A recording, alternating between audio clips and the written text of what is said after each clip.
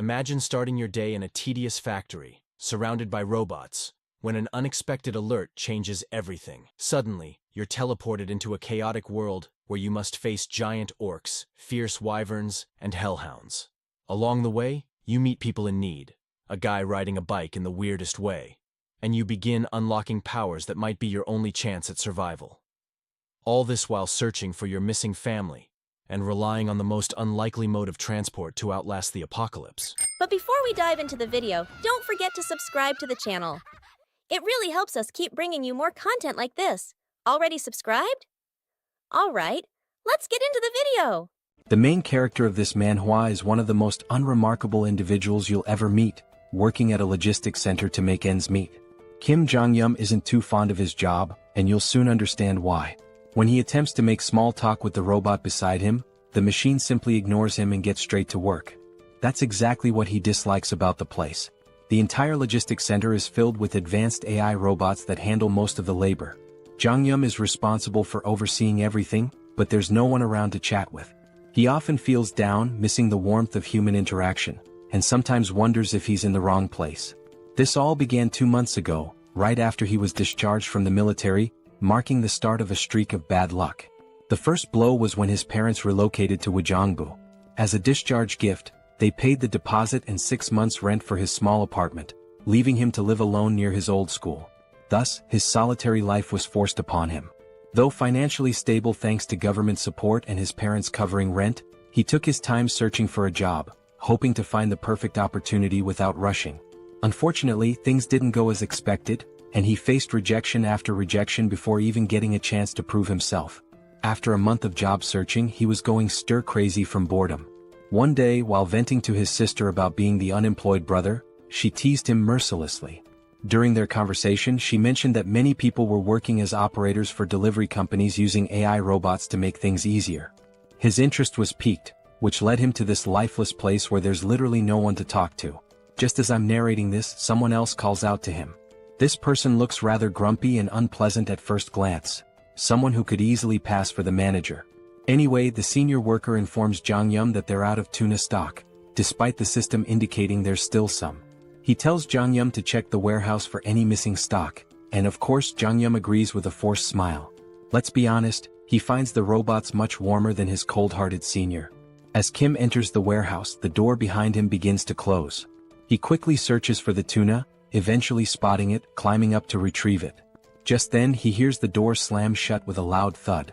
He tries turning the knob, but it's jammed. He calls his manager Shin, but there's no response. He briefly considers calling 911 but decides against it, figuring it's not worth the trouble since he's not in immediate danger. Instead, he takes a selfie and sends it to his sister, letting her know he's trapped. She initially teases him, but then mentions hearing a building collapse near her house. Naturally, Jeong-gyeom gets worried and calls her, but when she picks up, she stays silent. Just as he starts thinking it might be a prank, the entire warehouse shakes and an emergency alarm blares. The atmosphere turns chaotic, with announcements urging evacuation. Trapped in the warehouse with no idea what's happening outside, Jeong-gyeom bangs on the door, but no one responds. Panicking, he tries calling 911 again, only to find there's no signal. He's losing his mind, wondering if there's a full-scale disaster outside. Suddenly, he hears something pounding on the door from the other side, each hit leaving massive dents in the steel door like it's made of cardboard. Trembling, he backs away from the door, instinctively knowing things have gone terribly wrong, and if he makes a noise he's done for. Sweating, he drops to his knees, relieved when the pounding stops, though the noise and screams outside still terrify him. 3 days pass and he's still trapped inside, surviving on whatever food is available. With no one searching for him, he's convinced something catastrophic has happened. He wonders if there's a war going on and feels almost grateful to be stuck inside, thinking he might be safer here. The alarm, which used to blare constantly, has been silent since yesterday, giving him a bit of peace. However, with his phone's battery running low, he's unsure how long he can last. This might be his final note to the outside world, praying someone finds him soon and keeps his family safe. Just when he thought it couldn't get worse, a system window pops up, notifying him that he's been selected and should check his awakened abilities. At first, Jeong-gyeom thinks he's hallucinating, but then another window appears, revealing he's gained his own personal subspace for storing items. He starts to wonder if there's some kind of drug in the tuna cans he's been eating for the last 3 days. Another digital notification pops up, informing him that a target has been designated and asking if he wants to store it. Without hesitation he confirms, and suddenly he feels himself falling, landing hard on the ground outside. Scrambling to his feet, he looks around only to find everything in ruins, debris and wreckage everywhere. He spots his senior lying dead nearby. As system windows keep flashing, our protagonist is too busy vomiting after seeing his senior's lifeless body. The system then announces that a suitable operating system has been found for him and is now being installed. Suddenly he hears footsteps approaching from behind, casting a huge shadow over him, and he's almost certain this shadow isn't human. As the scene zooms out, we see a monstrous, orc-like creature with sharp fangs and a massive, blood-covered body. Jong-yun starts sweating profusely, trying to calm himself, hoping his worst fears aren't true. He convinces himself that the loud roar he heard 3 days ago might have come from a gorilla or a bear. Still, he doesn't dare look back and instead sprints away as fast as he can, running for his life. Panic rises as he realizes he's being hunted by a literal monster. In his frantic escape, he even steps on someone's entrails. He has no clue why an orc-like creature is here or why it's after him, but one thing is clear: he has to get away. Suddenly, a system window pops up, announcing that synchronization is complete and asking if he wants to enter the subspace. Without a second thought, Jong-yun says yes, just as the monster's hand swings at him. He leaps into the portal, leaving the monster trapped on the other side, groaning in frustration. Jong-yun is confused, wondering why the creature can't follow him. A floating drone appears, explaining that nothing can enter his subspace without his permission, as he is the master of it. The drone further clarifies that the subspace is completely under his control. Shocked, Jong-yun feels a strange sense of déjà vu seeing the drone talk to him. Looking around, he realizes he's back in the PAX Fulfillment Center warehouse, but now it's part of his new subspace. The place is filled with the same robots as before. The system then informs him that as he's entered the subspace for the first time, he will be rewarded with a mana stone. The stone materializes in his hand, but before he can figure out what it does, the monster outside begins pounding on the portal again, startling him. He momentarily forgets he's being hunted by a monstrous beast and asks the system if it's sure the creature can't get in. The system reassures him that nothing can enter without his consent. A new system window appears, informing him that the PAX Fulfillment Center is a 5-story facility with a total area of 10,000 pyong, approximately 33,000 square meters, and contains everything necessary for improving customers' lives. It can ship products at speeds of 60 kilometers per hour, with a maximum shipment size of 2 meters. Jong-yun is just as baffled as anyone would be by all this information. The system adds to his confusion by stating there are only 2 minutes left until maintenance.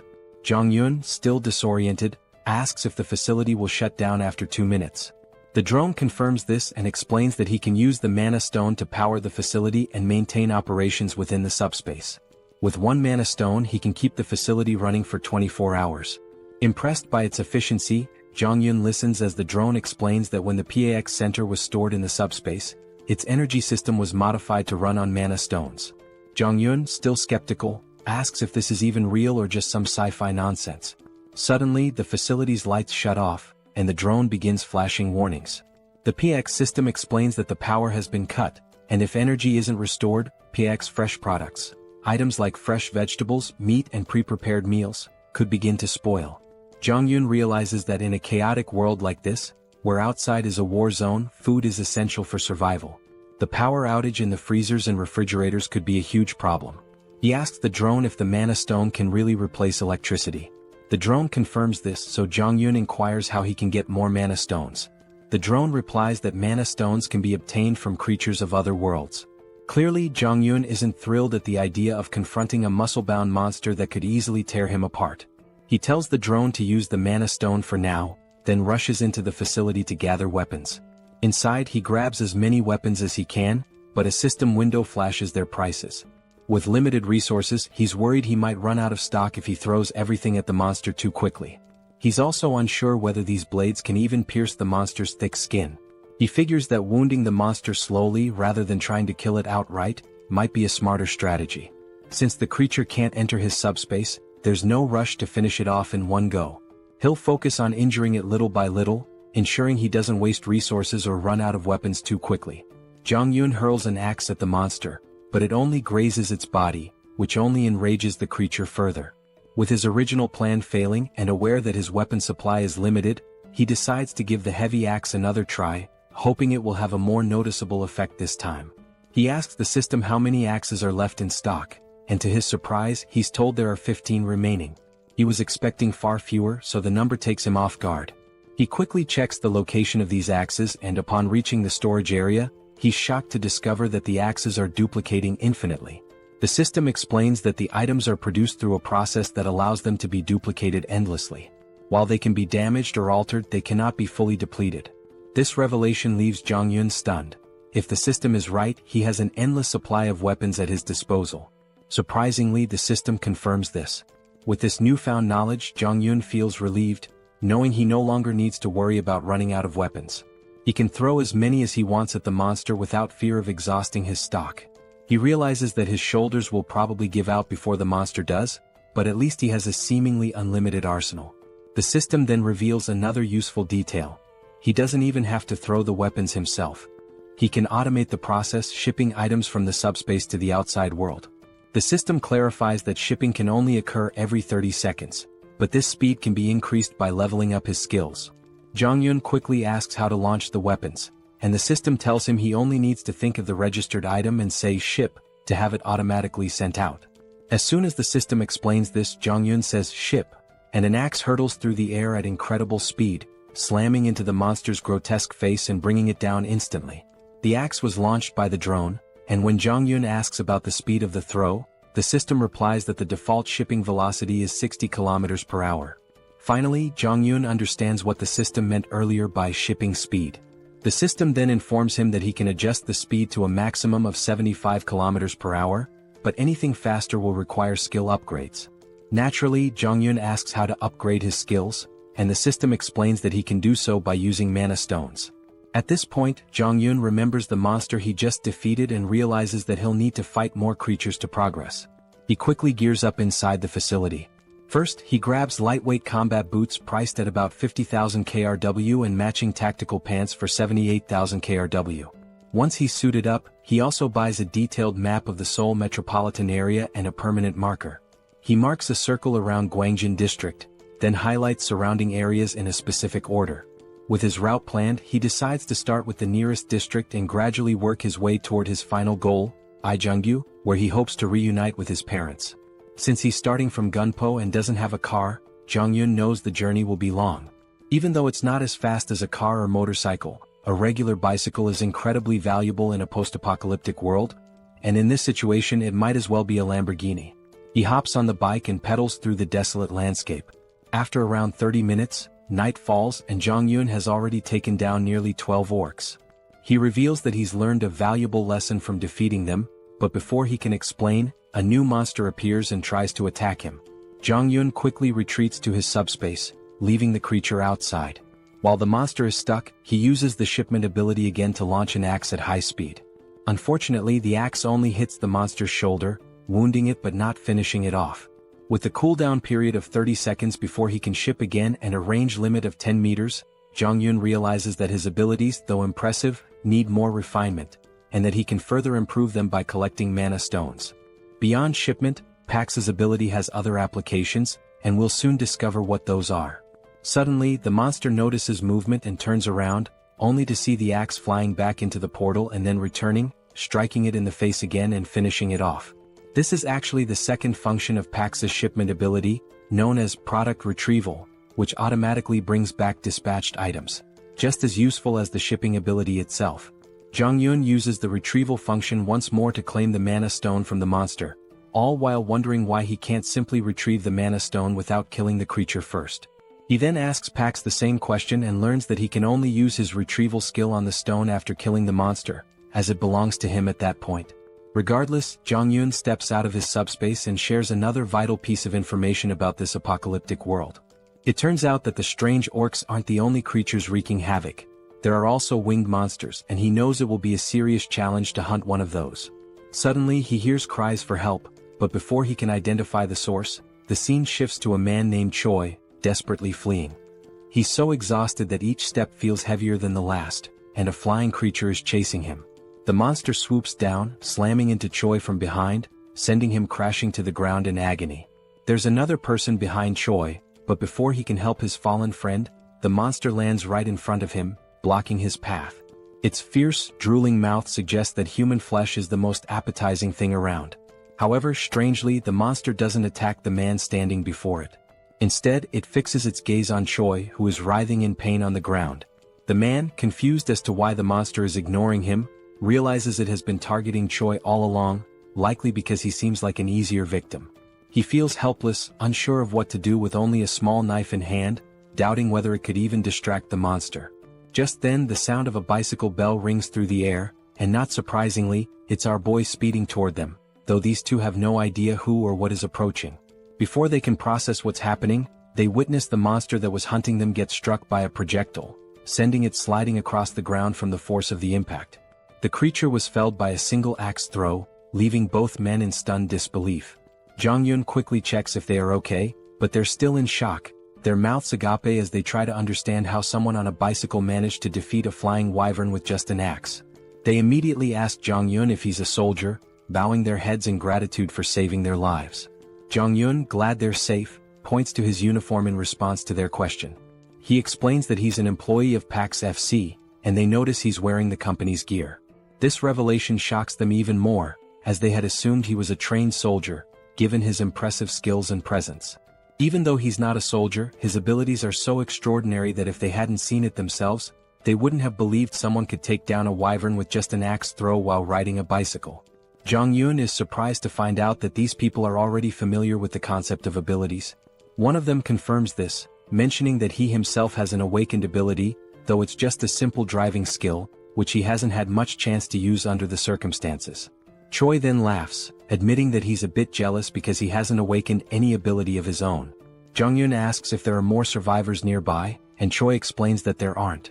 They're currently in Block C, which houses a logistics center where many people gathered, but unfortunately so did the monsters.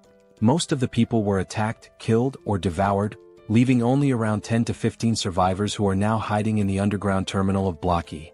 He goes on to explain that they were searching for a drivable road and trying to collect essential supplies when the monster attacked them. The other man suggests that instead of continuing to talk there, Jong-yun should accompany them to their living quarters on the 4th basement floor. He assures him that the monsters have never breached that area, so they can sleep peacefully there, and even offers some snacks. Jong-yun considers the offer, clearly interested in seeing the vehicles they mentioned, as he's in desperate need of information about working transportation. Eventually he agrees to join them, though he remains cautious, unsure whether he can fully trust them. As they begin to walk away, we take one last glance at the dead monster lying on the ground. At that moment, Jong-yun discreetly retrieves the mana stone from the creature's body and slips it into his subspace, relieved that the two men don't know about his ability. This way he has an escape plan in case things go wrong. He can always retreat into his subspace if necessary. A while later they arrive at the basement, where they encounter a man who has just taken down an orc on his own. Choi rushes over to his friend, asking if everything is alright and what happened. The orc slayer assures him that all is well, explaining that the orc must have wandered in by accident. Fortunately, it hadn't spotted them, so they were able to take it out easily. No one was injured, but now they're less confident that the place is truly safe. Jong-yun meanwhile feels a surge of fear, realizing how perilous this area truly is. His thoughts are interrupted when the orc slayer asks who he is. Choi explains that Jong-yun is the one who saved them from the wyvern and used to work for PAX FC. He also mentions that Jong-yun is quite powerful, having taken down the wyvern with an axe throw from a distance. Everyone is both amazed and curious about what kind of abilities he might possess. At that moment, a woman rushes toward him, absolutely ecstatic that he saved Yong-soo and Byung-kal. Overjoyed, she begins to do a little celebratory dance. The rest of the group starts to gather around, showering him with praise. Jong-yun tries to brush it off, modestly saying that he was only doing what was necessary. As he continues to receive so much attention, Choi steps in to break up the crowd, telling them not to tease the young guy. Just then, the orc slayer speaks up, revealing that everyone there has been working together for over a decade, and that Yong-soo and Byung-kal are like family to him. He expresses his deep gratitude for saving them and introduces himself as Lee Jin-mak, the center manager of Daehoon Express Terminal. He even bows respectfully to thank Jong-yun for saving his two friends. After the introductions, Jin-mak gives Jong-yun a quick overview of the place. He explains that while they can't guarantee total safety, it's far more comfortable than being outside. They have a stockpile of food and water from the logistics center, and he encourages Jong-yun to eat as much as he wants and to make himself at home. Jean-mak adds that they have enough supplies to last for a while and can always get more from the logistics center if needed. However, Young-soo interrupts, pointing out that the logistics center they're talking about has suddenly vanished. The group is left wide-eyed and speechless at this absurd news. Jean-mak immediately asks what Young-soo means by this. Choi confirms it, explaining that the building has literally disappeared, which is why they were being chased by the wyvern. The others are skeptical, questioning how such a massive structure could simply vanish. Jean-mak, though stunned, eventually accepts the reality, reasoning that if monsters like the ones they've encountered are real, then a disappearing building might not be so unbelievable. Jong-yun remains silent, unsure whether the disappearance of the logistics center is connected to his own subspace abilities. Trying to calm the group, the manager urges them to focus, stating that regardless of the situation, they must dig through the tunnel. Staying here will only make things worse. He encourages everyone to stay strong, saying that their time has just come a little earlier than expected and that they need to start heading into the tunnel as soon as possible. The woman from before, now fired up, tries to rally the group, reminding them that even without the logistics center, they must keep moving forward and force their way through. Jong-yun turns to the manager, asking what forcing their way through actually means. The manager explains that everyone has homes elsewhere, and vehicles are essential for getting around. But with the roads blocked, they need to find a way through. Jong-yun's interest peaks at the mention of vehicles, and he asks for more details. The manager confirms they do have working vehicles but says all the roads are blocked. A golf course obstructs the north, containers block the east, and the southern Yangdong Expressway is completely destroyed. The only remaining exit is the tunnel to the west, but unfortunately, a group of wyverns has taken control of it. Up until now, they've survived by scavenging supplies from the logistics center, but now they have no choice but to push through. The manager then tells Jong-yun that he doesn't have to go through the tunnel since the blocked roads only affect vehicles, and there are other ways to escape on foot or by bicycle. Jong-yun, however, insists that he also needs a vehicle, believing it's best to take the tunnel route. The manager doesn't argue further and tells him he's welcome to join them if he's up for it. Jong-yun grins and says he'd be happy to work with them. He also thinks to himself that it's better to keep his abilities hidden for now. While the group seems nice, he knows they've been struggling to survive, and they might not be entirely forthcoming about their situation. Jong-yun understands their need for secrecy and plans to stay cautious as well. He then turns to the manager, saying he wants to check out the situation at the tunnel and the wyverns. He claims he's planning to scout ahead, but in reality he's eager to use his abilities to wipe out the monsters and collect more mana stones. The scene briefly flashes back to when Jong-yun defeated several monsters and saved up 5 magic stones. With these stones, he's now able to reduce the cooldown on his shipping ability to just 5 seconds. That's when he sees 3 new shipping abilities. The first is precise delivery, which locks onto a target and guarantees a hit. The second is simultaneous delivery, allowing him to send 2 items at once. The third is automatic delivery, which lets him deliver designated items automatically, with adjustable timing. While these abilities sound amazing, each costs 10 stones and Jong-yun can't wait to try them out, though he's still unsure about the exact function of automatic delivery. In the present moment, Jong-yun is grinning, thrilled about the mana stones he's collected and eager for his scouting mission to earn more, or so he thought. His excitement is quickly dashed when he finds himself stuck with Young-soo, one of the guys he had saved earlier. When Jong-yun asks why he's tagging along, Young-soo replies that it's too dangerous to go outside alone. Jong-yun dryly reminds him that he was the one being chased by the wyvern earlier. But Young-soo insists that it doesn't matter. He can't let him go alone. Besides, he's confident that if needed, Jong-yun will save him again. Jong-yun recalls that Young-soo mentioned he had awakened a driver's ability, so he asks if Young-soo can see a message window or something similar. Young-soo replies that he hasn't seen any window, but he feels deep down that he's awakened some sort of ability. It just hasn't fully developed yet. This answer isn't exactly comforting to Jong-yun, who starts feeling more concerned. As night falls, they zoom down the road on their bike at crazy speeds. Jong-yun is sweating in fear as he watches Young-soo steer the bike with one leg while trying to maintain balance. When Jong-yun asks why he's driving like that, Young-soo explains that the road is full of cars and it's hard to see. Suddenly, Young-soo spots a wyvern ahead. Jong-yun quickly tells him to stop because he can't see anything. It seems like the monster has finally noticed them, and as it stares menacingly, Young-soo nervously asks what they should do. Just then, a projectile strikes the wyvern, taking it down in one shot, leaving Young-so utterly shocked. Meanwhile, Jong-yun calmly tells him to focus and not look back. While speaking, he discreetly retrieves the mana stone and stashes it in his subspace. Finally, Young-so notices the tunnel up ahead and slams on the brakes. Before Jong-yun can ask why he stopped in the middle of the road, the answer becomes clear. They see a horde of monsters crawling around the area. Young-so is absolutely terrified, and Jong-yun wouldn't be surprised if Young-so had already panicked beyond measure.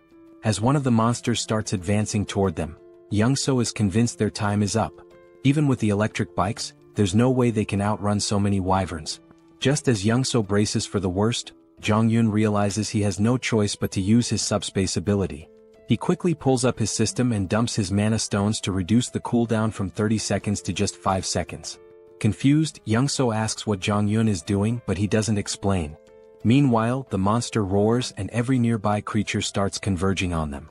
In the nick of time, Jong-yun shouts, "Ship!"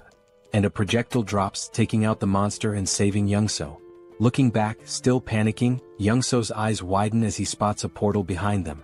After defeating the monster, Jong-yun quickly grabs the stones and tells Young-so to stay close. It's the only way he can protect him. Young-so agrees, though he remains completely clueless about what's happening or why there's a logistics center behind them. Just then, more monsters appear, but Jong-yun swiftly deals with one using his axes. As more monsters prepare to attack, Young-so panics and stumbles back, eventually falling into Jong-yun's subspace. The monster crashes into the subspace barrier, while Young-so falls to the ground in shock. The monster regains itself and charges again, but Jong-yun slips into his subspace just in time. The creature slams into the barrier once more before being taken down by another axe. Young-so watches in awe, unsure what to be more impressed by, the logistics center or the flying axes, but he's certain of one thing. To Jong-yun, these monsters are nothing more than nuisances, and this tunnel is just a minor obstacle he can clear without breaking a sweat. Young-so reflects on how everyone back at the base was relying on the delivery vehicle for safety and food transport, and how the tunnel was part of their escape route. Even if they made it through, monsters still lurked outside. But for Jong-yun, things are different. He only needs the vehicle for transportation since he can handle any threat with ease. Young-so even begins to feel a tinge of jealousy, thinking how with an ability like Jong-yun's, he could reunite with his family much faster. He wonders why Jong-yun needs a vehicle in the first place. Suddenly they notice the monsters starting to retreat. Jong-yun is intrigued, noting that these creatures are smarter than expected since they're fleeing rather than rushing into danger. As Jong-yun collects the mana stones, Young-so spots a blue stone hovering in the air and asks what it is. Jong-yun, surprised, asks if he's never seen a mana stone before. Young-so admits he hasn't, so Jong-yun explains that he uses them to boost his abilities. Young-so finally understands and wonders if he'll ever get a chance to use one himself. This clears up why Young-so didn't bother extracting the mana stone from the orc earlier. Young-so points out that with abilities like Jong-yun's, he could easily clear the entire tunnel on his own. Jong-yun replies that he didn't come here intending to clear the tunnel. He just wanted to check it out. If it seemed manageable, he'd sneak through quietly and not show off his powers. Young-so apologizes for tagging along, but Jong-yun reassures him that it's fine. He didn't know the way to the tunnel anyway, so if he had come alone, he wouldn't have made it this far. He then suggests they head back since the wyvern has retreated, but it could return soon.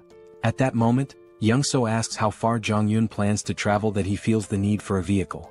Jong-yun explains that he's trying to reach his family, with his final destination being Wojongbu, near the Gangnam district. This revelation surprises Young-so because his own destination is along the same route. He shares that he's heading to Indaequan, which is on the way, and asks if it would be too much trouble to let him tag along until then. Jong-yun hesitates, unsure how to respond, but Young-so continues, admitting that even if he makes it through the tunnel, he's not confident about reaching home safely. His driving ability isn't much help in combat, but since Jong-yun can fend off monsters, he might have a better chance of reuniting with his family. Young-so then promises to help Jong-yun get to Gangnam faster than anyone else and swears he won't be a burden. He even offers to provide food along the way. Jong-yun starts to see some merit in this partnership. Young-so's driving skills are impressive, and more importantly, with him around, his secret abilities might stay hidden. It's a mutually beneficial arrangement since Jong-yun fears that if word got out about his powers, people might try to use or even eliminate him, though that might be overthinking. Still, better safe than sorry. Ultimately, Jong-yun agrees to let Young-so come along, and Young-so beams with excitement like a child in a candy store. Jong-yun then informs him that he'll handle clearing the tunnel, but emphasizes that Young-so should keep his abilities a secret and make sure others don't interfere. Young-so eagerly agrees, vowing to make sure everyone cooperates and stays out of the way. However, things don't go as planned. Young-so, in his excitement, ends up telling everyone that Jong-yun will clear the tunnel using his awakened abilities. All they need to do is wait outside until he's finished. Jong-yun is left in disbelief, realizing that Young-so just spilled the secret. The others are stunned by the news and eager to watch Jong-yun in action, while Young-so proudly explains. Meanwhile, Jong-yun curses his bad luck, knowing he's now stuck in a difficult situation. In the end, Jong-yun steps forward and announces that by the next morning, he'll have the tunnel cleared so everyone can leave. In his mind, helping them seems like the best option, especially since they still have food, which should keep things calm for now. However, once the supplies run out, chaos might ensue, so it's smart to clear the tunnel and ensure everyone's safety. Just then, the manager approaches Jong-yun, stating he won't pry into his abilities or ask questions about them. Instead, the manager expresses respect for Jong-yun's decision to help everyone. He offers some food from their reserves as thanks, which surprises Jong-yun. This level of generosity feels overwhelming. The manager explains that because Jong-yun risked his life scouting the tunnel, the least they can offer is a bit of food. Now that he's clearing the tunnel for them, they feel like they can't repay him enough.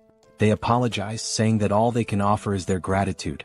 Jong-yun insists that he did it for his own reasons and that they don't need to go to such lengths. He tells them to keep the food for their families, but Young-so steps in, telling Jong-yun to accept it, reminding him that he also has a family to think about. At that moment, Jong-yun sees how eager everyone is to reunite with their loved ones, which fills him with a sense of sadness. He doesn't want to let them down. The next morning arrives, and when they reach the tunnel entrance, Jong-yun instructs everyone to stay back. He begins pedaling into the tunnel, determined to clear it out and return. As he gets closer, he spots the monsters ahead. But before the scene shifts to his battle, it flashes back to his childhood. We see a young Jong-yun with a sore eye from a fight with his sister. He complains to his father, leading to another argument with his sister, which ends with them brawling in front of their dad. That's when his father comments on how close they seem, reflecting on how he was an only child and always envied the bond between siblings. He tells them that, despite their fighting, they'll eventually realize how precious family is. Suddenly, their mother bursts into the room, sparking a lively argument between the parents. Jong-yun feels a warm sense of family in that moment. The scene transitions back to the previous night, where Jong-yun, seeing how excited everyone was about reuniting with their families, reflects on his own family memories. He knows they're relying on him to clear the path. They spend the night filled with hope and anticipation, waiting for Jong-yun to ensure their safety.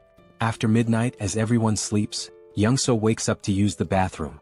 Noticing that Jong-yun is missing, Young-seo heads outside and asks the patrolling guards if they've seen him. They tell him that Jong-yun mentioned stepping out for some fresh air a while ago. Curious, Young-seo walks further ahead, scanning the area, and eventually spots Jong-yun. He quickly asks why Jong-yun can't just go to sleep, to which Jong-yun replies that he can't sleep there. As Young-seo looks ahead, he's stunned to see the vehicle loaded to the brim with food and supplies. Completely baffled, Young-seo asks why Jong-yun is giving away so much. Jong-yun casually explains that he only loaded half the supplies to avoid weighing the vehicle down, but assures him it's more than enough for everyone. Young-seo is even more shocked when Jong-yun mentions that this is the last vehicle he had to load. The realization hits hard. If this is the last one, then Jong-yun must have packed the other 15 vehicles with the same amount of supplies. Jong-yun quickly tells Young-seo to keep this a secret from the others. Still confused, Young-seo points out that if Jong-yun is giving away all these supplies, what will they have left for their own journey? Jong-yun nonchalantly responds that they still have plenty of supplies. Young-seo is left astounded, realizing the amount of resources Jong-yun has given away is more than you'd find in an entire logistics center. He can't comprehend how much stock Jong-yun must have left. Back in the present, we see Jong-yun effortlessly taking down monsters like it's no big deal. While fighting, he contemplates how much easier it would be if he could put all the people into his subspace and carry them to safety. Unfortunately, his system informs him that with his current subspace level, it's impossible. However, if he reaches subspace level 2, he could carry up to 20 people. To level up, he needs at least 100 mana stones. After mentally counting, Jong-yun notes there are about 40 monsters left, with a few fleeing. The numbers aren't enough for him to level up here. He realizes he'll need to find another way to gain experience, especially since he wants to eventually bring his family into the subspace. Suddenly, Jong-yun notices something strange among the fleeing monsters.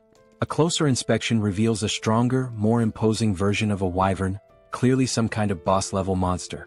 Even Jong-yeon is unsure of what he's facing. The scene then cuts back to the group waiting outside the tunnel, growing anxious about whether Jong-yeon is okay inside.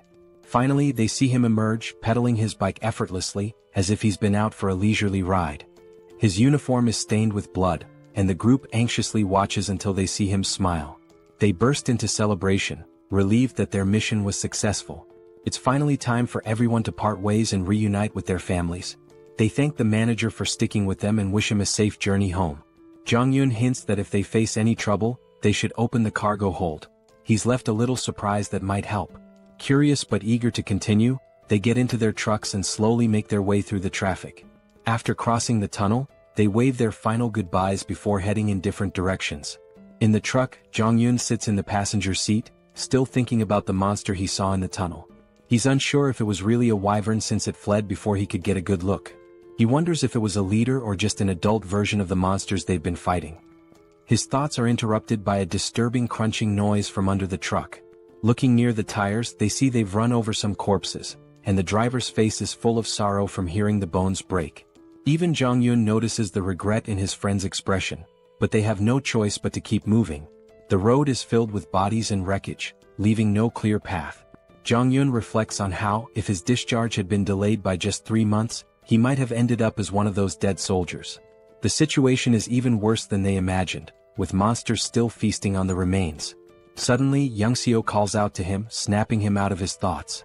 When Jong-yeon looks ahead, he sees that the road is blocked.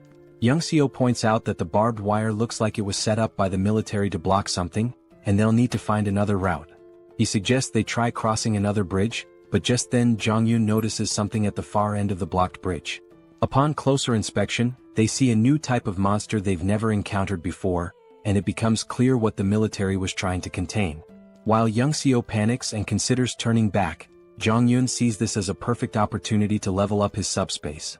He spots a narrow sidewalk along the road, blocked on both sides, and quickly suggests they drive through it. He explains that he has a plan to get through without turning back and excitedly tells Young-seo to push the truck through the pedestrian path. Young-seo is horrified by the risky idea, especially when an orc appears ahead among the mutant hounds, scattering the pack. The monsters didn't seem to get along with each other at all. Despite the orc's advantage in size and strength, the mutated dogs had sheer numbers on their side. The poor orc stood no chance against such a ravenous pack, as their hollow mouths relentlessly tore into its flesh. Blood and chunks of meat flew in every direction, and our two protagonists could only watch the brutal scene unfold. Young-seo was truly terrified, and despite knowing the abilities of our hero, he seriously doubted the sanity of the plan to go straight ahead. He hesitantly asked if Jeonjaen really intended to cross the bridge, but Jeonjaen was completely confident in his skills, thinking it was easier than his frightened companion believed. As Young-seo tried to muster some courage, Jeonjaen suddenly asked him a strange question. Had he ever heard of a game where 3 different races are at war with each other? It was a space strategy game called Stark, but since Young-seo was older he didn't know anything about it. Jeonjaen went on to explain a little about the game. In it, players could customize maps and tweak settings for fun. Jeonjaen's favorite map involved holding off waves of monsters with limited units and clever use of terrain. As he saw it, the current situation was quite similar to that game. Young-seo of course had no clue why Jeonjaen was sharing this story, but it didn't really matter. His job was simply to follow instructions. The first step was for Young-seo to back the car up to the barbed wire barrier, ripping it down and making as much noise as possible, all to attract the attention of the mutant hounds who were busy feasting on the orc. After that, it was Jeonjaen's turn to get to work. Activating his system, he unlocked a skill he hadn't planned on using but realized it was perfect for the situation. Auto shipping. He spent 10 mana stones to unlock it, then instructed Pax to spend the rest of the stones to boost the shipping speed. Pax quickly complied, increasing the delivery speed to 100 km per hour. With everything set, Jeonjaen called out to the mutant hounds, inviting them to chase him after their meal. The unsuspecting creatures charged, but they weren't fast enough. A double-door refrigerator zoomed towards them and obliterated the pack. It was clear the hounds were in for a tough time. This game wasn't fun for them. And it didn't end with just one refrigerator. More kept coming, and within seconds Jeonjaen had collected 12 mana stones, much to his delight. The enhanced shipping range and precision targeting he had fine-tuned during his tunnel clearing worked perfectly now. Jeonjaen had initially planned to use axes, but with his upgraded precision delivery system, refrigerators proved to be much more effective. He had discovered earlier that the precision delivery skill didn't track targets fully but only adjusted the trajectory slightly based on their movements. Against these swift mutant hounds, an axe flying at 100 km per hour might still be dodged, making it a less reliable option. But the refrigerator, with its size and weight, was ideal for taking out multiple enemies at once. A mere graze from it was enough to crush several hounds. On top of that, the auto-shipping feature made things incredibly convenient. Jeonjaen didn't even need to monitor the battlefield anymore. The system automatically took care of any approaching threats. For now, our hero could just relax as the hounds continued their futile attempts to get closer. They howled with rage but were helpless against the flying refrigerators. As the battle raged on, Youngseo made the mistake of looking back. His jaw nearly dropped when he realized what he was witnessing. He had thought Jeonjaen could only throw axes, but what he saw was beyond his wildest imagination. Refrigerators flying through the air, one after another, every 2 seconds. The sheer number of refrigerators was unbelievable. Youngseo couldn't fathom why the logistics center would even have so many in stock. He began to wonder if Jeonjaen's system somehow replenished items, like how the axes were retrieved and reused. But how this worked with refrigerators remained a mystery. Youngseo stood frozen in shock, unable to comprehend what he was seeing.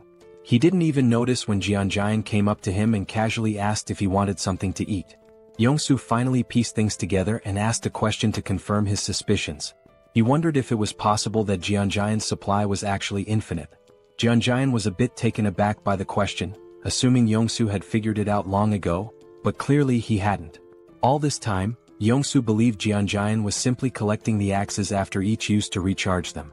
He never imagined that Jeonjaen had an endless supply.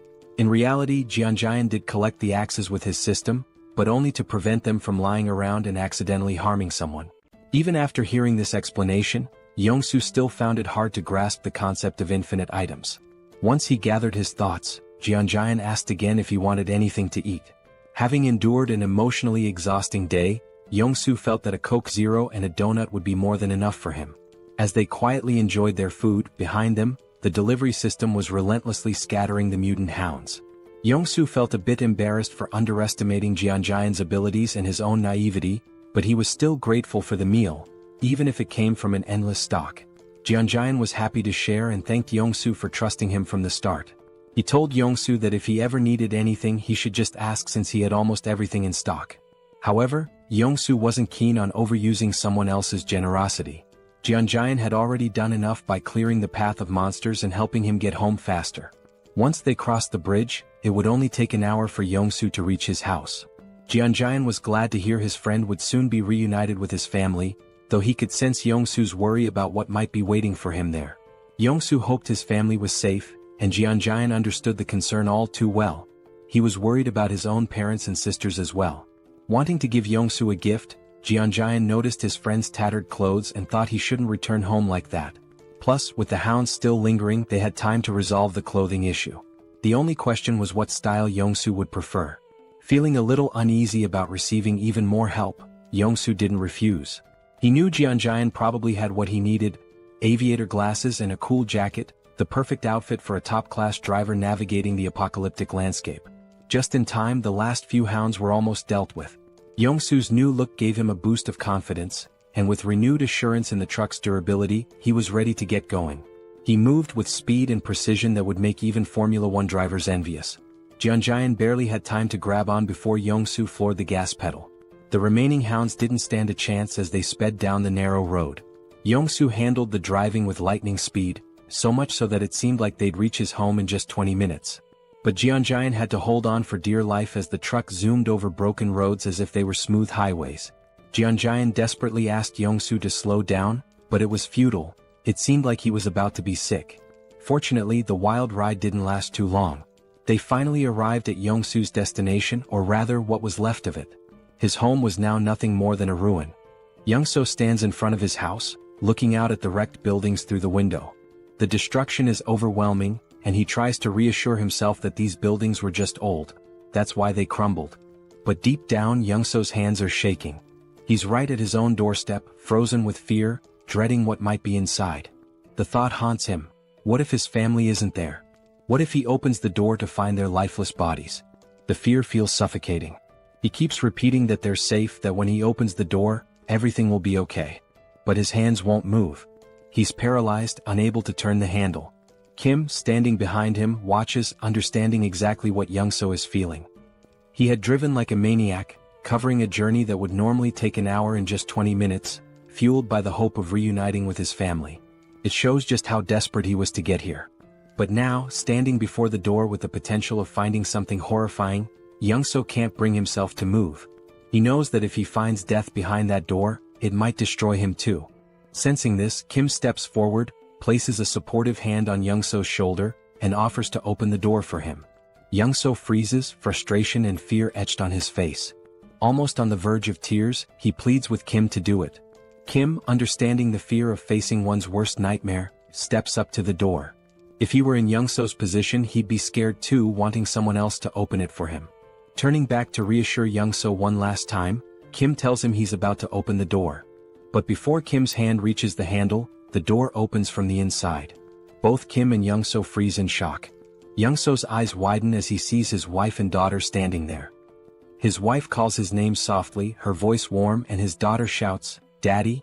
Young-so's wife starts crying, and soon he's breaking down too. She runs to him, and the three embrace tightly as if they'll never let go. It's a deeply emotional moment. Kim, standing a short distance away, watches quietly, giving them space. Through tears, Young-so asks his wife how she knew to open the door. She explains that she heard voices outside and saw him through the peephole, which is why she opened it. His daughter, still crying, blurts out, "Dad, I hate you. Why did you make me wait so long? I was so scared." After a while, Young-so's wife notices Kim standing in the background and asks, "Who's this?" Only then does Young-so remember Kim's presence. But before he can respond, Kim's vision blurs and suddenly he collapses. Young-so shouts for him, but Kim can't hear anything. His body is shutting down, and after 3 or 4 days without proper sleep, exhaustion finally overtakes him. Darkness envelopes him and he slips into a dream. In the dream he's struck, but not by a fist, by a pillow. Standing over him is his older sister, holding the pillow with a playful grin. She swings it at him, knocking him down, and Kim yells at her, asking why she hit him so hard. "It hurts," he complains, but she just rolls her eyes and says, "Hard? That was a soft hit. You're such a crybaby." She's unfazed, brushing it off as nothing. Meanwhile, Kim is ready to run to their dad and tell on her. He storms off, determined to complain, but his sister couldn't care less. She stands tall, holding the pillow like she's won the pillow fighting championship of the month. Suddenly the scene shifts. Kim's dad is sitting with him and his younger sister, trying to mediate a sibling quarrel. He calmly explains that, annoying as they might be, family is precious. One day, Kim will realize how lucky he is to have them and how much love there is in their little fights. His father reminds him that, no matter the arguments, their bond is something to treasure. Just then, Kim's mom storms into the room, scolding his dad for not helping with dinner when she asked. She's frustrated, telling him she needed help, but there he is, just lounging around. The scene cuts to the whole family at the dinner table, enjoying delicious food, laughing and sharing stories. As they eat, Kim's mom eyes his older sister, Seoul, suspiciously and asks if she's got a crush on someone, noticing how she's always on her phone. Looking nervous, Seoul explains that she's just texting her friends non-stop. It's just how things are nowadays. From the outside, their family is filled with pure joy and warmth. Kim's dad, unable to resist, talks about how Seoul is interested in boxing, suggesting she check out a sports club at the local middle school. With a smirk, Seoul admits that the boxing club is the real reason she chose that school. Kim's ears perk up at the mention of middle school. Fast forward a year, and we see Kim attending the same middle school as Seoul. He's excited, ready to make new friends and have fun, but things don't go quite as he had planned. Instead of finding new friends, Kim ends up being bullied daily by the older students. They beat him, mock him, and Kim, who tends to be sensitive, doesn't fight back. He endures the blows day after day. But then one day someone steps in. Seoul, his fierce older sister, storms in like a force of nature. With an intense, threatening look, she grabs one of the bullies by the hand and breaks it with a single punch. Kim feels relief seeing his sister, his rescuer, but that relief is short-lived. Frustrated by her brother's weakness, Seoul declares that his training starts now. And so, Kim's grueling training under his ruthless sister begins. It's brutal, but it pays off. Soon, no bully dares to approach Kim again. For a while, life seems to settle down. Kim makes friends, enjoys himself, and coasts through middle school. But time flies, and one day his younger sister lands a job at a nursing school, catching both Kim and Seoul by surprise while Kim is lounging on his PS5, barely keeping up. Then, a moment arrives that flips his life upside down. Kim's dad walks in and tells him the time has come. Kim doesn't understand at first, but when it sinks in, it hits hard. It's time for him to enlist in the military. The family worries, though Kim tries to put on a brave face. Outwardly he's tough, but inside he's trembling. He doesn't want to leave his family. And after that, well, the rest is history. Slowly, Kim's eyes open.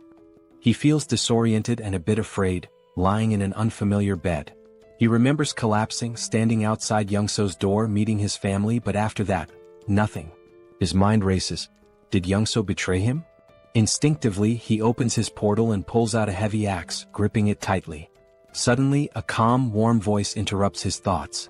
Kim turns, startled, and sees Youngso's wife and daughter at the table, looking at him with puzzled expressions. Reality hits him. He's in Youngso's house.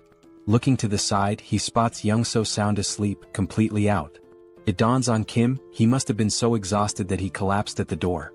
Youngso's wife had said he fainted and had been out ever since. He must have been more worn out than he realized. Kim glances down at the heavy axe in his hands, momentarily confused as to why he even drew it. What had he been thinking? Quickly, he stashes it back in his portal, hoping no one noticed, especially Youngso's wife. She didn't need to see that. He asks how long he's been asleep, and she tells him it's only been a few hours. Then the mood shifts. With a soft smile, Youngso's wife begins to thank him, expressing her gratitude for everything he's done. Kim can feel the weight of her words, how he saved Youngso's life and brought him home safely. The gratitude in her eyes and her slight bow make him feel uneasy. Kim isn't used to this, feeling awkward and a little nervous, wanting to brush it off as no big deal. He thinks about how Youngso had helped him too. It hadn't all been on him. Just then Youngso wakes up.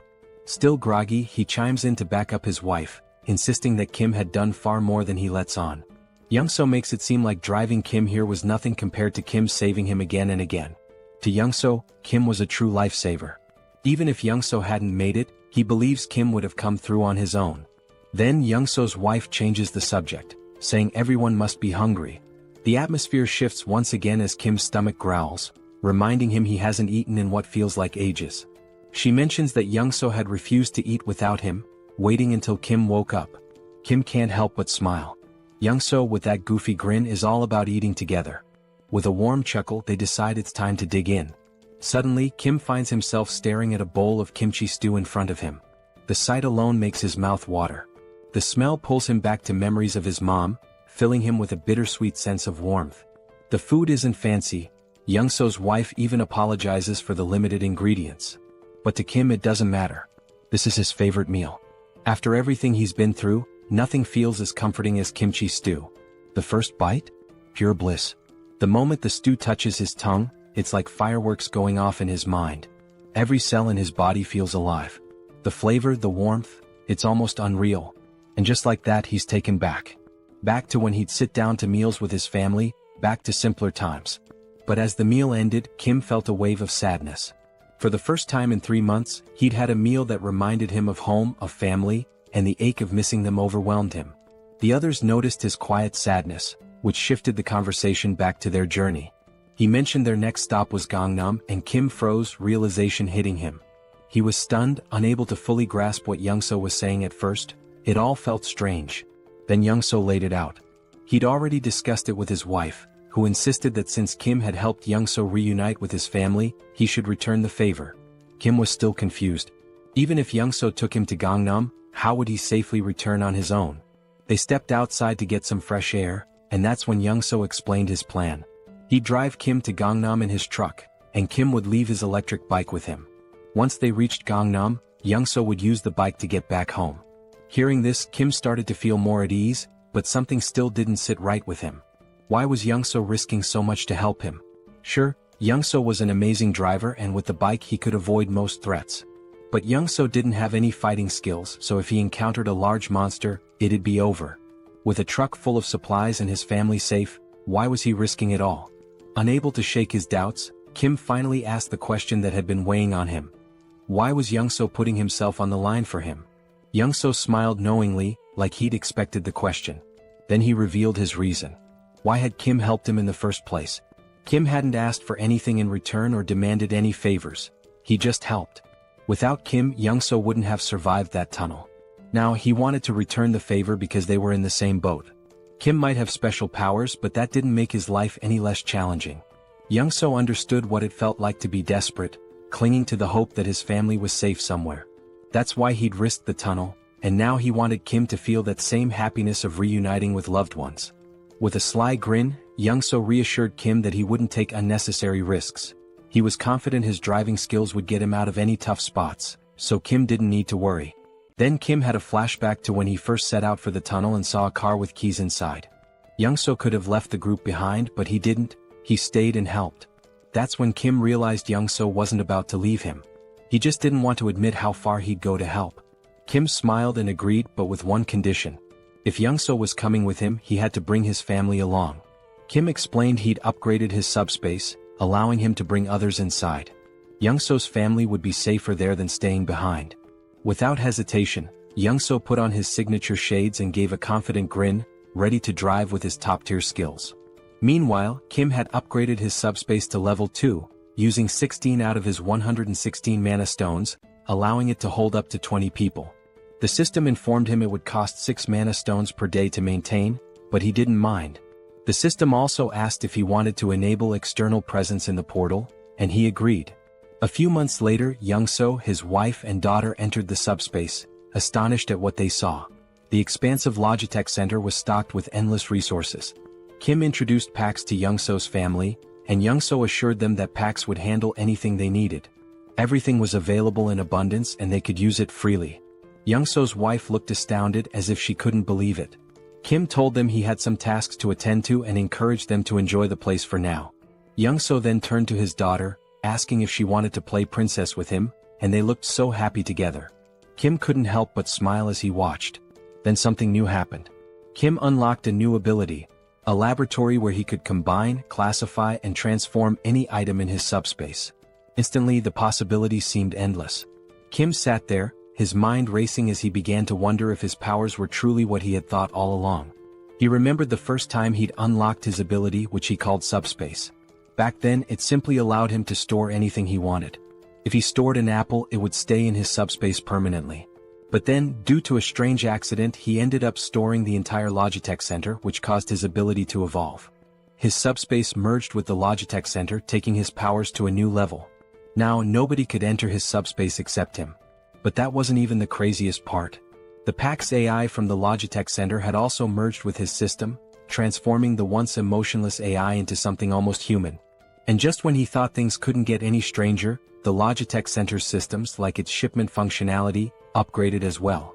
Now, he could launch items at 100 kilometers per hour. This alone was mind-blowing. But with PAX AI added to the mix, it became pure chaos. Kim hadn't anticipated his abilities would upgrade so dramatically, but reaching level 2 had changed the game. Now he had another exciting option. He could put anything into his subspace once more. The idea floored him. The thought that he could store anything, that he now had a personal lab where he could merge and create new items, was astounding. It felt like he was playing Minecraft in real life. He couldn't help but wonder what abilities would unlock if he reached level 3 or 4. What kind of powers would those levels bring? But thinking wouldn't get him there. He didn't have enough mana stones for another upgrade just yet. So for now, he focused on deciding the next thing he'd add to his subspace. Last time, it had been the Logitech Center, which turned out to be a blessing. But now, with a determined aura, Kim commanded his system to store the entire Earth. Yes, you read that right. He was about to store the planet. If it worked, everyone would float off into space. The system asked for confirmation and Kim, feeling a little tense, confirmed. But after 2 minutes, nothing happened. Then the system sent a notification: failure. Earth was outside the storage range. Kim sighed, figuring it was too ambitious, but it was worth a try. Just then, Young-so showed up, discussing the route to Gangnam. Kim listened but quickly asked why Young-so wasn't playing with his daughter as he'd mentioned earlier. Young-so smiled softly, explaining that his daughter had always felt scared in their old building. But here in this new place she finally felt safe, and that's why she'd been able to fall asleep. It was all thanks to Kim. Young-so expressed his gratitude, but Kim, ever modest, reminded him that he'd been a huge help too. Without Young-so's driving skills, he wouldn't have made it this far. In his mind they were even. But Young-so, with a serious tone, insisted he'd do whatever he could to support Kim. The scene shifted, and there they were, Young-so in full driving mode, wearing his signature shades, and Kim feeling the tension in the air. Something felt wrong. Young-so, smiling, casually remarked that driving was his one true skill, and he was confident no one could match his speed. He told Kim to buckle up because things were about to get intense. Kim knew exactly what was coming and braced himself. Then it happened. Young-so floored it, and the truck surged forward like a rocket. In no time they had covered a massive distance. But everywhere they looked was pure destruction. The ground was torn apart, buildings in ruins. While Young-so kept his cool, Kim looked pale, his nerves frayed from the stress. Young-so mentioned they were close to their destination, but as they neared, they saw the road blocked by military barricades, complete with spike strips. Kim sensed something was wrong. These weren't standard barricades. As they took a closer look, a military jeep approached, but the people inside didn't look like soldiers. Kim tensed. These men weren't military, they were trouble. Kim knew that if they tried to escape they'd be shot down. Young-so, tense now, asked what to do. Kim opened his portal, telling Young-so to get in, and assured him he'd handle it. Without hesitation, Young-so slipped into the portal, leaving Kim to face whatever came next. Kim stepped out of the truck as three men approached, guns in hand, strutting like they owned the place. One of them, all muscle and little brains, ordered Kim out of the truck. Kim, barely holding back a smirk, stared them down with a cold glare. Without a word he got out. They opened the truck's cargo and were stunned to find it packed with food. Their eyes lit up like they'd just hit the jackpot. They turned to Kim, asking if the food was his. Kim, as calm as ever, nodded. But the musclehead stepped forward, puffed up with arrogance, and declared that the food wasn't Kim's anymore. Now it was theirs. Kim knew these clowns were far from military, they were just greedy thugs after his supplies. The musclehead tried to look intimidating as he questioned Kim about where he got all this stuff. Kim played dumb, pretending to be a clueless delivery guy, and claimed he worked at the Logitech Center. But they didn't buy it and pressed him on where the center was located. Calmly, Kim explained that even if he told them, they'd never make it there. The roads were blocked and monsters were everywhere. He himself had barely made it out, just trying to survive. The musclehead looked unimpressed, glaring at Kim and asking how much more loot was left at the center. Kim, staying in character, replied that the food in the truck was only a small part of what was stored there. One of the others glanced at his watch, muttering that it was almost time. Kim was puzzled. What was the rush? Before he could figure it out, wham! The musclehead punched him hard in the stomach and Kim crashed to the ground, wind knocked out of him. Before he could catch his breath, the bulky guy behind them clamped a cloth over Kim's face, knocking him out cold. When Kim woke up, he was tied to a chair in a dim room. His vision was still blurry, but he could see the bulky thug sitting on a makeshift commander's throne. Nearby, a body lay on the ground, a pool of blood spreading around it. Clearly a dead soldier. Kim quickly pieced it together. These guys had taken over the military base. The bulky guy started talking, bragging about how they'd wiped out the military and made themselves the new rulers here. Apparently they'd been fighting vibrants, monsters that swooped in every day at 6 p.m. The military had tried to fend them off with guns but couldn't keep up, so they'd recruited people like him and his crew. When the military was overrun, the gang had taken control, and now the bulky thug was the self-proclaimed commander. He made it clear that Kim was only alive because he needed him. Kim's task? To head back to the Logitech Center with some of the gang and raid it for more supplies. If he succeeded, maybe they'd let him join their group for protection. Kim was beyond annoyed. He was done with these lowlifes. Standing there, he decided what to do next. It struck him. This military base would make a perfect addition to his subspace. Without hesitating, he commanded Pax to store the entire Joint Commander Communication Headquarters in his subspace. The thug didn't even notice what was happening. He just sat there, confused as the entire base vanished around him. 1 second it was there, the next, poof, it was gone. He was left in his chair, now in the middle of nowhere, utterly clueless. By the time the thug realized what had happened, it was too late. Kim had already disappeared into his portal, leaving the thug sitting alone in the wasteland with nothing but his chair. At least Kim left him something to sit on. Around him, the thug's crew was completely baffled. They gripped their rifles, staring at the sky, trying to wrap their heads around the fact that the whole building had disappeared. The thug, wide-eyed and anxious, scanned his surroundings, his face showing a mix of fear and confusion. He was probably thinking, where did the whole building go? Meanwhile, Kim spat on the ground, noticing a trace of blood. That punch must have done some internal damage. He felt himself sway on the edge of fainting. Storing the base had drained his mana like nothing before. He was exhausted, completely wiped out. If he'd known it would take this much out of him, maybe he would have waited, maybe ducked into his subspace first. But it was too late for second-guessing. He had made his choice, now he just had to deal with the aftermath. His priority now was to get into his subspace to recover. As Kim slipped into the shadows, the thug's crew suddenly froze as the sky turned blood-red. Dark, looming shadows filled the air. The wyverns were coming. Hundreds of them, wings spread wide, headed straight for them, growling and screeching, ready to tear anything in their path. The sight hit the thug's men like a slap, sending them scrambling in all directions, completely forgetting Kim as they bolted for their lives. Even the guy who had captured Kim took off, leaving him free to drop to the ground.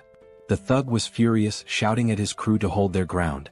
He yelled that their rifles could still take out the smaller wyverns, vowing to handle the largest one himself. But his men weren't listening, they were too busy running. Rage twisted his face as he cursed them, calling them traitors. Then bam! The ground shook.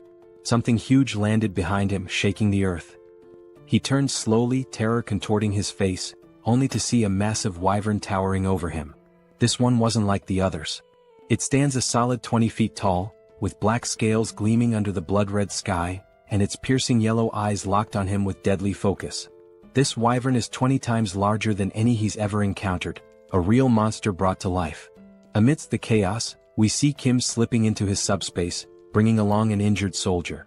The system pings asking if Kim wants to allow the outsider in. Kim nods, weary but resolute, and both are let inside. Kim feels exhaustion pulling him down even further, and he knows he's just seconds from passing out. His mind races, he barely managed to sneak himself and the soldier in, and he realizes he'll have to be careful with these aftereffects. Storing something as massive as a whole base during such a critical moment might be risky next time.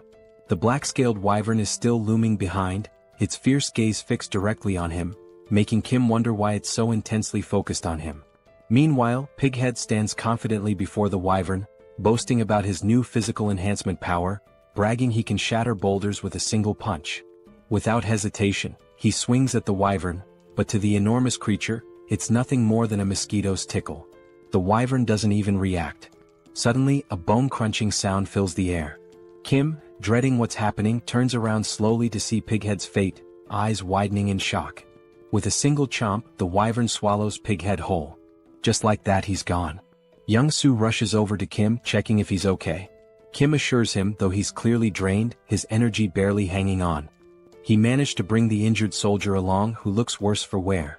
Kim and Young-soo gently lay the soldier on a bed, relieved to see he's mostly unharmed, with just a few scratches. But the man is severely malnourished. Kim recalls Pighead's rant about taking over the military base while struggling with food shortages, which must have left the soldier without proper nutrition for weeks. Young-soo then mentions something strange happening in Kim's subspace. An enormous structure has appeared, and not just any structure, it looks like an entire city. He leads Kim to a vantage point and Kim's jaw drops. He thought he'd stored just the military base, but somehow he transported the whole base city into his subspace. His mind races. He hadn't realized the extent of his power. He'd only commanded the system to store the base, but without specifying a building, it interpreted it as the entire city.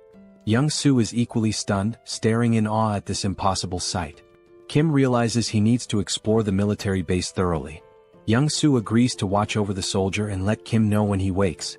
Kim hops into his Mercedes and begins driving through the military base city, his mind buzzing with possibilities.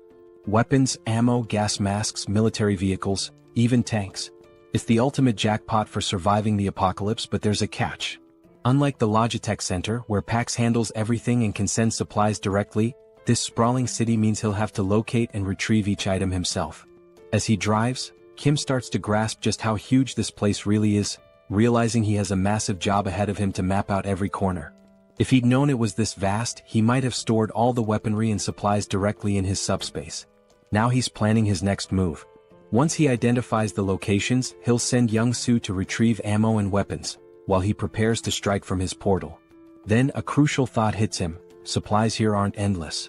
Unlike the Logitech Center's infinite stock, resources from the base could run out. No more limitless bullets or grenades for reckless use. As he's lost in thought, Pax suddenly appears, casually correcting him. Pax explains that the base isn't an ordinary storage area. It's been fully integrated into the Logitech system format. Kim's jaw drops as Pax continues, revealing that since the military base has merged with his subspace, he can now command it just like the Logitech center. Kim can hardly believe it, but Pax confirms that the base is synchronized. He'll have unlimited access to its supplies, vehicles, and equipment, just like in the Logitech center. This changes everything. Kim can barely comprehend it. His mind races through the possibilities, his face a mixture of shock, wonder, and pure excitement. He asks Pax for double confirmation. Are they really talking about endless rifles, ammo, grenades, everything? Pax nods, and it's like Kim's entire reality has flipped upside down. This isn't just groundbreaking, it's downright game-changing. Still buzzing with excitement, Kim needs more details. He asks Pax how long synchronization will take. Pax admits it's a massive job with only 0.81% done so far, so there's no clear timeline. But Pax offers a solution. If Kim prioritizes specific items, Pax can sync those first, making them immediately accessible. Without hesitation, Kim lists his essentials. Rifles, ammo, grenades, vehicles, and fuel, the lifeline for surviving this apocalypse. Kim smirks, knowing that with these at his fingertips, there's nothing out there he can't face. Pax informs him that the synchronization will be ready in just 10 minutes. After that, he'll have unlimited access to all the weapons, vehicles, and supplies he needs to go full throttle. Feeling a surge of confidence, Kim asks Pax if there's a security system, something to ensure no one touches the base without his direct approval. Pax confirms with a simple, yes. Satisfied, Kim tells him to lock everything down immediately. Kim thinks about it for a moment, not that he doesn't trust Young-soo and his family, but he's unsure about this soldier they saved. Standing by his portal, he realizes he now holds power over food, vehicles, and weapons in his hands, hoping the outside isn't as chaotic as he suspects. But outside it's a nightmare. The wyverns are on a rampage, tearing through Pighead and his lackeys one by one. Kim understands that the chaos outside won't settle down anytime soon. Back inside, he and Young-soo prepare for battle. Young-soo dons his old boss uniform, looking every bit the part, and Kim grips his M416 rifle, locking and loading. In front of them is a massive crate filled with endless ammo. Young-soo, with a hint of nostalgia, remarks it's been years since he held a gun and never thought he'd be back in action. Kim reassures him. He's duplicated thousands of rounds, each box loaded with 10,000 bullets. Young-soo doesn't need to worry about running out or jams. Kim throws Young-soo a little challenge, asking if he still remembers how to shoot. Smirking, Young-soo picks up his own M416, telling Kim he's about to show him just how skilled he was back in the day. He takes aim, exhales, and fires. Every shot hits its mark, taking down wyverns one after another. Headshot after headshot, Young-soo drops over 50 wyverns in record time. After half an hour, his gun is red hot, smoke thick in the air. When the haze clears, the floor is littered with wyvern bodies. Adrenaline still pumping, Young-soo admits he hasn't enjoyed himself this much in years. He thinks they've cleared them all and are ready to move on. But Kim's face is tense. He has a nagging feeling.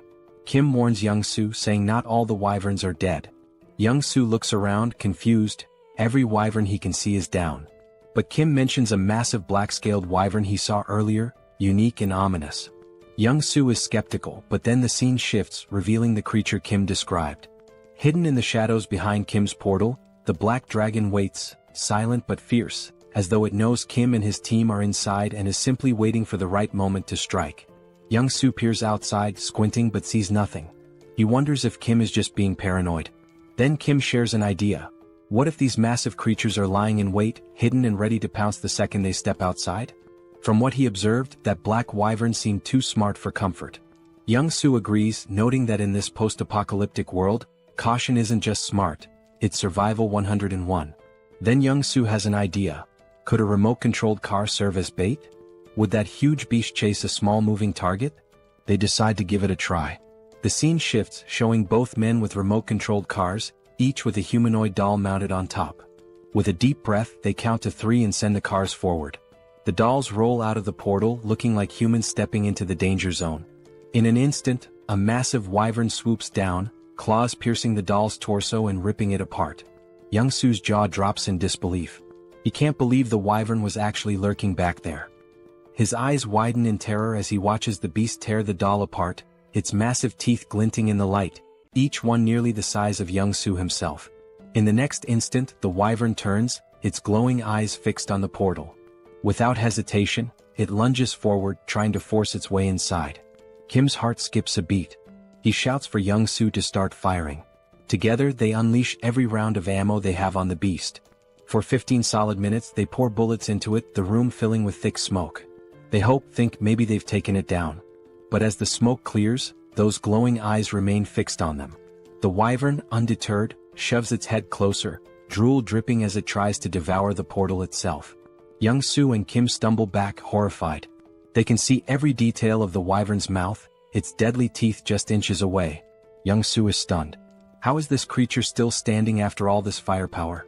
Kim recalls that Pighead mentioned a similar wyvern, a beast that shrugged off all the military's attacks, forcing them to retreat. Kim realizes it must be the same one. But this isn't just brute strength. Something seems to shield this creature from harm. It's as if its hide isn't only thick but somehow imbued with a protective ability. Kim doesn't have time to dwell on it. He grabs a couple of grenades, hurls them into the wyvern's mouth and smirks. Let's see if that hide's tougher than a grenade. The grenades explode with a deafening bang, filling the portal with even more smoke. Kim and Young-soo don't let up, throwing grenade after grenade, each explosion answered by the wyvern's enraged roars. An hour passes, their shoulders aching from the relentless attack. Young-soo groans, never imagining that throwing grenades could be so exhausting. Kim's shoulder feels like it's about to give out, but the wyvern remains calm as ever, with its fierce gaze locked on the portal. They're trapped. How are they supposed to escape with this beast guarding the exit? Suddenly, the wyvern slams its claws against the portal, but thanks to its unique properties, it can't break through. Kim is left feeling both frustrated and confused. They've thrown everything they have, yet the wyvern's scales remain untouched. Finally, with what seems like a snort of boredom, the wyvern turns away and flies off. Young-soo, bewildered, wonders why it left. Kim suspects it got tired of waiting for them to make a mistake. After hours of failed hunting, it probably decided to look for easier prey. At least for now they're safe. They wait an extra hour to be sure. When the wyvern doesn't return, Kim and Young-soo share a look. Exhausted but determined, they gather their supplies, ready to continue the journey. The scene shifts as Kim and Young-soo hit the road again. Young-soo, still visibly shaken, can't help but mumble about the horror of facing such a monstrous wyvern. Kim shares his concern. Those dozens of grenade explosions barely left a mark. If a creature that size can withstand grenades, what kind of weapon would it take to bring it down? Kim realizes that regular explosives just aren't enough. Bombs are designed for taking out smaller targets like humans, not dragons. Sure, he could grab a rocket launcher or missile from his subspace, but that kind of firepower would destroy everything around them, risking innocent lives. He can't take that path, it would strip away his humanity. Frustrated, he realizes he needs a weapon as powerful as a bomb but without the massive destruction. The more he thinks, the more his head aches. Maybe, he muses, if he had something heavy enough dropped from an extreme height, it could seriously damage the wyvern. But using a tank wouldn't work, the wyvern would dodge it with ease. He needs something small, heavy and lethal, but such a thing doesn't exist yet. He's stuck with just grenades and guns. Just as he resigns to the situation, he decides to check his magic stones. When he glances at his crystal, he's stunned. 314 magic stones. How did he get so many? He recalls killing dozens of orcs and goblins and barely gathering 50 stones, but perhaps wyverns yield more. With this many stones, Kim gets an idea. He'll upgrade his abilities. He invests 100 stones into his subspace, expanding its range to an impressive 50 meters. Now he can transport 4 items per second, making this skill incredibly powerful. With 189 stones remaining, there's one thing he hasn't tested yet: his pocket dimension lab. It was something he'd unlocked with his last upgrade but never got around to testing. Now, with curiosity piqued, Kim decides to activate it. He channels 50 magic stones into it and suddenly, his pocket dimension lab comes to life. According to the description, this is a space where he can combine or separate anything he desires. A spark of excitement lights up his eyes. Maybe he can create something unique, something that will give him the advantage he's been looking for. Kim turns to Young-soo, telling him he has something important to investigate and that he should hang out in the subspace for a while. Young-soo pauses, then grins, saying they're almost in Gangnam. He points out that there's no sign of any monsters, so he'd rather keep driving while Kim checks out the subspace. Kim, still worried, asks if Young-soo is sure it's safe. Ever the problem solver, Young-soo suggests that if Kim's that concerned, He can go into his portal while Young-soo continues driving the Mercedes. He's noticed that as long as he's driving, the portal stays with them.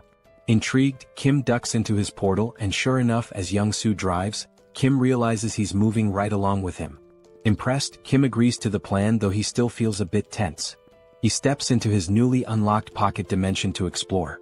Inside, everything is vast, white and empty.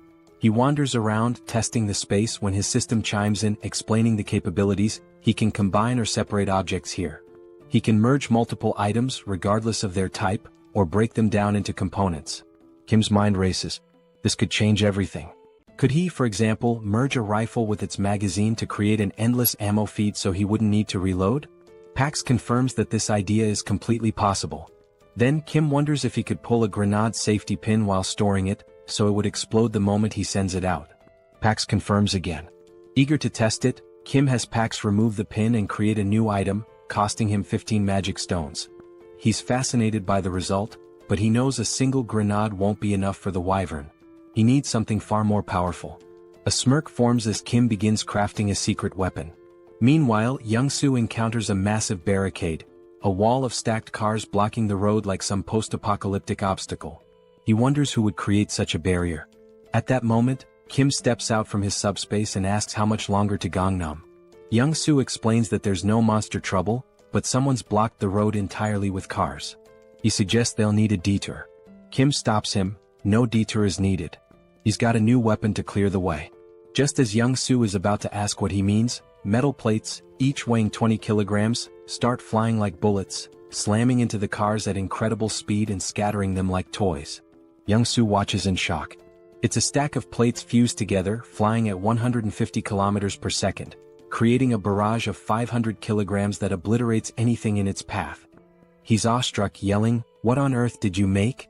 The scene shifts to a group guarding the road from atop a building, watching for any monsters. They're armed with whatever they could find, mostly household tools. A middle-aged man, nervous and bewildered, wonders how that wall of cars collapsed so fast. Another, equally baffled, mentions how the wall withstood multiple monster attacks. It shouldn't have fallen like that. Then, through the smoke, they see a jeep charging forward, picking up speed until it stops right in front of their building. The men grab their weapons, a wooden stick among them, and stare, stunned. Who are these people? Soldiers, they assume, since they're arriving in a military jeep. Slowly, the black-tinted window of the car rolls down, and Kim smiles up at them, asking kindly, "Is Nurse Kim Jui here?" The scene shifts again, moving into a flashback. Kim's second sister, the middle child, gives him a flying kick so powerful he nearly faints. She huffs in frustration, while Jui, the eldest sister, calmly studies, telling her siblings to quiet down since she's preparing for an exam. Kim and his other sister are stunned, mouths wide open. The middle sister, concerned, asks Jui if she's feeling okay, wondering why she's suddenly so intense about studying. Jui snaps, asking if it's really that shocking for her to study hard. Kim, dead serious, turns to the middle sister. "Yeah, she definitely doesn't look well. We should call Mom. She's lost it." Jui's frustration erupts as she starts shouting, asking if they'll ever let her study in peace. Kim explains that Jui, who is 8 years older than him, only started taking her studies seriously when he was around 7. Since she'd never sat still for more than 30 minutes before, her sudden shift had the whole family on edge. With big worried eyes, Kim and his other sister drag their mom over to Jui, pointing out that their big sister has completely lost her mind. Even their mom looks concerned. Jui can't believe it. Her own family doesn't think she's capable of doing anything with her life. Frustrated, Jui finally reveals her secret. Proudly, she holds up a medical textbook and declares her dream. She's going to be a doctor. She announces, "Even if the world ends tomorrow, today I'll still help those in need."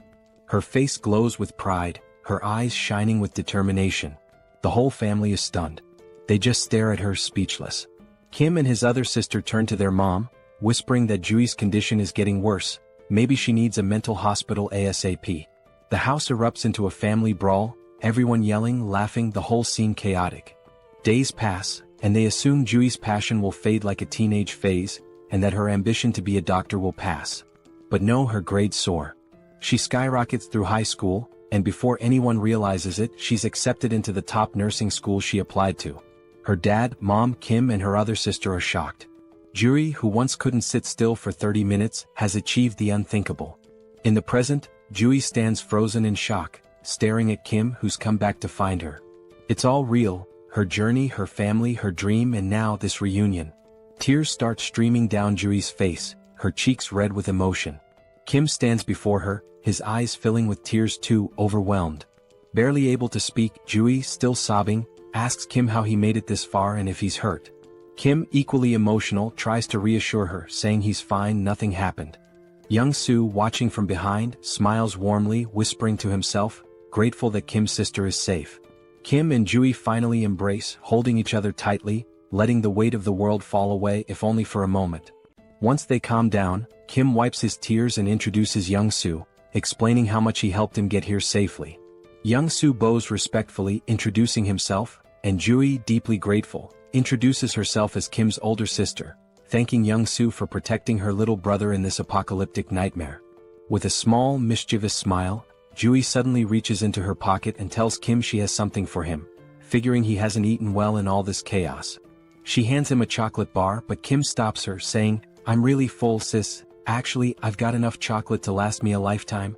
Then, Kim's expression turns serious as he explains that he has a critically injured patient. Jui's face shifts to concern, and she asks where the patient is, insisting they bring him to her immediately. But Kim explains that the patient isn't in the car. He's in Kim's subspace. Jui's jaw drops, her eyes wide with shock. "Kim, you have an ability too?" Kim nods, explaining he unlocked a power called subspace, where he can open a portal to a hidden area that only he and those he invites can enter.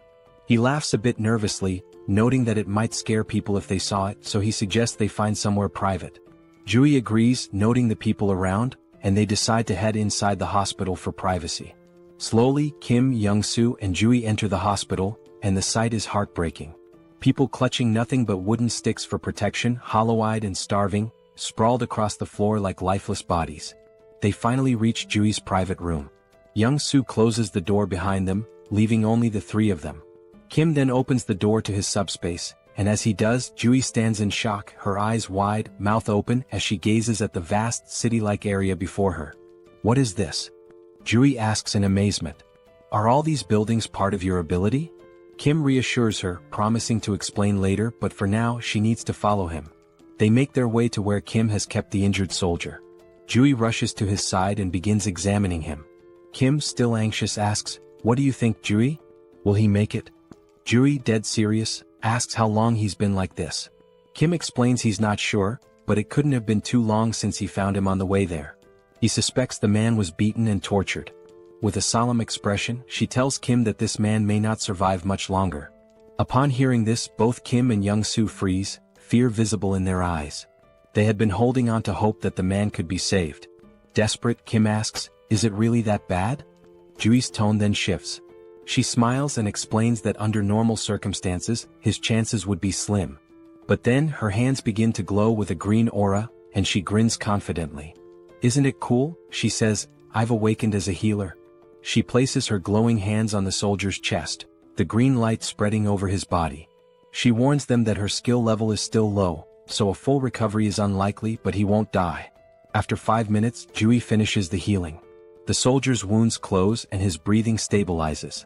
Jui explains that while it's not a complete recovery, the essentials are taken care of. He's severely malnourished and will need food and rest to regain strength. Suddenly, Kim says, "Sis, even with the world ending, you're still treating patients. Just like you said you would." Jui, caught off guard and slightly embarrassed, laughs nervously. "Why bring that up now?" But Kim, undeterred, repeats her words from childhood. "Even if the world ends tomorrow, I'll still treat the sick today." Blushing, Jui shouts, "I should have disciplined you like sister number 2 did when you were little." And just like that, they're bickering again. Once the playful quarrel dies down, Jui turns serious. "Now explain everything. What's been going on?" Kim takes his time and goes into detail, telling the entire story, how he got trapped in the storehouse, how he sent messages to Jui and sister number 2, and how the network system went down. He recounts unlocking his subspace ability, accidentally storing the Logitech Center, and merging with Pax AI. He talks about meeting Young-soo and their journey here. While Kim is telling the story, Jui is devouring a meal as if she hasn't eaten in days. Kim sighs, annoyed, and asks, "Are you even listening, Jui?" With her mouth full, Jui nods and says, "Of course I'm listening." Kim challenges her, "Alright, what did I just say?" Juri, clearly distracted, fumbles and gives a brief summary missing most of the important details. Kim groans but lets it slide, chuckling a little. It turns out the delicious meal was prepared by Young-soo's wife, who introduces herself to Juri. Juri smiles warmly and says, "Nice to meet you, I already love you." They all laugh together. Young-soo's wife offers more food, saying, "If you're still hungry, there's plenty more in the fridge. Just ask." She also tells Kim that she's prepared a bed for him in the first-floor staff room with supplies, suggesting he rest there. Kim tries to thank her, insisting she didn't need to go through so much trouble, but she smiles and replies, "With everything you've done for us, it's the least I could do." Juri, still curious, turns to Kim and asks, "How did Young-soo and his wife get into your subspace?" Kim, exasperated, groans, "I literally just told you this whole story, Juri." But Juri shrugs, so Kim sighs and begins the story again. Afterward, Kim starts explaining his future plans. He sums it up, saying he's going to bring his entire family into his subspace. The first goal has already been accomplished. His older sister, Juri, is safely inside. Next, he'll go find sister number 2, who is in Area 0. Juri's expression changes at this. In a serious tone, she apologizes to Kim, saying she can't come with him because she needs to stay here. Kim's face falls, shocked. "Why do you have to stay in such a dangerous place all alone?" he asks, concerned. Juri sighs, agreeing that it's dangerous, but explains it's not just that. There are other patients, and while other nurses can help, she stops mid-sentence as the scene shifts. In another building, a shadowy figure watches through a window at Kim and Juri's building. He notes that 2 people arrived in a military jeep, and his guards reported a loud crash from the car wall outside. The wall was broken by a jeep, he wonders. Puzzled, he speculates that they might be special forces, but an unknown voice interrupts, suggesting that one of them is Juri's younger brother. The man's face is revealed, ugly and intimidating. His companion, sounding hopeful, remarks that if one of them is Juri's brother, they might not be hostile, just in need of food and shelter. With control over the food supply, they could leverage Kim if necessary. But the ugly man's expression turns serious as he smirks and says, "Do you really think those 2 are stronger than you?" Just then, a towering 7-foot muscular figure steps forward from the shadows. His body is covered in veins and has a lifeless, vacant look, almost like a living corpse. The muscular man reassures his boss that it's unlikely anyone is stronger than him. The boss instructs him to greet Juri and her brother warmly, feigning kindness, while also making sure to fix the broken car wall. The muscular man nods, explaining that he has doubled the wall's height, ensuring it will be impossible to break through again. The scene shifts back to Kim and Juri, where Juri starts telling Kim about the department head, Jean. She reveals that Jean has an awakened ability, allowing him to control minds and poison people. Kim's expression turns serious as he listens intently. Juri continues, saying that Jean has somehow gained control over most of the awakened people in the area, and they are now guarding the food and monostone supplies. Because of this, the people in Juri's building are starving. She confesses that she's been secretly stealing monostones, trying to strengthen her own ability to potentially cure those who are poisoned or mind-controlled. She explains that she plans to stay behind to help these people while Kim goes to rescue their parents. But Kim firmly says no. Juri, frustrated, begins to explain that the people here have no food or water and will starve if something isn't done. Kim interrupts her with an annoyed tone, asking, "Did you even listen to my entire story?" Juri looks puzzled as Kim, arms crossed and eyes closed, coolly points out, "The main weapon Jean has is control over food, right?" Juri nods. With a sly grin, Kim says, "Then solving this problem is a piece of cake for me." He tells Juri to watch his incredible ability in action. Juri winces, muttering that it seems like Kim's middle school phase is back, but before she can finish her sentence, her jaw drops. From Kim's subspace, stacks of meat, vegetables, water and other food supplies come pouring down from above, filling the room to the brim, leaving Juri and the others in stunned silence. At this point, Kim has just uncovered the ultimate infinite food glitch. Jean Sung-hak received an urgent report about Juyeon's younger brother bringing in a supply of food, but he remained unimpressed. The messenger emphasized that the quantity was remarkably large, but the man stayed indifferent. With just 2 individuals in a single military vehicle, he doubted their capacity to transport such an amount. Sooner or later, people would steal their food, and once it was gone, they'd come back begging for rations like everyone else. Jean Sung-hak thought they should have hidden their provisions and used them sparingly instead of being overly generous.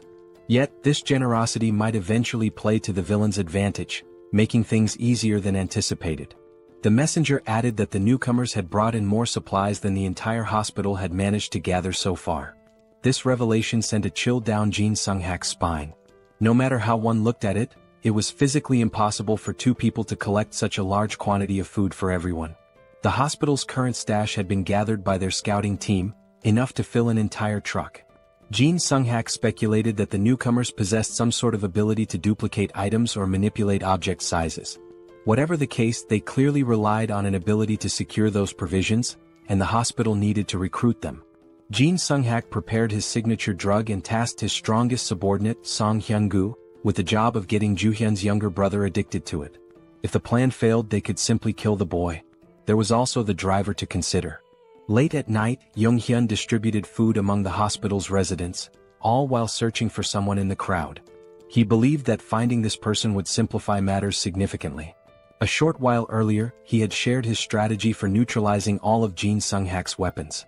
The plan involved dumping the poisoned food and replacing it with fresh supplies, subduing the addicted ability users, and dealing with Jin Sung-hak, who was no combat threat at all.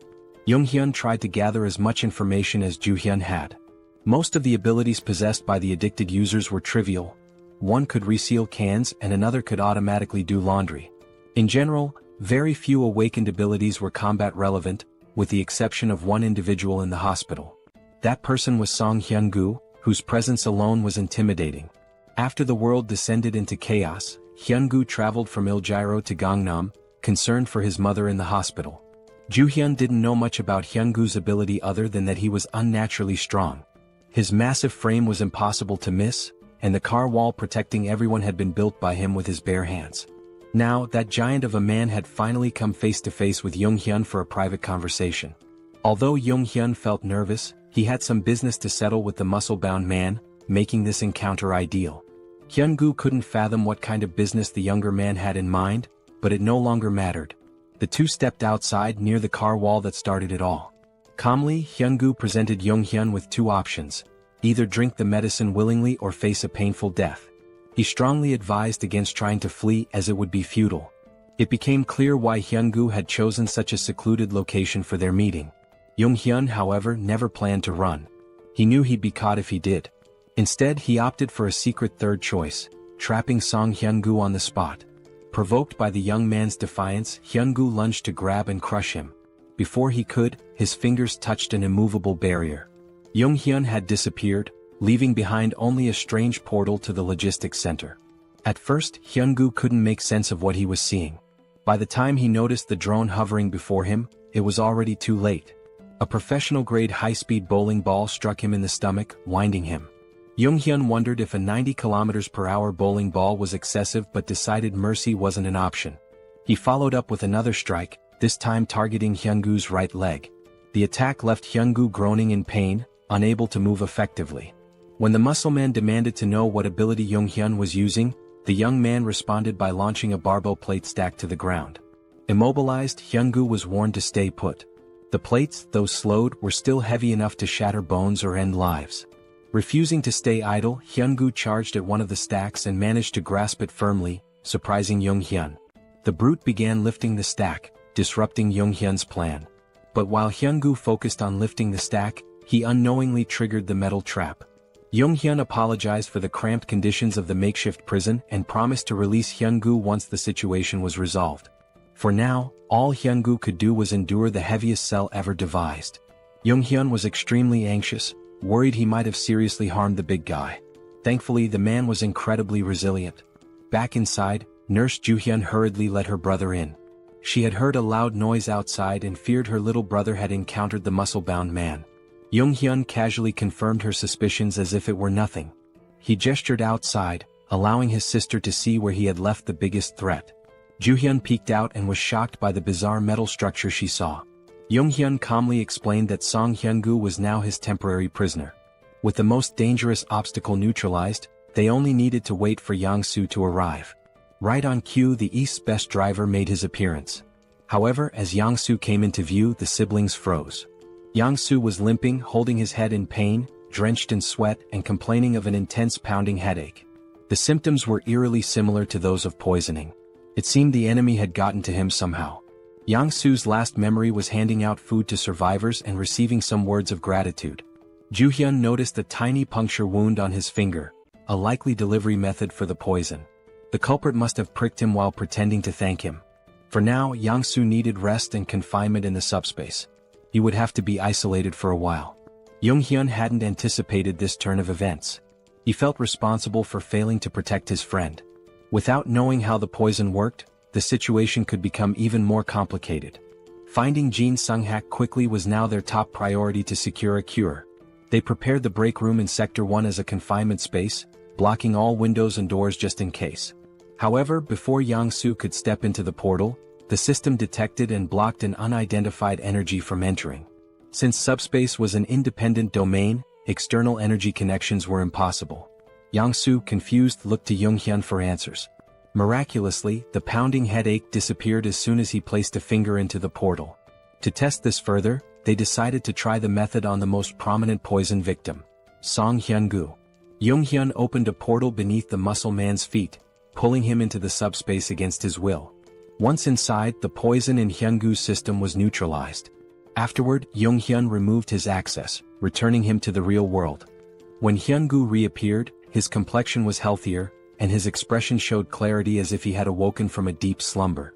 The poison had been completely eradicated. Jung-hyun realized that his subspace wasn't just impervious to physical attacks but also to mental and chemical ones. The first thing Hyun-gu did after recovering was visit his sick mother. He hugged her and apologized for neglecting her for so long. Encouraging her to rest more, he assured her he would return soon after settling some important matters. Jung-hyun asked if he'd be okay on his own, and Hyun-gu confidently replied that he would. With his abilities, ordinary attacks posed no threat to him. Still, the vivid memories of his actions under Jin Sung-hak's influence filled him with shame and regret. He resolved to settle things with the mastermind before moving forward with his life. Hyun-gu promised to deal with real cancer in the hospital swiftly. Meanwhile, Jin Sung-hak received notice of losing contact with one of his underlings. He was startled. He suspected the worst, and his fears were confirmed when the last person he wanted to see entered his office. Song Hyun-gu, muscles bulging, held himself back from immediately tearing Jin Sung-hak apart. Although Jin Sung-hak didn't understand how their connection was severed, he smiled smugly and begged for mercy. Hyun-gu responded by slamming his arm into the villain's head, silencing him for good. While Hyun-gu went to finish business upstairs, Jung-hyun and his team discussed how to cleanse the remaining survivors of their poison addiction. Since they couldn't identify everyone who was affected, the safest approach was to let everyone pass through the portal. Even those struggling to move could simply touch it with a finger to be cured. Though it would be exhausting, it was the only foolproof solution. However, as they prepared for a long night, something unexpected happened. Survivors all over the hospital suddenly began acting as if a weight had been lifted off their shoulders. One by one, those afflicted were inexplicably cured. They realized they had been out of their minds and regained their senses. The group was bewildered until Song Hyun-gu arrived, clearing up the mystery. His clothes and hands were smeared with blood, a clear indication of the method he used to resolve his unfinished business. He bowed his head, expressing gratitude to Jung-yeom for saving everyone in the hospital. Jung-yeom, in turn, thanked the big man for removing the root of their troubles. He also apologized for earlier throwing bowling balls with excessive force. Thankfully, Hyun-gu's resilience meant he only ended up with a few light bruises, his bones miraculously unharmed. Since the apocalypse began, Hyun-gu had encountered many monsters and strange occurrences, but seeing those plates descend from the sky to trap him was truly surreal. Even monsters paled in comparison to the sheer power of Jung-yeom's abilities. When Hyun-gu asked if he planned to stay at the hospital, Jung-yeom seemed surprised. The big man admitted it might be selfish to ask for more after all Jung-yeom had done, but the hospital would undoubtedly be safer with him around. Jung-yeom explained he was still on a mission to find the rest of his family and would have to leave soon. Understanding this, Hyun-gu didn't push further and wished him success in reuniting with his loved ones. This brought up the topic of family, and since Hyun-gu came from Iljiro, it was a good chance to ask about the situation in the city. Hyun-gu was startled to hear that the group planned to head there, warning that it was now impossible to reach. Several hours later, as dawn broke over the hospital, the survivors awoke to a brighter future. Not only had Jung-yeom ensured they had enough food to last for a long time, but he had also supplied them with essential items like clothing and tools. Former enemies parted ways as allies, with Hyungu shaking Yeongyum's hand and promising to repay his kindness someday. With that, the group departed the hospital, heading toward Il-Gyro. Mr. Yong-soo, now fully recovered, drove with his usual expertise. He brought up the wall around Il-Gyro that Hyungu had mentioned, theorizing it might be a product of someone's ability. If so, Yeongyum hoped to establish communication with whoever created it. Otherwise, breaking through might be their only option. The previous night, Hyungu had explained what he saw while leaving Il-Gyro. He described the wall growing out of the ground like a tooth emerging, eventually reaching the height of a typical skyscraper.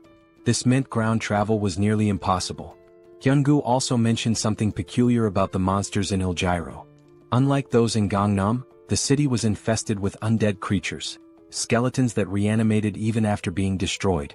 Walking corpses were a common sight there. Despite Il-Gyro's challenges, Yeongyum wasn't worried about his sister, Seoul, who was trapped inside. He believed she could handle herself, even without awakening any special powers. While inside his subspace, Yeongyum received a call from Ju-yeon, who had finally agreed to join them after the hospital was freed of poison. When he lazily asked why she was calling, Big Sis immediately scolded him to adjust his tone. She informed him that the soldier they had rescued had regained consciousness. Yeongyum quickly entered the subspace, where the soldier sincerely thanked him for saving his life. The soldier introduced himself as Colonel Han Hyung-ho of the 50th Intelligence Communications Battalion. Thanks to Ju-yeon's careful treatment, he had made a full recovery. Looking around, the colonel seemed confused. He could see the military command center outside but found the rest of the surroundings unfamiliar. There shouldn't have been any buildings in that area, let alone a logistics center. Yeongyum explained they were currently inside the staff lounge of the PAX FC Logistics Center within his subspace. Outside, they were in Gangnam, heading toward Harem Bridge. The colonel struggled to process this information until Ju-yeon simplified it. They were inside the kid's ability, situated in Gangnam. Upon learning this, the colonel humbly requested to be dropped off on the road. Yeongyum assured him they meant no harm and only wished to help. The colonel acknowledged this as the group had saved him from near death, but he couldn't share the details of his mission, which was to reach the Joint Chiefs of Staff as soon as possible. Recognizing the national importance of the mission, Yeongyum called PAX for assistance. Instead of simply letting the colonel go, he handed him banana milk and a sandwich, insisting he eat before explaining more about his mission. Despite his hunger, the colonel resisted at first. But when Yeongyum presented a feast of pizza, waffles, chicken, and other delicacies, the colonel couldn't hold back. As he ate, he began to reveal classified information. It all started when creatures from the other world appeared simultaneously across the globe. These entities included more than just monsters. There were insects, animals, plants, and even geographical features like mountains suddenly emerging. They attacked indiscriminately, targeting humans, animals, and even each other. They showed no mercy to anyone or anything. With the appearance of these monsters, the government began enlisting individuals known as the Awakened to form a specialized unit. These recruits, wielding their extraordinary abilities, were highly effective against the creatures. Colonel Han's unit was stationed near Gwacheon and Anyang, where they maintained a relatively stable situation. Everything was under control until that beast appeared. He witnessed his men being massacred and devoured by a massive wyvern. Their weapons, guns, grenades, and even heavy artillery were completely useless against the creature. They repeatedly called for reinforcements from nearby military units, but everyone else was overwhelmed by their own battles against other formidable monsters. Strangely, they were able to communicate with Gwacheon and Anyang during the battles, yet no reports or updates ever came from command. Ultimately, Colonel Han made the tough decision to retreat to avoid complete annihilation by the wyverns. Their destination became the National Communication Command. As the monsters relentlessly hunted the remaining members of his unit, more comrades fell. When they reached a city, they attempted to recruit additional awakened individuals to strengthen their numbers. After many days of exhausting travel, they finally arrived at the base camp, only to find it deserted as expected.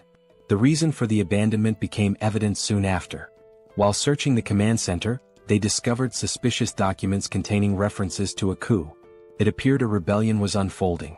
Colonel Han made every effort to reach the Joint Chiefs of Staff, but the relentless wyvern trapped them at the base. To make matters worse, the awakened recruits turned against them, killing the remaining soldiers and taking over. These rogue awakened individuals were the same ones eventually devoured by the wyverns.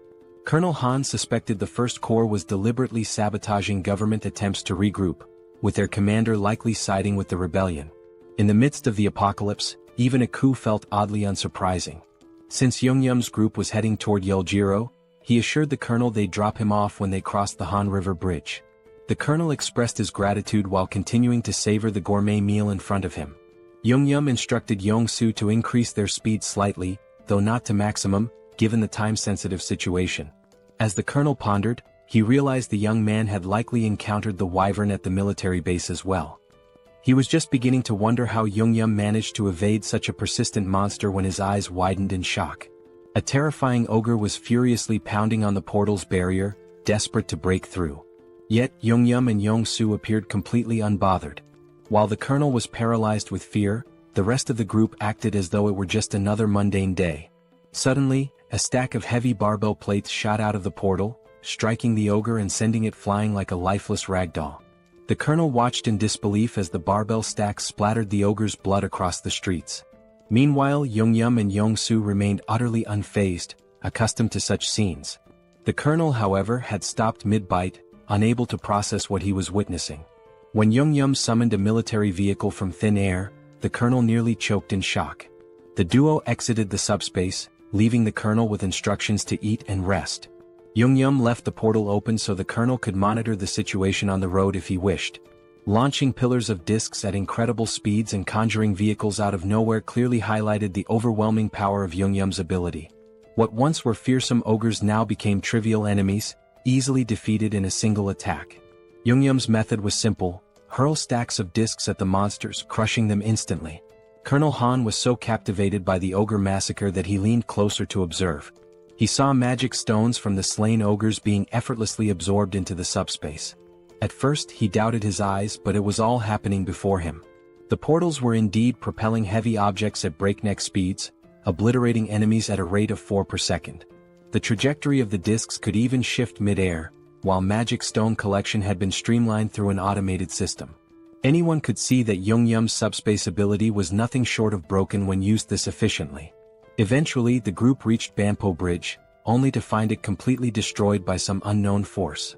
Jeong-gyeom apologized to the colonel, explaining their travel time would increase slightly as they sought an alternative route. The colonel, however, remained grateful for their assistance and decided to rest in the subspace while they searched for a new path.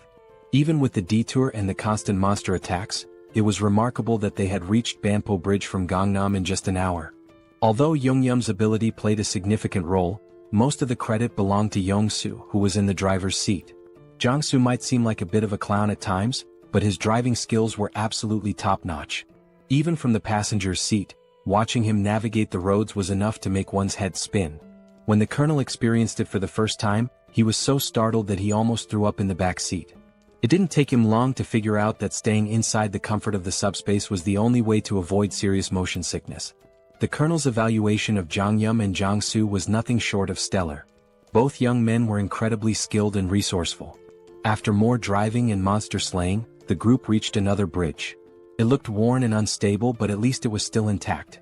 Jong-soo believed he could drive across the entire length, but Jeong-gyeom hesitated. He had noticed some suspicious figures in the distance and grew cautious. Upon closer observation, he saw what appeared to be a massive wall, likely the rumored barrier of Yeoljiro they'd heard about. With its immense size, there was no chance of getting through it by car. However, since they were still too far to confirm whether or not they could breach it, the best course of action was to get closer and assess. Crossing the bridge would also take them through Yongsan, allowing them to drop off Colonel Han along the way. After a few minutes of uneventful driving, they reached the colonel's stop. He expressed his gratitude for being safely escorted, even though it wasn't their responsibility. Jeong-gyeom wished him luck with his urgent mission and they parted ways. Meanwhile, Jeong-gyeom's focus returned to finding a way into Yeoljiro, where his little sister might be. The fortress wall, upon closer inspection, was even higher and sturdier than expected. He considered whether leveling up enough to absorb the entire wall into the subspace might be a viable solution if all else failed. Unfortunately, his current level was far from sufficient for such a feat. He estimated needing another 2 hours of grinding, collecting 400 magic stones per hour, to upgrade his subspace abilities. Han, meanwhile, suggested that Jeong-gyeom and Jong-soo join him in the government's efforts. The government was offering mana stones and resources to aid the initial growth of awakened individuals. Han believed the duo's talent would ensure they received substantial support. Jeong-gyeom, however, politely declined, explaining that his family was his top priority. As for the magic stones, he had no issue collecting them himself while hunting monsters. Han, though disappointed, understood Jeong-gyeom's reasoning. However, he mentioned that if they went to the Joint Chiefs of Staff headquarters, Jeong-gyeom might reconsider since they likely had helicopters available. Han guessed correctly, they probably did. Meanwhile, the headquarters was abuzz with reports of Gwacheon and Anyang falling, along with the destruction of the 56th Division. It seemed that only the 1st Corps retained any semblance of operational strength. In such chaos, the existence of a governing body was uncertain. The military forces that survived were completely in the dark. The director, lost in pessimistic thoughts, was interrupted by a messenger announcing a visitor. Colonel Han, the commander of the 50th Battalion of the National Communications Agency, had arrived. He insisted on delivering a personal message to the director, detailing how his entire unit was wiped out and how he'd made it to HQ. Han gave a flawless salute before recounting the events in excruciating detail, omitting nothing. He concluded his report by handing over a document containing undeniable evidence of rebellion within the 1st Corps. The director's stomach dropped as he read through the papers. He had been oblivious to the treachery brewing beneath the surface during this crisis. Glancing outside, he saw the men who had helped Han deliver the critical intel. Both the director and the colonel hurried to thank Jeong-gyeom and Jong-soo for their incredible service to the country. The director also mentioned Jeong-gyeom's abilities and his request for a helicopter in exchange for supplies. Given the strategic importance of helicopters, the director agreed to provide one, on one condition. He formally invited Jeong-gyeom to join the military as an awakened operative. The government was desperate to stabilize the situation, and Jeong-gyeom's abilities could be a game-changer. However, Jeong-gyeom respectfully declined, reiterating that his priority was rescuing his family. The military, unable to force him into service, had to withhold the helicopter. Jeong-gyeom understood, acknowledging the director's position and wishing him success in restoring order. With a proper goodbye, Jeong-gyeom returned to his vehicle. The director stood there, puzzled and frustrated, realizing he had mishandled the situation entirely. He assumed the young man would eventually give in. But these fools underestimated Jeong-gyeom's determination. He wasn't out of options yet. If the helicopter plan to bypass the wall failed, he'd simply come up with another solution. Since he hadn't even fully assessed the fortress wall himself, he remained optimistic about finding a way through. With the first offer rejected, the director had to set his pride aside and tap on Jeong-gyeom's car window to make another proposal. If the young man fulfilled this request, the military promised to provide the helicopter he sought. Jeong-gyeom agreed, and soon an entire battalion was mobilized, military vehicles lining up in a single file. Sitting in the vanguard, Jeong-gyeom nonchalantly sipped on a juice box, looking more bored than concerned, as though he weren't about to head into battle. Months earlier, the director had laid out the mission. Seoul Station, once a hub for gathering reserve awakened individuals, still maintained communication with survivors there. The problem was the road to the station, completely clogged by skeletons. These skeletons weren't particularly dangerous in combat but were an immense nuisance.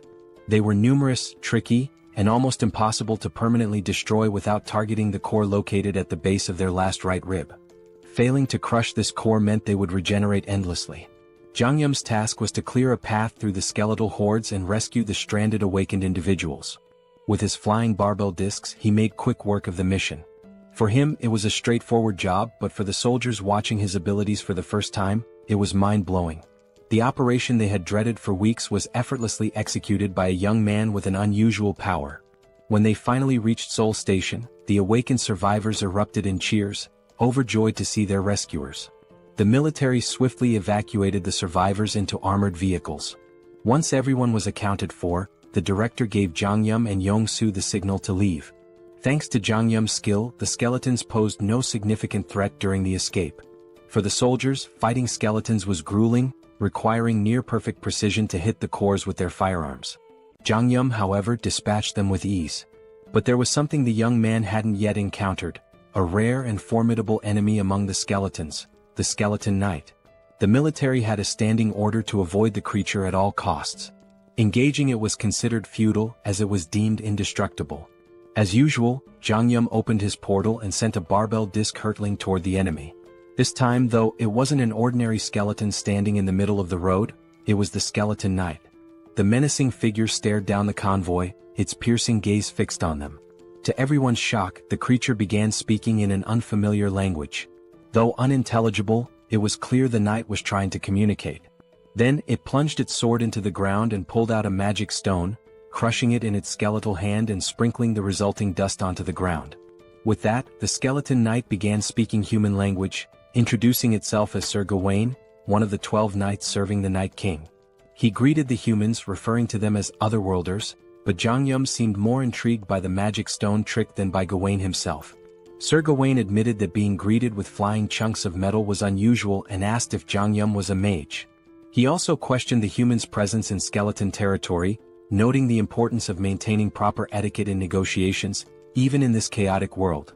In response, Jeong-gyeom flung another barbell disc, which Gawain effortlessly slashed in two at blinding speed. The skeleton knight warned that such attacks were futile, as they couldn't even scratch his armor.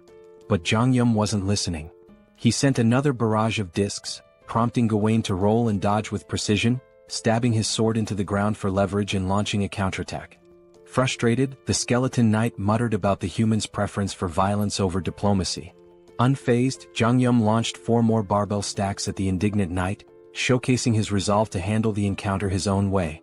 Gawain masterfully deflected the first attack with his shield, gracefully dodged the next, and slashed the remaining discs out of the air, halting their momentum entirely. This chain of precise maneuvers brought the skeleton knight alarmingly close to the convoy. Yong-soo, seeing the terrifying figure charging at full speed, began to panic.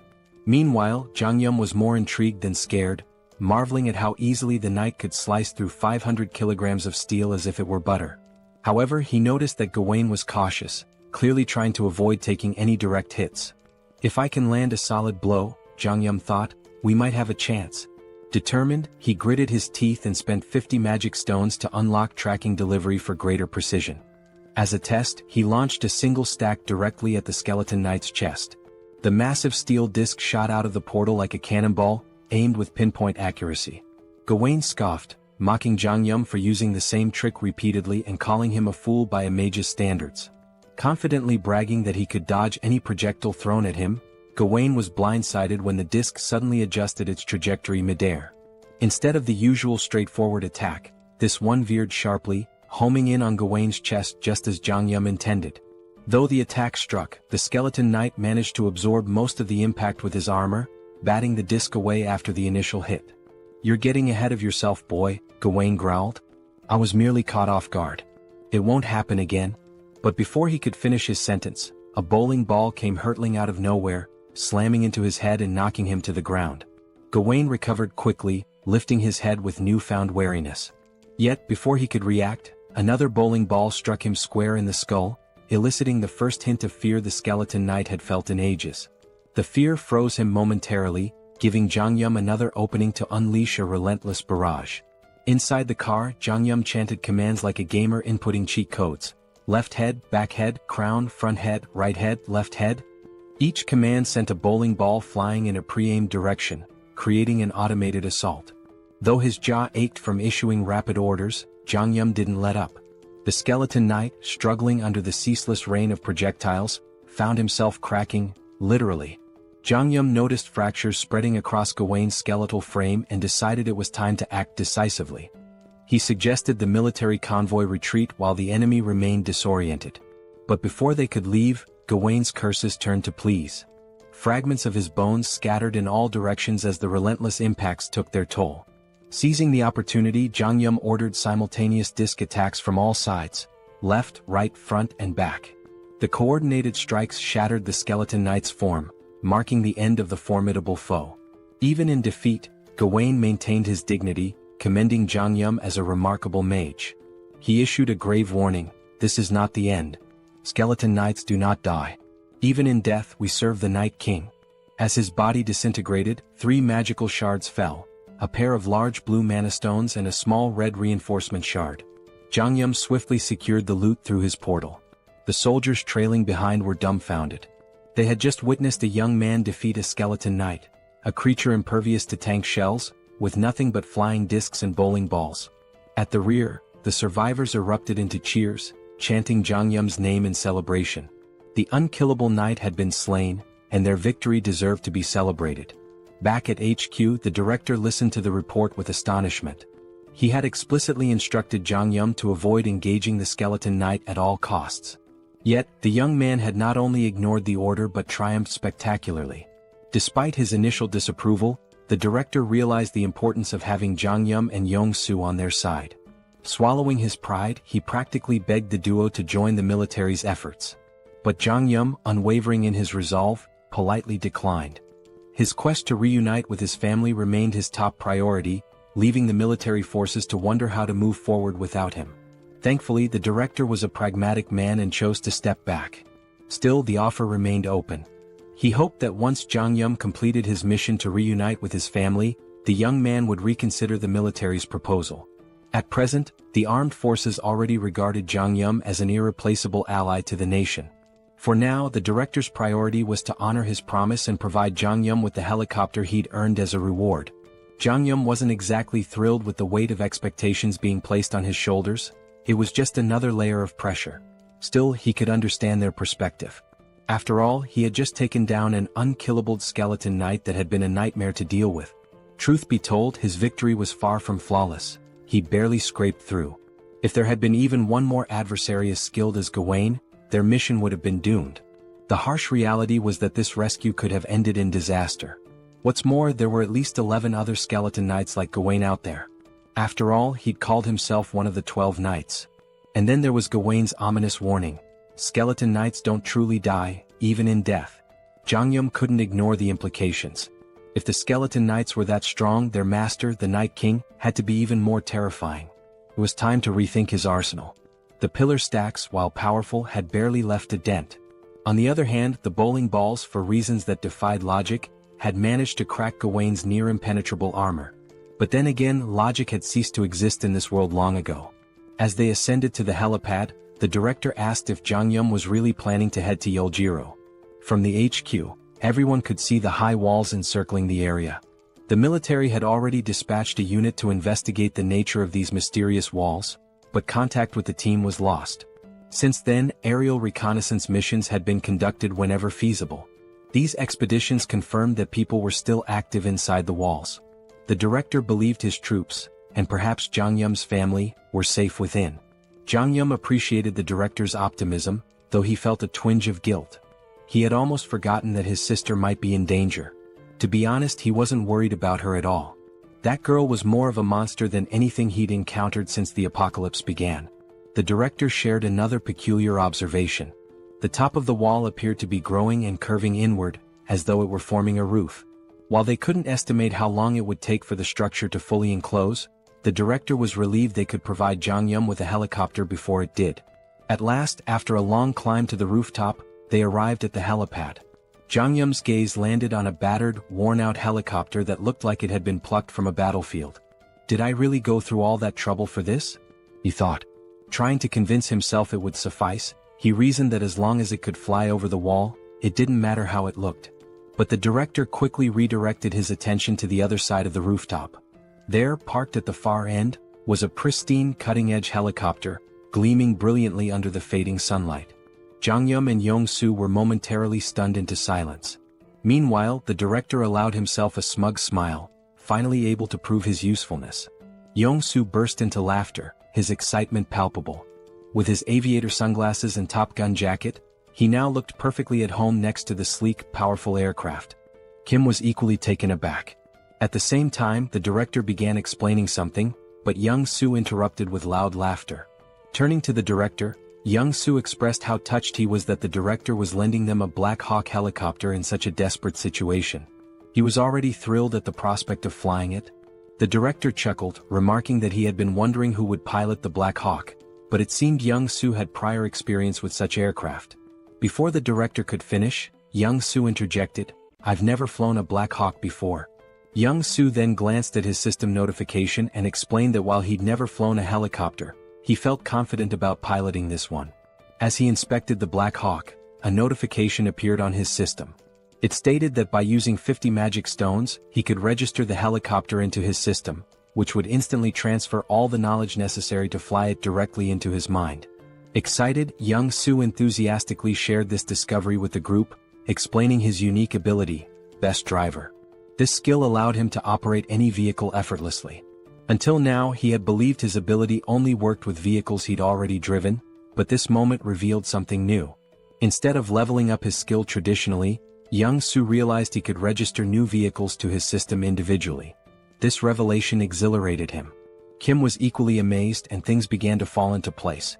Reflecting on their countless battles together, Kim recalled how Young-soo's ability never seemed to evolve in a conventional sense. Now it was clear, Young-soo's skill wasn't about progression but about expanding his arsenal by registering new vehicles. The director then surprised them by retrieving a suitcase from the Black Hawk. Opening it, he revealed a collection of magic stones. Placing the suitcase before Kim, he explained that it contained 200 magic stones. Originally intended as a surprise for their journey, the director now offered the stones so Young-soo could register the Black Hawk immediately. Hearing this, both Kim and Young-soo expressed their deep gratitude. Without delay, Young-soo took 50 magic stones and began the registration process. As the process completed, a torrent of information flooded into Young-soo's mind about piloting the Black Hawk. His excitement surged, his grin growing wicked, almost as if he were possessed by some malevolent spirit. Kim, observing the transformation, felt a shiver run down his spine. With a devilish smirk, Young-soo declared, "I've got this bad boy all figured out." He urged Kim to board the helicopter quickly, claiming he couldn't wait to take off. Nervous about Young-soo's enthusiasm, Kim hesitated and cautiously asked if he could fly the helicopter at a slower pace. Maintaining his mischievous tone, Young-soo laughed. "Slow? I don't do slow." Moments later, Young-soo leapt into the pilot's seat, his excitement palpable. Kim, his eyes brimming with tears of apprehension, reluctantly strapped himself in, resigned to what he knew would be a chaotic ride. Like a mad scientist at work, Young-soo began pressing buttons and muttering to himself. Turning to Kim, he quipped that they still had a bit of time before departure, suggesting Kim mentally prepare. Finally accepting his fate, Kim shifted his focus to what lay ahead. He knew that once they entered the city, they would face more skeleton knights. With this in mind, Kim decided to check his inventory to assess how many magic stones he had. He needed to upgrade his subspace level. Kim thought upgrading his subspace might unlock a new skill. Opening his inventory, he used 2 large mana stones and 1 enhancement stone. The system notified him that the large mana stones had been converted, along with 200 regular mana stones, leaving Kim with a total of 1,393 mana stones. Shocked at the sheer quantity, Kim used 1,000 mana stones to upgrade his subspace to level 3. The system informed him the upgrade would take a few minutes. While waiting, Kim inspected the enhancement stone. The system explained that enhancement stones were unique, imbued with special properties. Unlike regular mana stones, they could be consumed via the awakening system to grant specific enhancements to an item. The enhancement stone in his possession carried the fire property. A spark of inspiration struck Kim. He now had an idea of how to use the enhancement stone. However, the critical question loomed: which item should he upgrade? More importantly, Kim had no way of knowing how much his ability would increase from enhancing an item with the stone. He considers his 2 primary weapons for offense, the bowling ball and the iron pillars. However, whenever Kim used the iron pillars, the skeleton warriors easily sliced through them. Only the bowling ball proved effective against them. This is why Kim decides to upgrade the bowling ball. Upon upgrading it, he receives a new item, the fire bowling ball, which is surrounded by lava-like flames and possesses 2 main abilities, penetration and ignite. Afterward, Pax asks Kim if he wants to register the fire bowling ball as a new item. Kim agrees, and as soon as the registration is complete, Pax informs him that it's time to depart. Kim begins to mentally prepare himself, but before he can steady his nerves, Young-soo starts the helicopter. As the Black Hawk lifts off, Kim grows anxious. The director salutes Kim, expressing his hopes that he will safely reunite with his family and eventually return to the team once his mission is complete. Kim gives a thumbs up, bidding the director farewell. At that exact moment, the system notifies Kim that his subspace has been upgraded. The upgrade reveals new unlockable items and enhancements, including the ability to temporarily increase the shipping size limit for individual items using magic stones. As Kim reviews his unlockable items one by one, he comes across his new skills. His jaw drops in astonishment as though he's seen a ghost. The director, observing Kim's stunned expression from the ground, begins to feel uneasy. Reflecting on the 200 mana stones and the Black Hawk helicopter he provided to Kim, the director feels he has been more than generous. He even imagines reminding Kim of his help once he returns to the military base. However, he can't help but worry if something might be wrong to cause Kim's concerned reaction. Meanwhile, Kim is still reeling from his newly unlocked skill, the SUBSPACE laboratory. This feature grants a transportation function with a minor healing effect, allowing him to recover naturally within the lab. More importantly, it enables Kim to register external objects into his subspace. The system explains that a registration fee will be determined by the object's size, weight, and value. This revelation is a game-changer for Kim. Previously, his subspace ability was limited to pre-registered items, such as those from the Logitech Center or military base. But now, the ability to register external objects offers massive potential. However, the system clarifies that new items must still fit within the two existing categories, Logitech Center or military base. Kim's gaze falls on the Black Hawk helicopter. He wonders if it qualifies as a military base item. Testing his theory, Kim attempts to register the helicopter into his subspace. The system confirms that the registration will require 107 magic stones. Kim agrees and completes the process. The scene shifts back to the director, who is heading back toward the military base. Suddenly, the sound of the helicopter fills the air again. Turning around, he sees Kim and Young-soo flying back. The director grows anxious, fearing something might be wrong with the Black Hawk. Before he can react further, a large portal opens in front of him. Out of it falls a Black Hawk helicopter. Moments later, a second portal opens and another Black Hawk helicopter emerges. As the two helicopters land before the stunned director, Kim waves at him with a smirk before flying off again. The director stands there speechless. He doesn't understand what just happened. He gave Kim a battered old Black Hawk, only for Kim to somehow gift him two brand new ones in return. As the director contemplates the situation, his confusion quickly turns into mounting worry. The scene transitions to Kim, who has now entered the city. A massive fortress looms ahead, its upper sections gradually closing in to form a roof. The fortress is on the verge of sealing itself entirely. The focus shifts again, revealing a foreboding castle. Its dark and sinister interior radiates an evil aura. Sitting on an enormous throne is the Skeleton King, whose skeletal visage is illuminated ominously. In a chilling, clicking voice, the Skeleton King speaks. He admits that no matter how much he contemplates, he cannot comprehend one thing. The entry permit level for the Earth dimension is only tier 8 at most. For higher tier beings like himself to enter, they must lower their tier just as he did. It's surprising to think that a wizard, infamous for his arrogance, would come here, even agreeing to a tier reduction. Even more shocking is that he dared to invade the Skeleton King's domain and kill Guan. The Skeleton King is referring to Kim. We learn that the Skeleton King comes from another dimension, while Earth is classified as an 8-tier dimension. To enter Earth, the Skeleton King had to significantly lower his power, with the ultimate goal of conquering the planet. Now, the Skeleton King believes that Kim, who killed Guan, is also from another dimension. A wizard who reduced his tier to come to Earth with the same objective, to take control. To the Skeleton King's right, a purple flame begins to morph into the shape of a skull. It addresses the Skeleton King, explaining that before Guan's death, he had attempted to communicate with the wizard, but the wizard killed him before he could utter a word. This indicates that the wizard is incredibly dangerous. The flame advises the Skeleton King to kill the wizard on sight during their next encounter, without attempting any conversation. The Skeleton King considers this carefully. He deduces that the wizard is here for one purpose, to take over the territory just like himself. But there can't be two tigers in the same jungle. If the Skeleton King wants to claim this land, he must eliminate the wizard.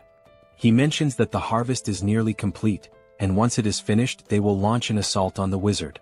The flame introduces itself as Lancelot, revealing that it is the spirit of a knight whose physical body exists elsewhere. Lancelot communicates with the Skeleton King through this magical flame. Lancelot then informs the Skeleton King of an intruder approaching the castle. Assuming it to be more of those bothersome minions, the Skeleton King dismisses the threat, claiming they will inevitably perish soon. The scene shifts to Kim and Young-soo entering the city. A bat-like monster appears but is instantly obliterated by Kim's Ignite bowling ball in a single, powerful attack. Kim marvels at how much stronger the bowling ball is compared to the iron pillars. While Kim ponders this, Young-soo interrupts, pointing out that it will be difficult to land because a skeleton knight is fighting a monster below.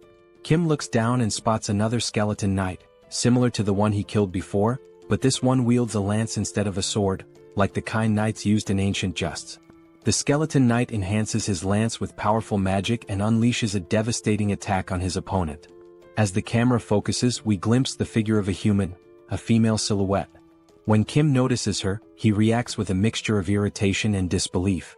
The human channels magic into her fist and, with a single overwhelming punch, sends the skeleton knight flying. The scene fully reveals the figure, a muscular and striking woman with an imposing presence. As the skeleton knight crashes from a great height, Young-soo nervously suggests they might have to deal with both of these figures if they land now. Startled, Kim exclaims that one of them is his older sister. Shocked, Young-soo asks which one. Kim clarifies that the one who just sent the skeleton knight flying is his sister. The fog clears, fully revealing Kim's sister, Seoul. She stands confidently, her toned muscles and impressive physique drawing attention. Viewers might even call her a muscle queen. Clearly annoyed, Seoul remarks that while she felt the full impact of her punch on the skeleton knight, the creature refuses to die no matter how many times she beats it senseless. Kim begins narrating Seoul's backstory, referring to her as Sister Number 2. He explains that, as a child, Seoul discovered mixed martial arts by chance on TV and was immediately captivated. Luckily, she had a supportive younger brother. Whenever she watched martial arts matches, she would practice the techniques on Kim. But Seoul's victories over weaker opponents left her unsatisfied. Her desire for greater challenges drove her to find tougher opponents at the local playground. There, she defeated anyone who dared to face her, boys, girls, even kids 3 years older. Recognizing her extraordinary talent, their father enrolled Seoul in a mixed martial arts academy. Thus began her journey toward becoming a powerhouse of martial arts. This was the moment Seoul encountered her first defeat. Her teacher bested her. But rather than feeling disheartened, Seoul found the pain of losing exhilarating. At last, she had found a challenge worth her effort. Her new goal became defeating her teacher. Along the way, she achieved victory in multiple jiu-jitsu competitions. By the time she reached 7th grade, she had no equal in the junior division. Her intense passion for training and obsession with fitness drove her to constantly strive for perfection. However, this fixation soon spiraled into a dangerous addiction. Eventually, Seoul sustained a serious injury, tearing the cruciate ligaments in both legs. Impatient with the recovery process, she resumed training prematurely, leading to further injuries. The cycle continued, injury, recovery, and relapse, until she finally made her professional fighting debut at the age of 24. Her skill level could have allowed her to debut much earlier, but her stubbornness and repeated setbacks delayed her entry. Despite the late start, Seoul became so formidable that she easily ranked among Korea's top 10 fighters. Young-soo, hearing this, is dumbfounded. But Kim reassures him there's no need to be intimidated by Seoul, suggesting they land the helicopter slowly. However, Young-soo, still observing Seoul from afar, mutters that she looks more like a monster than a human.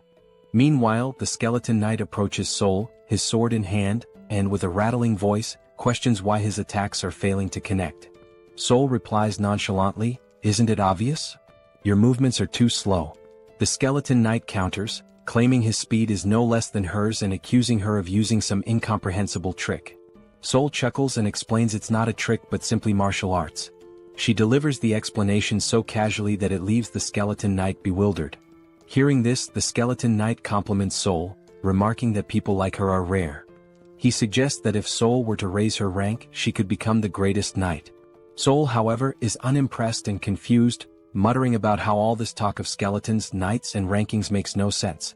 The skeleton knight continues, confessing that he's developed a deep admiration for her.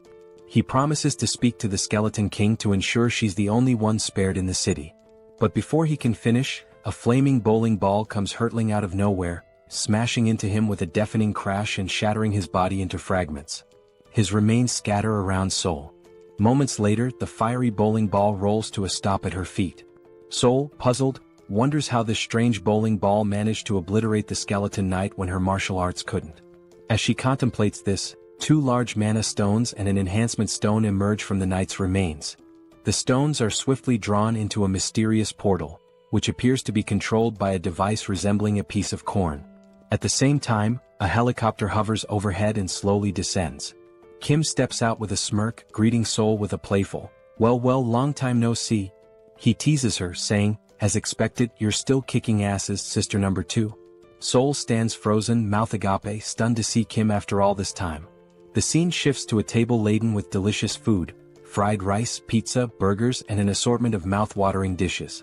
Joo-hee and Kim sit silently, watching in amazement as Seoul devours the food with feral intensity. Unable to contain her curiosity, Joo-hee asks if Seoul uses some special ability to enhance her strength. Between enormous bites of chicken and pizza, Seoul casually responds saying Joo-hee is partly right and partly wrong. Her physical prowess, she explains, is natural and unrelated to the barrier. The barrier's sole purpose, she says, is to shield her from external attacks. She delivers this explanation as if it's no big deal. As Seoul continues eating voraciously, Joo-hee's patience finally snaps. "Eat slower," she scolds, warning Seoul that she'll choke or get indigestion if she doesn't. Kim, observing the exchange, chuckles and tells Joo-hee it's futile to argue. "She's been eating like this since we were kids," he says with a resigned smile. Amid their playful banter, a warm, heartfelt conversation unfolds. Kim, smiling genuinely, tells his sisters how relieved he is that all three of them awakened survival-related abilities and managed to endure this long. Kim now had just one more task, to find their older brother. As Seoul ate, she glanced at Kim with skepticism and asked, "Everything's fine, but seriously, Kim, your ability feels like a cheat code. How are you even capable of all this?" Kim chuckled softly, replying, "It's a long story. I'll explain everything to you later, but for now, just eat and get some rest." He showed Seoul how to use the packs to order anything she needed and mentioned that Young-soo's family was safe in the subspace. He suggested Seoul take a moment to say hello to them. Seoul agreed with a nod but then asked, "Are we leaving this city right now? Are we really going?" Kim rose from his chair and answered, "Yes, we need to leave immediately. The city's ceiling is closing at an alarming rate, and I'm not sure if this fortress can shield the entire city." His tone was grave as he emphasized the urgency, adding that he had to gather as many mana stones as possible before the ceiling fully closed. Looking up at the sky, Kim felt a pang of dread. The ceiling had already sealed shut, plunging the entire area into darkness. Wasting no time, he boarded his Black Hawk, ascended into the sky, and launched 5 blazing fireballs at the fortress walls with all his strength. Yet, despite the ferocity of the attack, the fortress remained unscathed. There wasn't even a scratch. A sinking feeling washed over Kim. Not even a dent, he thought. He contemplated his options. Should he take the entire city into his subspace? The thought seemed tempting but reckless. He reminded himself that moving such a massive structure into his subspace could have unpredictable consequences. Kim had already exhausted his remaining mana stones, expanding his portal's radius to 19.76 meters, just large enough to fit the Black Hawk. Now he had no resources left. He considered hunting skeletons and monsters in the city to collect more mana stones, but he wasn't sure what would happen to the city's inhabitants if he took the entire structure into his subspace. As Kim wrestled with these dilemmas, Seoul's voice interrupted his thoughts. "This seems like a lot of trouble," she said from behind. She then recounted her encounter with the skeleton knight, explaining how he had promised to spare her life because he liked her. Before his demise, the knight had mentioned that if Seoul stayed in the city, her death would only be delayed. Curious, Kim asked for more details. Seoul shrugged and replied, "I couldn't get anything else out of him because you smashed him into pieces." She admitted she still didn't know how her death would have been delayed if she remained in the city. The skeleton knight had only mentioned speaking to the skeleton king on her behalf.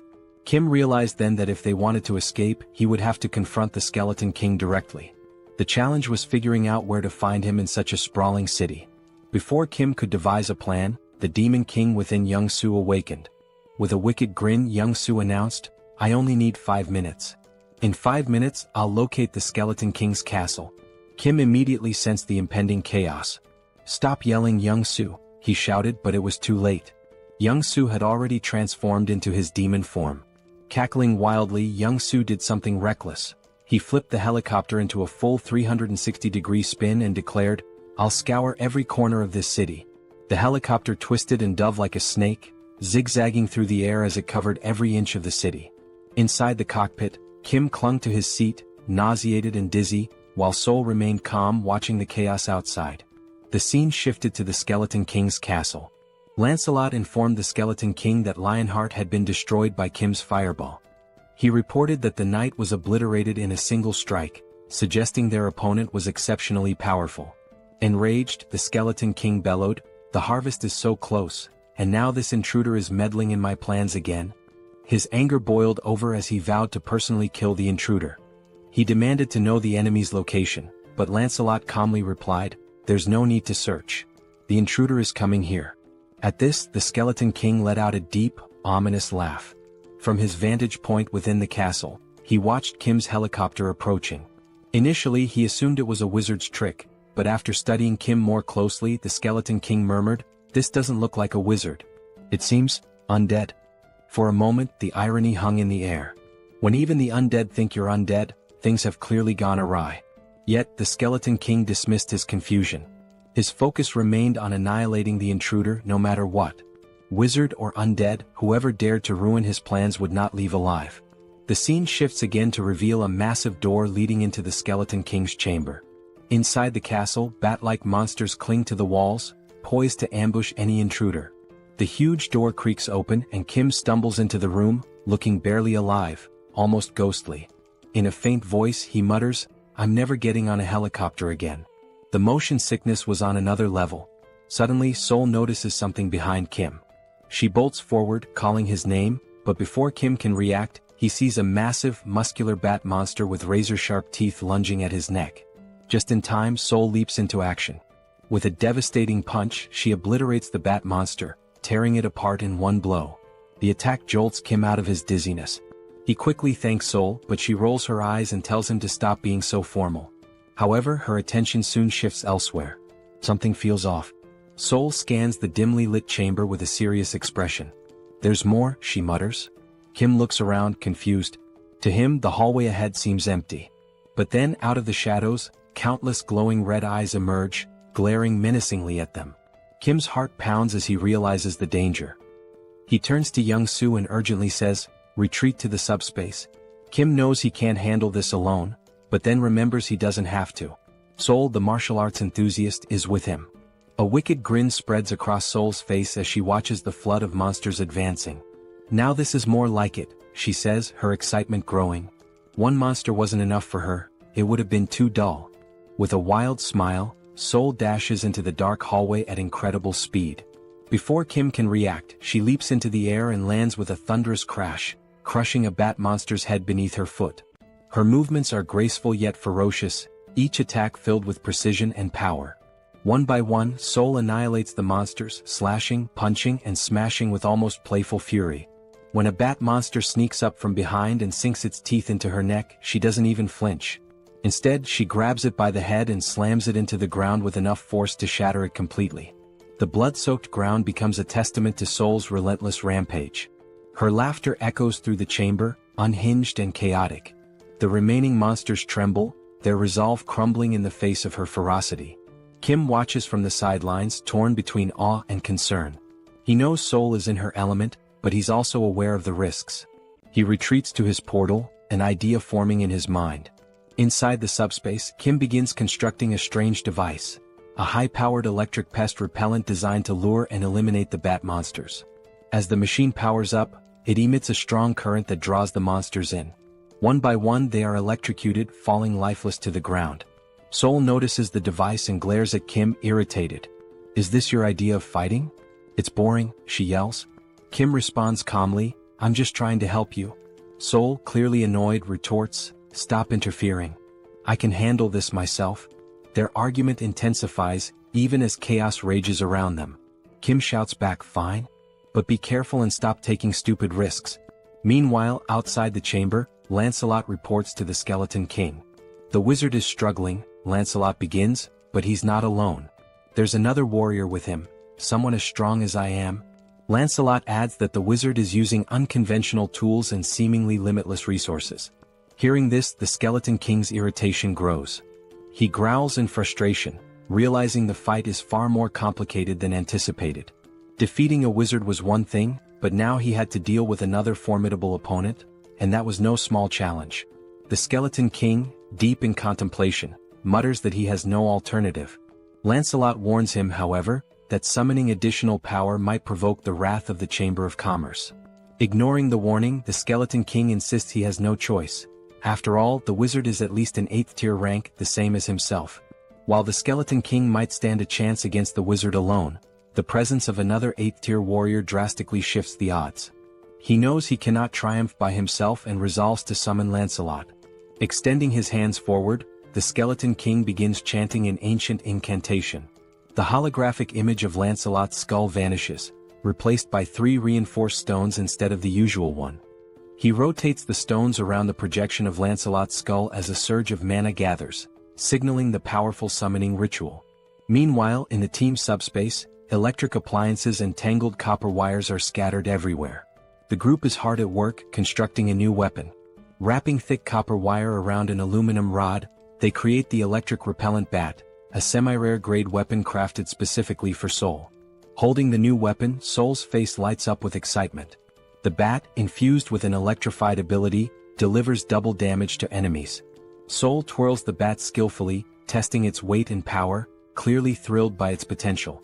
As they exit the SUBSPACE, she thanks Kim, teasingly calling his crafting skills a scammer's ability for how effortlessly he can produce items. She remarks that the electric bat will be perfect for dealing with the monsters but warns Kim not to interfere in her battle this time. She wants to face the bat monsters alone. As Seoul steps out, she begins scratching her neck. Concerned, Kim asks if she's injured. Seoul explains that since the bat monster bit her, she hasn't felt any pain, but now there's an itch. She adds that she received a system notification earlier, stating that all impure energy had been expelled from her body. This revelation makes Kim uneasy, wondering if Seoul might transform into a vampire. Seoul, noticing his worry, jokingly tells him that if she does turn into a vampire, he has to kill her. She wouldn't want to live as a vampire lady. The siblings share a brief, light-hearted moment. The scene shifts back to the Skeleton King, who turns his attention to Kim, his voice laced with sarcasm. He sneers, mocking that the name Arcane must be ashamed of Kim's reckless behavior. The Skeleton King accuses Kim of ruining his plans and causing chaos in his domain. He declares that, regardless of Kim's origins in the arcane dimension, he has no right to meddle in his affairs. With a chilling roar, the Skeleton King vows to fight and kill Kim. Kim and Seoul exchange glances, baffled by the king's rant. "This idiot makes no sense," Kim mutters under his breath. The word idiot only enrages the Skeleton King further. Furious, he calls for Lancelot to attack, commanding him to eliminate Kim and Seoul immediately. Lancelot finally emerges from the summoning. His presence is nothing short of terrifying. His 4 glowing eyes gleam menacingly, and his massive silver armor radiates power. In his hand, he wields an enormous sword capable of cutting through anything.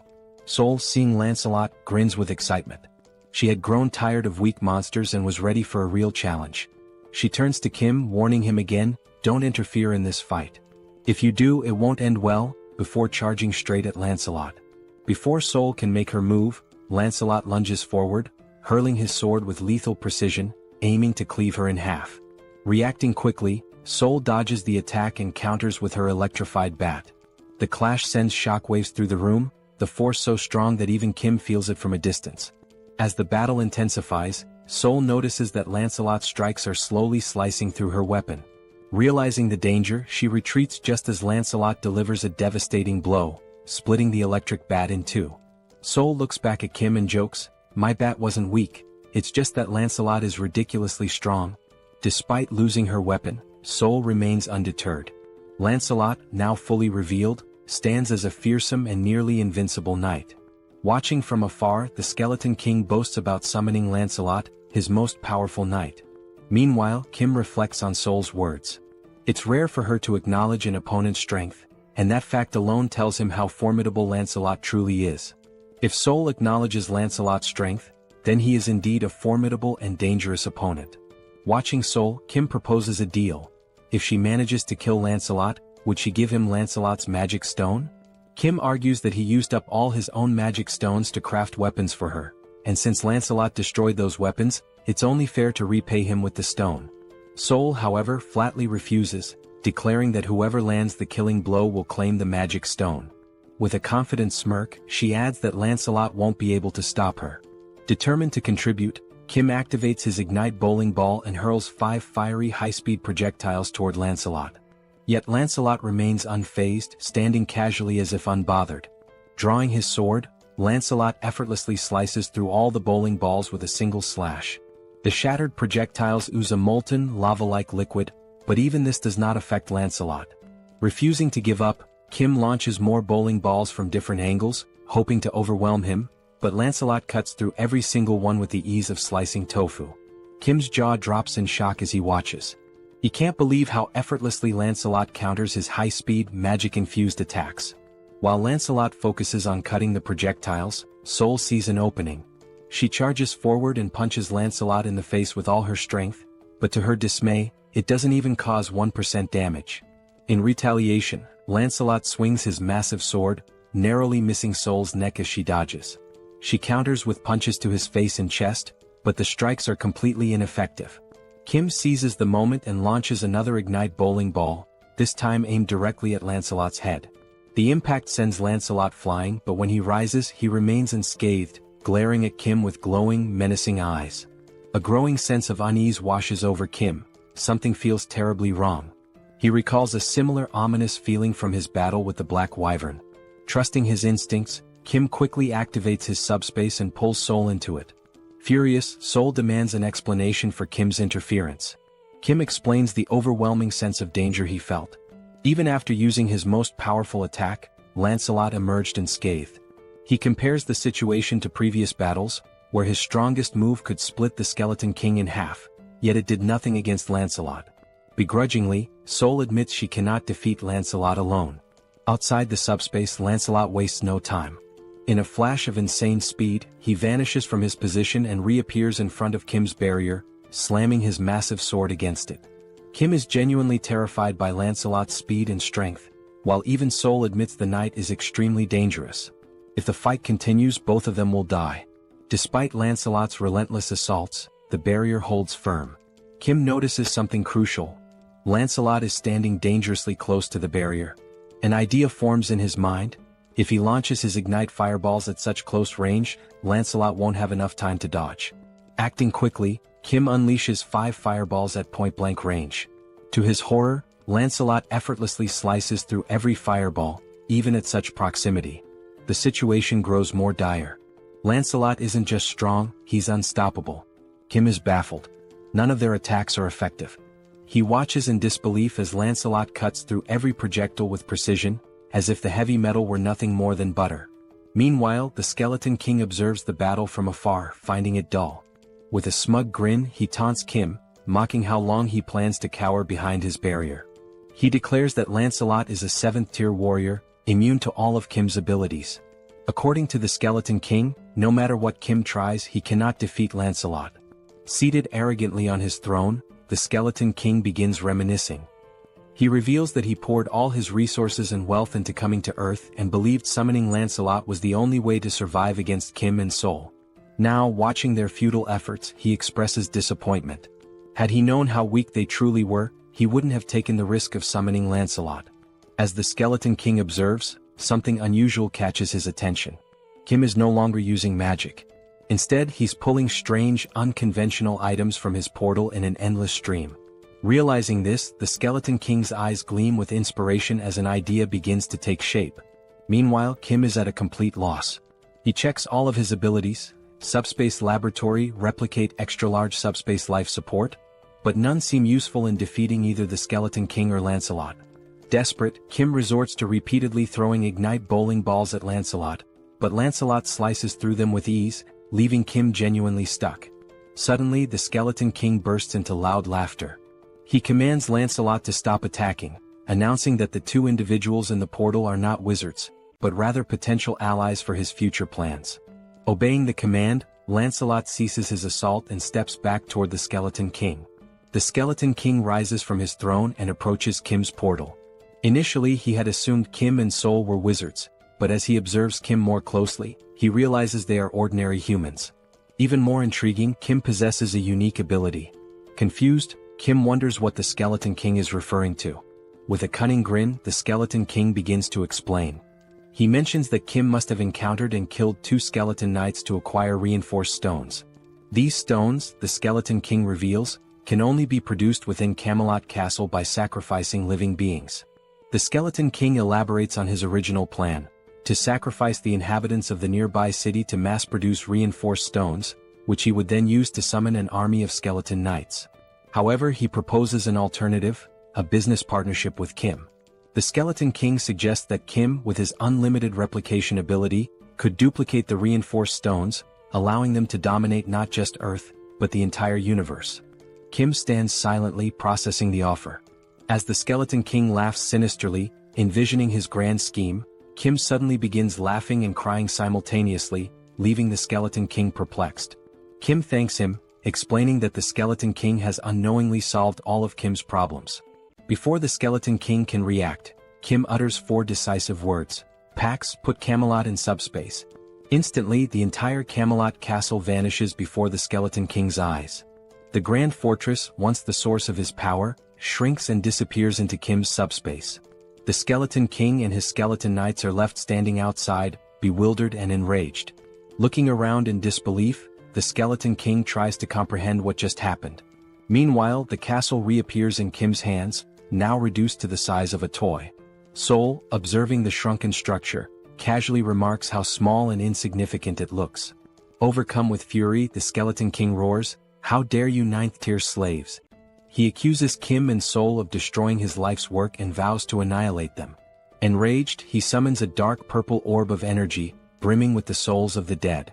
The green, ghostly spirits surge toward Kim's portal, attempting to shatter it. Yet as the smoke clears, Kim and Seoul remain unharmed. Now calm, Kim begins to think strategically. He recalls the name of the skeleton knight summoned by the Skeleton King, Lancelot. Deciding to take a bold risk, Kim calls out Lancelot's name, attempting to summon him. To everyone's astonishment, Lancelot materializes before Kim. However, this time his appearance is different. Gone is the dark aura that usually surrounds him. Instead, he radiates a golden light, warm and majestic. Lancelot turns to Kim and acknowledges him as his new master. Without hesitation, Kim commands Lancelot to kill the Skeleton King. Obeying immediately, Lancelot draws his sword and, with a single precise slash, cleaves the Skeleton King cleanly in two. The Skeleton King, unable to react or defend himself, is defeated in an instant. With grace and overwhelming power, Lancelot ends the battle in one swift motion. As soon as Lancelot struck the Skeleton King, the violet core within the Skeleton King was destroyed. It shattered into fragments with a faint explosion. Lancelot then drove his blade into the back of the Skeleton King like a royal decree. We see the Skeleton King's body sprawled before Lancelot, his jagged crown lying discarded at Lancelot's feet, and his dismembered parts scattered across the ground. As the Skeleton King's form faded, a golden mana crystal began to glow. The system alerted Kim that he had defeated the Skeleton King. When Lancelot transferred ownership of the Night King's dimensional account, it became Kim's property. Upon opening the system notification, a new feature appeared, the dimensional account. When Kim accessed it, he discovered 3,086 mana stones within. Staring at such a vast number of mana stones, Kim felt both bewildered and astonished. This meant that by defeating the Skeleton King, Kim had acquired thousands of mana crystals in one go. Despite his happiness, Kim couldn't help but wonder, what would he do with so many mana stones? As Kim stood lost in thought, Seoul placed her hand on his shoulder. She told Kim that if he had any sense of morality, he should gift his sweet little sister 1,000 mana stones. After all, she reminded him, she had saved his life when they entered the Skeleton King's castle. Did he forget that? Kim sighed and told Seoul that 1,000 mana stones was too much. He accused her of acting like a mob boss and exaggerating her role in saving his life. Kim pointed out that he had also given her a weapon, which allowed her to fight Lancelot on equal terms for a brief time. Shouldn't she repay him for that? Seoul looked at Kim and retorted that they had both helped and saved each other, so it would only be fair to settle on 500 mana stones instead.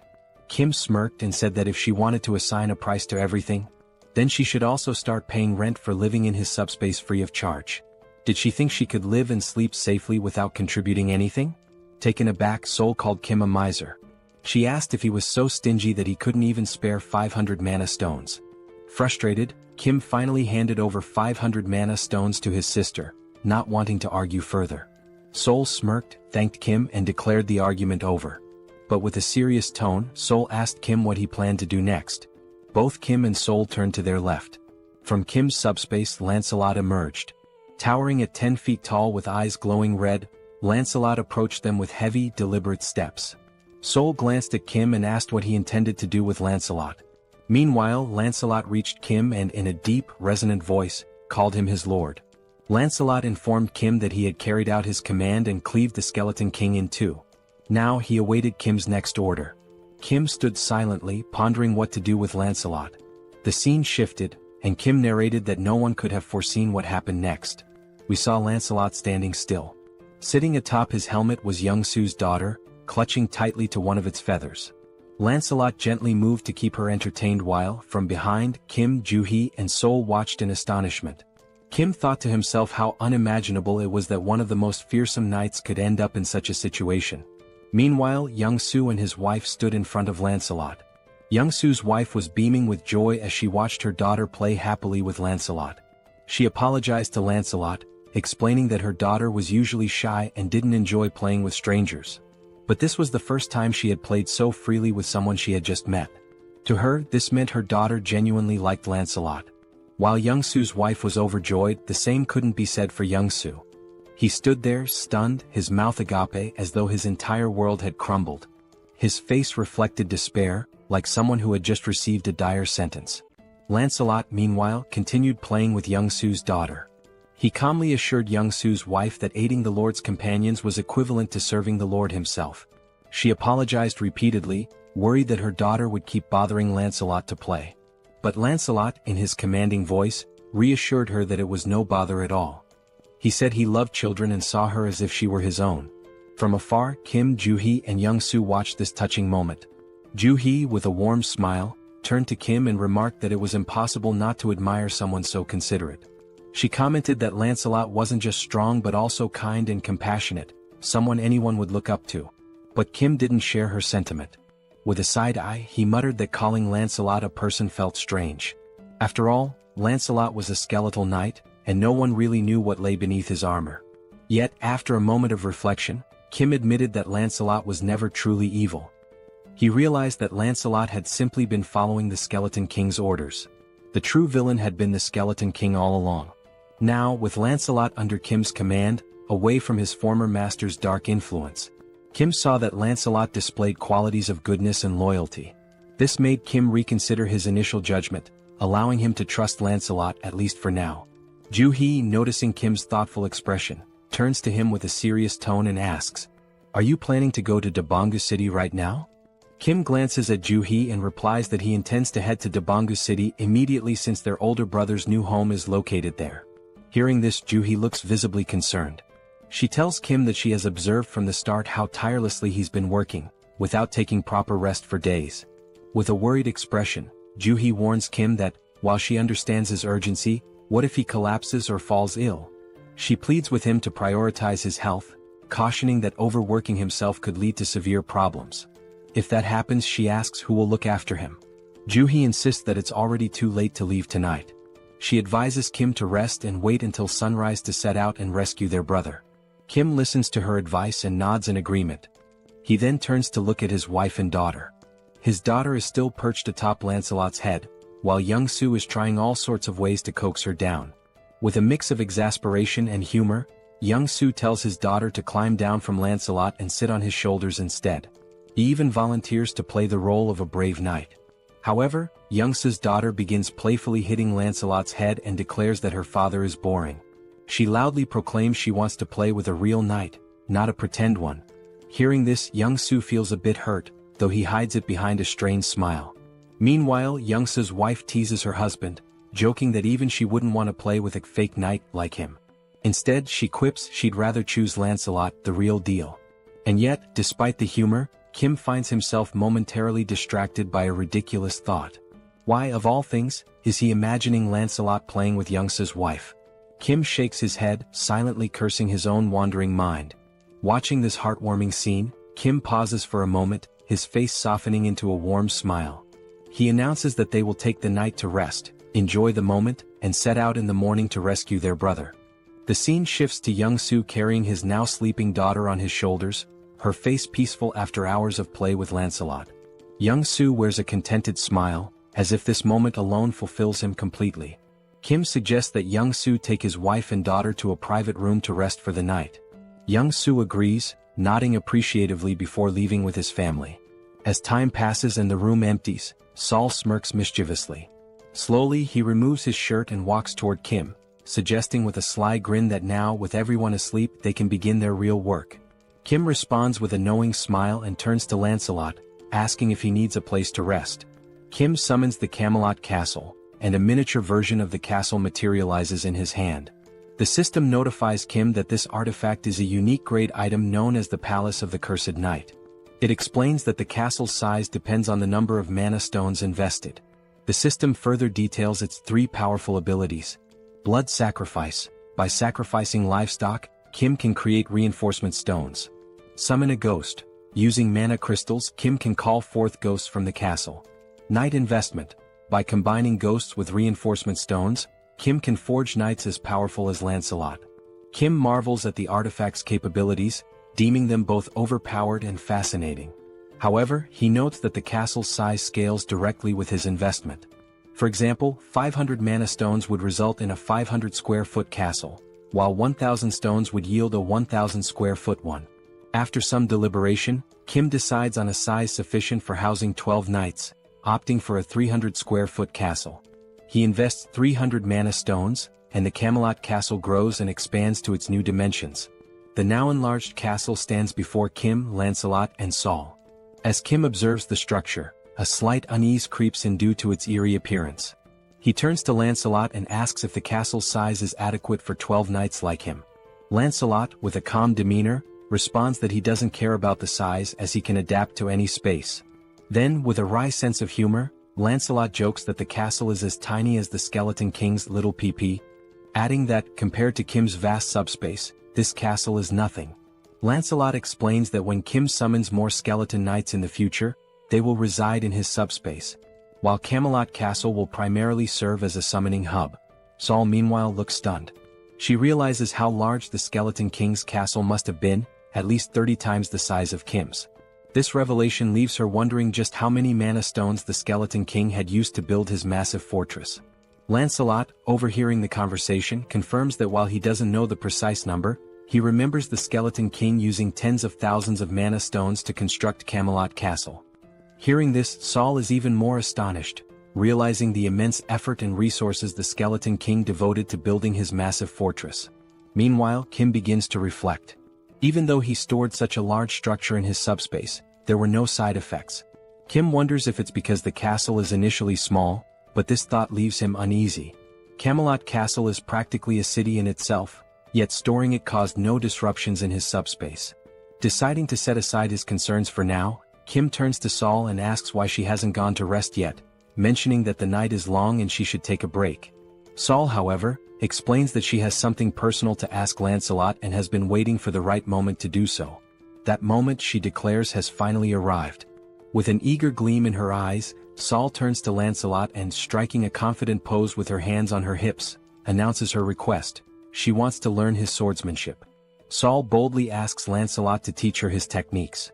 Kim, overhearing this, is taken aback. He thinks to himself that if Lancelot agrees to teach Saul, her skills will improve significantly, which would greatly benefit their team in the future. On the other hand, Lancelot looks thrilled. In his deep voice, he responds that he would be delighted to teach her his swordsmanship, but under one condition. Lancelot explains that when Saul used her martial arts against him previously, he found it fascinating. If she wants to learn his swordsmanship, then she must teach him her martial arts in return. It would be an exchange of skills, her martial arts for his swordsmanship. Hearing this, Saul smirks, her expression shifting into one of playful mischief, almost bordering on manic. With a teasing tone, she praises Lancelot for being clever, admitting that her martial arts are indeed impressive. She calls him a little kid and playfully questions whether he could even handle her intense training regimen. Kim, watching this from the sidelines, notes how Saul's excitement peaks whenever the topic of martial arts comes up. She's undeniably a martial arts enthusiast, if not an outright fanatic. Meanwhile, Saul continues to taunt Lancelot, her mischievous smile intact. She suggests they start with a simple sparring session before beginning formal training. The scene shifts to Kim, who, feeling drowsy, starts heading toward his room in Camelot Castle for some rest. Meanwhile, Lancelot and Saul engage in their sparring session. Saul enjoys the match immensely, pushing Lancelot to his limits. By the end, Lancelot earns his place as a true member of their group, fully integrated into their family dynamic. The scene shifts again, this time to Kim and Young-soo observing from Kim's subspace. Both are surprised to see numerous military officers in the vicinity, communicating through walkie-talkies and appearing to scout the area. Confused, Young-soo asks, "Are there other people besides us planning to travel in the morning?" Kim, however, finds the situation suspicious. Just as he is about to voice his concerns, the sound of a helicopter echoes in the sky. Looking up, they spot the aircraft flying toward Kim's subspace. Young-soo, recognizing the helicopter, exclaims, "That helicopter looks very familiar." Kim realizes it too. It's the same helicopter he had stored in his subspace and later handed over to the general. The helicopter lands and the general steps out with an elated expression. Hurrying toward Kim, he greets him warmly, saying, "Hello, Kim." Kim returns the greeting and asks if the general is alright. The general replies that he's fine but shares that he's been searching for Kim for a long time and has finally found him.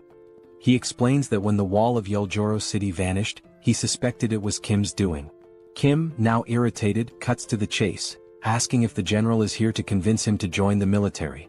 With a firm tone, Kim makes it clear that if that's the case, his answer is no. His priority is finding his family. The general quickly reassures him, saying, "Kim, you've misunderstood." He explains that he hasn't come to recruit Kim but rather to deliver critical news. In a serious tone, the general warns Kim that traveling by helicopter is not safe. He explains that a faction that betrayed the military has seized a base and now controls air defense systems. If Kim and Young-soo were to travel by helicopter, especially a military one and a general's at that, they would be targeted and shot down. Both Kim and Young-soo are stunned by this revelation. The general provides detailed information, elaborating on how the rebel faction captured the military base and now commands a significant portion of air defense forces. He also shares that he had sent a scouting team in the same helicopter Kim had given him. That helicopter was destroyed mid-air, leaving the general without any information on those individuals. Growing increasingly concerned, the general reminds Kim that he mentioned traveling through the city to rescue his family. The general warns that if Kim had chosen to travel by helicopter, it could have placed him in extreme danger. Upon hearing this, Kim realizes that if they had used the helicopter, their deaths would have been almost inevitable. Acknowledging the severity of the situation, Kim thanks the general for providing such vital information. At this point, the general shifts the conversation. He brings up how the wall surrounding the city vanished last night, suggesting that Kim must have defeated the Skeleton Knight. However, Kim's focus drifts away from the general's words. Instead, he contemplates the mention of the next city being under military control. Kim understands that if the military has already taken over the next city, it's only a matter of time before they dominate other cities as well. Even if he travels through the entire city to save his family, the looming military presence will remain a significant threat. Adding to the peril is the Black Wyvern, a formidable force capable of annihilating helicopters, intensifying the danger. Kim resolves that to save his brother, he must head to Donggu City, a city now under military control. This means he must obliterate the enemy camp to secure his brother's safety. With a resolute and determined expression, Kim takes immediate action. He summons the Lord. From the subspace, a dark shadow emerges, causing the general to grow visibly uneasy. Kim, maintaining a calm yet intense demeanor, addresses the general. In response to the earlier question about whether he defeated the Skeleton Knight, Kim affirms, "Yes, I defeated the Skeleton Knight and took him captive." As Kim speaks, the Skeleton Knight appears. Towering 10 feet tall, the figure has glowing red eyes, wields a massive sword and carries a formidable iron shield. The knight stands ominously behind Kim. The general stares in pure horror and disbelief. He realizes that this knight is far stronger, at least 10 times more powerful, than the previous Skeleton Knight. And now, this terrifying entity is under Kim's command, ready to follow his every order. The general struggles to process the sheer weight of what he is witnessing. Kim, undeterred, confidently declares that his older brother's new residence is in Donggu City, the very city housing the military camp. This leaves Kim with no alternative, he must go there. With a sly, confident smile, Kim turns to the general and asks, "So, how about we take down all those military forces?" Overcome with joy and relief, the general feels tears welling up in his eyes. We are now introduced to another location, seemingly destroyed, which appears to be some kind of base. In this base, goblin soldiers, clad in military uniforms, are seen wielding rifles and equipped with heavy artillery. Behind one of the goblins, a human hand becomes visible, revealing humans imprisoned in cages under the watchful eyes of the goblin soldiers. As the goblin squints to focus, it notices something unusual ahead, though it cannot determine what it is. From a distance, we see Lancelot's ghostly head infiltrating the goblin base, investigating how it operates. Noticing that the goblin is approaching, Lancelot decides to retreat to avoid alerting the enemy. While flying to gather more information, he overhears a conversation between two goblins but cannot understand their language. However, upon observing their movements more closely, he notices that even within the goblin army, there is a ranking system that dictates the level of importance and influence each goblin holds over the others. Still concealed behind a tree, the ghostly head concludes it has gathered enough information and decides to return to the command center to report his findings. As he departs, the system screen reveals how the summoning ability for this ghostly form works, named Phantom Summon. This ability allows the summoning of Camelot's ghosts, with specific costs associated with each invocation. It is also shown that while knights are in their ghostly forms, they cannot physically interact with the environment, but they are also immune to physical interference. Moreover, this ability enables them to pass through walls and even fly freely. Summoning a ghost consumes 1 enhancement stone and 500 magic stones, the same cost as summoning a knight. Although not explicitly stated in the description, once summoned as a ghost or knight, they can switch forms without incurring additional costs. In other words, phantomization can be considered an optimal means of reconnaissance behind enemy lines. A few hours earlier, the general had been outlining the strategy they would use, showing on a map the cities involved and relying on Lancelot to patrol the enemy lines, determining the strength of their forces, the location of anti-aircraft weapons, and other characteristics of the enemy troops. Based on the information gathered, the plan was to devise a strategy to outmaneuver the enemies. However, due to the ghost's limited range, everyone needed to move closer to the enemy lines and pinpoint where government forces were stationed before reconnaissance could begin. Lancelot returned to the Allied base after taking 2 hours and 30 minutes to complete his reconnaissance. While reporting his findings, Kim was shocked to learn that the soldiers had mutated into goblins and had imprisoned over 200 people, referring to them as sacrifices. Additionally, Lancelot shared further details he had overheard. First, the enemy had a total of 9 anti-aircraft weapons. Second, they planned to recruit additional manpower from Bangkok Dong. Third, the brigade commander, a high-ranking officer, was stationed in the eastern wing. Lastly, they mentioned that the world would change when a certain someone arrived.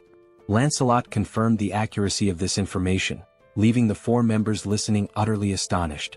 The commander remarked that security had indeed been tighter than usual and suspected they were plotting something but hadn't anticipated the capture of civilians. Kim mentioned rumors that some had voluntarily joined the rebel forces but expressed confusion about their motives and the reason for imprisoning civilians. He also questioned who this person capable of changing the world might be.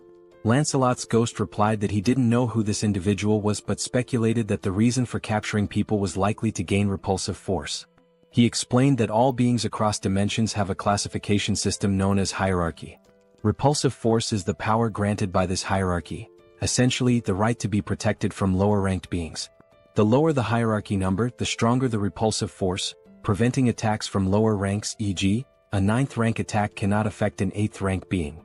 However, this is not an absolute rule.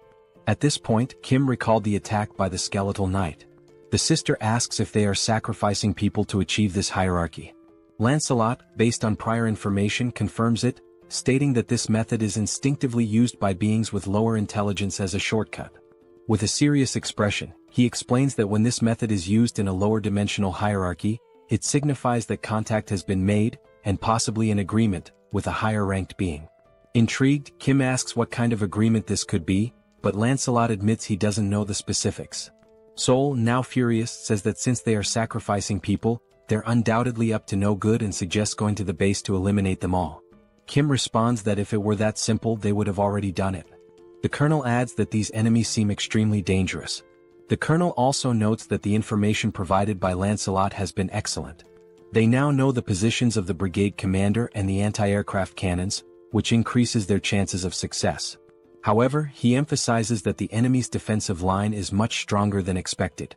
Once the operation begins, the enemy will likely call reinforcements from the 1st Legion, potentially escalating this into a large-scale war.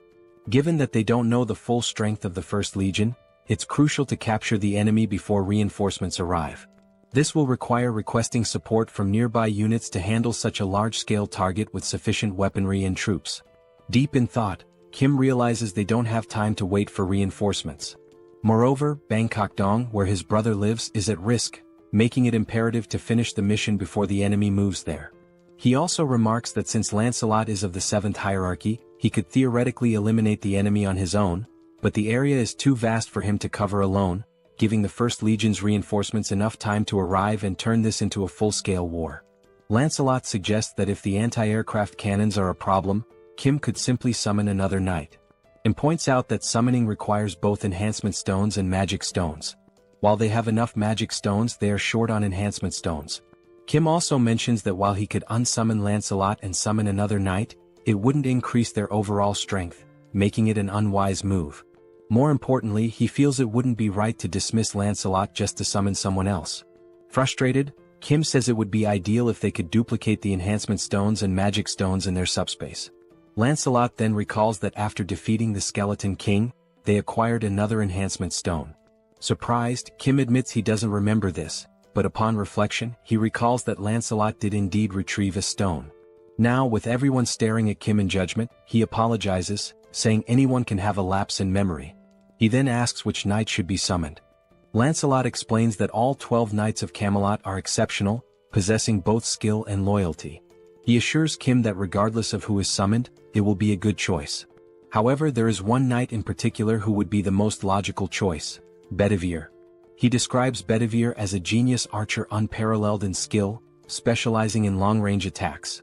Enthralled, Kim exclaims that he can't resist and wants to summon him right away. Back at the goblin base, the captives appear gravely debilitated. A girl wearing an orange sweater is called out by one of the goblins. Frightened, she asks if he's really speaking to her. The goblin points out that everyone else in the cage looks weak except for her. He then asks if she wants to escape. Confused, she hesitates, but the goblin quickly reveals he's only testing her. He declares that if she offers him something of value, he'll let her go. From the expression on the goblin's face, she understands exactly what he means. Before he can finish his proposition, his head is swiftly severed. The girl is stunned, her eyes lighting up as she realizes what Lancelot has just done right in front of her. Lancelot opens the prisoner's cage and, without wasting any time, continues moving swiftly. The girl steps out of the cage, still trying to process what just happened before her eyes. In the sky, something resembling a flaming bowling ball appears. From a distance, the goblins notice the strange object in the sky but cannot identify it. Upon closer inspection, one of them realizes it is indeed a bowling ball, but it makes no sense to him. Before he can react, the ball suddenly hurtles in his direction, catching him off guard, and moments later, it strikes one of the anti-aircraft weapons. A goblin further away hears the explosion and wonders about its origin. The only thing he knows for sure is that something has blown up somewhere. From a distant viewpoint, we see the explosion and, coincidentally, also a hand gripping another flaming bowling ball. Yes, the summoned knight is hurling bowling balls at the enemies, already contemplating his next target. Moments earlier, Lancelot reveals something he hadn't mentioned before. Bedivere has only one arm. Kim is taken aback and confused as Lancelot had described Bedivere as an archer. He questions how Bedivere could possibly be an archer with just one arm. Lancelot confirms that Bedivere was indeed an archer, but that is a story from the past. He explains that long ago, Bedivere served as a knight under the Duke's command but lost his arm to a commander jealous of his exceptional talent. From that point on, Bedivere adapted, mastering throwing techniques using a leather strap. Thus, he earned his place among the 12 knights of Camelot. Still skeptical, Kim asks if Bedivere can truly destroy anti-aircraft cannons from such distances. Lancelot reassures him, stating that he fought alongside Bedivere for a long time and knows the full extent of his abilities. Additionally, Lancelot confirms that after scouting the enemy lines, only he and Bedivere will be needed for this mission. Back in the present, we see Bedivere launching more flaming bowling balls at the enemies from afar. The ball soars through the sky and strikes another anti-aircraft cannon. As the goblin base is a large area, a goblin from a distance notices the explosion and wonders what is happening. Turning around, he sees another goblin soldier being attacked and flung away by someone. Alarmed, he asks his officer what's going on, but then hears the distinct sound of a sword. When he looks closely, he spots Lancelot calmly walking in his direction. The goblin, trembling with fear, stammers that this is a restricted area where unauthorized individuals are not allowed. Lancelot remains silent, continuing his steady approach toward him with an air of calm authority. Meanwhile, we see Kim's system sending him notifications. The first shows he acquired 4 magic stones, bringing his total to 2,686. Shortly after, another notification appears, adding 12 more magic stones, increasing the total to 2,698. Kim, staring at the system screen in surprise, reflects that owning a dimensional account eliminates the need to collect magic stones manually, as they are gathered automatically. Still, he finds it hard to believe how quickly the stones are being accumulated and wonders if this is really correct. Moments later, 3 more notifications pop up, one with 5 more magic stones, another with 8, and yet another with 5, bringing the total to 2,788 magic stones. Young, Seoul, and Kim stand idly waiting for a signal to act, and Kim continues to question whether this situation is as it seems. Young reassures him, suggesting he look up at the sky, stating that it is likely the source of the multiple notifications. Above, 2 flaming bowling balls launched by Bedivere collide mid-air, creating a massive explosion that draws everyone's attention to the sky. Amazed by Bedivere's precision, Kim remarks that the knights had mentioned they would signal when all major anti-aircraft artillery had been destroyed. Young adds that it's now clear why Sir Lancelot takes so much pride in the Knights of Camelot. As the group stands in awe, the colonel comments on the extraordinary combination of Lancelot's tactics and Bedivere's abilities. He notes that if all the knights possess this level of skill, there's absolutely no need for special forces to intervene. Young simply nods in agreement. Kim, still astonished, declares it's time to make their move and execute their part of the plan. He also contemplates the immense power he now wields with all 12 knights, most of whom he hasn't even met yet. As the explosion in the sky subsides, smoke begins to fill the air. The scene shifts to the source of the explosions, Bedivere. He is examining a map and muttering to himself that there's a problem. He notes that he destroyed all the necessary targets and even sent the signal in the sky, but now he can't make sense of the map. The map indicates the locations of the anti-aircraft artillery he had to eliminate, a goblin circled in red, and an arrow pointing somewhere else. However, he cannot figure out where Lancelot told him to go next. Bedivere continues staring at the map, trying to recall the route Lancelot had given him earlier, but he has no idea which direction to take now. He mutters that if there were written instructions, it would be much easier to understand. Shrugging off his frustration, he decides to trust his instincts and proceed. Back to Lancelot, he punches a goblin in the face, causing the creature to cry out in pain. Without hesitation, Lancelot follows up with a more forceful blow that sends the goblin flying. Unapologetic, he steps on the goblin with enough force to make it scream in agony. Still pinning the goblin underfoot, Lancelot states that controlling his strength is exhausting and warns the goblin to speak the truth before he accidentally kills it. He demands to know who informed them about using this shortcut, sacrificing humans to climb the hierarchy. He also presses for their plans and the strength of the First Legion's forces. The goblin chuckles, commenting on how much Lancelot seems to know about their operations. Eventually, the goblin gives in, revealing that the one destined to change the world is named Tonnerre. He calls Tonnerre a bastard of the 8th class, a giant compared to himself. Lancelot, unfazed, replies that he has never heard of this being and asks what Tonnerre wants with the goblins and what exactly his plan entails. Reluctantly, the goblin admits he doesn't know and is promptly kicked by Lancelot, spinning him through the air. Now farther away, the goblin uses the last of his strength to flee. He leaps from a nearby window in a desperate attempt to escape. Upon landing, he finds himself near a group of goblin soldiers patrolling the area.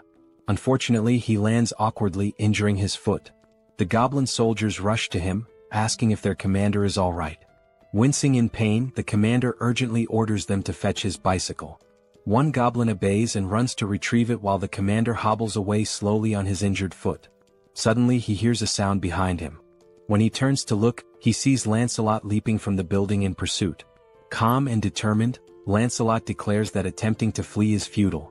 Unaware of the level of the threat in front of them, the soldiers surround their commander, vowing to protect him. One goblin, holding a rifle, declares that they'll take care of him, while another assists the commander in walking, offering support. Lancelot changes his tone and remarks on how remarkable it is that they're so willing to sacrifice themselves so easily, adding that their judgment is indeed at a goblin's level. The goblin retorts, saying it's better to be a goblin than an empty-headed fool like Lancelot. Now aiming his rifle, the goblin advises Lancelot to drop his arrogance, noting that there are also 8th-ranked individuals in their main force. He boasts that if he had only consumed 10 more, he too would have been in 8th rank. Disbelieving the audacity of their actions, Lancelot questions whether all those who became goblins are doing the same thing. The goblin with a sly grin affirms this. He adds that he is one of the intelligent ones, adapting to a changing world. Before he can finish his sentence, Lancelot swiftly lunges forward and drives his sword through the goblin's neck. Lancelot coldly remarks that knowing this will make it easier to decide whose lives to take. The fleeing commander glances back to see what is happening, only to witness blood spurting into the air. Lancelot's sword is now soaked in blood, and his gaze shifts toward his next target. The goblin commander, once again in danger, has no choice but to run. But as he glances up at the sky, he freezes in shock. There he sees a helicopter, unaware that the anti-aircraft artillery has been destroyed. Inside the helicopter are Kim and Young. Young announces his intention to land the helicopter, but Kim, feeling nauseous, warns that landing there is too dangerous and suggests entering the subspace. The goblin commander realizes that government forces are also attacking them. However, with a newfound dark aura, the commander mercilessly strikes down one of his own soldiers. From a distance, Lancelot observes this gruesome act, disgusted by the goblin's depravity. Kim descends from the helicopter and runs toward Lancelot, but upon looking to his side, he is horrified by the goblin commander's actions. With the magic stones of the fallen goblin in hand, the commander consumes them. Lancelot curses him, calling him a bastard and accusing him of becoming an 8th rank because of the stones.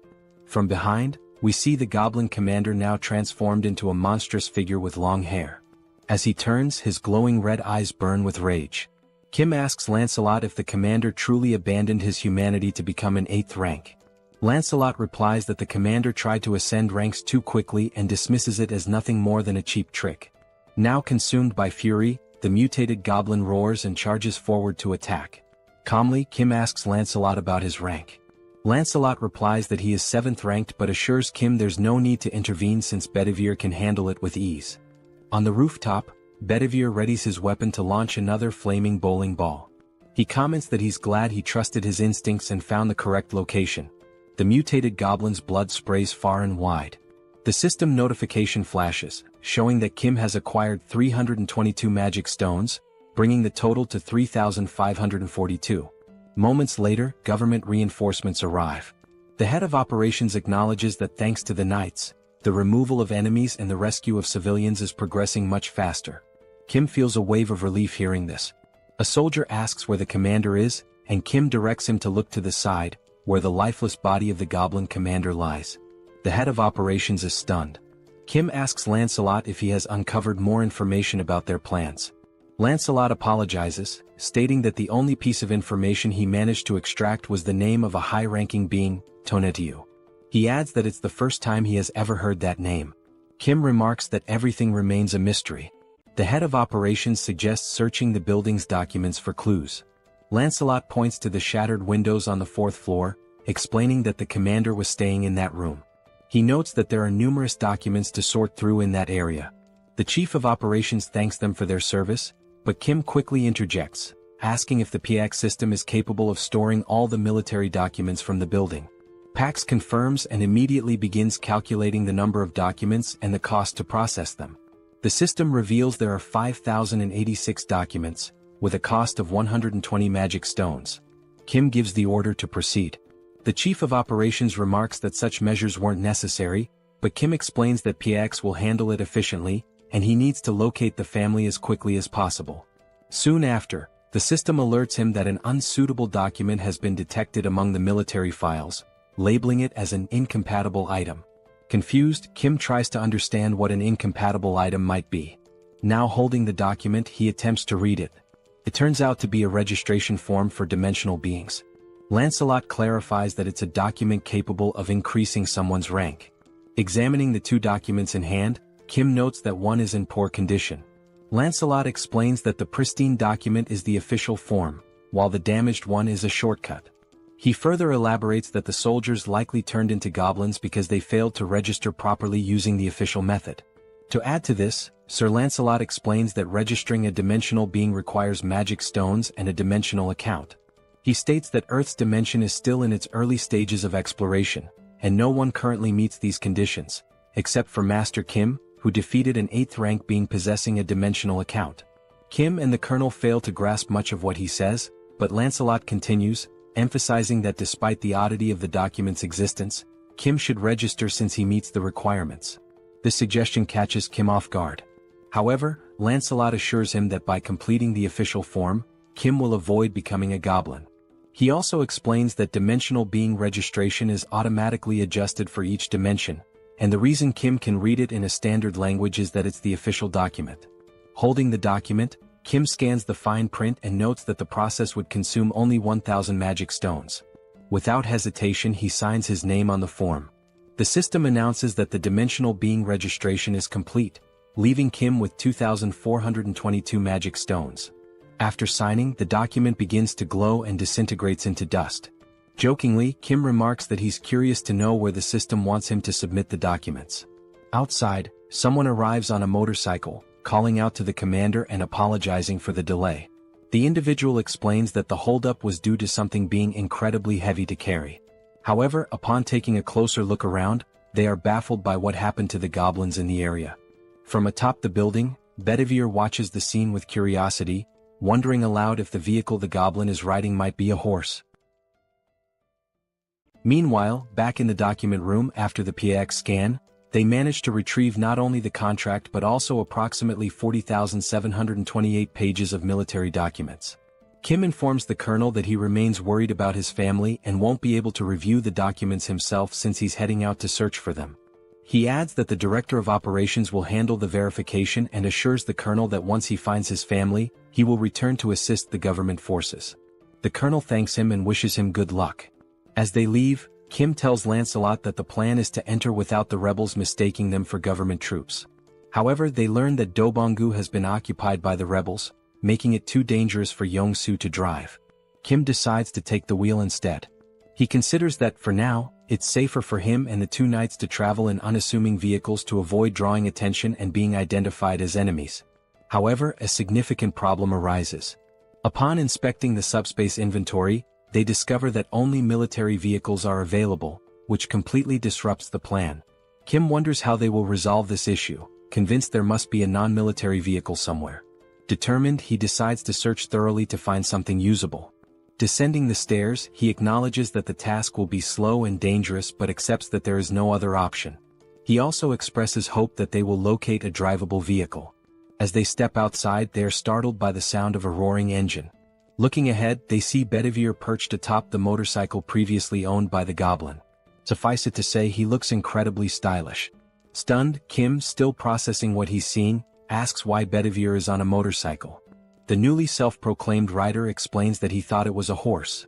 Pointing to the goblin's corpse on the ground, Bedivere says the goblin had been riding this modern horse, and he found it amusing, so he decided to learn how to use it. It wasn't even that difficult, he adds. Kim, still surprised, recognizes the vehicle as the brigade commander's motorcycle and hatches an idea. Opening the system, he learns it will cost only 22 mana stones to store the motorcycle under the military unit category. With 2,400 stones remaining, he approves the storage.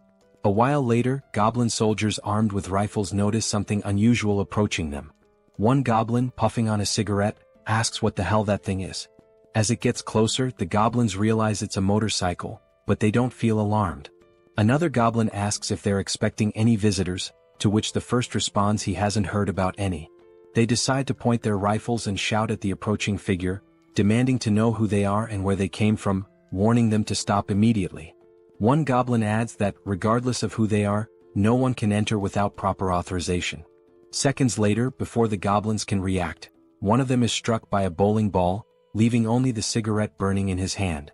Here's a lesson: if you're a goblin, don't smoke. The other goblin, bewildered by the sudden demise of his comrade, turns around to investigate what just happened. Still astride the motorcycle, Lancelot unsheathes his sword, turning those few seconds into the goblin's last. Without hesitation, he eliminates the goblin with a precise strike to the neck.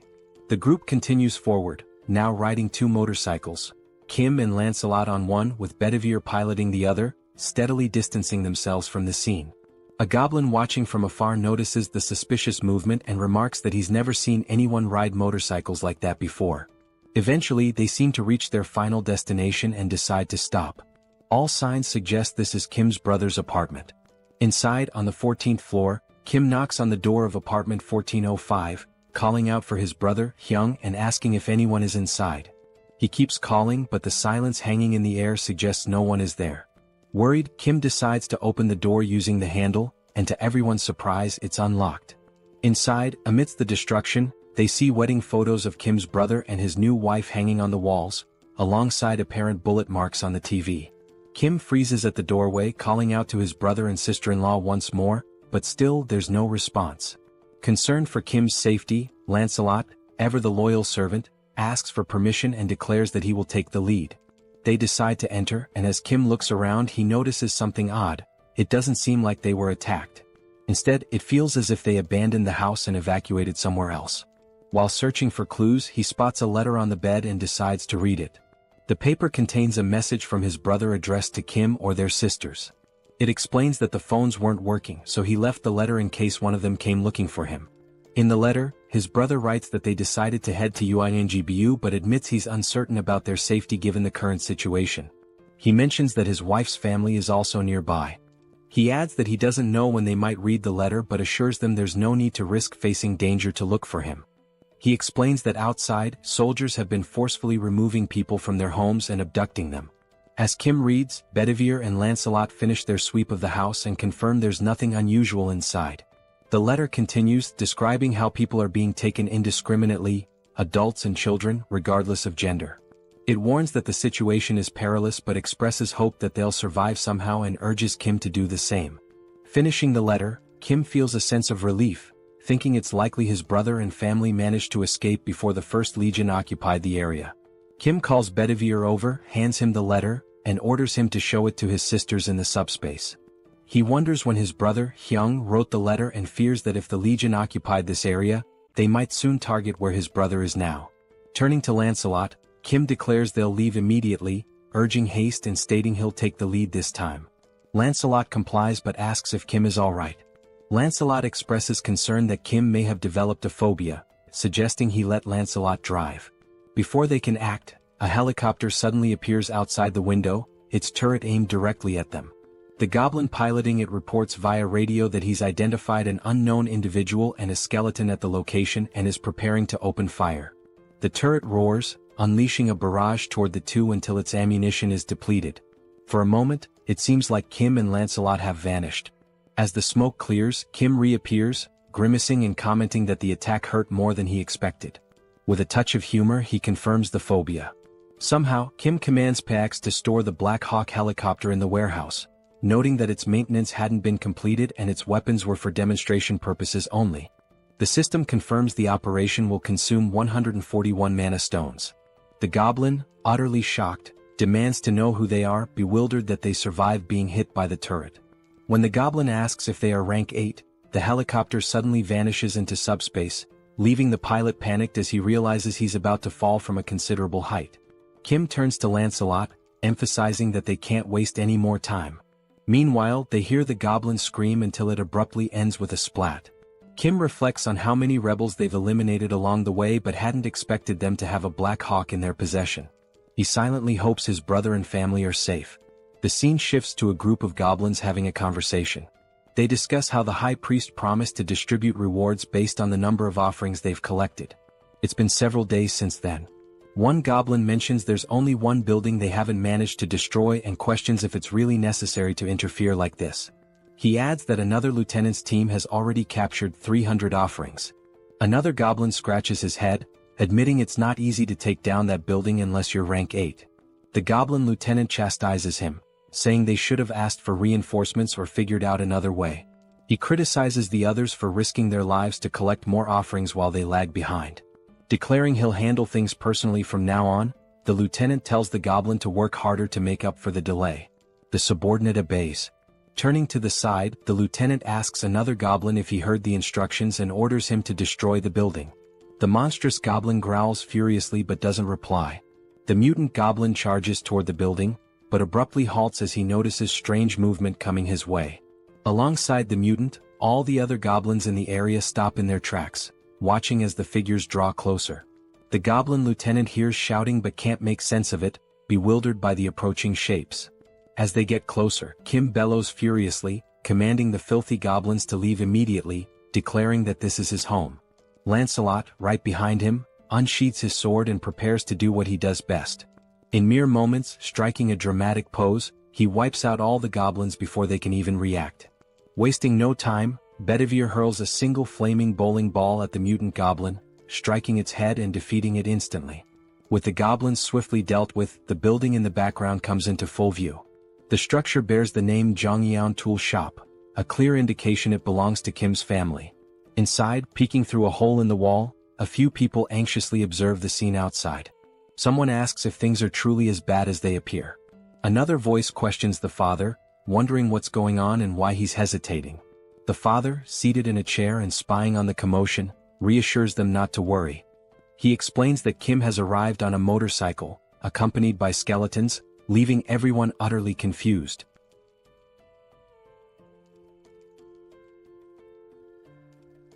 Then we are shown a flashback of his father reminiscing about when he was young. His mother used to say that good and bad things only happen because of people, and this idea had fascinated him. Having survived many challenges, he realized that not a single word his mother had said was wrong. Even when his business failed, the reason he was able to get back on his feet was because of the people who stood by him, and love. He reflects that this is why he raised his children with the values of love and compassion. Watching them grow up from small children into capable adults, he felt like a dream had come true. A scene follows of Kim losing to his sister in a video game. The father continues, sharing his dream of building a large, spacious home where he could live with his family. To pursue this, he began studying civil construction, something he had never done before and found immensely difficult and complex. The financial burden made the dream seem unattainable. In the end, his children all grew up well. His eldest son recently married, his eldest daughter became a nurse, the youngest daughter became an athlete, and his youngest son had just completed his military service. Their futures seemed so bright, until the monsters appeared. He recounts how, luckily, as the manager of a tool shop, he survived the monster attack using hammers and other tools. However, even with that resourcefulness, the situation was dire. They had to constantly worry about food and water. He often pretended not to be hungry to give his wife the little food they had. On top of that, there were neighbors who raided for food and monsters roaming about, forcing them to hide as silently as mice. Amid this catastrophic situation, the first to arrive at their refuge were his eldest son's in-laws. Shortly after, his eldest son and his daughter-in-law made it there as well. Looking at his eldest son's face, stained with tears and blood, he could guess what they had been through to get there. He simply embraced him and silently wept. Another blessing came when his daughter-in-law awakened a new ability to generate water, eliminating one major concern in this apocalypse. He recalls how, over time, soldiers mutated into goblins and began wandering around. These goblin soldiers started abducting civilians regardless of age or gender, isolating their family even further. It was utter chaos. The very soldiers who were meant to protect them were now capturing people. He wished deeply for the safety of his children amidst such disorder. At one point, a system screen appeared before him, and he awakened an ability of his own. The ability was named Architect, and the system indicated that he now possessed exceptional skills in architecture and could build freely. He doesn't fully understand how his long-dormant dream suddenly became a reality, but he feels grateful that it did. With this newfound power, he immediately got to work reinforcing the tool shop. Thanks to his daughter-in-law's water ability and his own architectural skills, they managed to survive. Even for the goblins armed with weapons, breaking into their fortified location was no easy task. Peering through a hole in the wall, he noticed that a group of soldiers had been stationed outside their home since the day before, and they had brought a monster with them. It was clear now that they were determined to destroy their refuge this time. But he had prepared for this possibility and retreated to plan. Seated in his chair, he called for his eldest son and instructed him to gather the family and escape through the tunnel. His son hesitated, asking what would happen to him. The father explained that the tunnel was an emergency passage meant for situations like this, though he couldn't guarantee that the other end was safe. At the very least, it's better than staying here and dying, he said. His wife, looking concerned, asked if he intended to stay behind. With a confident smile, he assures them he will leave as soon as everyone is safely out, telling them not to worry. In the meantime, a strange noise from outside catches his attention, sparking his curiosity. Before inspecting, he urges everyone to hurry, warning that the goblins are already moving and time is running out. Peeking through the hole, he goes silent for a few seconds. Those around him grow concerned, whispering questions about whether the situation outside is dire or if something is wrong. causing him to hesitate. Still in shock, he turns to them and says it's not what they think. It's just Kim. He's out there. He explains that Kim has arrived on a motorcycle, accompanied by a skeleton. Outside, Kim, Lancelot, and Bedivere approach the tool shop. Kim points to the building, now fortified with metal spikes and barricades, and declares, "This is my house." Then, sighing, he adds, "But that doesn't matter now. What matters is my family. Are they okay?" Suddenly, the door handle turns in front of him, catching him off guard. Looking more closely at who's in front of him, he freezes in shock. The father steps forward and asks in disbelief, "Is it really you, Kim?" At that moment, Kim realizes the rest of his family, the ones he'd been desperately searching for, are standing right in front of him. Without hesitation, he bursts into tears, running toward them like a child, wrapping his father in a tight embrace he'd been longing for. But the father and brother interrupt the emotional moment, startled by what was standing behind Kim. He glances back to confirm. "Don't worry," Kim says reassuringly, "despite how they look, they're friends, they're on our side." Kim then reveals, "And that's not the only surprise I've got." Using his powers, he opens a subspace portal. Inside, his two sisters are safe and enjoying a hearty meal. Seeing them eating brings tears of relief and joy. His sisters, realizing what's happening, break down, sobbing uncontrollably. Inside Kim's subspace, the reunited family sits down for a meal they haven't had in ages. For the parents especially, it's a heartwarming moment. Tasting the food, the mother is taken aback. She thinks to herself, "No matter where I go, I always trust my cooking. But this grilled mackerel is on a whole other level." She turns to Young-so's wife and asks if she's a professional chef. The wife thanks her for the compliment, smiling. The mother declares, "Now that you've set the bar with such a delicious meal, I can't back down." She takes it upon herself to make a dessert worthy of matching it. The dessert consists of thinly sliced green grapes placed delicately atop whipped cream on a cheesecake, arranged with care. When it's ready, she presents it as a token of gratitude, naming it Mom's Green Grape Tiramisu with whipped cream. Young-so's wife tries it and is overwhelmed by the burst of flavor, reminiscent of something out of Shokyuji no Soma. She asks how the mother managed to make something so divine, and the others eagerly agree as they taste it. Elsewhere in Kim's subspace, someone is hammering iron. It's an elderly man, the father of the eldest son's wife, tinkering with Lancelot's armor. The old man asks Lancelot for his name. "I'm Lancelot," he answers. The man abruptly cuts him off, asking, "Do you know how to play Jengi?" Lancelot pauses, confused. "Are you sure you mean Jengi?" Clearly misunderstanding, Lancelot begins explaining how, in his hometown, they were famous for dismantling monster corpses, so he's dealt with organs before. The man interrupts again, asking what nonsense he's talking about. In the foreground, a reinforcement stone comes into view as the old man remarks, "Seems like you don't know how to play. Grab a chair, I'll teach you." The reinforcement stone, held by the eldest brother, is handed over to Kim. Kim asks his brother why he has such a stone. The system identifies it as a Tier D reinforcement stone, with attributes of penetration and explosion. The brother explains that he found it after witnessing a battle between a rhino-like monster and a griffin. The griffin one tore off a chunk of the rhino's flesh and flew away. He found the stone in the rhino's remains. Still offering the stone, he says, "You'll probably need this more than I do."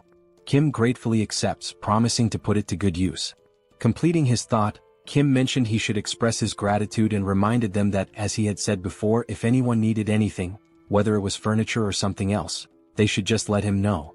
He also added that his sister-in-law's family should feel at home here too. His brother was touched by how Kim was looking after his in-laws as well. Reflecting, he remarked how much Kim had grown since being discharged, recalling that when they were younger, Kim used to cry every time Seoul hit him. Laughing, Kim admitted he would probably still cry if Seoul hit him now. His brother joked that the best thing about being born before Seoul was avoiding her wrath. He thanked Kim sincerely before excusing himself, saying he was going to check in with his in-laws. As Kim noticed the scar on his brother's face, he commented on how they had managed to survive so far with the help of their father's and sister-in-law's abilities. He couldn't imagine how hard it must have been. Suddenly, someone approached Kim from behind. Turning, he realized it was his father. The father spoke, saying how happy he was, not only because the family was safe but also because of Kim's abilities, which gave everyone the chance to eat in a secure place. Then his father asked if Kim knew that good and bad things, but Kim interrupted, completing the saying, "Can only happen when there are people." Kim nodded, saying he understood. He added that no matter how powerful his abilities were, he wouldn't have made it this far alone. He shared that this realization hit him when he started helping people cross a tunnel filled with wyverns. Yongsoo had told him that even with awakened abilities, the challenges were the same for everyone. That was when Kim understood the real reason people help each other. It's because everyone wants their family to be safe. People help with the hope that someone else might assist them in return, especially in an apocalypse where empathy is essential. Smiling, Kim concluded, "After all, we're all human. Everyone feels pain when they're hurt and everyone fears death. We help each other because we're in the same situation. Otherwise, it would be unbearably cruel." Looking at his father, Kim asked, "Am I right?" His father, now smiling with pride, replied, "I couldn't be prouder to have you as my son." Kim smiled back, saying he was grateful to have him as a father. Kim then suggested that his father rest as he must be tired, and mentioned that he would have to leave soon. His father cautioned him to be careful, and Kim reassured him, joking, "I can't even get hurt now, even if I wanted to." Meanwhile, back at the headquarters, the commander was sorting through documents that had piled up, finally feeling some relief that half of them had been taken care of. Thanking the soldiers for their efforts, he told them to take a short break. One of the soldiers joked, saying his eyes felt like they were about to fall out from all the reading.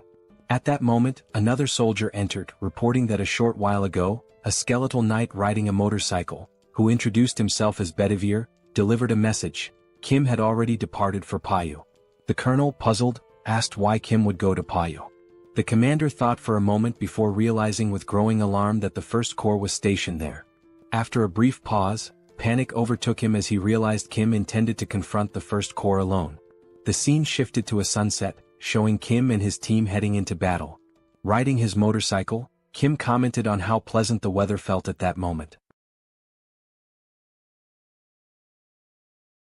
Meanwhile, inside the subspace, Seoul, wearing boxing gloves, was counting aloud to 19. Her eyes glinted with determination as she trained tirelessly. She lunged forward with speed, unleashing a flurry of punches on a punching bag while vividly imagining an opponent before her. Like a skilled fighter, she rotated her torso flawlessly, channeling all her strength into a powerful kick that landed squarely on the bag. Wasting no time, she followed up with a devastating punch that shredded the punching bag, sending its remains flying several meters away. The count of 19, as it turned out, referred to the number of punching bags she had already destroyed. Frustrated, she called out to Pax, demanding he bring another bag and chastising him for being too slow. Nearby, her eldest brother, joystick in hand, observed the scene while Pax muttered that the speed of requests was set by Kim. The older brothers were engrossed in a video game and one of them asked why Seoul was so angry. She replied that it was because Kim refused to let her leave the subspace and risk her life. She added that while Kim acknowledged her awakened abilities, he reminded her that facing weapons, electric vehicles and similar dangers was still too risky. Seoul had insisted on at least being allowed to set up punching bags to train, and ever since she had been relentlessly hitting them. As they continued playing Overcooked, her older brother noted that Seoul had mentioned her awakened abilities. He agreed it was dangerous outside and questioned her eagerness to leave, adding, "But then again, we're talking about Seoul." Joyeon chimed in, agreeing, and mentioned that she'd overheard Kim talking about a scar on their brother's face. Touching his face, the brother dismissed it as nothing to worry about. Suddenly he heard a faint buzzing sound. As he touched the scar, he noticed something unusual. Alarmed, he realized the scar was gone, as if he had woken from a dream. Joyeon teased him, remarking that the scar wasn't that bad but that the bruise was a bit over the top. Still shocked, he insisted that the wound had been significant, pointing out that the scar had still been there yesterday. Smirking, Joyeon mockingly told him he shouldn't act injured, recounting how scared she had been when she was in the hospital. She also recalled a certain chief of internal medicine named Jin Sung-hak who had used his powers to manipulate and brainwash the hospital staff. Angrily recalling the ordeal, Joyeon admitted that it made her tread carefully with every action out of fear of being controlled too. At that moment, Youngso's wife appeared in the doorway, announcing that it was time to eat. Without hesitation, Joyeon dropped the joystick and bolted toward the dining area, leaving her brother to play alone. As their mother called everyone to the table, she overheard playful voices in the background.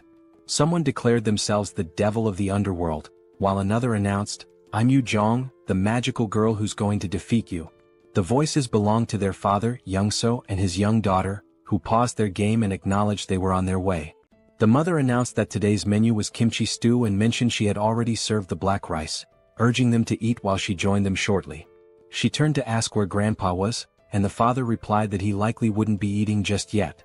Noticing the old man sitting with his back to her, she inquired why he wasn't joining them.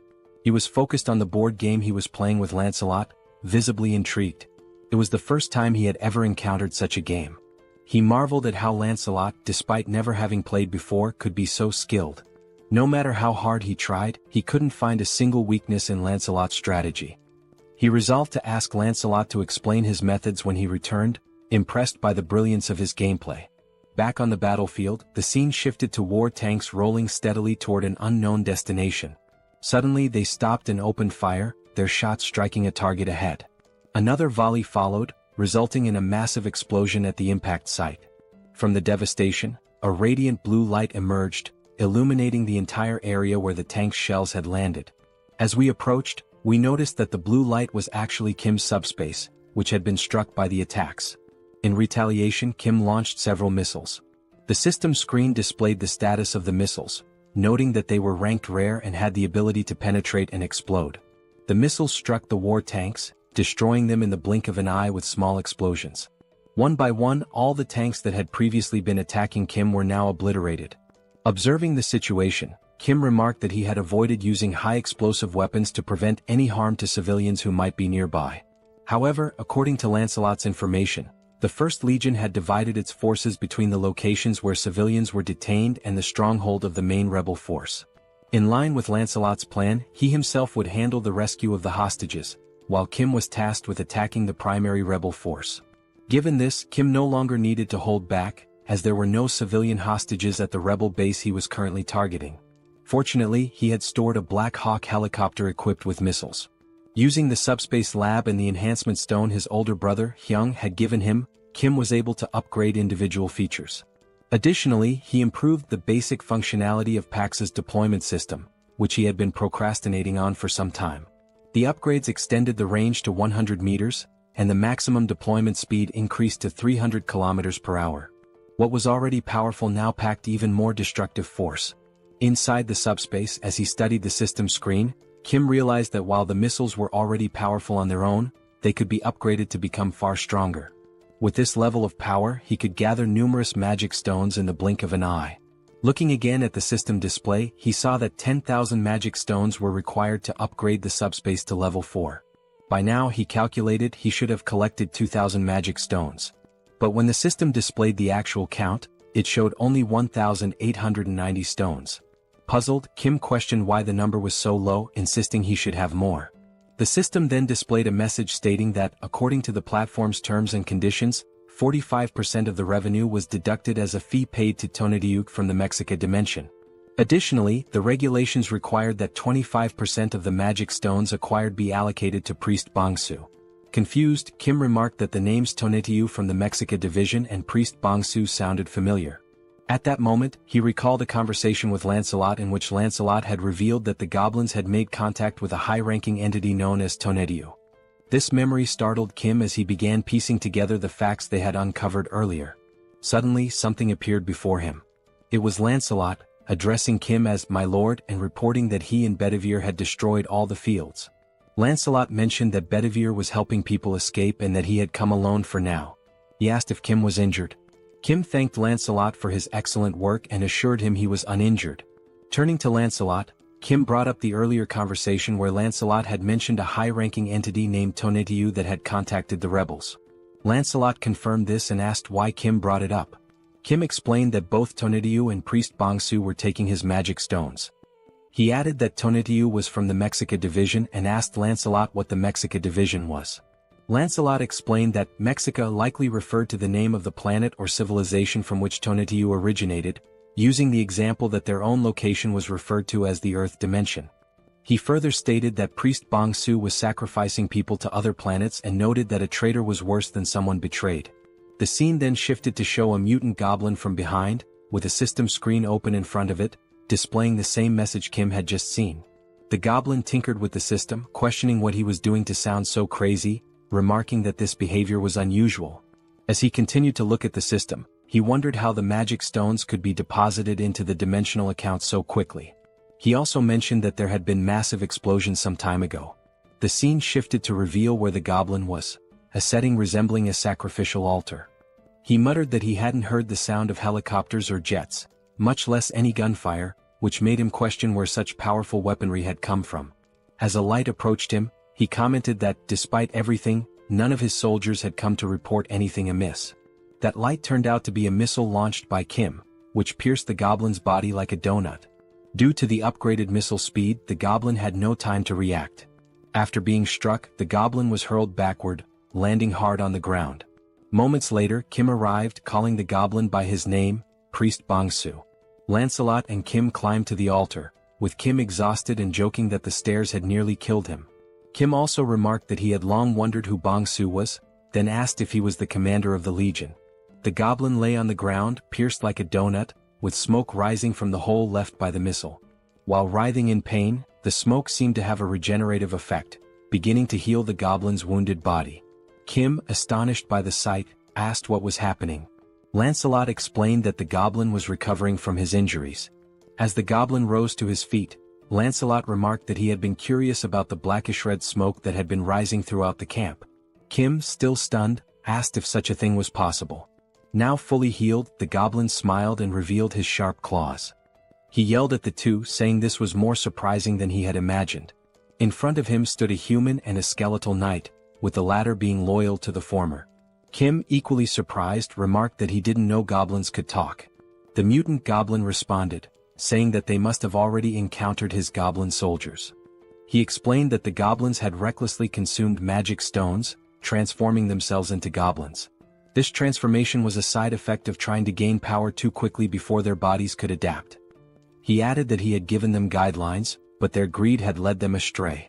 The goblin then speculated that since Kim had a dimensional account, he must be an 8th level hierarchy user. He questioned where Kim had obtained all the investment for it and proposed a deal. The deal was simple.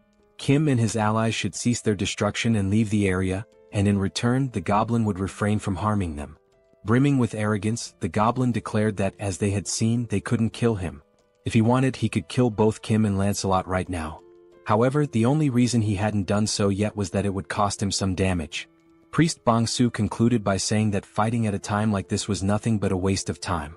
Lancelot retorted that the goblin couldn't kill them either, let alone leave a scratch, and invited him to try if he wanted. Meanwhile, Kim was deep in thought, pondering the sudden offer of peace. He questioned whether he could truly kill the goblin or not. If he couldn't, it was likely due to the mysterious smoke. Staring at the goblin, Kim wondered about the true nature of the smoke, suspecting it might be a remnant of human sacrifices. He recalled that Lancelot had mentioned seeing the smoke at the camp, though he hadn't seen it himself. If he had, perhaps he could have deduced its principles. Looking beyond the goblin, Kim noticed a strange hum and a dark red smoke gathering in the sky. He glanced upward, questioning why the smoke was also in the sky. The heavens glowed a deep scarlet, resembling a scene that signified the end of the world. As Kim stared upward, he was caught off guard by something that made his eyes widen and his body tremble with fear. In the sky, a massive sphere appeared, resembling a glowing, terrifying red eye, unlike anything he had ever seen before. The smoke enveloped the sky, particularly around the enormous eye. Kim stood frozen, overwhelmed and unsure of what to do as he gazed upon such a colossal and awe-inspiring sight. Looking up at the sky, Kim wonders what exactly he is seeing. Still in shock, chills run down his spine as he questions whether the entity before him is truly a high-ranking being. Priest Bongsu smirks, clearly amused by Kim's reaction. The goblin remarks that it must be Kim's first time encountering such a creature, as they usually never appear due to classification restrictions. However, he explains that Lord Tonediu is different from other beings. Unlike them, Tonediu will descend in person. Placing a hand on his chest, Bongsu claims that he alone has the power to make this happen. Still grinning mockingly, he taunts Kim, pointing out how foolish he has been. Despite that, he decides to grant Kim a chance, but only because of his abilities, which he finds too intriguing to waste. But there is a condition. Kim must kneel, beg for forgiveness and plead for his life. Only then will he be granted the honor of becoming Bongsu's right-hand man. Before he can finish speaking, Lancelot dashes forward, delivering a powerful strike that slices through Bongsu's neck in an instant. Lancelot is enraged that a mere goblin dared to place himself above his master. The goblin's severed head flies several meters away, Yet even as his body collapses, he erupts into laughter, knowing his regeneration ability will soon restore him. Seconds later, the goblin's head begins floating back toward his fallen body. Smirking, he tells them to stop wasting their time, as they should already realize how pointless these games are. With Tonatiuh watching from above and Bongsu rapidly recovering, the goblin declares that no matter how many times they kill him, he will simply return to life. His expression darkens as he mocks Lancelot, questioning if his brain is so empty that he still cannot grasp such a simple concept. He also adds that Lancelot has no idea how useful he could be. As a true knight, Lancelot replies that he indeed does not understand, but then corrects himself, saying that honestly he doesn't care to. With unwavering conviction, he states that the only thing that matters to him is Master Kim. He will cut down anyone who threatens his master's safety, no matter how many times it takes. The goblin sharpens his claws and sneers, remarking that the knight truly has an empty head. Without hesitation, the goblin lunges forward, inviting Lancelot to attack him as many times as he wants. Watching Bongsu's reckless charge, Lancelot reconsiders his approach. Instead of drawing his sword, he clenches his fists and decides that if cutting won't kill him, he will simply pummel him into dust instead. With lightning-fast speed, Lancelot lands a devastating punch to the goblin's face. Bongsu has no time to react. With a single blow, his nose is shattered, several teeth are broken, and blood spews from his mouth. The goblin recovers quickly and, grinning, remarks that Lancelot's fists are not bad. However, even with that strength, they are still useless. Boasting about the blessing of immortality, the goblin fails to notice Lancelot moving. Wasting no time, Lancelot seizes him by the hair with his right hand. Focusing all his strength into his left fist, Lancelot states that if something doesn't work, then he will simply make it work. Bongsu's expression instantly shifts to fear as he stammers, pleading for Lancelot to wait a moment. Without mercy, Lancelot begins his onslaught. With the first punch, even more teeth shatter and blood splatters everywhere. But he does not stop there. He continues throwing blow after blow, a relentless flurry of strikes so brutal that the scene is censored, as there may be children watching this absolute manhwa. While Lancelot buries his fists into the goblin's disfigured face, Kim silently observes. He recognizes that Lancelot is doing his best, but if he cannot defeat Tonatiuh, Bongsu's regeneration will continue endlessly. Looking up at the gigantic eye in the sky, Kim realizes that it must be dealt with. However, removing it might be impossible without a proper plan. Still gazing upward, Kim forces himself to think. After a few moments, he wonders whether there is at least a way to stop Bongsu's regeneration. Then, a memory surfaces. He recalls how he disrupted the mind control of that muscular man. He had used SUBSPACE. While Lancelot continues pounding Bongsu's face beyond recognition, Kim finally calls out to him. Lancelot halts his fun momentarily. Bongsu, still suffering in Lancelot's grip, keeps insisting that none of this matters. It is pointless. Ignoring him, Kim activates his power and gives a command: throw the goblin into SUBSPACE. Without hesitation, Lancelot swiftly hurls Bongsu toward the portal. The moment the goblin makes contact with it, the system issues a notification. Warning: Entity Bongsu is attempting to enter SUBSPACE. Do you wish to allow access? Then, Kim grants permission, and the system confirms that entry has been allowed. Inside SUBSPACE, while Joyeon is carrying supplies, she notices the portal opening. Instinctively, she assumes that Kim, her third brother, has returned faster than usual this time. However, before she can finish her thought, the system issues an alert. An unidentified energy attempting to enter from the outside has been blocked. Her eyes widen in shock as she sees what is now before her. A scream escapes her lips as a malnourished goblin comes flying into SUBSPACE, hurtling directly toward her. Before the goblin can crash into her, potentially causing harm, someone catches him midair. It is Seoul, who, with a sharp glare reflecting her frustration at being trapped in SUBSPACE, declares that this is not number 3 and demands to know what exactly it is. Lifting the goblin by the head, she catches sight of something beyond the portal that immediately grabs her attention. She spots Kim and, still holding the goblin up, asks if this creature is one of his friends. With a demonic grin, Seoul surges forward, dragging the miserable Bongsu toward Kim. Kim, eyes wide with panic, shouts for her to stop. Terrified and drenched in sweat, he quickly defends himself and orders the system to shut the SUBSPACE portal immediately. Only then does he issue the command to remove Bongsu's registration from SUBSPACE. The system notifies that it is canceling Bongsu's registration. A moment later, the malnourished goblin is forcefully ejected, thrown out of subspace, losing one of his teeth in the process. In the background, Seoul watches the scene unfold, her expression filled with hatred and amusement. As the portal closes, she speaks again, asking if Kim sees what just happened, because that will be his future. Bong-soo, now sprawled out on the ground, remains motionless. Meanwhile, Kim is still shaken, not by the goblin but by what Seoul might do to him. With a shudder, he mutters that, for a brief moment, Seoul was more terrifying than Tonetiyu has ever been. The system then sends another notification. The ownership of a dimensional account has been transferred. Since Kim already possesses a dimensional account, the mana stones will automatically merge. The new total, 14,823 mana stones. Reading the notification, Kim is stunned. The suddenness of it all leaves him struggling to process what just happened. Staring at the system display, he realizes that Bong-soo must have acquired a massive amount of mana stones through taxation. Then, something else catches his attention. The Tonetiyu tax notification is missing. That means, Kim abruptly halts his train of thought and looks up toward the sky. Only then does he realize, the enormous threat and the ominous red-black smoke are gone. The sky is now clear, bathed in the gentle glow of the moonlight. Kim turns to Lancelot, stating that Tonetiyu is gone. Lancelot recalls that Bong-soo had claimed he was the only one capable of summoning Tonetiyu, which means that, in some way, Kim must have severed the connection between them. Lancelot then speculates that now that Tonetiyu has failed once, he might never attempt to return. Hearing this, Kim finally relaxes, dropping down to the ground in exhaustion. Seated, he admits to Lancelot that he genuinely thought his heart was going to stop. Despite barely having fought, he feels more drained than ever before. Just as Kim begins to rest, a familiar voice calls out his name. Turning around, he sees soldiers ascending the stairs, shouting for him and asking if he is all right. The colonel arrives, stating that aside from essential personnel, he has brought every awakened and unit available for mobilization. He then asks if they arrived too late. Kim shakes his head, assuring them that they arrived just in time.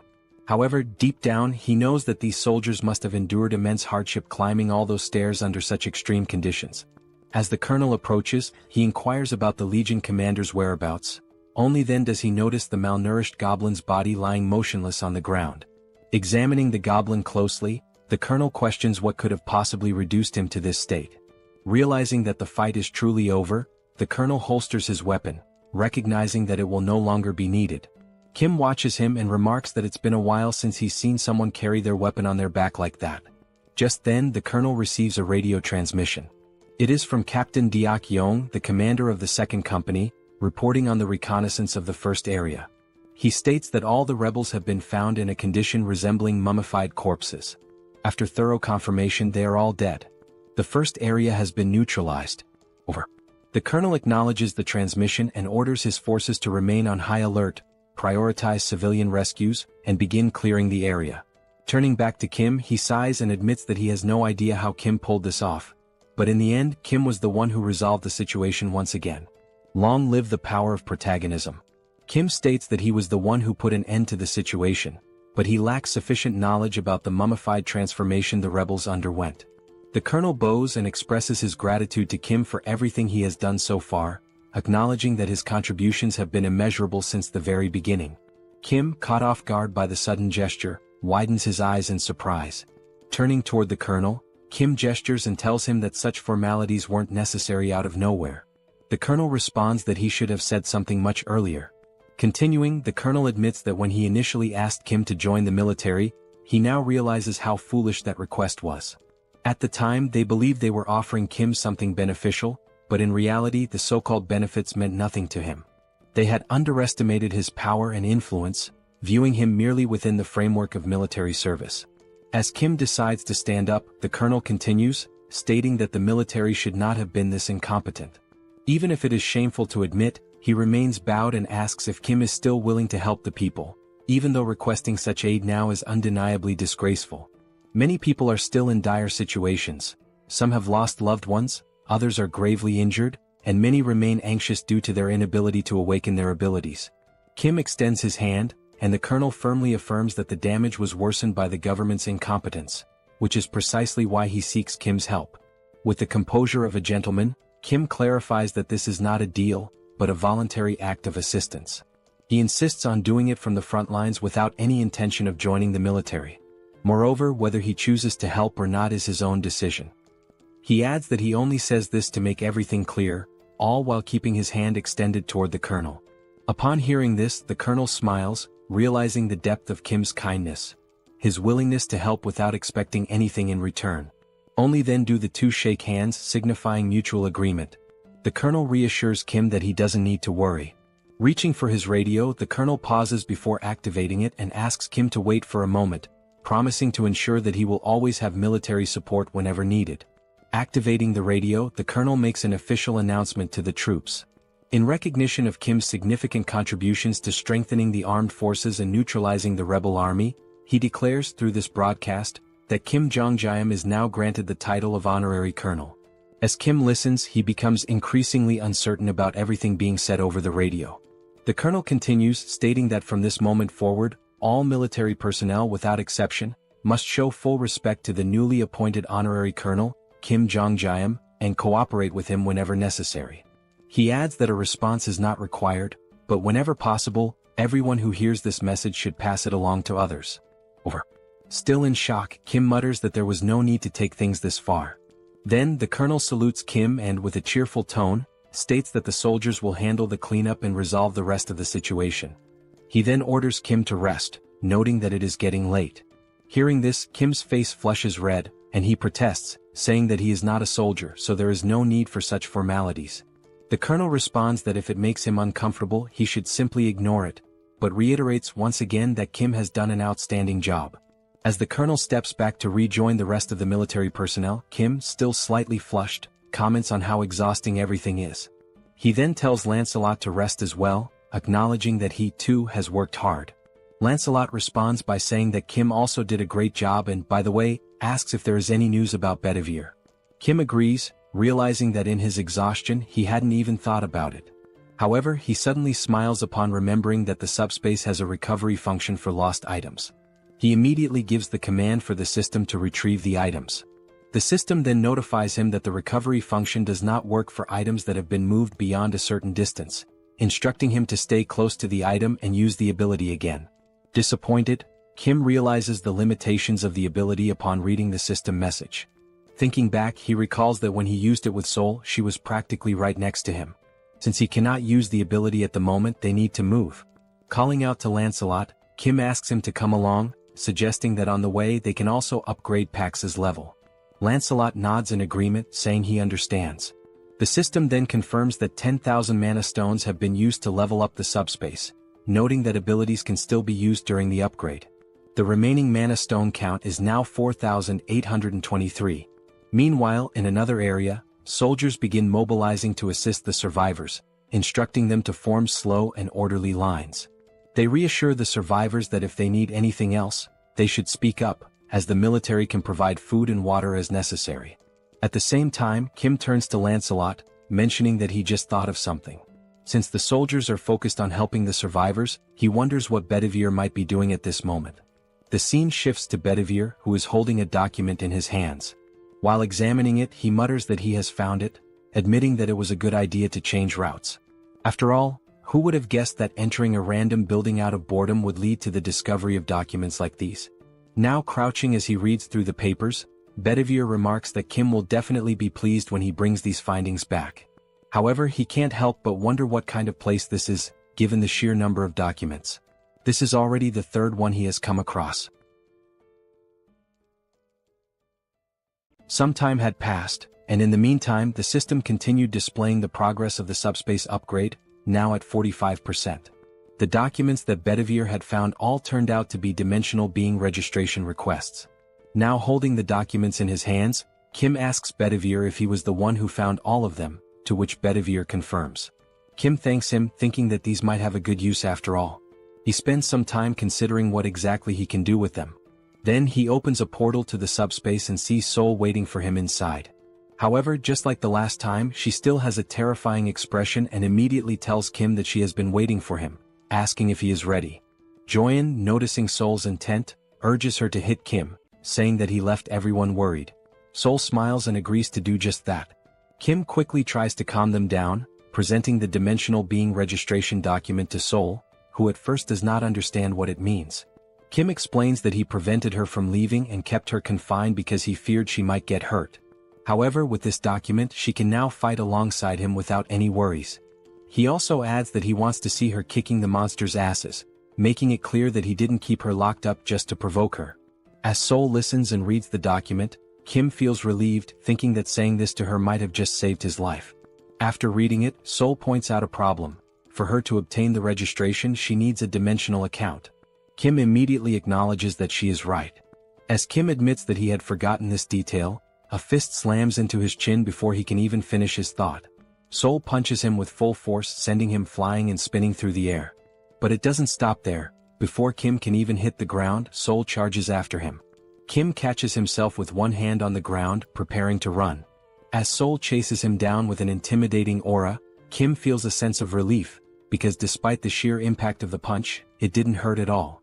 Meanwhile, the system notifies that the subspace level up is complete. New items and additional upgrade options have been unlocked, along with a new ability, Subspace Life Support System. This ability enhances healing effects within the subspace. As Seoul continues chasing Kim, in the background, Lancelot, Bedivere, and Joyeon are watching the scene unfold. Joyeon bursts into laughter, saying that Kim deserves this. She then tells the knights that they should not interfere, as this is simply a demonstration of love between the sisters and their younger brother. Joyeon also notes that Kim is now at level 8, meaning no matter how much Seoul hits him, it won't hurt. Lancelot agrees, but Joyeon notices something is off about him. Looking back at the two knights, she realizes that they are trembling. Concerned, she asks if they are okay. As Seoul puts Kim in a rear naked choke, he starts thinking about how heavy the hold feels, even if it doesn't hurt. However, Joyeon suddenly interrupts their scuffle, shouting that something is wrong with the knights and calling for help. Kim immediately tells Seoul to let go and rushes over, asking about their condition. The knights are so weakened that they can't even stand. Lancelot places his hand on the ground, and soon after, both he and Bedivere are overwhelmed with pain. Seeing Lancelot and Bedivere collapsing, Kim and Seoul rush over, asking if they are okay and what happened so suddenly. Lancelot struggles to respond, saying that he has no idea what is happening. He also mentions that suddenly, his entire body started itching uncontrollably and burning. Joyeon immediately asks what kind of itching he is feeling. Bringing his hand to his head, Lancelot admits that he has actually been feeling this itch for a while, but now it has become much worse. Joyeon wonders what it could be, noting that such intense itching and stinging are not normal. She suspects that something might be poisoning them. Seoul then recalls that when she was bitten on the neck during the fight against the Skull King, her neck also itched. But now, it has completely healed.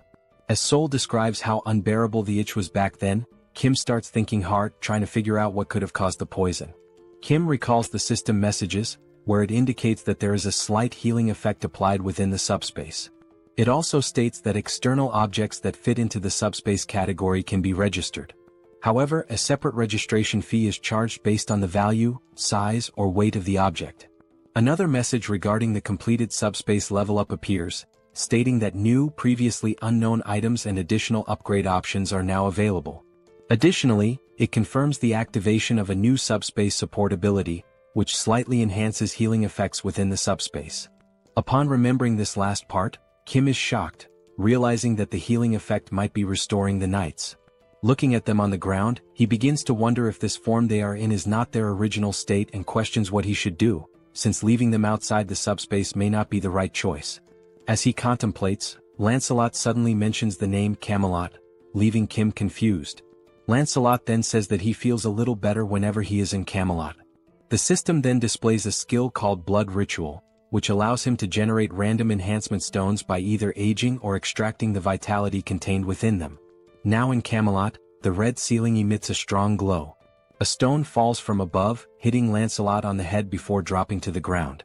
The knights immediately kneel in reverence before Master Kim, and Kim kneels as well to pick up the white stone that had just fallen. Now holding two stones, Kim observes that the white stone appears to have just been created, whereas a blue stone, already lying on the ground, seems to have been there for some time.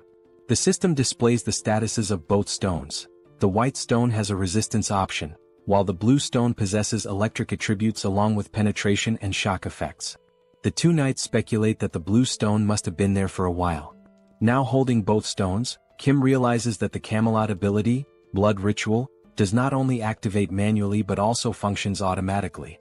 He also thinks that it was a good decision to keep sisters number 1 and number 2 away from here. Still deep in thought, he notices that he does not feel any itching or stinging sensation, leading him to believe that the blood ritual effect does not apply to the owner of the item. Still kneeling, Lancelot apologizes to Master Kim, expressing shame for showing such a weak side as a knight.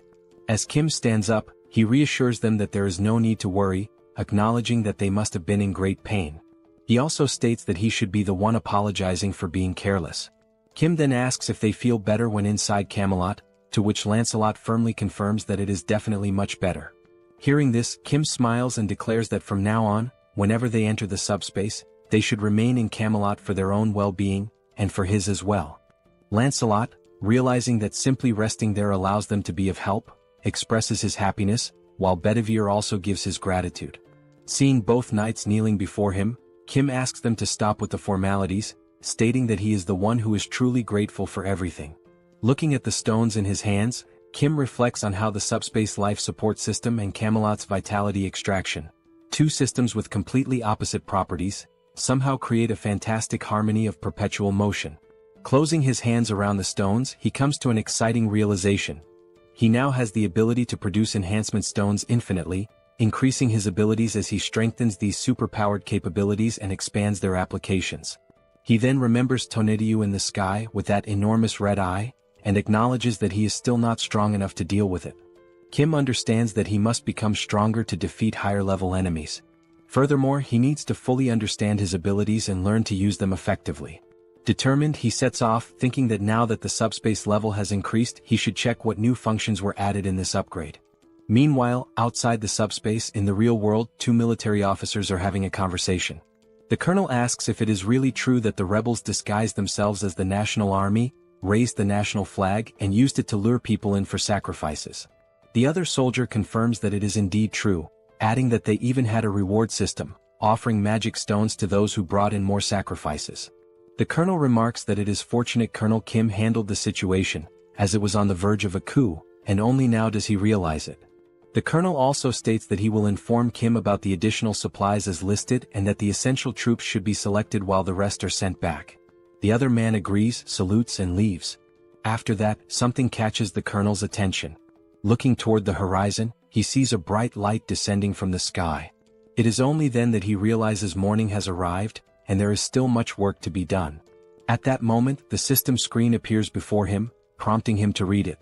The system displays a notification from the multidimensional Chamber of Commerce, announcing that recent activities have included free exploration, internal and external projections within Earth's dimension. Additionally, Earth has generated 13,117 new cases of internal projection blessings, and the same message appears on Seoul's screen, continuing with the information that, through 17 cases of induced negative growth targeting free merchants, Earth's dimension has demonstrated sufficient growth and profit potential for the multidimensional realm. Seoul wonders aloud what this message means by multidimensional. The system continues, stating that, as a result, the multidimensional Chamber of Commerce has evaluated Earth's growth as grade BB-. Based on this assessment, the second exploration proposal has garnered significant attention. Another message reveals that, according to the detailed opening strategy of the multidimensional Chamber of Commerce, an official bidding competition for all regions of Earth will be held in 7 days. Seoul turns to Joy and asks what this means. The messages continue, explaining that residents from other dimensions and from Earth who participate in the proposal will select representatives for each region, who will then compete for potential profits according to the rules established in the bidding competition. It seems this system message has appeared for everyone, as even a mother cooking in the kitchen has received it. The system further states that if other dimensions win, they will install portals in the corresponding regions to facilitate future exploration. However, if Earth's residents win, they will receive separate rewards. Additionally, it is revealed that more detailed information about the bidding competition will be announced 24 hours before the event begins in each respective region. Finally, the multidimensional Chamber of Commerce awaits Earth's support and participation. Upon reading this, Kim tells everyone that, in other words, they are planning to come in full force. It is all pointing in that direction. The two sisters question whether this is some kind of joke, to which Kim replies that it is not, pointing out that the document that elevated him to an 8th-level entity was also issued by the multidimensional Chamber of Commerce. The mother, now visibly frustrated, asks if all the monsters sent so far could be the work of this Chamber of Commerce. She grows even more irritated, demanding to know who they are to send monsters like this and questioning if they are aliens. She continues, expressing her indignation at how they dare to talk about rights to exploration, bidding, and competition over Earth. Both Kim and Joy smile, and Kim admits that he does not know much about it either, but what he does know is that the multidimensional Chamber of Commerce does not take anything seriously, treating everything like project proposals, bidding contests, and so on. Realizing this, it becomes clear that the bidding competition, structured with these rules, is essentially a kind of game that will take place across the entire Earth. At that moment, the system reappears, but this time only for Kim, announcing that he has been identified as the entity with the highest profit in the Seoul region during the free exploration period. It further states that if he accepts the position of regional representative, he will gain access to more detailed information about the competition. However, if he refuses, the selection authority will be transferred to the second highest profit-generating entity. Reading this message, both Kim and Joy are taken aback, and Joy questions what it means, pointing out that she did not receive the same message. Kim's older brother then explains that if Kim accepts the role of Seoul's representative, he will be participating in the bidding competition. The mother asks what exactly this competition entails, to which the older brother admits he does not fully understand, but judging by the context and system messages, it is likely that they will be competing against alien life forms from other dimensions. Upon hearing this, everyone in the room falls silent, their expressions shifting as their eyes widen in shock, creating a tense yet electrifying atmosphere in the room. The system reappears before Kim, stating that if he accepts the position of representative, he will be able to select up to 100 members, including himself, to participate in the bidding competition. It then asks if he accepts the role of representative. Standing alongside his sisters and looking at the message, he ponders whether he should truly accept and take on this responsibility. Then, with a determined look, it seems that Kim has made his decision. Sometime later, the Colonel questions whether this is really true. He is speaking with Kim, who confirms that it is indeed true. He has accepted the role of Seoul's representative. He explains that they have tasked him with recruiting up to 100 team members to face the alien forces invading Seoul. Kim also mentions that for now he has included the 2 knights in Seoul to participate in the first battle, but as a precaution he has also registered his family members in the SUBSPACE. However, they still need to recruit approximately 80 more people. The Colonel, now excited, shakes Kim's hand, exclaiming that this is a stroke of luck. With a relieved smile, he admits that he was deeply concerned about who would become the representative upon hearing about the bidding competition, but now that it is Colonel Kim, he feels much more at ease. Taking out a notebook from the pocket of his uniform, he asks Kim to take a look at it. Kim, surprised, asks what it is before reaching for it. Handing over the notebook, the Colonel explains that it is a simple list of awakened individuals and their abilities, compiled by the Joint Chiefs of Staff. Since Kim mentioned needing to find 80 more fighters for the competition, this list should prove useful. Kim expresses his gratitude, but comments that perhaps special-class snipers would be better suited. The Colonel, caught off guard, asks if he heard that correctly. Kim confirms, stating that it is exactly as he said, regardless of whether they are awakened or not. The Colonel hesitates, pointing out that they still do not know whom they will be fighting. However, Kim disagrees, stating that when he accepted the position of representative, he gained access to detailed information about the bidding competition. As he navigates through the system, Kim explains that the enemies worship the goddess Eames, and their specialty lies in construction and the production of weapons infused with divine power. Instead of explaining further, he suggests that it might be better for the Colonel to see it for himself. The system then displays a saved message, containing the advance warning from the Eames dimension. It states that the goddess Eames is so revered by her followers that they carry her image as a blessing upon their helmets. In their devotion to the goddess Eames, the enemies proclaim that she shines with compassion, and that the inhabitants of Earth are nothing more than barbaric and primitive beings, destined to receive the holy mace filled with the goddess's light.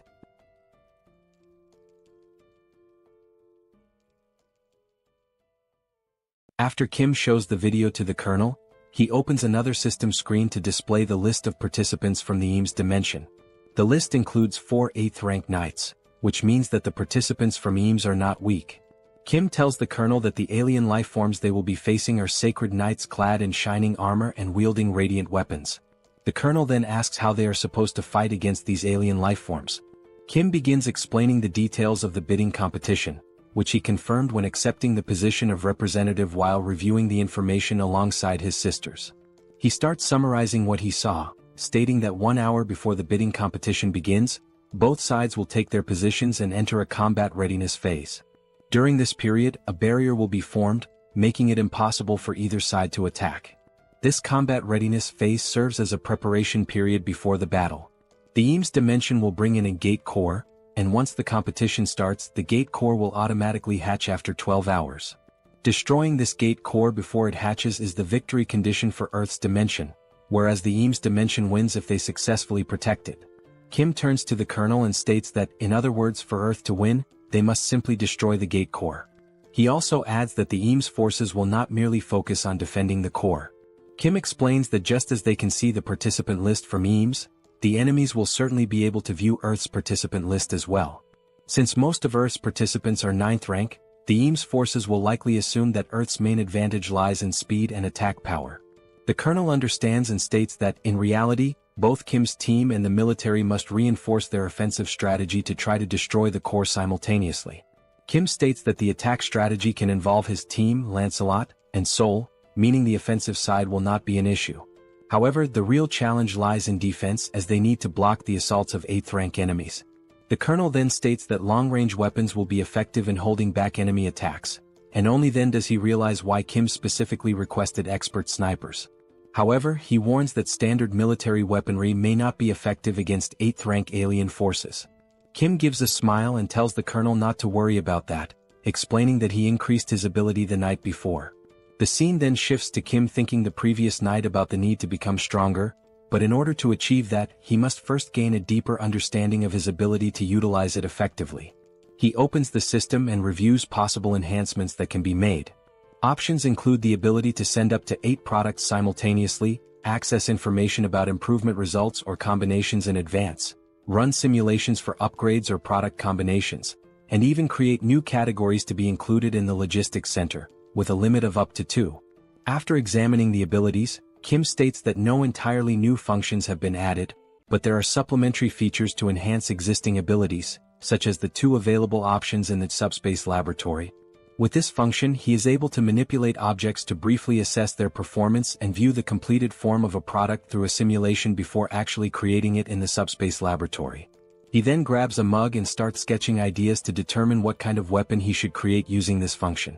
While writing down that he has electric enhancement stones and durability enhancement stones, he considers that the weapon needs to be easy to use, even for those without special abilities, and, moreover, must be capable of killing 8th rank beings. After much thought, deliberation, and research, the weapon he creates is an enhanced rifle with upgraded ammunition. Initially, he tries enhancing only the ammunition, but as soon as he fires, the weapon is completely destroyed. Then, using enhancement stones, he attempts to modify the rifle to withstand the powerful shots. However, in the end he manages to improve the weapon just enough to barely endure 3 shots. Now, holding one of the rifles he created, Kim states that regardless, the strategy is to stack these 3-shot weapons to defend against enemy advances and destroy the core to secure victory. After hearing all of this, the Colonel, practically drooling with excitement, exclaims that he understands and that he expected nothing less from Kim. He then adds that he will send over a list of the best expert snipers and begin preparations immediately. And so, the 1-week preparation period began with the specialist snipers training their shooting skills, weapon switching, and tactical maneuvers for the competition. Meanwhile, Kim's father began discussing technical terms related to construction, quickly boring Kim. Without delay, his father used his architect skill to construct a fortress.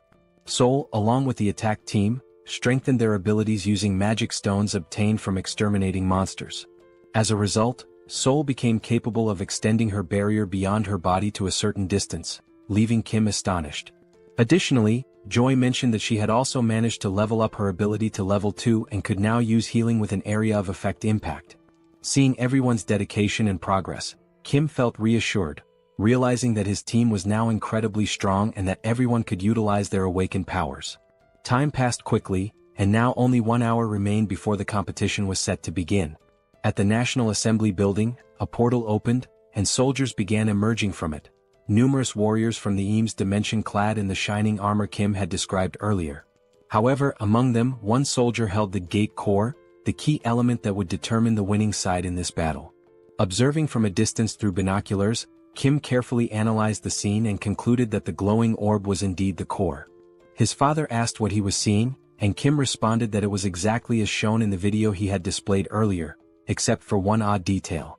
His father asked what seemed strange, and Kim pointed out that the Eames Dimension forces were constructing structures beside the National Assembly building, likely to protect the gate core. Hearing this, his father asked if their constructions were superior to his own. Kim, however, simply considered the fact that the competition would begin in just an hour and questioned whether it made any sense to build something now, as there was no way they could complete it in such a short time. Setting the binoculars aside, Kim glanced downward and noticed something that took him by surprise. 5 knights from the Eames Dimension stood motionless before the protective barrier. The leader among them began speaking, stating that he had reviewed Earth's participants and found that while there were a few at the 7th and 8th ranks, the majority were at the 9th rank. From above, Kim wondered if they were already preparing to attack and reach the defensive line. The knight then declared that the goddess Eames had spoken of mercy and salvation for the weak and that, in her name, they would grant such mercy and salvation to Earth.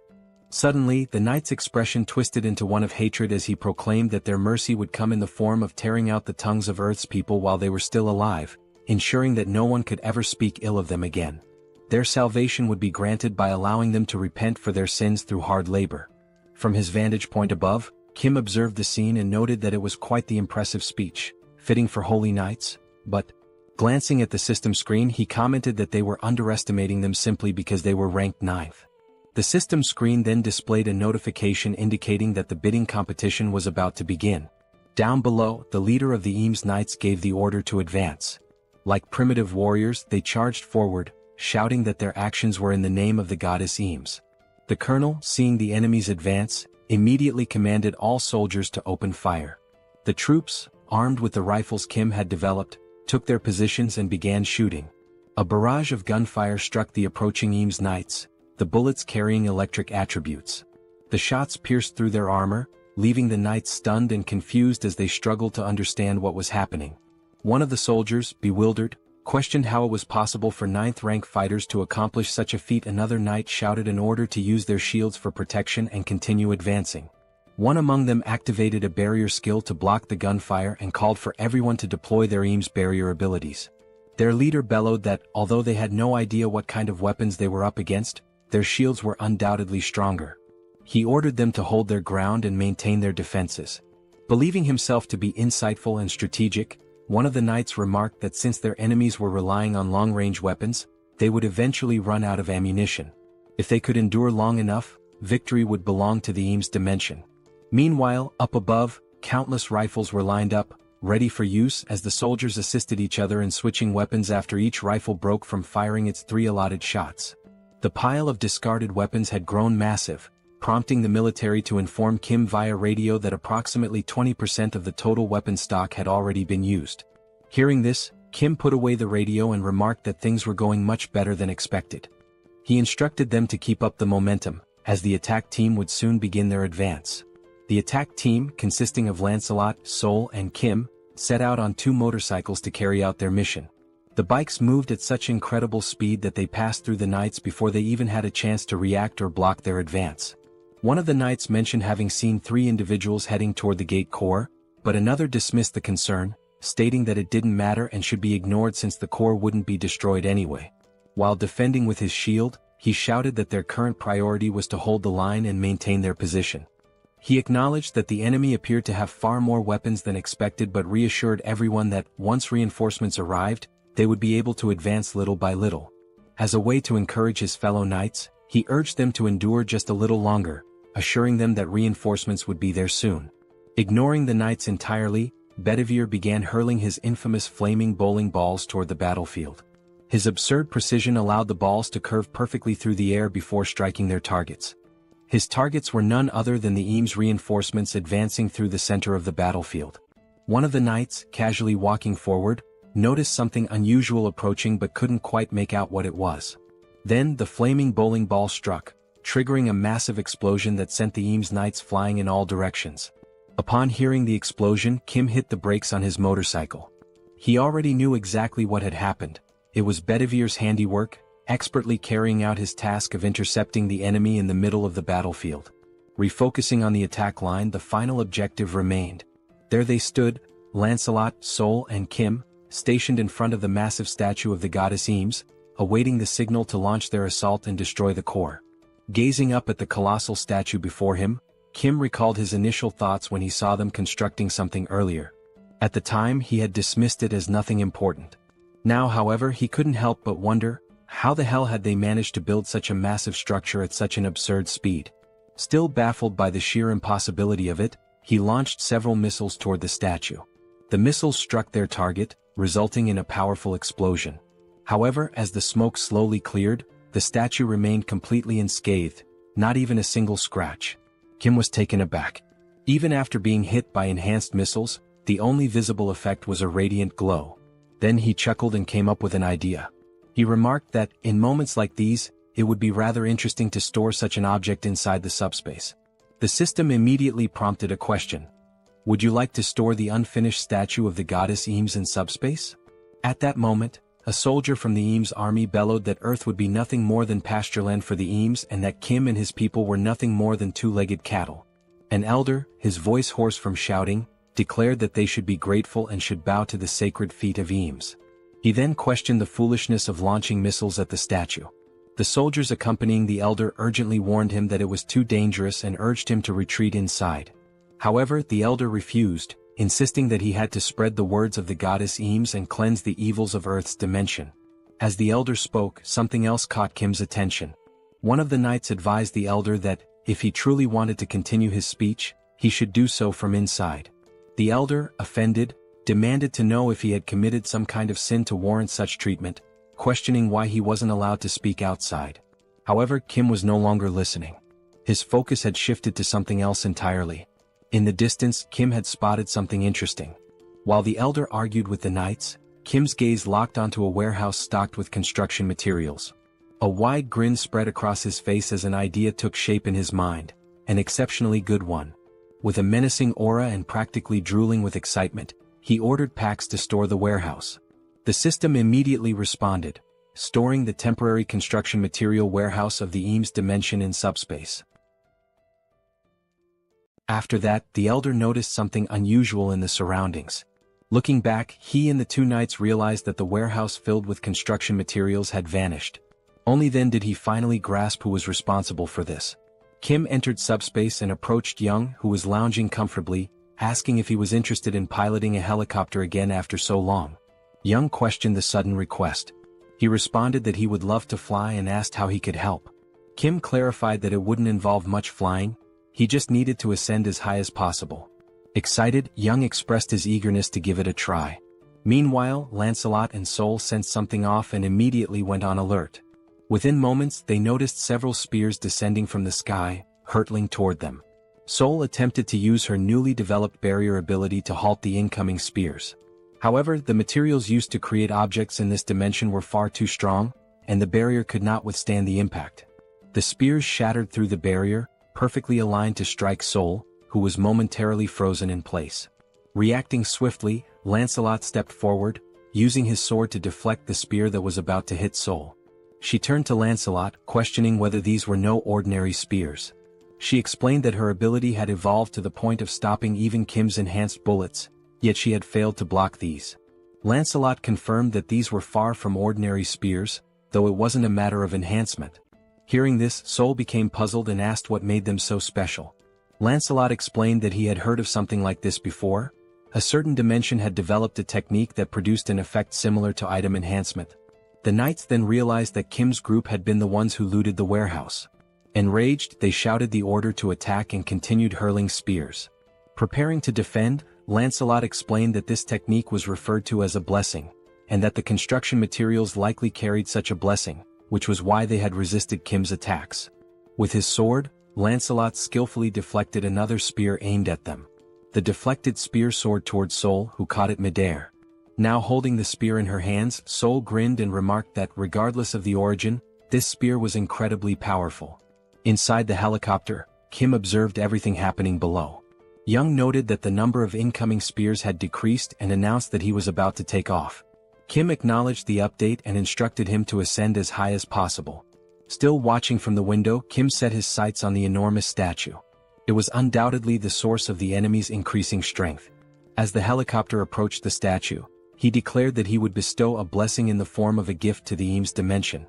At that moment he released the stolen construction materials from the highest altitude, naming the attack god's staff. The materials plummeted, striking the statue and obliterating it with the very essence of its own dimension. From a distance, Lancelot and Seoul observed in awe as the sheer power of these materials reduced the statue to rubble. As the dust slowly settled, something crushed beneath the debris became visible. Then the system broadcasted a message. The Earth dimension has won the bidding competition in the Seoul region by destroying the core of the Eames dimension's gate. Rewards will be distributed to all inhabitants of the dimension who participated in the competition. The rewards included dimensional accounts for all participants, 5,000 destroyed magic stones based on individual contributions, and additional items from the Eames dimension, which would be transferred and allocated accordingly. Without hesitation, the very first thing Kim did was register his entire family as 8th rank. As soon as the registration process was complete, the documents began dissolving in the hands of those receiving them. Just then a paper descended from the sky, landing near Kim. He picked it up, puzzled by its contents and its sudden appearance. The system then issued another announcement. The commercial rights of the Lettal dimension, previously held by the Eames dimension, have now been transferred and allocated to the representatives of Seoul. With this, Kim had essentially obtained exclusive commercial rights to the Tertius region. As soon as they finished reading, a new portal, this time glowing red, appeared before them. Both his father and Seoul questioned what the portal was. Kim admitted that he wasn't sure, as he hadn't been the one to create it this time. He speculated that it might be related to the commercial rights mentioned in the document. Determined to uncover the truth, he gathered his courage and stepped forward, reaching out to touch the portal. However, a system message immediately popped up, stating, "Not a registered company. Please verify authority." Looking at the document, Kim was taken aback. Even with the rights granted to him, he still needed to register as a business entity. Opening the system, he was presented with an option. Would you like to sell the commercial rights to the multidimensional Chamber of Commerce? If sold, a total of 10,000 magic stones will be paid as the purchase price. Looking at the system message, Kim felt even more confused. He wondered what these commercial rights for the Lettal dimension really were, granted as a reward yet unusable without being registered as a company. And despite not being able to use them at the moment, the system was already offering to buy them for 10,000 magic stones. Kim pressed the option to decline the sale and grew increasingly frustrated as he read the message. To him, they were nothing but a bunch of thieves. They had given him a reward that he couldn't even use. Thinking about it further, he realized that the multidimensional Chamber of Commerce had been unfair from the very beginning. They had been forced to participate in a competition organized by the chamber itself, where every single opponent was of the 8th rank. Even while facing overwhelming disadvantages and unfavorable conditions, they had won. Yet the chamber was now pretending to offer a reward. Kim's anger only intensified. Crumpling the document in his hand, he refused to let the chamber profit from this. He wouldn't throw the document away, but unless they increased the number of magic stones, he wouldn't sell it either. After all, without his intervention, many more lives would have been lost. Observing Kim's irritation from afar, his father asked what was wrong. Kim, trying to keep himself composed, responded that it was nothing significant, just that they had won a useless portal that they couldn't even use. Joy then asked if the only urgent task now was to fill out the paperwork, as she still needed to finish treating the wounded. Kim apologized for gathering everyone right after the competition ended, realizing they were all exhausted. His father reassured him that it was fine, especially since filling out the documents would only make him stronger. Kim acknowledged that everything was settled and stated that he would open the portal to go rest. Meanwhile, Seoul mentioned that she would play around for a bit to test her new spear and told him to call her if he needed anything. Kim simply nodded in understanding. Young said he planned to finish some games he hadn't completed on his console, while his father decided to rest as well, complaining that his body ached from all the effort put into building the base. Just then, his father's eyes widened as he noticed the newly acquired construction materials. There were now several high-quality options available. Still in awe, he began listing them: bricks, drywall, beams, and even rebar. At that moment, Kim realized he had forgotten to mention them. But the real shock came when Kim casually revealed that all these construction materials were infinite. Kim had anticipated that this revelation would leave his father speechless. As he entered the portal, another thought crossed his mind. he wondered about the results of the competition in other regions. Given the 12-hour time limit, the results might be available by nightfall. When night finally arrived, the competition results were displayed, confirming that the event had concluded. The system then announced the final rankings for the Earth region's bidding competition. The results for South Korea showed that out of 5 competitions, there were 4 victories and only 1 defeat. Then, another system message revealed the global outcome. Out of 761 competitions, there had been only 113 victories and a staggering 648 defeats. Based on these results, the multidimensional Chamber of Commerce decided to downgrade Earth's growth potential from BB to CCC. This message was broadcast to everyone. Kim immediately recognized how disastrous this was, while Young admitted he hadn't expected the competition's overall results to be so terrible. Kim analyzed the data and noticed that some areas had an equal ratio of wins and losses, but the majority had suffered significantly more defeats. As a result, the global situation was dire. Even though he had anticipated this, he hadn't expected it to be this severe. The colonel pointed out that, fortunately, South Korea's situation wasn't as bad. If it came down to Incheon, they could quickly resolve the issue by concentrating their forces. He also mentioned that Incheon was nearby, so they could deploy as soon as they were ready. At that moment, a soldier rushed in, apologizing for interrupting the meeting. He handed a report to the colonel, informing him that they had just received an urgent radio transmission from the 17th Division in Incheon and that the colonel needed to read the report immediately. Scanning the document, the colonel asked why Incheon had contacted them. The report stated that they had been defeated and were transmitting urgent engagement information. The enemy force was identified as the Lizard Men from the Sabros dimension, and their portal was currently located in Chinatown. These Lizard Men appear to be a highly trained military force, engaging in both ground and aerial combat simultaneously, demonstrating superior mobility, and completely annihilating Incheon's team.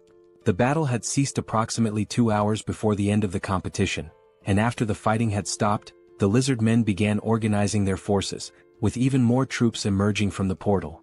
Additionally, they had deployed a team for reconnaissance and securing access routes, which suggested a large-scale troop mobilization was underway.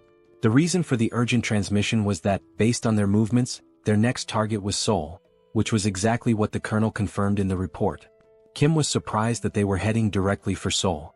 Hearing this, Young found it highly unusual, reasoning that it was unlikely they were targeting Kim, as no one knew his exact location.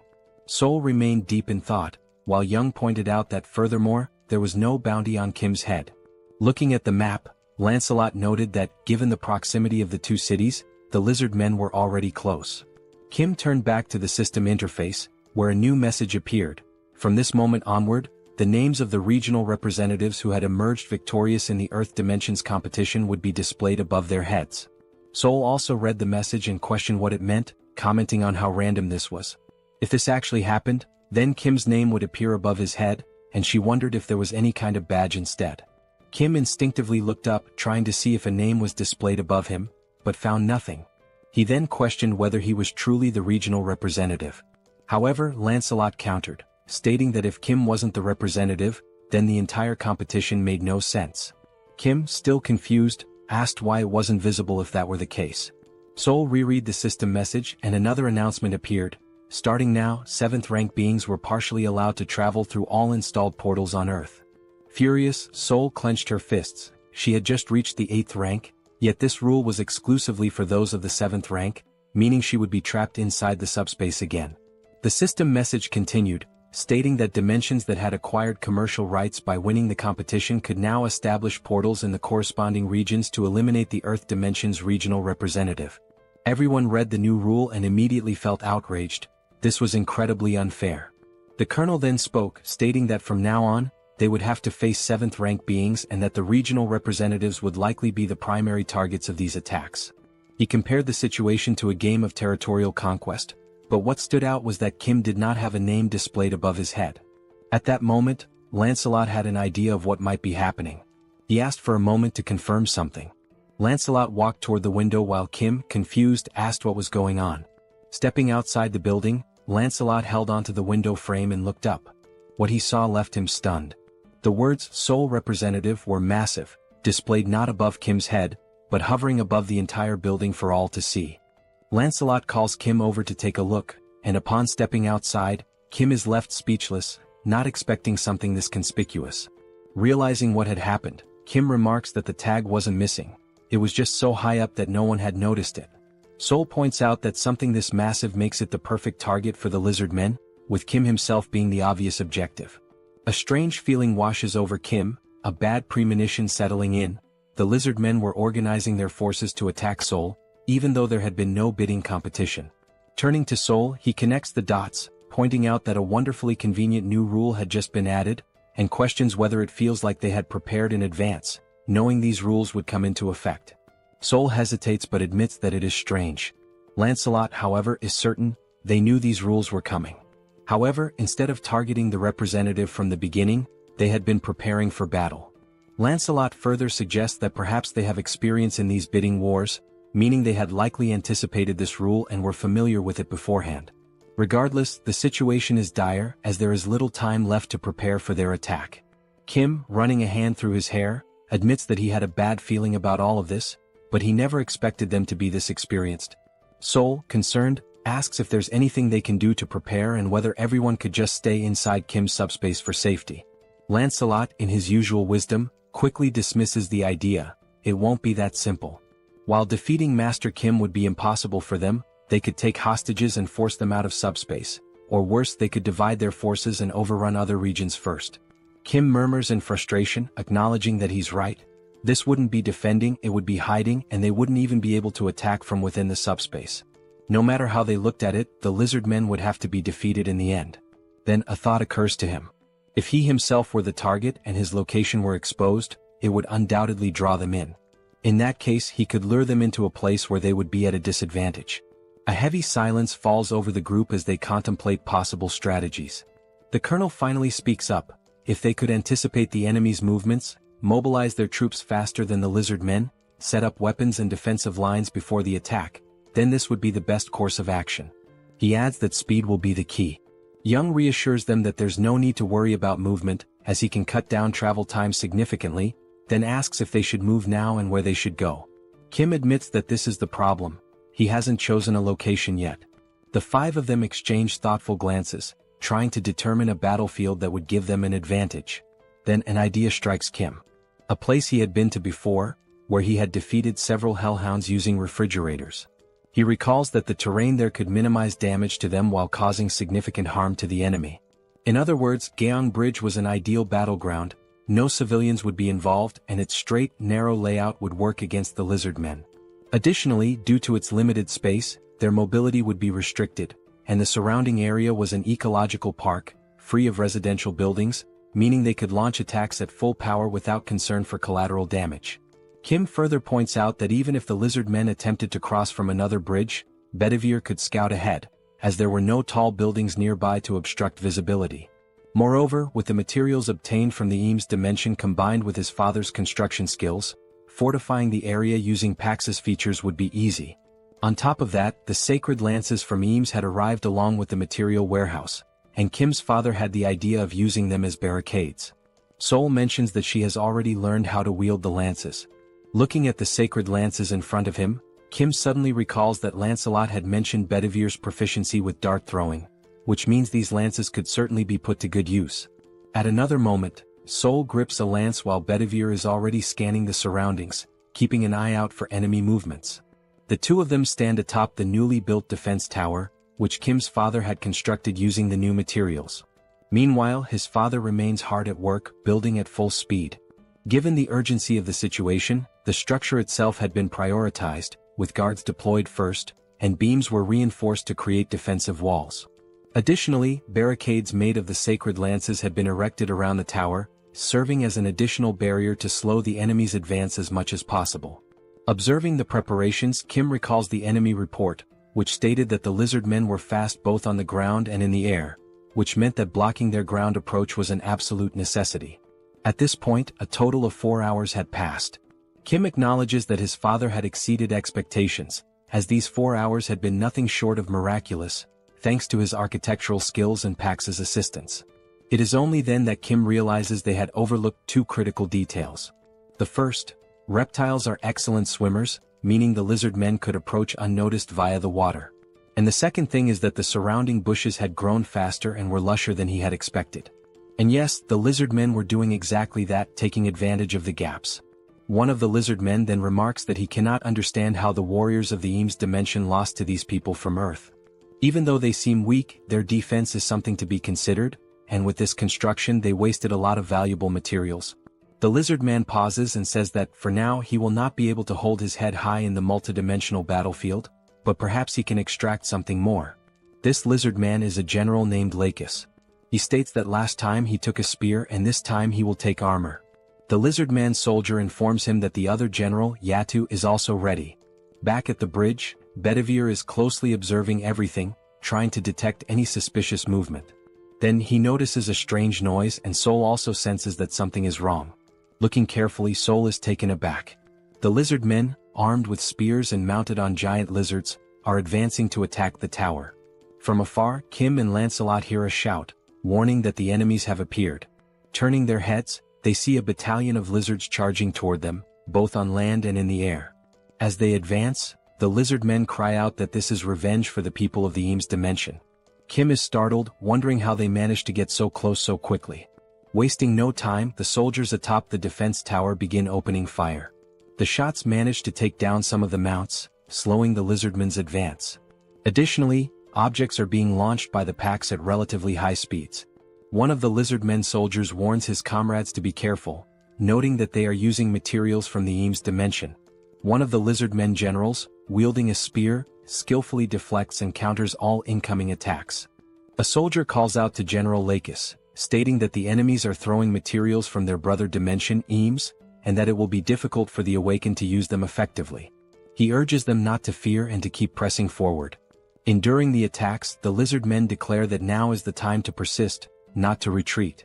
Then one of the generals, Yatu, proclaims that he only knows how to attack and will never fall. Charging forward with his mouth wide open, he challenges anyone to stop him. As he advances toward the tower, a bright light streaks toward him. A spear strikes near his snout. He simply grabs the spear, yanks it out and scoffs that it is not enough to stop him. He continues his assault. Watching the scene unfold, Kim is alarmed that the attack did not work, while Lancelot readies himself for battle, drawing his sword. Lancelot quickly assesses that they are facing two enemies of the 7th rank, but notes that this large one fights with no particular technique, just sheer brutality. Looking toward the barricades, he realizes that the real threat is coming from that direction. Still gripping his sword, he turns to Kim and warns that this will be a tough battle. However, he adds that the previous attacks were effective against the bulky lizard. Lancelot states that he will take care of the other enemy and warns that if the large one reaches the defense tower, the battle will be lost. He instructs Kim to keep him at bay, even if it means restraining him. Kim tells Lancelot to be careful, and he assures him that he will. Without hesitation, Lancelot charges toward the enemies in the other direction. General Lakis then notices something coming toward him. He swiftly blocks a high-speed attack with his spear. Lancelot was the one who struck, moving with incredible speed, but Lakis successfully parried the blow. A lizard man soldier asks General Lakis if he is alright, to which the general replies that he is fine and orders him to keep attacking. Turning to Lancelot, Lakis states that it seems he has a personal matter to settle. Studying Lancelot, the general comments on his boldness for leaping alone into enemy lines. Furthermore, he notes that Lancelot specifically aimed for his neck, calling it a remarkable move. Lakis smirks, remarking that it has been a long time since he has encountered a warrior like this. He then asks Lancelot for his name. Lancelot introduces himself, and the lizard man is enthralled, calling it a magnificent name. Lakis introduces himself in return. Lakis acknowledges that Lancelot's goal is to keep him occupied. The only reason he is paying attention to him is because he recognizes him as a true warrior. Lakis adds that a warrior's instinct is to seek battle when faced with a strong opponent, and so he challenges Lancelot to a duel where their lives will be on the line. Without hesitation, Lancelot accepts, declaring that if Lakis does not value his own life, neither will he. Lakis laughs, praising Lancelot's fighting spirit, and declares that he will test whether his skills are as great as his resolve. Lancelot then raises a finger and tells him to wait, asking if he plans to fight while mounted on his lizard. Lakis states that this is truly unfair, as a warrior's duel to the death is meant to determine who is the strongest. Lancelot then remarks that the mount is merely a way for him to compensate for his lack of skill or even to save his own life.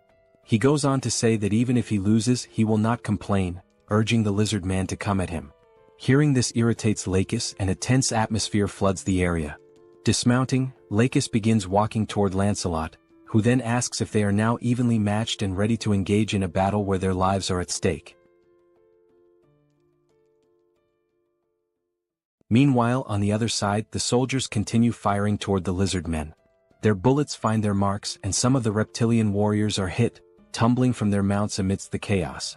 However, despite the casualties, their assault does not slow down.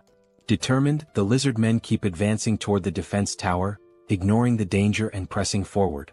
The soldiers, realizing that the enemy is closing in dangerously, shout to one another, ordering them to keep firing without hesitation. Suddenly, one of the mounts leaps unexpectedly and with its sharp fangs, sinks a brutal bite into the shoulder of one of the military soldiers. The force of the attack sends him crashing to the ground, and as he falls, his comrades rush to his aid, shouting that there is a wounded man. Amid the chaos, a lizard man and his mount attempt to break through. One of the soldiers quickly takes command, declaring that he will tend to the injured and requesting cover fire. Additionally, he warns that more enemies are approaching rapidly. Before anyone can react, someone appears wielding a spear. In a swift motion, the spear is thrown, striking the mount that was about to breach the defenses. The impact is so powerful that the lizard man riding it loses his balance and crashes to the ground. He barely has time to process what happened before Seoul appears and without hesitation, slams his head into the ground with a devastating strike, leaving him no chance to react. Seoul raises her gaze toward the soldiers and, with determination, declares that she will take care of any enemies that get close to the building. She then orders them to keep firing without stopping. A reckless lizard man, still mounted, charges straight at Seoul. Standing firm, she gathers all her strength into a single punch and, with one crushing blow, sends the enemy soaring into the sky like a ragdoll. Once again, Seoul shouts for the soldiers to keep shooting. They quickly obey and their bullets strike the charging mount, bringing it down mid-attack. In the back line, Joy begins to act, using her healing abilities. The wounded soldier groans in pain as she works swiftly to treat him, assuring him that it will only take a little longer to finish. Meanwhile, the lizard men riding flying mounts notice a weak spot in the defense and launch a direct assault. However, before they can get close, one of them is struck mid-air by a spear, plummeting to the ground along with his mount. Another lizard man, sensing something approaching, tries to react but isn't fast enough. He too is hit, but this time the force is so great that his mount collides violently with another, creating a destructive impact. Even so, their numbers remain overwhelming. Despite those who have been taken down, many continue pushing forward, relentless in their attack. Some of the fallen remain pinned against the walls, while the others press on with even greater ferocity. From a distance, Bedivere observes the battlefield and realizes just how dire the situation is. He wonders whether he can handle such a large number of enemies alone and questions how long it will take before reinforcements arrive. Elsewhere on the battlefield, Yatu, the brute among the lizard men, slowly pushes forward, trying to defend himself against Kim's attacks. His body is already riddled with wounds, but he continues moving, grinning as he remarks that these attacks are quite impressive. Amused by the fight, he declares that this is excellent and asks if Kim has an even stronger attack that might actually affect him. Without hesitation, Kim launches several sturdy beams, the same ones he obtained during the battle in the Eames dimension. Yatu, however, merely blocks them, showing little concern. With each new strike, Kim hears Yatu commenting from afar that this continuous barrage leaves him no opening to advance. Hearing this, Kim realizes that Yatu is a complete idiot. He had been using the same automated attack from the very beginning, yet for some reason, Yatu believed it to be a new tactic. Even as the beams continue firing relentlessly, Yatu seems increasingly impressed. Kim, on the other hand, recognizes that he has effectively trapped him. Now he must decide what to do next. He wonders whether he should maintain this strategy and wait for Lancelot to return or take a different course of action. Scanning the battlefield, Kim tries to assess Lancelot's fight. However, he quickly realizes that waiting might be too risky. Even so, he wishes there were a way to help Lancelot. At that moment, a distinct sound rises above the battlefield. A series of rapid strikes cut through the air with tremendous force, creating a loud, slicing noise. Kim immediately identifies the source. It's coming from Lancelot's fight. The sound originates from the sacred spear wielded by Lakis. The power of the spear is so immense that, even when Lakis swings and Lancelot manages to dodge, the impact completely shatters the ground beneath them. Right now, Lancelot is focused entirely on evasion. He knows that the spear is incredibly powerful and that facing it head-on would be a fatal mistake. Noticing this, Lakis taunts him, questioning how long he intends to keep running. He remarks that he thought Lancelot was a true warrior, but perhaps he had been mistaken. Lancelot puts some distance between himself and Lakis, reflecting on his words. He wants to respond to the provocation, but in some way Lakis isn't wrong. The truth is that his weapon is overwhelmingly powerful, and Lancelot realized this before it was too late. Observing closely, Lancelot confirms that the power of this spear surpasses that of the spears from the Eames dimension. Moreover, he recognizes that it possesses additional properties, making it far more dangerous than he initially expected. Lancelot interrupts his thoughts and remarks that, upon further reflection, the lizard men refer to the Eames dimension as their sister dimension. He then inquires whether the spear was created in Eames.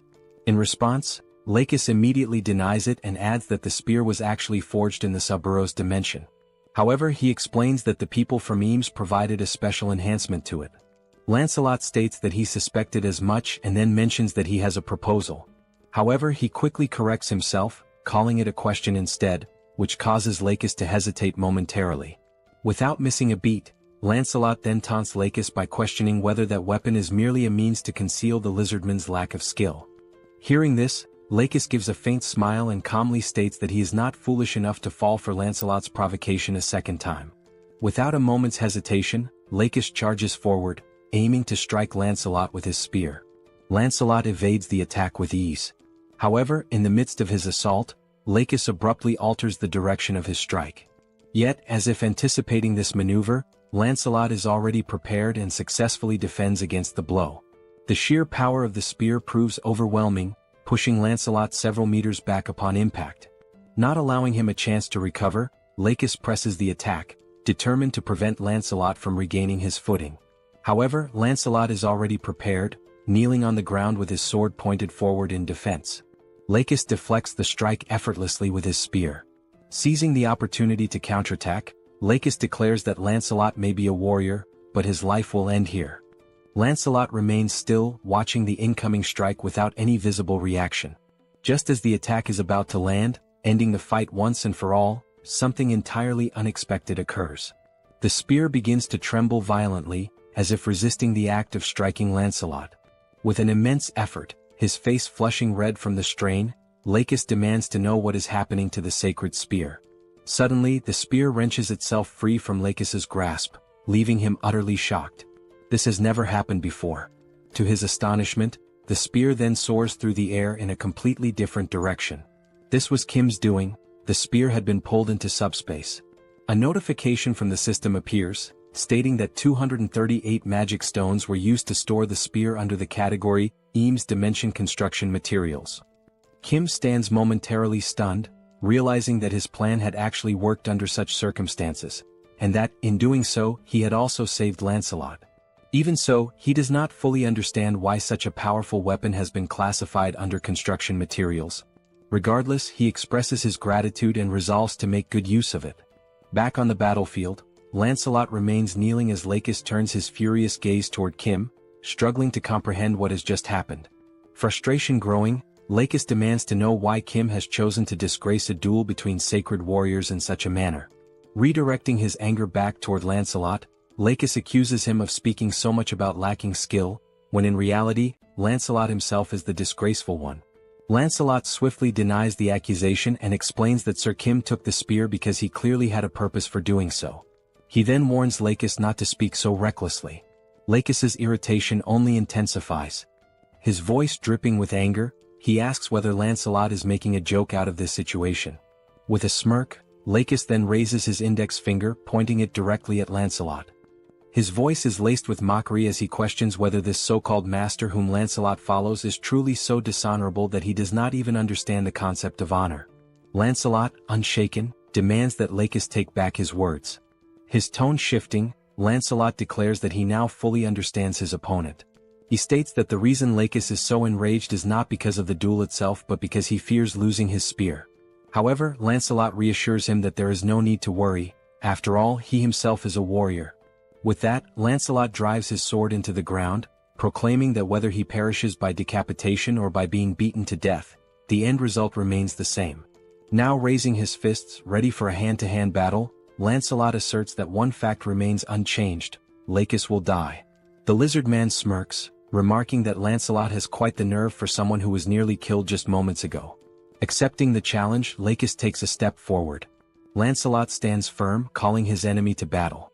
And so, the two warriors prepare to engage in a fight to the death, this time with their bare hands. From another perspective, the remaining lizard man soldiers continue their advance toward the defense tower, their numbers pressing forward relentlessly. Meanwhile, following his acquisition of the sacred spear, Kim watches the system while Seoul effortlessly cuts down every lizard man that dares approach the tower's perimeter. While observing the system, Kim notices something peculiar and wonders what exactly it could be. The system then displays the spear, along with its status information. It is identified as the Lakis' Sacred Spear, Enhanced Level 3. The classification is marked as Epic, with enhancements provided by God Eames. The listed attributes include plus 31 penetration, plus 31 acceleration and purification. Reading through the details, Kim immediately realizes that this spear is on an entirely different level. The scene shifts back to the lizard man Yatu, who remains trapped within the beams launched by Kim.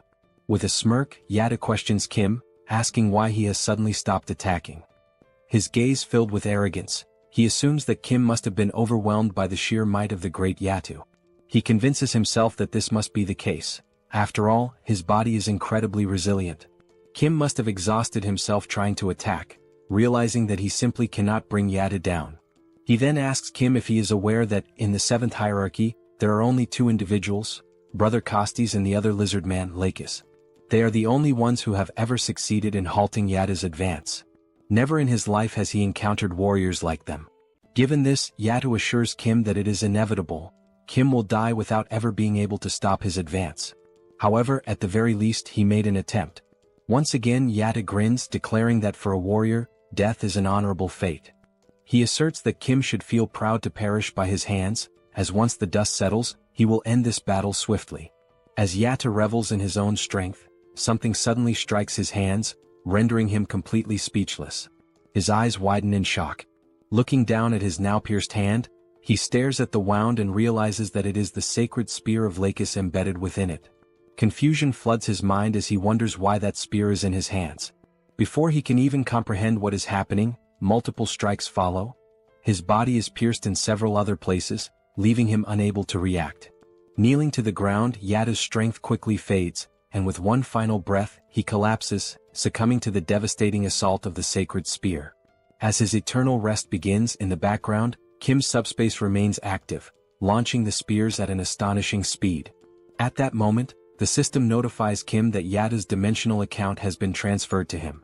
However, since Kim already possesses an account, the value is simply added to his own. Additionally, he receives a Tier D enhancement stone. This new enhancement stone does not possess any active attributes but offers the option of liquefaction. On the other side of the battlefield, the soldiers continue their relentless barrage, firing their rifles. The electric-charged shots strike down the lizard men and their mounts one after another. Seoul observes the battlefield and realizes that only one lizard man remains standing, charging forward in a desperate all-in attack. Growing bored, Seoul notes that no more lizard men are near the building and concludes that there is nothing left for her to do. Just then, a sound from above catches her attention.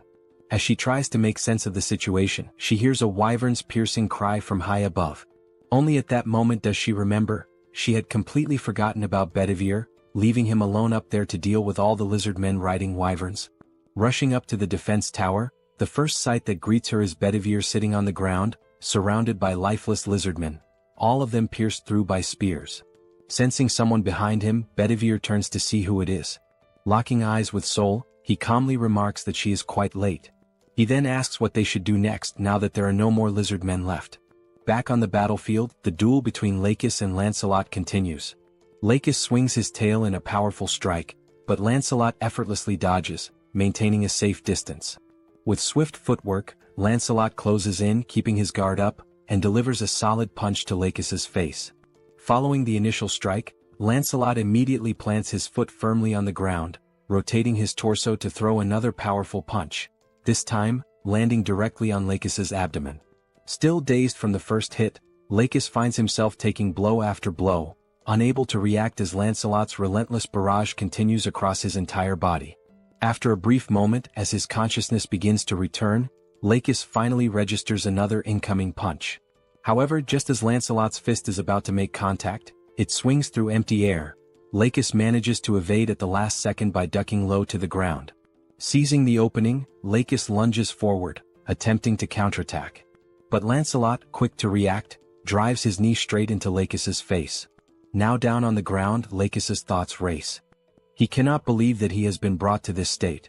Before he can recover, Lancelot follows up with an uppercut, striking Lakis squarely on the chin.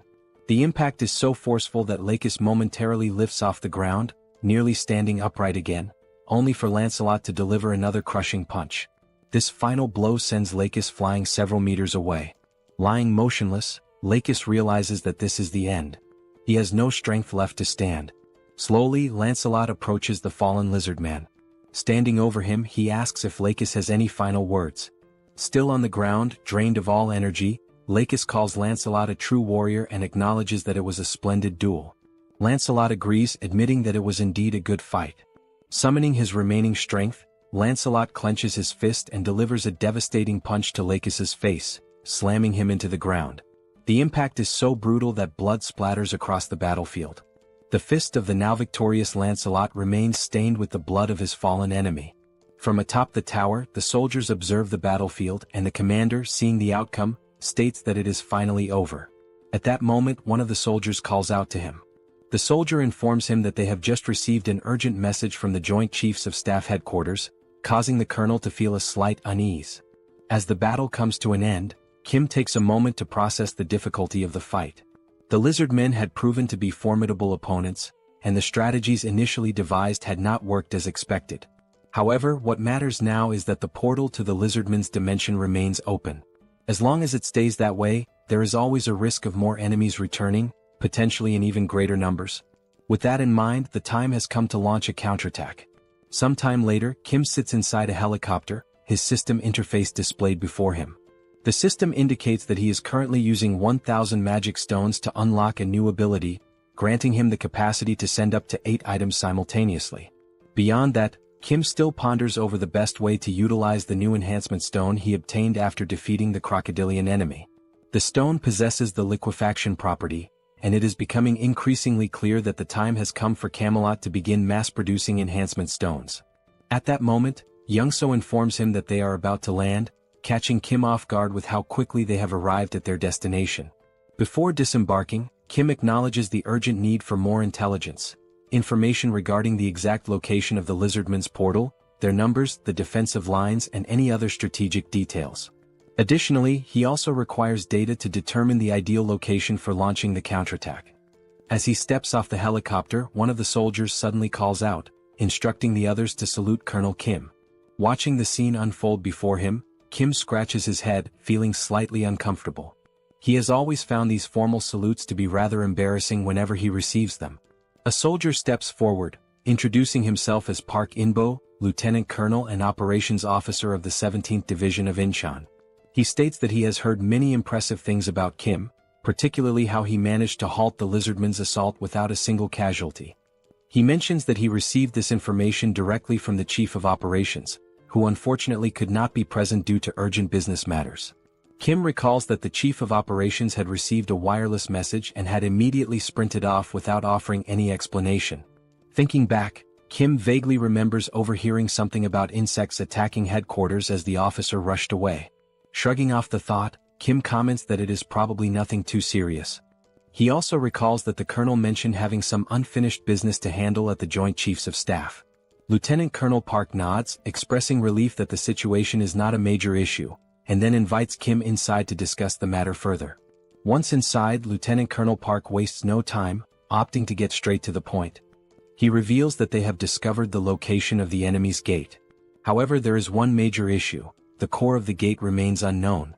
Park explains that their forces were initially able to position snipers to track the location of the core. However, after the bidding competition ended, a strange sludge-like substance began seeping from the portal. As a result, they lost all visibility of the core's position. Hearing this, Kim inquires if it is really just sludge. Lieutenant Colonel Park, reaching into his pocket, confirms that it is. However, he adds that it would be easier for Kim to see it for himself. He then places 2 photographs on the table, explaining that these were the best images they managed to capture. He points out that, as Kim can observe, a thick, mud-like substance has spread outward, engulfing the area surrounding the gate. Park further clarifies that this sludge does not cause any harm upon contact with the skin. However, it makes movement incredibly difficult, almost impossible to traverse normally. The lizard men have taken advantage of this terrain, using it both as a means of concealment and free movement, treating it as if it were a swamp. Examining the photographs, Kim remains unfazed. He remarks that this is not a problem. Kim states that he has allies capable of traversing and gathering intelligence within this swamp freely, summoning Lancelot. Lancelot takes the photographs in hand, carefully analyzing the situation depicted. Without hesitation, he immediately apologizes, admitting that this will be difficult, leaving Kim momentarily uncertain. Lancelot then elaborates, explaining that movement itself would not be an issue due to the phantom effect. However, if the entire area is submerged in the swamp, their presence would be easily detected as there would be nowhere to hide. Kim acknowledges that he had not considered this factor. However, Lancelot, as always, reassures him that there is still a way. He states that he knows someone who is both swift and stealthy. Kim, curious, immediately asks who fits that description. Moments later, the system interface activates, notifying that an enhancement stone and 500 magic stones have been consumed. As a result, Mordred has been officially appointed as one of the 12 Knights of Camelot. At that very instant, a portal materializes before them, heralding the arrival of a new warrior. The figure steps forth and, without hesitation, announces that he has arrived in response to Lord Kim's summons. Introducing himself, the newly summoned ally declares his name as Mordred, one of the 12 knights under Lancelot's command. With unwavering resolve, he swears to serve Lord Kim with his life.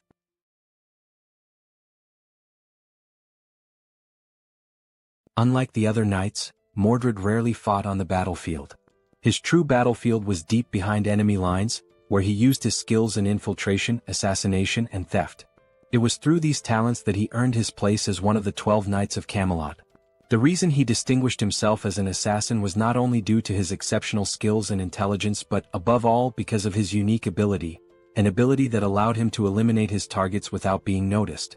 This ability, known as stealth, enabled him to become virtually invisible for a brief moment, hiding his appearance without actually disappearing. However, this also meant that he was still susceptible to external factors. Despite this, Mordred used his talent to become an extraordinary assassin, and the very fact that he survived proves his strength. Furthermore, the enhancement stone used to appoint Mordred, a materialization enhancement stone, revealed his ability to avoid physical interference, although this ability could not be maintained for extended periods. In simpler terms, a great assassin became even greater thanks to the enhancement stone. Back in the scene, Kim, clearly excited, tells Mordred that he will now explain what he needs him to do, and Mordred agrees, addressing him as my lord. Pointing to a map, Kim says that they need to find the core of the Lizardman's Gate from the Sabros dimension. Upon hearing these straightforward instructions from his master, Mordred responds that he understands perfectly. Kim praises him, saying that it is just as he expected from someone with experience. Mordred grasped exactly what needed to be done, despite the vague explanation. Meanwhile, Lancelot warns Mordred to remember that if he dies, the entire operation and strategy will be for nothing. Lancelot also mentions that, based on his experience fighting the Lizardmen officers, they are not enemies to be taken lightly. Even if Mordred fails to gather any information, he must return alive no matter what. Mordred once again reassures them that he understands and announces that he will begin his mission, turning with the conviction of a superhero ready to infiltrate the enemy lines. Watching this, Kim smiles, thinking that Mordred seems to be someone truly trustworthy. At that moment, the colonel asks if they are sure about sending that knight on the mission alone. Kim turns to the colonel and assures him that of course they are. After all, these knights are the best of the best. He tells the colonel that they can simply trust and wait for the Knights of Camelot, for they will do what needs to be done. Kim suggests that the colonel take a break for now, as they will need to wait for Mordred's return in order to come up with a plan. He also says that he will let the colonel know once Mordred is back. The colonel thanks him and asks for permission to leave. He also advises Lancelot to rest in subspace, since it hasn't been long since he fought against that powerful lizard man. Lancelot nods, explaining that since he is an undead, he doesn't feel fatigue, so Kim need not worry about him. As Kim is about to say that he still needs to rest, something catches his attention. Looking at Lancelot, Kim wonders if there have always been so few scratches on his armor. Lancelot thanks Kim for his concern, but Kim, more curious now, says that he is sure that Lancelot's armor and sword were much more damaged before.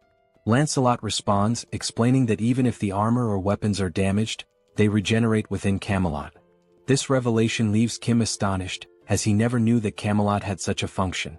Lancelot goes on to explain that, since they are categorized as items, as long as the item is not completely destroyed, they can regenerate infinitely as long as the materials still exist. On the subject of Camelot, Lancelot adds that there is something he needs to inform Kim about. He tells him that a new enhancement stone has been created in Camelot, and its property is wound regeneration. Upon hearing this, Kim remarks that the stone sounds useful just based on its name. However, he decides to think more about how to use the enhancement stone once Mordred returns. While Lancelot agrees that this idea is indeed good, something suddenly catches his attention, and he shifts into a state of alert. Lancelot, now prepared to draw his sword, hears Kim asking what is happening. Holding the hilt of his sword, ready for combat, Lancelot says that someone is hiding, watching them. Kim is taken aback, realizing that the enemy is faster than expected. He wonders who is hiding and whether it is truly a lizard man. Lancelot admits that he can only sense the presence of this unknown figure and cannot pinpoint their exact location or identity. He urgently advises Kim to enter SUBSPACE immediately. At that moment, Lancelot hears a noise coming from somewhere. He quickly spots the figure who had been secretly observing them. Lancelot disappears in an instant with a swift movement, stating that he will resolve the matter quickly and return shortly. From the spy's perspective, he watches as Kim remains alone, wondering where Lancelot has gone and whether the other person who had been with him also disappeared. However, due to Lancelot's exceptional speed, he was already behind the man, holding a sword to his neck. Lancelot began to speak to the spy, explaining that the only individuals he serves are Lord Kim and Lord Kim's allies. He emphasized that just because the man was human did not mean he was to be treated as friendly. Upon hearing this, the man slowly turned around. Still with the sword pointed at his neck, Lancelot declared that the man's answer to the question he was about to ask would determine whether he would live or die. With a killer aura, Lancelot proceeded to ask his first question, demanding to know why the man had been secretly watching them. At that very moment, Kim heard a noise that sounded like screams for help. He decided to rush over to see what was happening.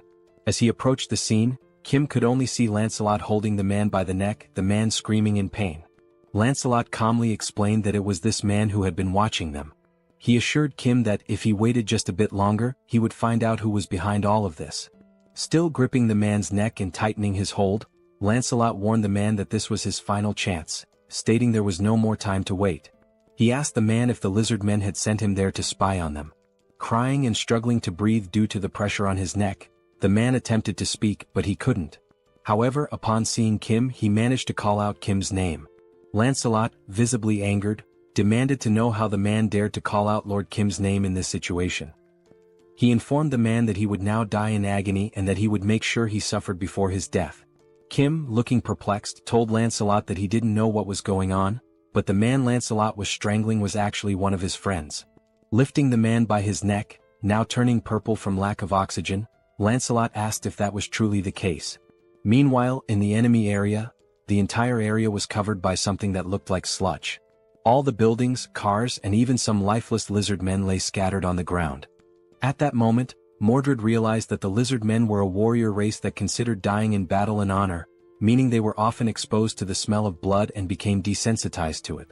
As he observed a lizard man lying on the ground, Mordred thought that, based on this, if he covered himself with blood, it would make it much harder for the lizard men to track him. He also knew that erasing his trail was a vital skill. Pouring the lizardman's blood over himself, he made his way toward a tunnel, thinking to himself that now that his scent was gone, it was time to begin the infiltration. Moving slowly and carefully to avoid drawing attention, Mordred noticed that the place was enormous, with unusually large corridors. He wondered why they had built something so vast. As he ventured deeper into the area, he commented that this place seemed terribly inefficient, especially since the size of the lizard men varied greatly. Some were very large while others were quite small. Having realized this, Mordred speculated that the corridors were so large because there was one exceptionally large lizard man, and if that were the case, that giant must be a key figure. Trying his best to avoid touching anything, He thought that if this giant wasn't important, there would be no reason to create such an inefficient structure. At that moment, a lizard man stopped beside him, preventing Mordred from making any move. Realizing he had almost been discovered, Mordred was forced to use the power of the immaterialization enhancement stone. It dawned on him that this situation was truly dangerous, as if it weren't for the power of the stone, he would certainly be dead by now. And he couldn't afford to fail on his first mission. He recalled how Lancelot had been very specific about returning alive, and how his task was to find the core of the gate and return quickly. The deeper he went into the facility, the more he noticed that the lizard men seemed to be stronger and more organized.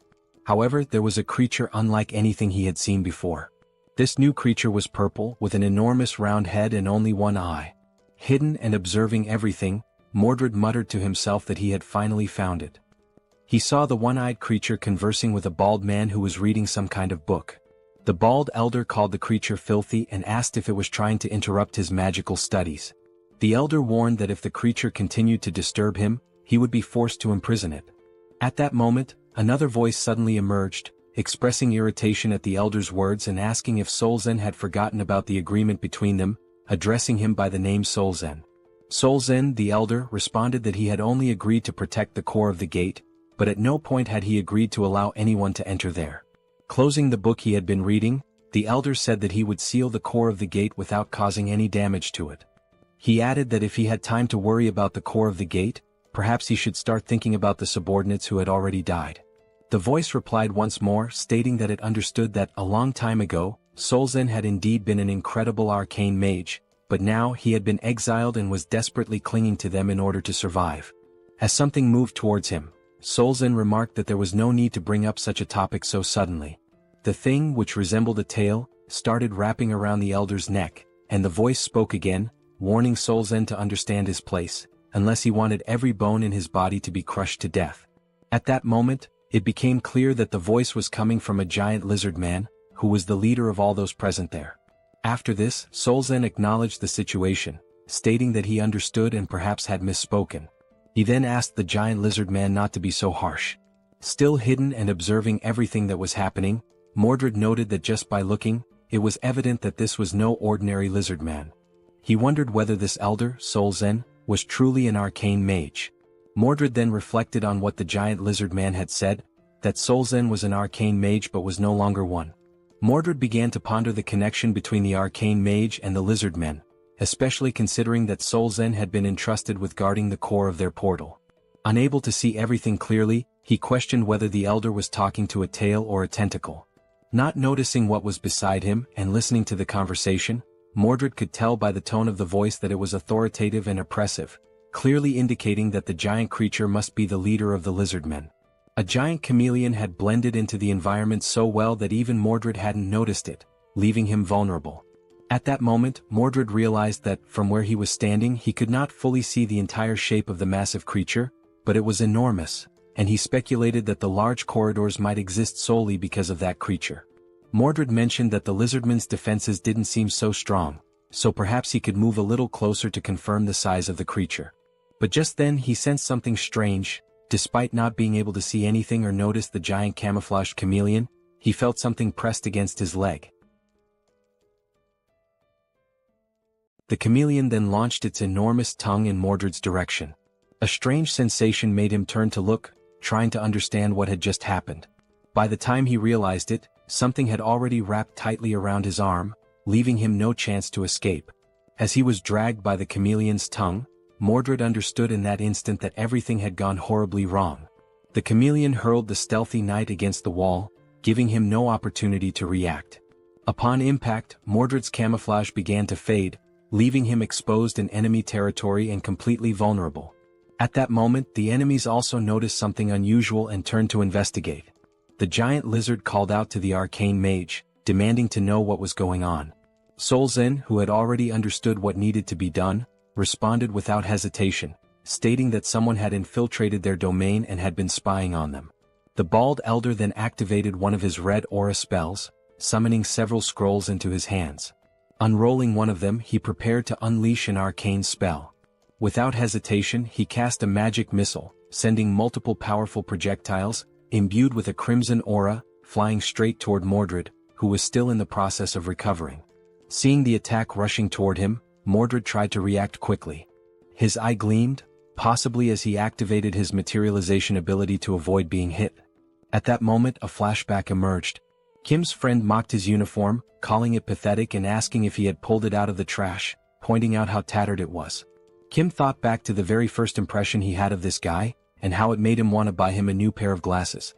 The boy laughed, making further remarks about Kim's family being poor, stating that from now on, Kim stinks and should stop talking to him. The word sparked Kim's anger. Without a second thought, Kim punched him in the face, and at that moment, the reason behind Kim's earlier thought about buying him new glasses became clear.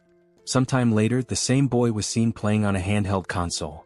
He had just bought the video game the day before, yet he wondered why the other kids in the class didn't seem to care about him at all. Sitting alone in the room, the boy, comfortable in his privileged life, subtly boasted about it, trying to draw attention from his peers. However, the only thing the others could think was how annoying it was that he kept flaunting his wealth. Some even remarked that money wasn't everything, and despite his attempts, no one envied him. Kim, reflecting on the situation, considered that the boy had been young at the time, so it was understandable that he didn't know how to properly connect with his friends. But Kim also thought, I was young too, and I still found him incredibly irritating. What started as a small, random incident eventually led to something much worse. Some kids snatched his console and began fiddling with it, commenting on how he had some good games. As they took the handheld from him, they laughed, saying that since he was rich, losing something like that shouldn't be a big deal. At that moment, the boy tried to protest, saying that it wasn't right. But before he could finish, they punched him in the face, knocking him to the ground and continuing to beat him mercilessly, despite him being completely defenseless. The bullies sneered, telling him they hadn't asked for his opinion. However, one of them suddenly noticed something approaching from behind. When he turned to look, it was Kim rushing toward them with his backpack in hand. Without hesitation, he swung the backpack directly into the bully's face, momentarily halting the one-sided beating. Caught off guard, neither the boy who got hit nor his friends reacted immediately. But then Kim spoke up, making it clear that what he had just done wasn't out of a sense of justice. He reminded the group that this guy had always mocked his family's situation whenever they were around friends. Kim had only stepped in to prove that he wasn't an easy target and to show off in front of everyone. The delinquents quickly realized that the two of them might be friends and asked Kim if he wanted to take a beating in his place. At that moment, Kim regretted trying to act tough because the tables had turned. Now he was the one getting beaten up. Meanwhile, the boy with glasses watched, realizing that everything was his fault for having acted like a jerk. As the bullies continued their onslaught on Kim, someone suddenly grabbed the wrist of one of them. It was Seoul, their dear sister, arriving at the perfect moment to intervene. Without saying a single word, her terrifying presence alone was enough to make Kim realize something. For the first time, Seoul actually seemed kind of cool. And only then did Kim remember that Seoul was somewhat famous in the area for being incredibly tough. As Kim grinned with relief at being saved, Seoul simply stated that this was unacceptable and that from now on, Kim would be doing morning training with her as well. Hearing those words, Kim was left in shock, fully aware that this was not going to be easy. While still holding the delinquent's arm at that moment, Kim responded, saying that he wasn't even part of a sports club, so he had no intention of doing those exercises. Seoul, however, dismissed his protest, stating that it didn't matter and that she would speak with the coach immediately. The other members of the club started asking if Kim was Seoul's younger brother, commenting on how adorable he was, while the delinquent stood there, completely unaware that he had just messed with her little brother. The other members patted Kim's head and he thanked them for everything, while Seoul took the opportunity to lecture the delinquent, ordering him to go home. As Kim was leaving the scene, he turned around to take a final look and noticed that the rich kid was still standing there. Curious, he asked what he was doing and told him to hurry up and leave as well. Tears streamed down the boy's face, and at that moment, the only emotion filling his heart was gratitude. From that incident onward, the two of them grew close remarkably fast throughout high school. They began spending more time together both at school and outside of it, watching promotional fights featuring famous fighters, cheating on tests, and laughing when Kim got annoyed for still scoring lower than his friend despite his efforts. Even after going to different schools, they remained in frequent contact, constantly checking in on each other's academic performances and sharing updates about their lives. Then, after graduating high school, they ended up enrolling in the same university, and over time their bond grew even stronger. Now, they were not just close friends but the kind of best friends who genuinely influenced each other's lives. The two even played League of Legends together, where the glasses-wearing friend would come up with wild builds. At some point during one of their matches, he casually mentioned that he had been thinking about joining a kendo dojo. Kim, caught off guard, asked why he suddenly had that idea. His friend explained that watching Kim and Seoul train had looked really cool, and it made him want to try a sport of his own. Since there was a kendo dojo near his house, he figured it would be a good place to start. Still shocked that his friend found that kind of training cool, Kim jokingly asked if he had hit his head recently. His friend simply responded that not all training was as brutal as Seoul made it seem. At that moment, Kim realized something. That was the exact moment Manhwa started training kendo. Thinking back, before that, he would have never even considered joining a dojo. Returning to the present, Manhwa suddenly said something that left Kim completely stunned. Manhwa repeated himself, revealing that he had awakened swordsman abilities, leaving Kim wide-eyed with shock. Manhwa, noticing Kim's reaction, questioned why he looked so surprised. After all, Kim was the one who should be more shocking. He had become Seoul's representative after all. Manhwa even admitted that, at first, he wasn't sure if it was really the same Kim he knew. The sight of Kim's skeletal companion had terrified him so much that he hadn't been able to approach. Explaining further, Manhwa admitted that he had hidden himself, waiting for the skeleton to leave before stepping out. Even though it had been dangerous, he understood that Lancelot had simply been doing his duty. Turning to the side, Manhwa then asked Kim to call off his skeletal friend, saying that he was too intense. Meanwhile, Lancelot had pressed his own head into the ground, bowing deeply as a sign of apology. Kim, observing this, explained that even if he told Lancelot to stop, he wouldn't listen. For a knight, honor was something personal, and this was a matter of self-discipline. It was about not being able to forgive himself, something that only he could atone for. At that moment, the only thought running through Lancelot's mind was how pathetic he was for having wronged Lord Kim's dear comrade. Beyond pathetic, it was tragic. With that heavy realization, Lancelot declared that he no longer had the right to call himself a knight. Manhwa, observing his posture, couldn't help but ask where Lancelot had learned such a stance. Kim casually responded that he had probably learned it from getting beaten by Seoul. Shifting the conversation, Kim expressed his relief that Manhwa was safe and asked how his mother was doing. He then suggested that, if Manhwa agreed, his mother could stay within a secure subspace, ensuring her safety. Upon hearing that, Manhwa turned his face away, as if something was weighing on his mind. After a moment he responded, "Probably she was fine, maybe." Kim, now feeling uneasy, realized that Manhwa didn't even know for sure if his mother was safe. Sometime later, in enemy territory, where the homes had been consumed by mud and filth, Manhwa's mother could be seen, lying down to rest, surrounded by only a few meager supplies. A noise from nearby caused her to wake up. Alerted, she got up and decided to check what it was. As she turned around, her eyes widened at the sight of Lancelot standing outside her window, his fist raised, ready to strike. In an instant, his punch shattered the window, sending shards of glass scattering throughout the house. Stepping inside, he introduced himself. He was Lancelot, the captain of the Knights of Camelot, and one of the loyal knights serving Lord Kim. Then with a steady voice he asked, "Are you Manhwa's mother?"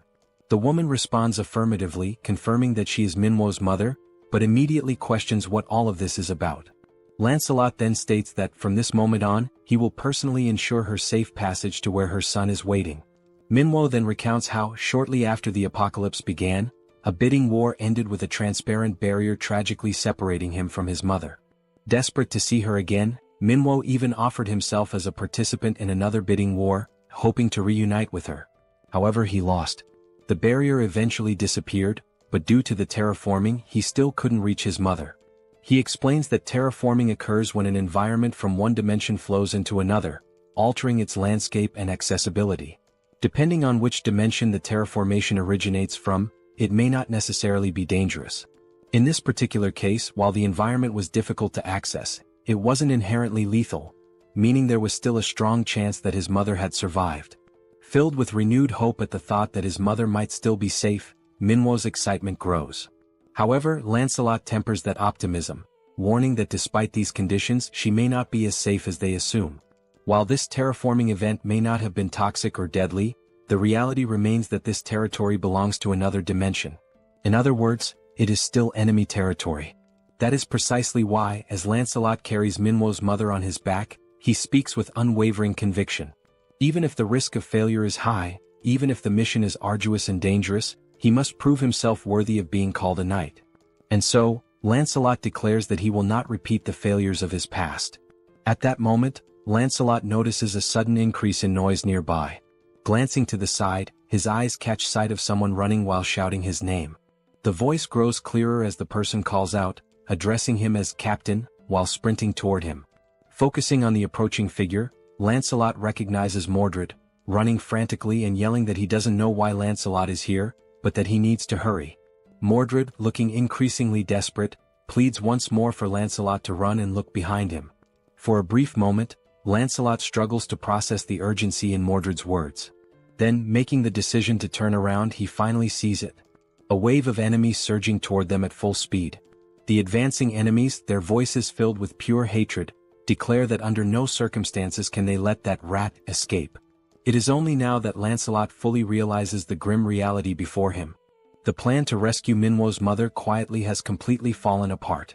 Irritated by the situation, Lancelot turns his frustration toward Mordred. Fuming, he snaps at him, calling him a useless idiot, blaming him not only for failing the stealth mission but also for making the rescue significantly more difficult.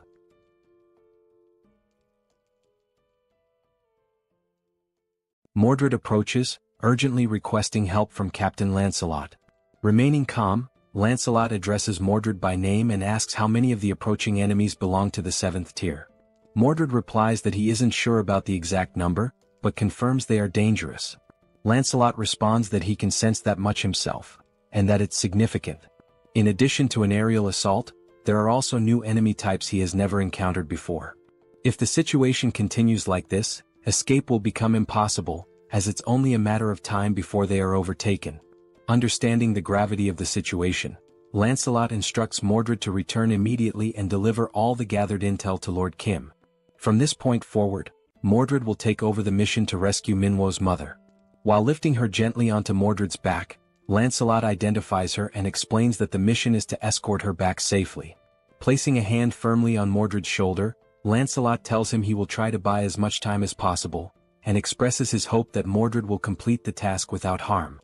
He also instructs Mordred to inform Kim that he should use the enhancement stone, and that Percival would be a fitting candidate for it.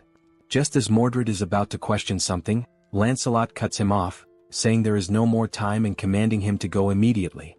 Mordred accepts the captain's orders and affirms that he understands. Then he departs with Minwo's mother to complete the mission and report back to Kim, leaving Lancelot behind to face the enemy alone. Lancelot draws his sword and declares his readiness. As the lizard men close in, the captain's mind is calm. There is nothing to fear. He has made his choice to prove he is a knight.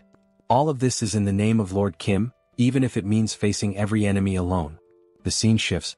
Mordred has already arrived at the destination where Kim and Minwo are located. Opening the door, he announces that the mission has been accomplished. Minwo bursts into tears at the sight of his mother. Kim, too, expresses his relief and happiness that Minwo's mother is safe.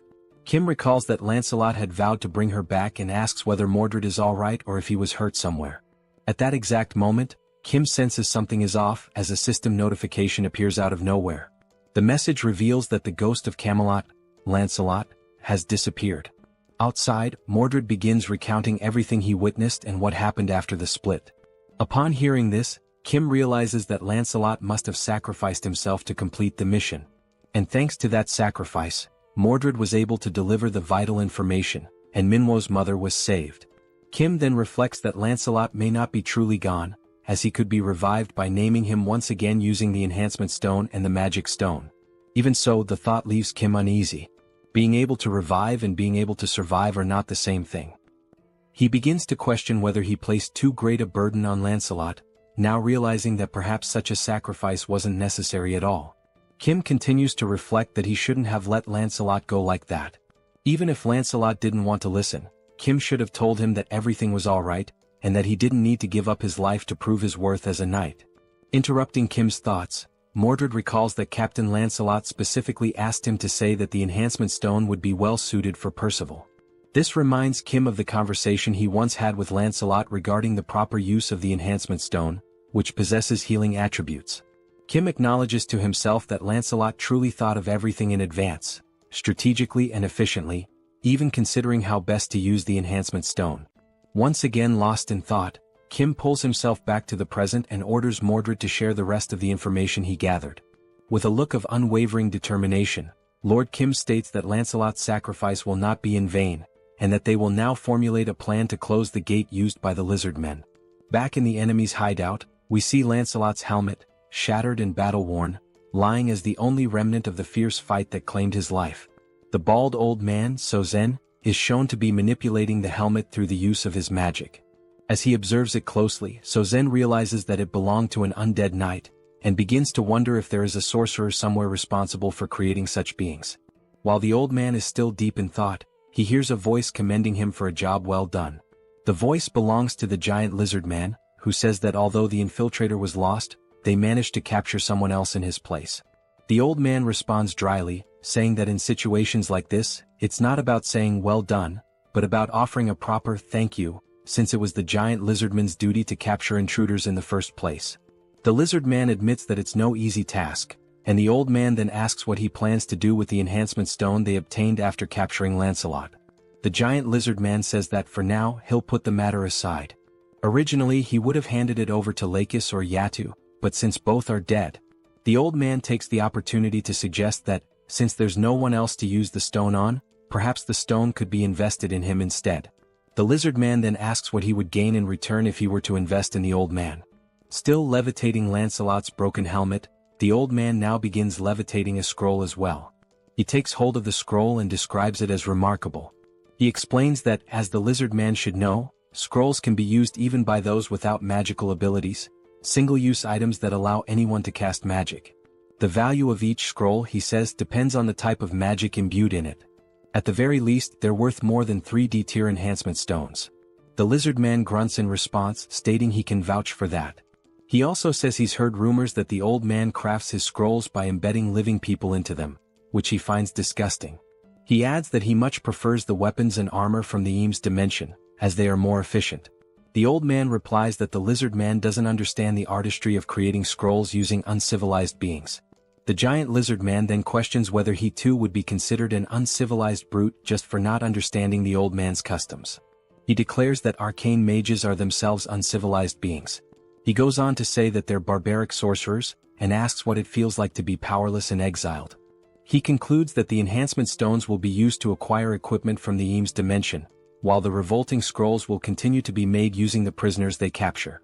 The old man accepts this outcome with a sigh and comments that the lizard men truly lack imagination. At that moment, he hears a sound coming from deeper within the hideout, something that draws his attention. Their focus turns to the entrance and soon someone begins to step through. The old man and the lizard man exchange confused looks, unsure who the newcomer could be. Then they see a knight entering, holding a shield in one hand and an axe in the other. The knight announces himself to the enemies. He is Percival, one of the 12 knights of Camelot.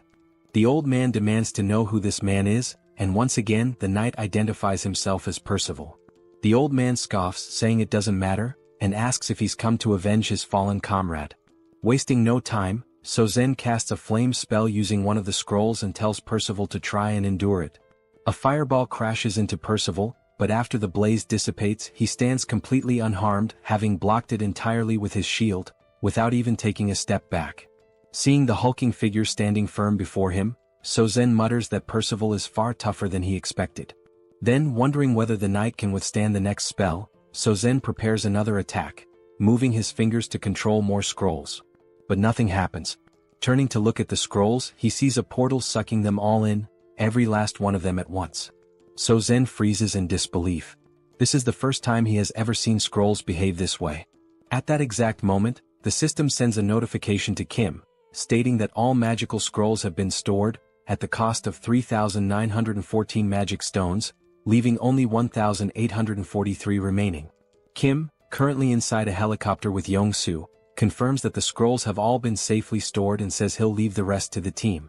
The message is transmitted to a radio device, one that is in Percival's possession. Upon hearing the message, Percival raises his voice and asks if Mordred just heard that. The old man, completely confused, asks who this Mordred is that Percival keeps referring to, and whether he's the one who stole the scrolls. Before anyone can react, Mordred deactivates his camouflage right behind Sozen. Without wasting a moment or giving Sozen time to respond, Mordred swiftly swings his weapon, slicing the old man's head clean off with a single blow to the neck. And with a cold finality, he declares, Mordred is the name of the one who killed you. A short while earlier, during the planning phase, Mordred had described the characteristics of the enemies they were about to face, mentioning that there was even a mage among them. That mage's name was Sozen, an old arcane sorcerer who had been exiled from Arcane. Kim then recalled how the man who used to be called the King of Knights had once mistakenly referred to Kim as an arcane. Bedivere took the opportunity to explain that arcane is the dimension of the most powerful mages. According to what he remembers, there are 3 levels of mages there, and even the lowest ranked among them is classified as 6th tier. Seoul, surprised, pointed out that if even the weakest mages from that place are ranked 6th tier, then they must be incredibly powerful. Mordred then added that, for reasons still unknown, perhaps due to his exile, Sozen, the bald old man, was unable to use magic freely and immediately. Seoul commented that if a mage cannot use magic at will, then maybe he isn't as dangerous as they had initially thought. Once again, Mordred said that Sozen certainly lost both his status and magical strength after being expelled, and that there was no reason they shouldn't be able to kill him. However, since he was unable to cast spells normally, Sozen had devised a way to use magic through the creation of scrolls. Seoul asked what exactly a scroll was. Mordred explained that a scroll is a piece of paper capable of storing magical energy. In theory, it can only contain relatively simple spells, but because it can be used by anyone, regardless of magical ability, it's considered a valuable item due to how easily it grants access to magic. He also stated that Sozen almost certainly crafted the scrolls himself and stored them in bulk, giving him a distinct advantage in battle by allowing him to unleash magic when needed without relying on real-time casting. Thinking about the situation, Kim pointed out that there were 2 key questions they needed to answer. First, whether any of the lizard men also had access to these scrolls, and second, what types of magic those scrolls actually contained. Mordred admitted he hadn't been able to determine that yet, but he mentioned that during the moment he was discovered inside the hideout, Sozen had fired some spells at him. The spells consisted of 3 red magical blasts that detonated upon impact with the wall.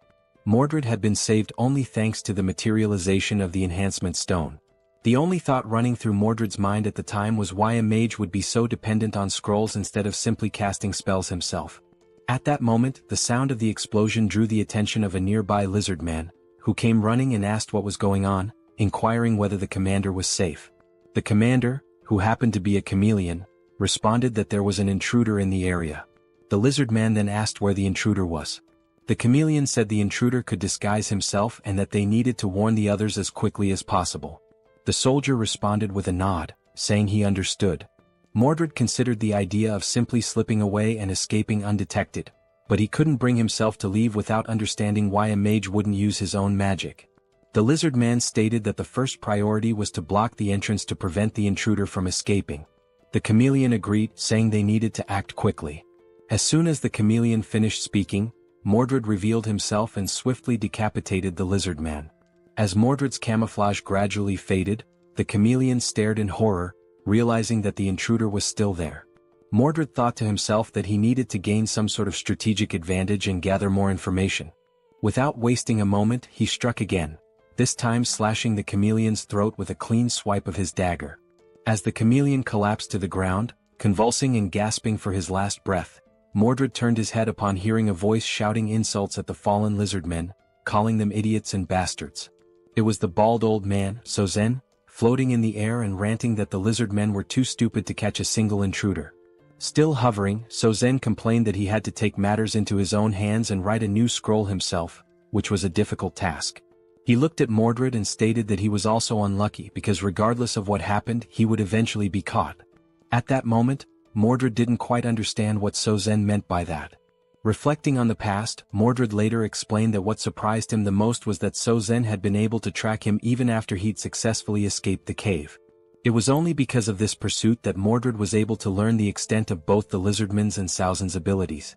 Mordred bowed his head slightly, apologizing and admitting that the pursuit had been more intense than expected, and that as a result, Captain Lancelot had made a great sacrifice. Kim responded by telling him not to blame himself. Without Mordred, none of them would have even known there was a mage among the lizard men. Kim went on to say that Mordred had taken action not only to gather information but while being fully prepared to die in the process. No one, he added, had the right to judge that.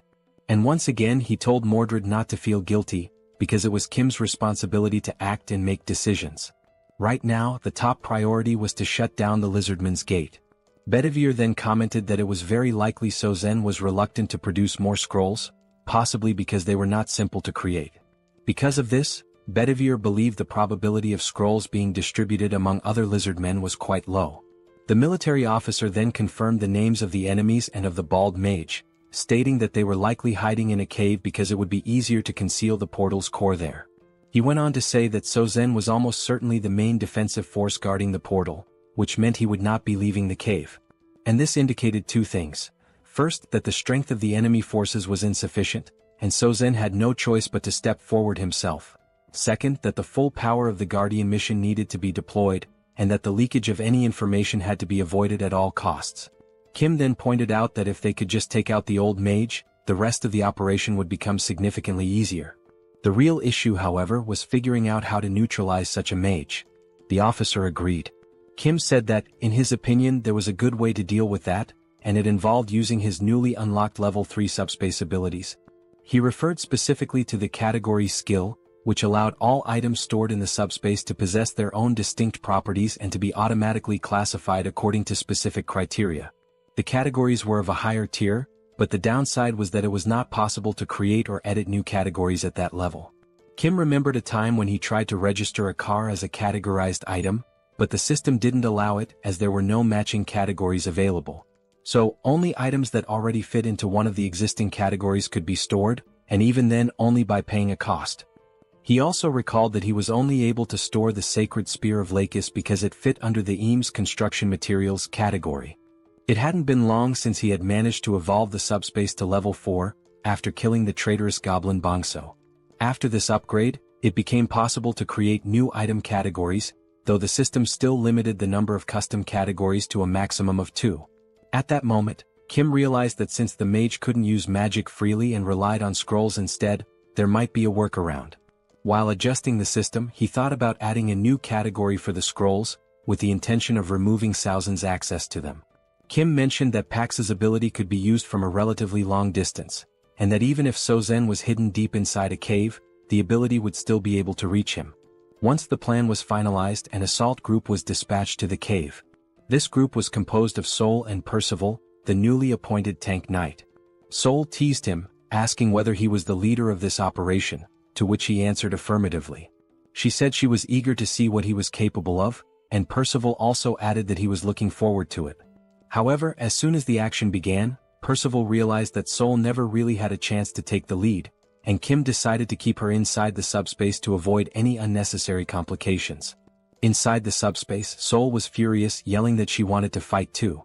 Kim responded by saying that her time would come, and asked her not to be too upset. Meanwhile, the lizard men within the cave were communicating among themselves. One of them announced that there was an intruder and that everyone needed to be alerted. Another said he would go report this new invasion to Sozen. As that lizard man ran off to deliver the message, a camouflaged figure suddenly appeared in front of him. It was Mordred, who, true to his skills as an assassin, intercepted the message by decapitating the lizard man in a single, clean strike. The infiltration team also included Mordred, who, back in the present, the scene revealed Saozen's severed head rolling across the floor of the cave as Mordred calmly held his dagger. The massive lizard man commented that he had felt a faint vibration in the ground, and then suddenly this man showed up and killed Sozen. He admitted that he hadn't paid much attention to it, since the vibration was weak, and never imagined someone could get so close without making a sound. Now he wondered whether this was the same intruder from before. On the other side of the cave, Percival, wielding his giant axe, charged toward the grotesque one-eyed creature. Realizing that this might truly be its end, the creature froze in place, paralyzed by fear. Percival leaped into the air, aiming his attack directly at the creature's enormous eye. But just before the axe could strike, something moved in front of him, blocking the blow. It was the tail of the giant lizard man, who now seemed to be more like a serpent, swatting Percival away and sending him flying after parrying the attack. Witnessing this, Mordred told Percival to hurry and destroy the gate. But he too was hit by the same tail, sent crashing to the ground. Now both Mordred and Percival lay on the ground, and it became clear that the giant lizard man was, in fact, a massive serpent. The serpent declared that the gate would not be touched. Inwardly, the giant snake reflected on how it had heard stories about the powers of the enemy knights, but nothing had prepared it for these two in particular. Glancing at Saozen's lifeless, headless body on the ground, the The snake muttered that the old mage had been useless from the start. It had never accepted him, and now that things had come to this point, there was only one option left. The giant serpent then grabbed the one-eyed creature in its jaws and fled into the tunnels that lay deeper within the cave. Lying on the ground, Mordred questions the reason behind the enemy's actions and wonders what the true intention is with relocating the core of the portal. His thoughts circle around the possible objectives, trying to understand where the enemy intends to go with such a move. Meanwhile, as it flees through the tunnels, the giant serpent reflects on its past experiences and competitive bidding processes. From what it has learned, regardless of how powerful someone might be in the present, a representative is never allowed to be of the 7th rank. That rule, deeply ingrained in its understanding of power dynamics, makes the current situation more complex. The serpent considers that perhaps its leader has chosen to remain outside the cave for protection, yet is still observing and monitoring everything that is unfolding inside. As the serpent moves swiftly through the passageways and begins to see the light of the cave's exit, it becomes aware that with all the forces now focused within the cave, the leader, Kim, will be left exposed. And as the serpent had anticipated, just outside the cave inside the helicopter stood Kim, marked with a massive representative sign glowing above his head. Approaching quickly, the serpent concludes that it has finally found what it had been searching for. Inside the helicopter, Kim suddenly senses something rapidly approaching his position. Looking out and focusing his gaze, he is taken aback by a sudden and startling sight. A gigantic creature is closing in at high speed, preparing to swallow the entire helicopter in a single overwhelming bite.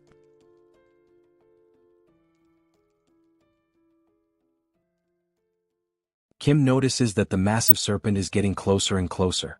However, in some way he remains composed, perhaps due to the confidence he has in the capabilities of his powers.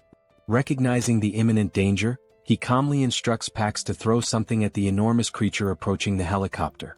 Without hesitation, Pax hurls an object at incredible speed, striking the serpent and causing it to recoil in pain, thereby interrupting its attempt to attack the aircraft. The impact is so intense that the colossal snake is slammed into the ground with tremendous force. The object thrown is revealed to be a beam from the Eames dimension, known for its highly durable properties. The serpent, catching the beam with its tail, flings it far away. After tossing the object aside, it realizes that the material is indeed a construction element from the Eames dimension. Having heard rumors about Kim's strange abilities, the serpent begins to understand that the rumors might be true. From inside the helicopter, Kim watches the creature and assesses its power. The snake, as enormous and intimidating as it appears, is evidently just as strong as its size suggests. Kim instructs Yongsoo to keep some distance from the creature for the time being. Determined not to give the enemy a chance to recover, Kim gives the order for Pax to continue the attack. In response, Pax rapidly launches several Eames dimension beams at astonishing speed, all directed at the giant serpent once again. Sensing the incoming assault, the serpent coils its massive body in an effort to shield itself from the barrage. With its incredibly resilient body and the advantage of anticipating the strike this time, it manages to block the incoming beams, seemingly taking no damage at all. Observing the creature's movements as it defends itself, Kim realizes that defeating this enemy may not be so simple. The beam barrage from Pax continues, but this time the giant serpent seems to come up with a plan. It begins dodging each of the beams one by one with precise and agile movements. It slithers swiftly through the area until it comes across a building which it begins to climb. Reaching the top, the serpent positions itself at an altitude parallel to the helicopter. From inside the aircraft, Kim and Yongsoo remain unsure of the creature's strategy. Then, trying to catch them off guard, the serpent suddenly spits a venomous substance from its mouth, aiming directly at the helicopter. Noticing the incoming attack, Yongsoo attempts to maneuver the helicopter out of harm's way. However, the evasion is only partially successful. The venom still manages to strike part of the windshield. As the toxic substance begins to corrode the surface, Yongsoo panics, knowing that if the windshield weren't so resilient, the venom could have reached him directly. Reacting swiftly, Kim opens the subspace and instructs Yongsoo to enter it immediately. The portal begins to close slowly behind him. Watching the situation unfold, the giant serpent assumes they have chosen to flee from the fight altogether. But the system then displays a new deployment, another unit of the Black Hawk helicopter, emerging from the subspace and returning to the battlefield. The window that had just been hit by venom now appears flawless, as if it had never been damaged. And indeed that is the case, this is a different helicopter altogether. Witnessing this, The only thought running through the serpent's mind is whether the venom attack was somehow undone by re-entering the portal. It wonders what kind of ability Kim could possibly possess. Inside the new helicopter, Kim reflects on the situation. Whether or not the vehicle is struck, as long as it is part of the subspace, he can simply replace it with another. However, he now recognizes that attacking the creature using the EAM's beams is ineffective, and he begins to wonder what alternative strategy he should use. The serpent, now coiled around another building, continues to watch him closely. Kim considers whether he should try using that newly acquired item. Choosing not to waste time overthinking, he commands Pax to launch the spear imbued with electrical properties. Flying at high velocity, the spear hits the serpent directly. At first, it shows no reaction, no visible pain. However, unlike the beams, the spear manages to pierce through the creature's thick hide. The serpent turns its gaze toward the object lodged in its body, questioning what it is and where it came from. Upon closer inspection, it realizes that the weapon is none other than the sacred spear once belonging to its ally, the lizard man Lakis. As the serpent tries to process how this is even possible, another spear swiftly follows, landing right next to the first and piercing its flesh once again. The serpent now begins to question just how strange the situation truly is. It was already unsettling to see Lakis's spear embedded in its body, but now there are two of them and Lakis only ever possessed one. Still in disbelief, the serpent tries to process how such a thing could be possible.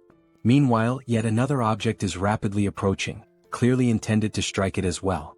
Unlike the previous spears, which carried electrical properties, this new one is imbued with the power of ice. It pierces the serpent's thick hide just as easily as the others, causing it to react with a hint of alarm. Because the spear holds icy properties, it leaves a thin layer of frost spreading from the impact point across the serpent's flesh. The giant creature recognizes that this particular magical signature originates from the old bald sorcerer Saozin's scrolls. It then wonders how Kim is managing to employ such a wide array of different attacks. Enraged, the colossal serpent lets out a furious roar, declaring that weak attacks like these are incapable of bringing it down.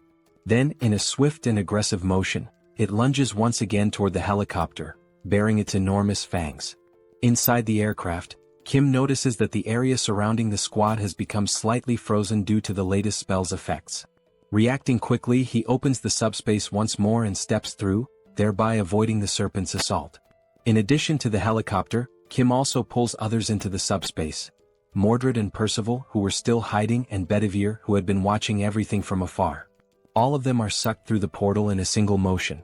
Still frozen in place, trying to understand the nature of her opponent's abilities, the serpent notices that the representative mark of Seoul remains floating in the same place, exactly where Kim vanished into subspace. As she begins to open another portal in front of her, the serpent thinks to herself that Lakis never possessed two spears. Everything must somehow be a part of Kim's ability. This time, what she sees emerging from the portal causes her eyes to widen in disbelief. Kim appears once again, this time accompanied by Seoul and their father, each holding one of Saozin's spell scrolls. But they are not alone. Kim has coordinated for everyone who had been inside the subspace to simultaneously release spells using different scrolls, amplifying the impact of the coming attack. At that moment, Kim signals for everyone to launch their spells and unfurls his scroll, casting the powerful joint spell. The resulting magical force is so immense that the sky lights up in a blinding radiance, leaving the serpent unable to perceive what is coming toward her. As before, dozens of icy spears are launched in unison, forming an overwhelming barrage. This time, the serpent is unable to dodge the attack. Just like the previous strikes, the spears penetrate the serpent's thick skin, each freezing the area around the point of impact. But the assault continues relentlessly. Wave after wave of icy spears rain down, giving the serpent no opportunity to recover.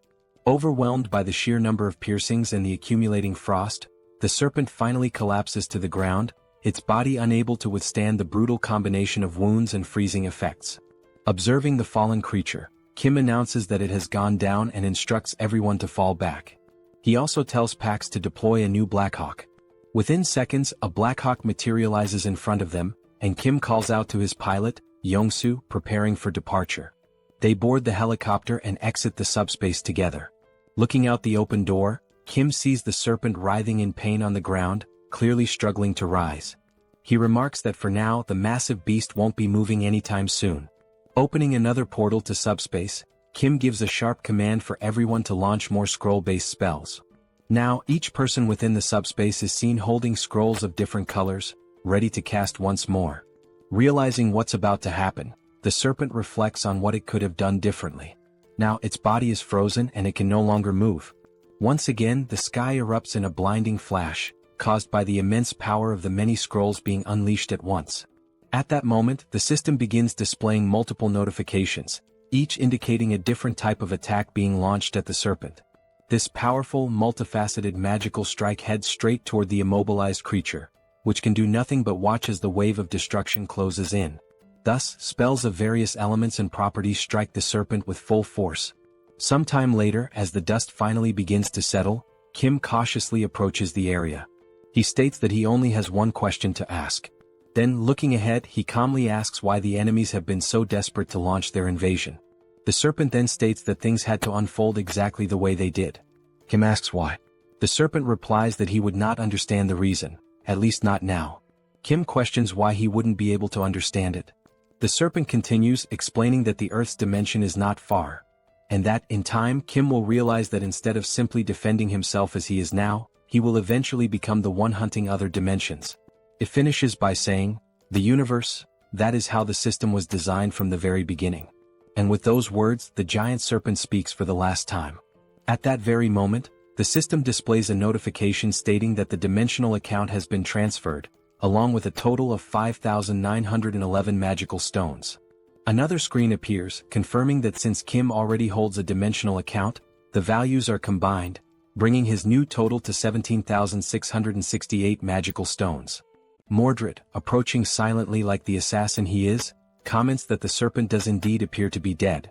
The serpent's final phrases are echoed once more, raising questions about what she meant when she said there was no other choice but to invade, and about the system of the universe having been structured that way from the beginning.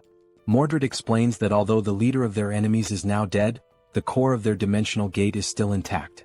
Kim asks if he knows where it is, and Mordred responds that he saw the serpent swallow the gate's core in an effort to protect it, something he witnessed not long ago while they were still in hiding. Upon hearing that, Kim points out that even after everything they went through to defeat her, they now have to locate the gate's core inside the enormous corpse of the serpent. Mordred confirms this. However, Mordred adds that Lord Kim doesn't need to worry. Back in their hometown, they were well known for dismantling and breaking down corpses. Taking the lead, Mordred calls out to the other knights, stating that their objective is to destroy the gate's core and drive the Sabros dimension out for good. All of them step into the remains. After some time, the system displays another transfer notification, this time for 33,638 magical stones, with no depositor information provided. Another screen confirms that since Kim already has an active dimensional account, the total value is updated to 51,306 magical stones. Kim observes that the terraforming in that area is slowly beginning to dissipate. Then Mordred calls out to him, saying that while destroying the core of the portal, he happened to stumble upon something unexpected. Impressed by Mordred's speed and efficiency, Kim turns to see what it is. He sees Mordred holding 3 red enhancement stones in his hand. Without hesitation, Kim commands the system to use the stones.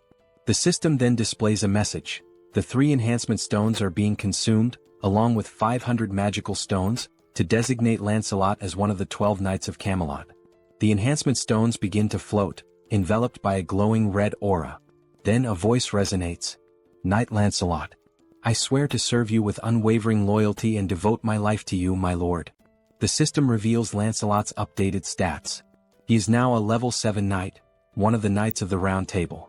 His attributes include penetration, acceleration, immunity, control, and critical accuracy.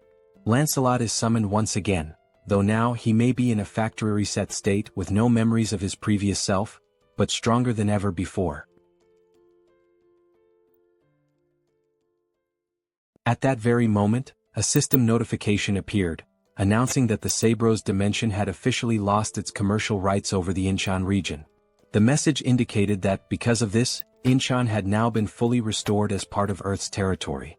The land, which had previously been altered to favor the lizard men with its thick layer of mud, was now gradually returning to its original state, slowly but steadily.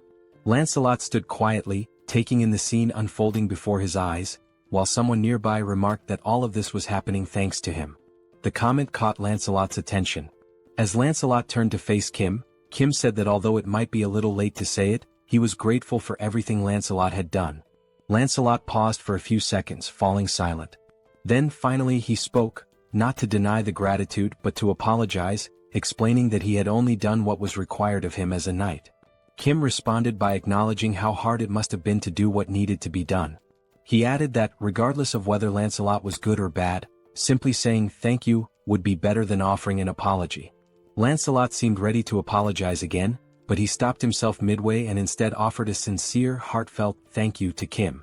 And in that brief moment, Kim felt a quiet joy as he realized that his friend Lancelot had truly returned.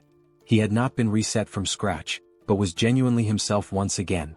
At that exact moment, something caught Kim's attention, prompting him to look toward the sky.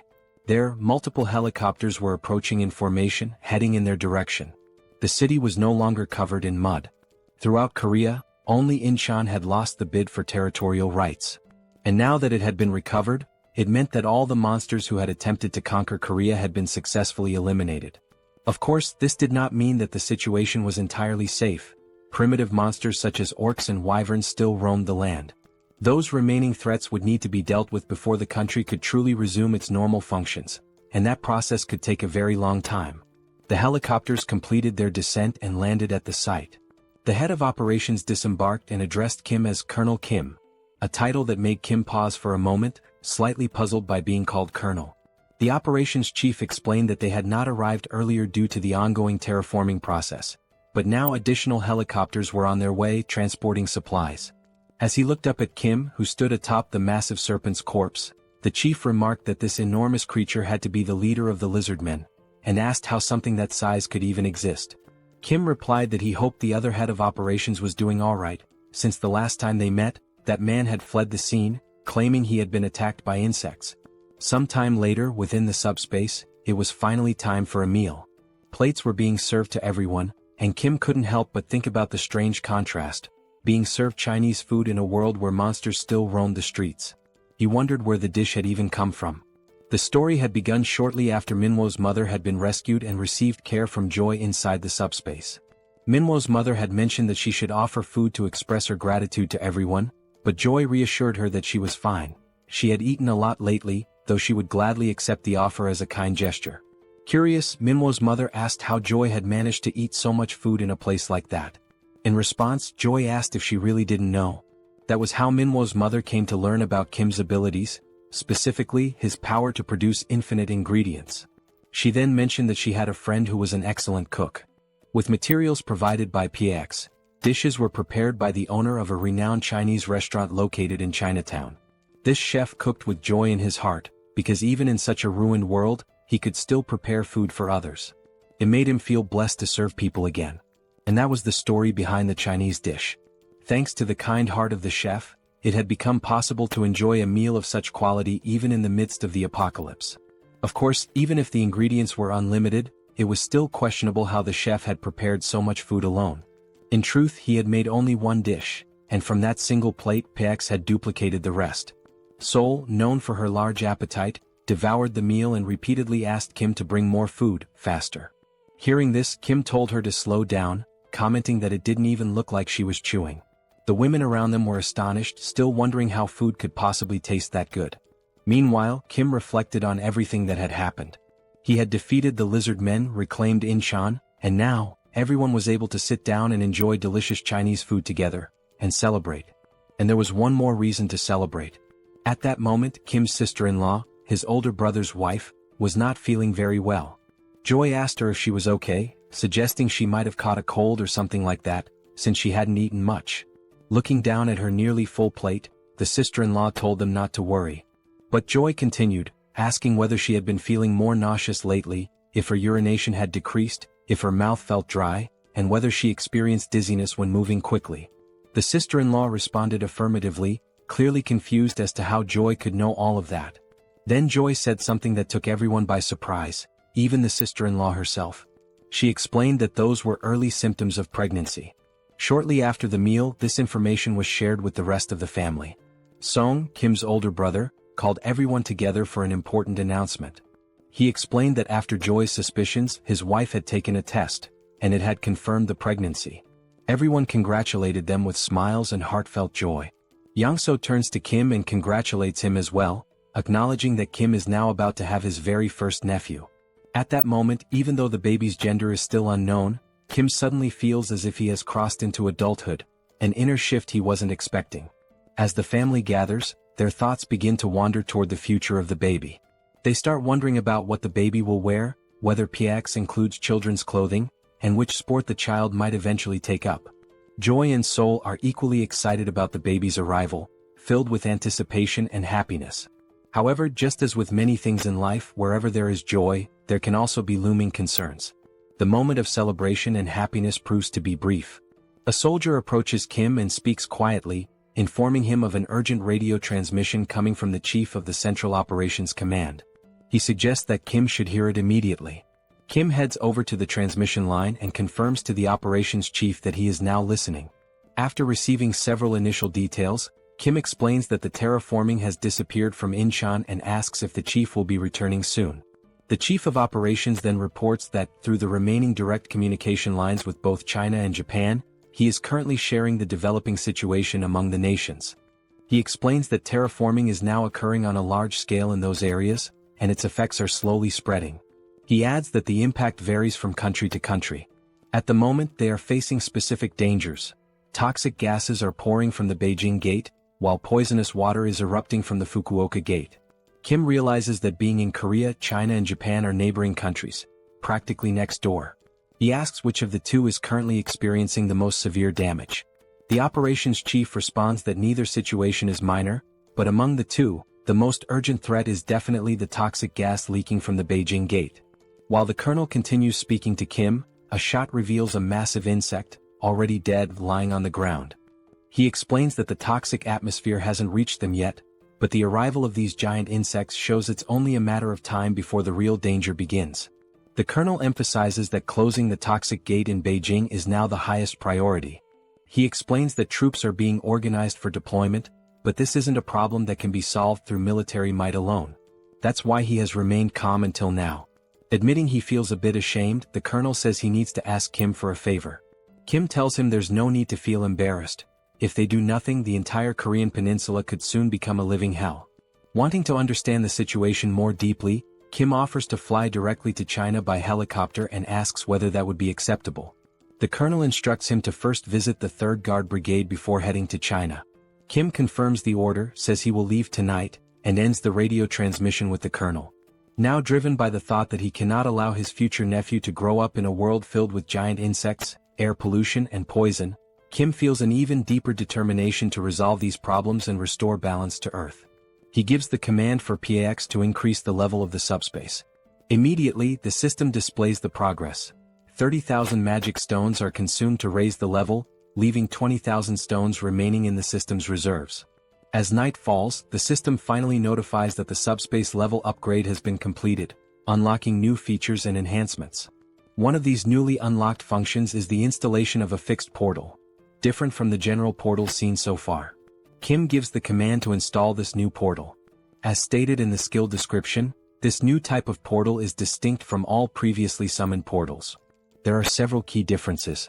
First, once this portal is installed, it becomes fixed in the exact location where it was summoned and cannot be moved. Second, this portal has no physical presence or defensive power, meaning it cannot be used as a barrier to block enemy attacks.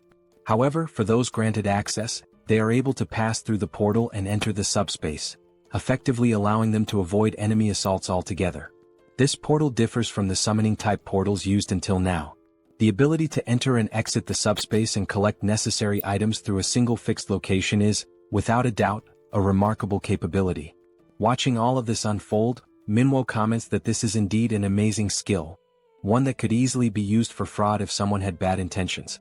He then asks if Kim is really going to China and urges him to hurry up. Kim confirms that he will be heading there soon, and adds that after closing the gate in China, he will have to go to Japan as well. Manhwa, clearly pleased, observes how Kim's abilities are now developing and expanding on a global scale. He tells Kim that if he ever needs assistance, he can count on him, because although he hasn't demonstrated it yet, Manhwa has awakened as a swordsman. He also expresses his gratitude for everything Kim has done, especially for saving his mother. Kim thanks him as well, for everything, before heading off on the next journey to save Earth once more. Inside the helicopter, Kim and Young-so give a thumbs up as a way to signal that everything is okay and to offer a temporary goodbye. The helicopter lifts off and begins its flight toward a new destination. Some time later, at Incheon International Airport, someone is calling out for James, but there is no reply. A man approaches an aircraft while James's name is called again, urging him to come out. The man says he just received a call from the Joint Chiefs of Staff, informing him that the individuals they had discussed, the ones heading to China, have now arrived. Suddenly, James appears from underneath the plane, asking how they arrived so quickly. From his appearance and actions, it seems James is a mechanic. Still processing the sudden arrival, James expresses surprise at the speed of their arrival and comments that the aircraft hasn't even been fully remodeled yet for a long-range flight to China. As things stand, they won't be able to depart at this moment.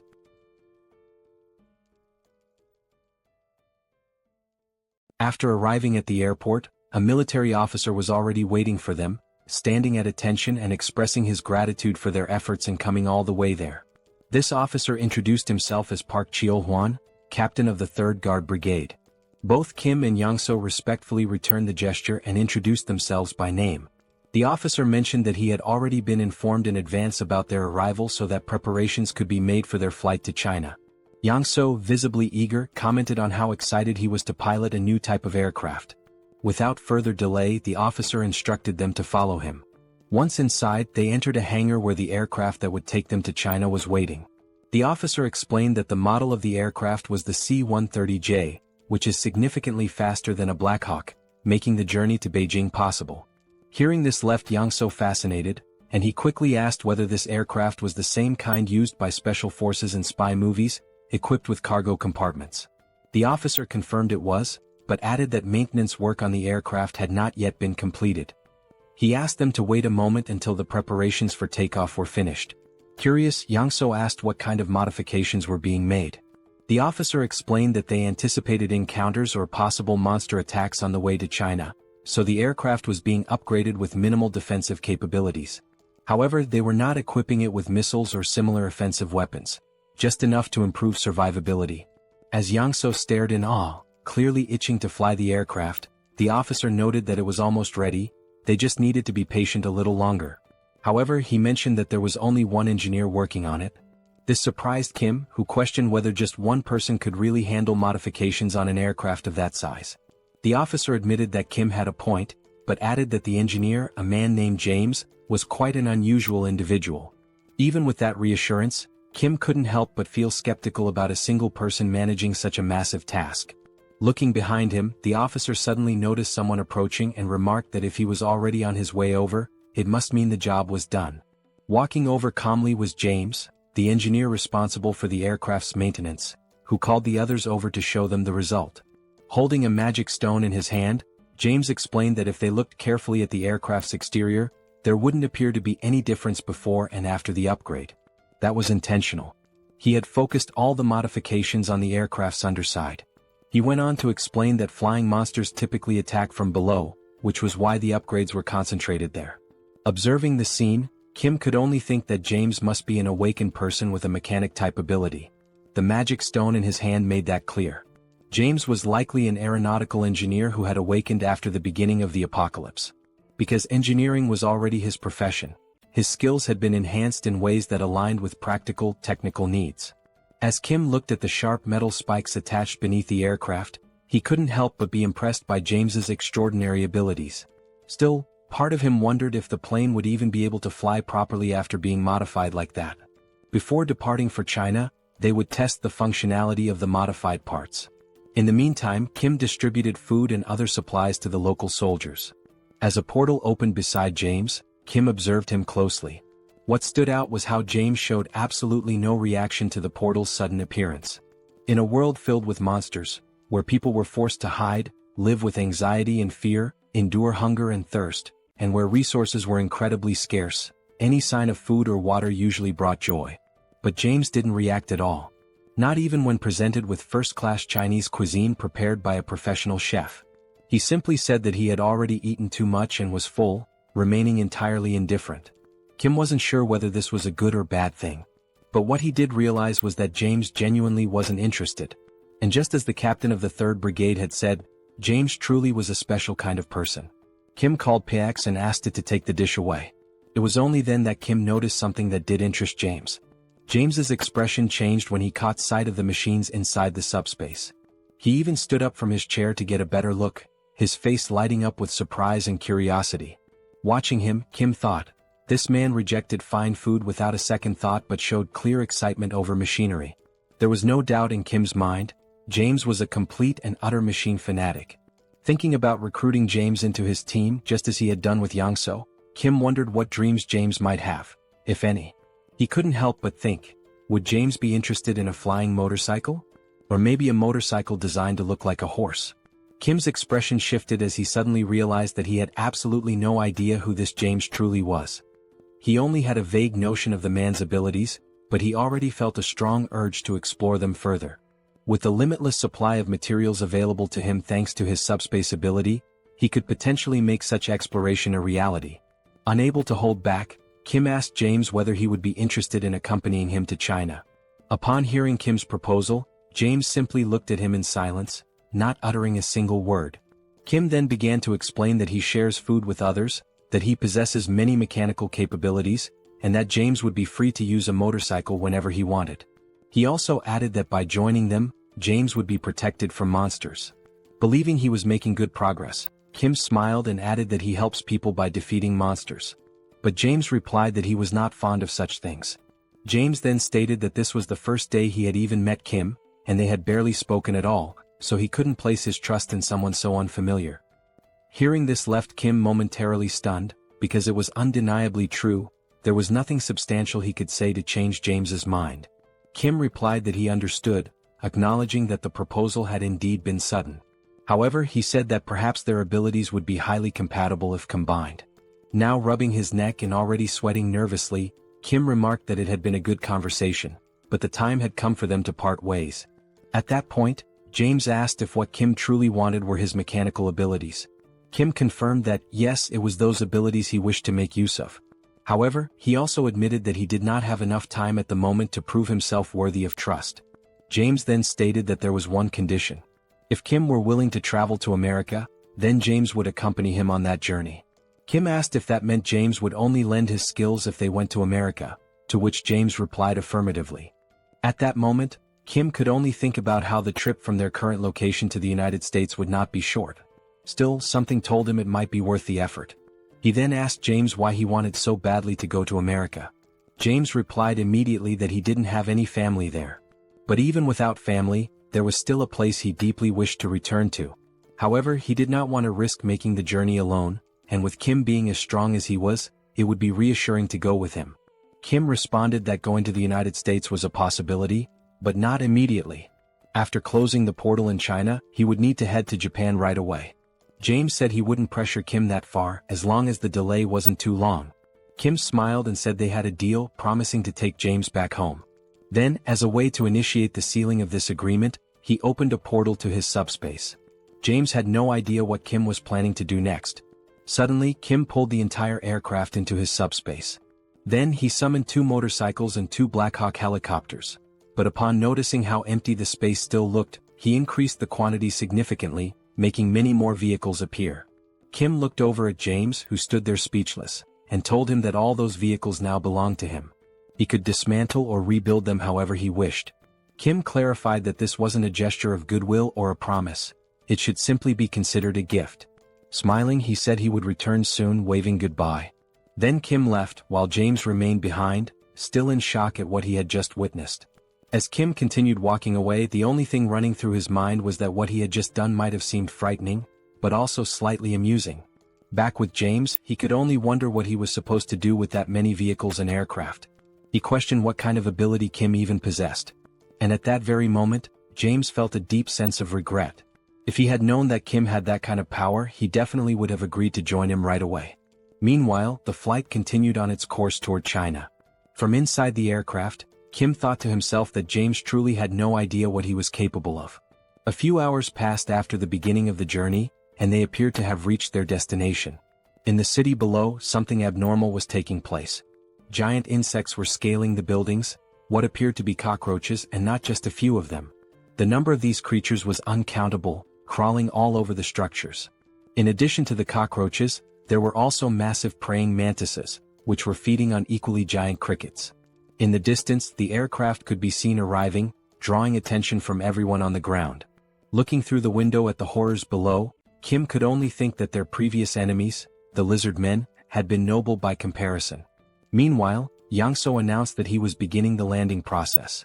As the aircraft touched down, some of the insects were already hiding in its landing gear. The airport itself was filled with wrecked airplanes and the lifeless bodies of dead insects.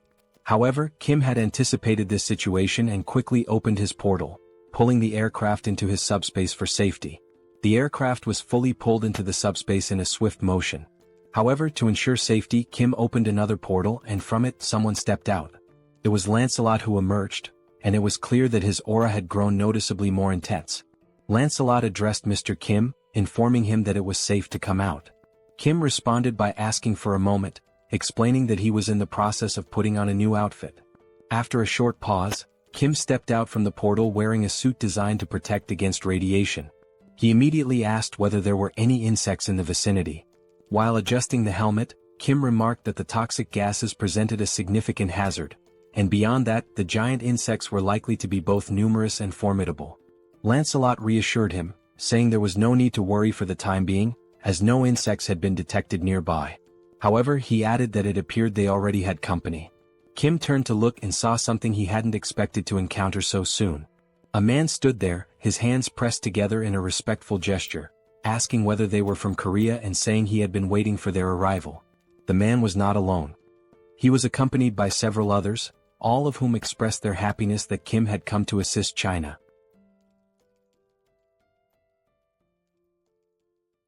Besides the giant insects, the toxic air remains one of the most pressing concerns at the moment. Inside one of the buildings, a man with long hair cautiously opens the door. He takes a quick glance outside and notices to his relief that there do not appear to be any insects following them. After closing the door, he turns toward Kim, mentioning that the place might not be very comfortable but hopes it will suffice. Kim responds that the conditions are acceptable, yet something unusual catches his attention. There are individuals inside, cultivating a type of energy that radiates a blue light. It is not just one person but several, all meditating while emitting this aura. The men, however, do not appear to be in good health. Their eyes are marked by dark circles, and they seem noticeably dehydrated.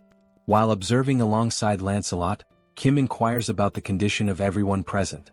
The long-haired man explains that he has expelled all the toxins from the area using internal energy, so it is safe to remove the gas mask. Curious, Kim asks what exactly internal energy is.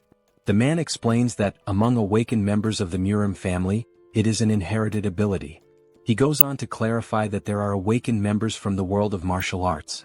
In various parts of China, traditions that have been preserved since ancient times coexist with the new reality. One day, when monsters suddenly appeared in the world, individuals with awakened abilities also began to emerge. The abilities of regular people differed greatly from those of the martial arts school members. For instance, Kim's ability is SUBSPACE, while Joy, his sister, possesses the ability to heal wounds. In contrast to individuals awakening unique abilities, martial arts members utilize internal energy. Thus, it becomes essential to wield inner strength with personal meaning and individuality, according to each practitioner's skills. The abilities of awakened martial arts members are remarkably extraordinary, to the extent that the Chinese government officially recognized them, quickly mobilizing them to exterminate monsters. These awakened martial artists have a leader, the long-haired man who goes by the nickname Anyang. Anyang explains that not everyone belongs to the martial arts world like his group. Sipping tea, he mentions receiving a call from the Chinese government with instructions to eliminate all kinds of monsters. However, the main issue lay in the competitive bids, and in Beijing alone, there had been 2 bidding contests. The dimension that won the bid was called Beelzebub. Kim briefly reflects, considering that Beijing's population is twice that of Seoul, so it would not be surprising if there were indeed 2 competitions for bidding. Anyang continues, emphasizing that there was a lack of crucial information about the enemies. While he detected the presence of toxic gases, the real issue proved to be the poison itself. Ordinary awakened individuals and soldiers, unaware of how to use internal energy, lost their lives almost instantly. Although the martial artists eventually deciphered the poison, the energy required for purification was so immense that it made simultaneous combat impossible. Even after resolving the initial problem, the gate opened, leading to a surge in the number of insects, which is the current situation. Anyang explains that detoxification requires continuously consuming a vast amount of internal energy, meaning the longer it takes, the worse the situation becomes. Moreover, for those who must breathe fresh air to accumulate and utilize energy, the toxic atmosphere becomes increasingly lethal. He further mentions that the toxic gases continue spreading through various channels, leaving no time to spare. Surprised, Kim asks him to wait for a moment before proceeding. He then inquires whether Anyang feels invigorated by fresh air. Anyang confirms this, somewhat puzzled while standing up. Kim reassures him that it is not a problem. Without further explanation, Kim opens the subspace, announcing that he will return shortly. As he steps inside, Anyang remains unsure about what Kim intends to do. The system displays the cost of an air canister, 9,901 each. Kim instructs the system to generate several canisters. Once produced, Kim commands the system to remove the canisters and stack the air bubbles in layers. As the layers of air accumulate, they begin to form a mass as large as a giant boulder, with each portion of air being recorded as a separate product. Near the martial artist deciphering the gas, the system is set to automatically release fresh air at intervals of 1 second. Suddenly, a powerful explosion erupts near the men, catching them off guard. The force of the air blast is so intense that it pushes all the toxic gas out of the area, creating a clean and breathable environment. And only then did the men finally manage to breathe properly after so much time. An unsettling sensation arose as they wondered how such a thing could be possible. Anyang remained there, watching all those men, expressing how refreshing and invigorating the clean air felt. Still in disbelief, he asked what Kim did to achieve such a result, as now all the men seemed revitalized just from being able to breathe pure air. Anyang, still incredulous, questioned how this could be possible. Turning towards the subspace portal, he noticed that the fresh air was emanating from Kim's ability. He began to realize that when he had reached out to the Koreans for help, it was truly a desperate situation. People who did not know how to utilize internal energy could not even move, and meanwhile the insects reproduced faster than they could be eradicated. That was the reason he pleaded for help, desperately grasping at any possibility. Naturally, he had anticipated a refusal when he explained over the call that the situation involved insects and toxic gases. However, during the call, he heard the soldier relay the situation to Kim, and the response came that Kim would be happy to assist. During the call, Anyang had also noticed the relaxed tone of the Korean soldier. Still uncertain, he had tried to confirm if Kim truly intended to come to China to help, and the answer was swift. The soldier explained that Kim would be departing that very night and arriving the next morning. For a brief moment, Anyang had thought the Koreans were being arrogant, assuming that the problem was small enough to be resolved by just Kim. And at that precise moment, when Kim did not merely arrive to eliminate the insects but genuinely demonstrated his immense strength, Anyang realized that he himself had been the arrogant one by underestimating Kim. Casting a sidelong glance with a look of surprise, Anyang finally grasped why Kim had been so composed. His abilities were indeed astonishing. Kim then noticed something that caught his attention. Looking to the side, he saw Anyang leaning towards him, seemingly wanting to express gratitude. Furthermore, Anyang sincerely apologized for any inconvenience caused to Korea, thanking Kim and assuring him that he would never forget this gesture. He continued by saying he intended to act before the toxic gas spread to Korea. Kim responded that he was taking his apologies too far and asked him to raise his head, emphasizing that there were ways to help people survive. Anyang raised his head, acknowledging that originally, it had been a battle where the longer it lasted, the more disadvantageous it became. However, thanks to Kim's ability, the internal energy could now be used in an optimal way. This meant that recovering their strength first would be beneficial, although it was clear they did not have unlimited time. Anyang then suggested launching an operation 3 mornings from now. Kim agreed, stating that it was a good plan as they were already recovering, so it made sense to do it right. Sometime later, Kim served Chinese dishes from the subspace to the Chinese men, who ate as if there were no tomorrow. With every bite, they enthusiastically gave a thumbs up, clearly savoring the meal. Even Anyang remarked that the Chinese food was excellent, even by local culinary standards. After the meal, he moved to the front of a whiteboard and announced that it was time to discuss how they would exterminate the insects. First, however, he would explain everything they knew about the giant insects. He began by explaining that there were some variations among the insects, but most of them resembled the ones they were accustomed to seeing. Some of the insects were larger and emitted toxic gas. Flying insects, such as moths or flies, tended to do this more frequently.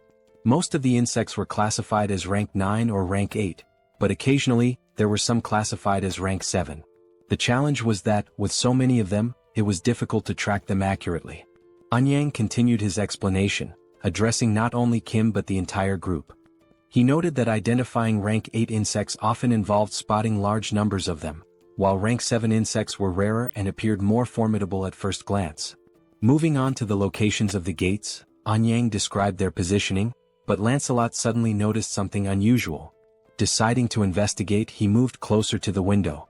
The toxic gas was still present in the area, except inside the building, where Kim had configured the air to refresh every second. Suddenly, the leg of an insect appeared near the building. Lancelot, interrupting the explanation, called out to Lord Kim, mentioning that something had shown up.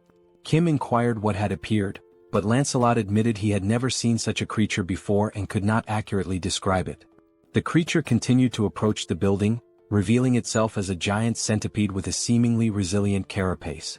Observing it carefully, Lancelot remarked that just from looking at it, it was evident that the creature was rank 7. As the centipede approaches rapidly, its immense size and speed become increasingly evident. Kim comments that although he already found it disgusting before, it now seems even worse due to its larger size and increased speed. He also mentions that it does not seem to be a 7th level creature, but rather a 6th level one. However, Anyang corrects him, explaining that this monster is actually classified as an 8th level being. Kim then points out that it appears far too powerful for an 8th level creature. Anyang agrees that it is indeed strong, but continues to explain that, compared to other insects, this centipede is particularly formidable. Suddenly, Seoul interrupts the conversation by questioning whether that creature truly belongs to the 8th classification. Cracking her neck with a sense of anticipation, she remarks that she has been feeling extremely bored and hopes that this fight might finally satisfy her. She firmly requests that the others refrain from intervening. Continuing to stretch, Seoul mentions that it has been a day since she moved from Korea to China, and she feels the need to move her body to relieve stress. After preparing herself, she dashes toward the giant centipede with remarkable speed and determination. Seeing her rushing forward, Kim encourages her to show the monster what they are truly capable of. Anyang, however, becomes worried, but Kim reassures him, insisting that everything is fine and that there is no need to worry, as Seoul is so strong that it almost feels like something is amiss. At that moment, another man interjects, questioning whether Seoul is prepared to deal with the toxic gases, leaving Kim stunned as he realizes they had completely overlooked that crucial detail. Outside, Seoul focuses all her strength into a single punch, appearing to channel an electric current into it. She is exhilarated as it has been a long time since she last fought monsters. In one powerful motion, she delivers a punch to the centipede's head, strong enough to shatter its exoskeleton. Inside the building, Anyang continues to explain that regardless of the level of one's skills, fighting while inhaling toxic gas inevitably leads to poisoning. Furthermore, he notes that the centipede's shell is exceptionally hard and will not break easily. He then states that he will help Seoul alongside his disciple, urgently calling for her. He declares his intention to confront the centipede himself, while the woman takes care of Seoul's injuries. However, an unusual noise suddenly draws their attention, and out of curiosity, they decide to investigate its source. Upon reaching the building's balcony, Anyang is taken by surprise.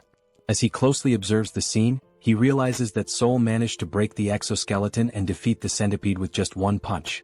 While Seoul jubilantly celebrates her victory, Anyang and his disciple cannot help but think about the tremendous amount of internal energy they would need to break through that monster's shell. Amidst the commotion caused by that singular punch, Kim merely reflects that to him, it was just another one of Seoul's usual blows. Meanwhile, the man contemplates the possibility that Seoul's body might be a gift from the heavens, as she possesses remarkable physical capabilities and an innate talent for martial arts. As Seoul continues to rejoice in having defeated the monster, blood suddenly spurts from her nose, a consequence of the toxic gas present in the air. Subsequently, she collapses on the ground, leaving Anyang in a state of panic as he urgently instructs his disciple to quickly attend to Seoul's internal injuries. Returning to the ongoing lesson about insects and proceeding with the plan to breach the insect gate, the situation is summarized as follows. Firstly, there is a polluted atmosphere that significantly hinders movement. Secondly, it is extremely challenging to identify multiple insects simultaneously, as there could even be unidentified 7th-level creatures among them. Thirdly, the maximum deadline for closing the gate is 3 days. Therefore, the primary objective is to destroy the gate's core while avoiding contact with the insects as much as possible. The destination is to move rapidly toward the mountain. Eun-yang continues explaining, acknowledging the difficulty of the task, as it is certain that the closer they get to the gate, the more insects will appear. He admits that the plan may seem somewhat reckless and bold, but for now it remains the best strategy available. Hearing this, Seoul becomes deeply thoughtful. Eun-yang then states that they will teach Seoul all the skills they possess. He proposes a sparring session as it would not take long to accurately assess her abilities. He hints that Seoul seems to prefer fighting bare-handed rather than using weapons and suggests that it would be beneficial for her to learn the secrets of martial arts from Ryeong, his disciple. Seoul, however, declines, expressing gratitude for the assistance with her injuries and the willingness to teach new skills, but questions whether it is truly necessary to go to such lengths. Ryeong then explains that it is also a training exercise for them and will aid in closing the gate. She assures Seoul that despite being young, she is skilled enough and that there is no need for concern. Seoul states that since Ryeong insists so much, she will go ahead with it, but she reminds her that she is still in the process of recovering. In response, Ryeong politely requests her assistance with the training. Without hesitation, Seoul quickly raises her fists and declares that she will begin first. Moving with remarkable speed and agility, she advances toward Ryeong, initiating the confrontation. In that instant, a frenzied exchange of blows commences, capturing the attention of everyone present and filling the atmosphere with excitement. Despite the intensity of the scene, Kim remains somewhat unaffected, as he can only perceive the movements as typical punches and ordinary techniques. This reaction stems from having spent his entire life alongside Seoul, making such actions appear completely usual to him. Amid the ongoing combat, Eun-yang remarks that it would be advantageous if Seoul wielded a sword, a statement that catches Kim off guard. Eun-yang elaborates, explaining that his own expertise lies in fencing, and then inquires whether Kim would be interested in learning the art from him. Politely, Kim declines the offer but follows up with a question, wondering if a friend of his might learn and practice fencing instead. He reveals that this friend has a deep passion for swords. Naturally, this friend is Manhwa, who initially underwent posture training as part of the learning process. Kim begins to notice a key difference between himself and the Chinese practitioners. It is not as though he can effortlessly manipulate internal energy, as this capability varies from person to person. Seoul, on the other hand, benefits significantly from the situation, as she learns swiftly and successfully immerses herself in the world of martial arts. Even without fully grasping the evolution taking place, Kim quietly contemplates what has changed compared to before. Though uncertain, he starts to sense that martial artists seem to share a common trait. They have elevated their endurance to its peak by acquiring new abilities, making those who were already strong even stronger. Acknowledging this evolution, Kim realizes that he cannot afford to remain idle. With the abundance of magical stones available, he contemplates the possibility of creating a weapon specifically designed to combat insects. As he navigates the system, he discovers that enhancement items can be strengthened after upgrading the subspace to level 5. The system window displays the status of the subspatial laboratory, indicating that objects can now be viewed as holograms. The first concept that comes to Kim's mind for an insect extermination tool is an electric trap. While this device would work well against small insects, most of them are considerably larger than the trap itself, rendering it ineffective. To address this, he uses the holograms for simulation, designing a larger trap. However, the efficiency remains low as the cost would be prohibitively high. This realization leads Kim to consider that developing such a device might be more challenging than it initially appeared. Regardless of how hard he thinks, no viable ideas emerge, partly due to his lack of specialized knowledge in mechanical engineering or electricity. Confronted with the limits of his intelligence, Kim finds himself stuck, unable to proceed even with the simple task of protecting the helicopter. Furthermore, he lacks familiarity with 7th-level flying insects, and according to his new allies, the situation becomes increasingly dangerous the closer one gets to the gate, as the insects grow more alert and aggressive. While analyzing the hologram, he notices that the maximum range of the packs is 100 meters, which means staying relatively close. Reflecting on this, he mutters to himself that if it were solely up to him, he would produce pesticides and eradicate them all. At that precise moment, someone approaches and asks whether he truly spoke about creating pesticides. It turns out to be his sister-in-law, who confidently states that she is capable of making the pesticides. Recalling past events, Kim remembers that when he brought his entire family into the subspace, everyone managed their food consumption carefully. The water supply, on the other hand, resulted from Sun's awakening as an alchemist, something his older brother had mentioned quite clearly. Realizing that his happiness over reuniting the family had momentarily made him forget this detail, Kim becomes more attentive to the situation. Excitedly, his sister-in-law reassures him that, although her alchemy skills are not as advanced as his, she is also an awakened individual and can be of assistance. She further explains that she has been using the laboratory while Kim has been preoccupied with other matters. He expresses his approval, granting her permission to use it whenever needed. Grateful, she inquires about the specific type of pesticide he requires. Directing his attention back to the hologram of the giant centipede and considering the vast number of insects, some even stronger than anticipated, Kim specifies that he needs a super powerful insecticide capable of exterminating all the insects at once. Sometime later, amidst a city overwhelmed by toxic gases and gigantic insects, the group moves toward the core of the portal. As they advance, Anyang reflects on how the past 3 days have flown by like an arrow, and he now finds himself in the best physical condition he has ever experienced. His pure internal energy feels more powerful than ever.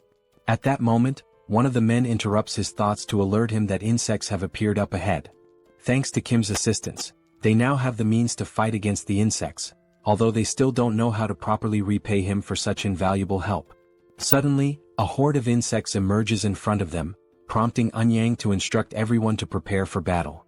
The insects in their path are ants, obstructing their progress. However, before the Chinese fighters can initiate their attack using internal energy, a green liquid is thrown at the ants. The liquid makes contact and seemingly eliminates them with ease. This substance is, in fact, the insecticide that Kim's sister-in-law had created specifically for combating the insect threat. The Chinese warriors are left stunned by the potency of the insecticide. Anyang reflects on how, while they had been focusing on gathering and refining their inner energy, Kim had been developing this powerful insecticide. At that time, Kim is riding a motorcycle with Lancelot. Observing the scene before him, he realizes just how incredibly effective the insecticide truly is. He recalls his conversation with his sister-in-law, during which she mentioned that she had been using his laboratory and that the holographic system made everything far more convenient. Over the course of the past 3 days, she had been experimenting with various types of potions aimed at eradicating insects. She mentioned that although she hadn't succeeded in creating anything particularly powerful, the pesticide had been easy to make. In that moment, Kim had come to the realization that even what she had already produced was impressively effective against the insects. Moreover, it was completely harmless to humans and entirely odorless. Recognizing the functionality and value of the pesticide, Kim thanks his sister-in-law but adds a note of caution. The substance does not work against rank 7 insects, though it is excellent for dealing with common ones. After taking a short break, Anyang gazes out a window at what used to be a mountain known for its natural beauty, now transformed into nothing more than a dungeon swarming with insects. Turning to the others, he explains that from this point on, things become significantly more difficult. He expresses gratitude to Kim for getting them this far without needing to fight. However, the mountain itself will not be so easy to deal with. He further explains that many attempts have already been made to destroy the portal's core, but all have failed. Whenever they have tried to climb the mountain, the insects would unite and attack in force. Though they are mindless creatures, they seem to possess an instinctual understanding that they must protect the core of the portal. Anyang continues, stating that it has been a long time since their last attempt, and therefore, they have no idea what kinds of insects currently inhabit the area. Kim responds by saying that Anyang need not worry, as he is fully prepared to fight rank 7 insects. With a confident smile, he reveals something he had not mentioned earlier. He gestures to Lancelot and explains that Lancelot himself is a rank 7, and there is also something inside the subspace capable of dealing with rank 7 threats. Kim then reassures Anyang once more, encouraging him not to worry too much. However, their very first enemy on the mountain immediately makes Kim question just how powerful their opponents will be from this point on. Standing before them is a massive and terrifying grasshopper. Kim can only think that, unlike the lizard men they had faced before, this enormous insect is definitely a rank 7. As the grasshopper prepares to attack, Kim wonders whether such a creature could have possibly completed the dimensional entity's paperwork. He then recalls what Lancelot had once said about the traitorous goblins, that they had evolved through sacrificial means, a method that lacked intelligence. Those goblins had received unofficial documents, underwent evolution, and thus became what they are now. Kim begins to question whether some intelligent life forms had taken the shortcut of evolving by sacrificing other creatures. He then wonders how primitive life forms managed to achieve similar results. It occurs to him that perhaps, by eliminating and consuming the mana cores of other beings, they are able to evolve without needing any official documentation. Looking at the massive creature standing in front of them, Kim concludes that this grasshopper must have devoured many others to reach such an advanced state of evolution. It had grown into something incredibly powerful, so much so that intelligence was no longer necessary. Trying to catch the creature off guard, Kim opens the subspace and launches several beams from the Eames dimension, aiming directly at the grasshopper's face.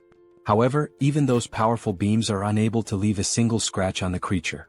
Kim is left speechless, realizing that although the beams had at least been effective against Yatu in the past, they now barely tickled the grasshopper.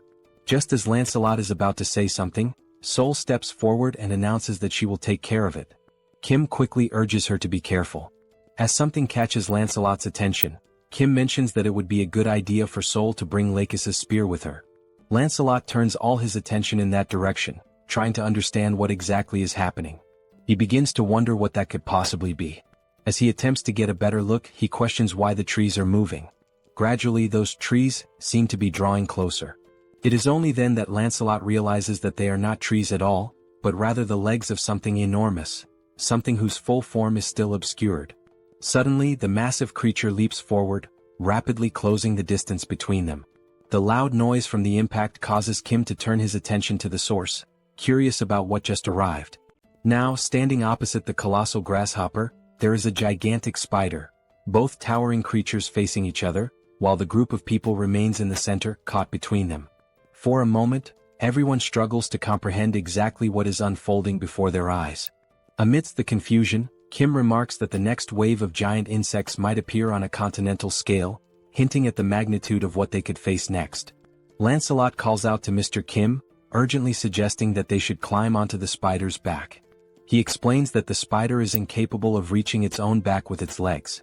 From that elevated position, they would be safe from immediate attack, buying enough time to devise a new strategy. Kim expresses his appreciation for the idea and immediately gives the order for everyone to move onto the spider's back. Even without knowing what the specific plan is, everyone follows his command without hesitation, quickly making their way upward. They ascend using various methods, some relying on a technique known as light steps, which allows brief bursts of flight or enhanced movement, others using barrier jumps, while a few grab hold of the spider's thick hair for support. Now safely positioned on the spider's back, the group looks around trying to figure out what comes next.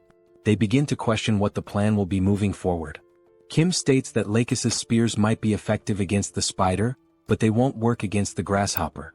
Seoul adds that she had already struck the grasshopper multiple times and found its exoskeleton to be unbelievably hard. While the spears could manage to leave shallow scratches, actually taking the creature down seemed impossible. She also warns that if anyone drops their guard, the grasshopper will not hesitate to devour them. Right as she finishes speaking, the grasshopper suddenly launches itself toward their position with astonishing speed. The sheer agility of the movement leaves everyone momentarily stunned and unable to react in time. All of them are caught off guard by the sudden charge of that colossal creature, now barreling straight toward them. Seeing that massive creature charging toward them with clear intent to attack, Kim shouts for everyone to get out of the way. Instinctively, the group is already moving, reacting without hesitation. In the next moment, the giant grasshopper collides violently with the spider. From a distance, Lancelot shields Kim from the force of the impact, placing himself between his master and the shockwave. The men around them begin to question what on earth just happened so quickly. Looking down at the ground, they spot insect blood splattered across the terrain. The grasshopper remains standing, and now it begins to devour the spider it had just so effortlessly defeated. Witnessing this, Kim questions why the grasshopper would attack what seemed to be its own ally. It becomes clear to him that, although these creatures are capable of identifying enemies, they have no real concept of alliance or loyalty. They are instinct-driven beings acting on pure impulse, attacking first without consideration. Sticking to the original strategy, Kim points forward and says they must climb onto the grasshopper's back while its vision is obscured by the rising dust. Without delay, everyone follows the order, quickly making their way onto the creature's back. While ascending, Kim can only wonder whether the grasshopper has detected their presence. However, it continues feeding on the spider without showing any signs of awareness. Then suddenly the grasshopper stops moving entirely. No one can figure out the reason behind its stillness, but the unexpected pause grants them a valuable moment to breathe and prepare. Seoul turns to Kim and asks what the next step should be. Kim replies that they need to wait just a bit longer. If they can destroy the portal's core, the insects will be forced to return to their original dimension, making it unnecessary to fight the grasshopper at all. Once the right moment comes, they will descend and destroy the core. At that moment, the grasshopper begins to move again. It suddenly leaps into the air, forcing everyone to brace themselves tightly to avoid being thrown off.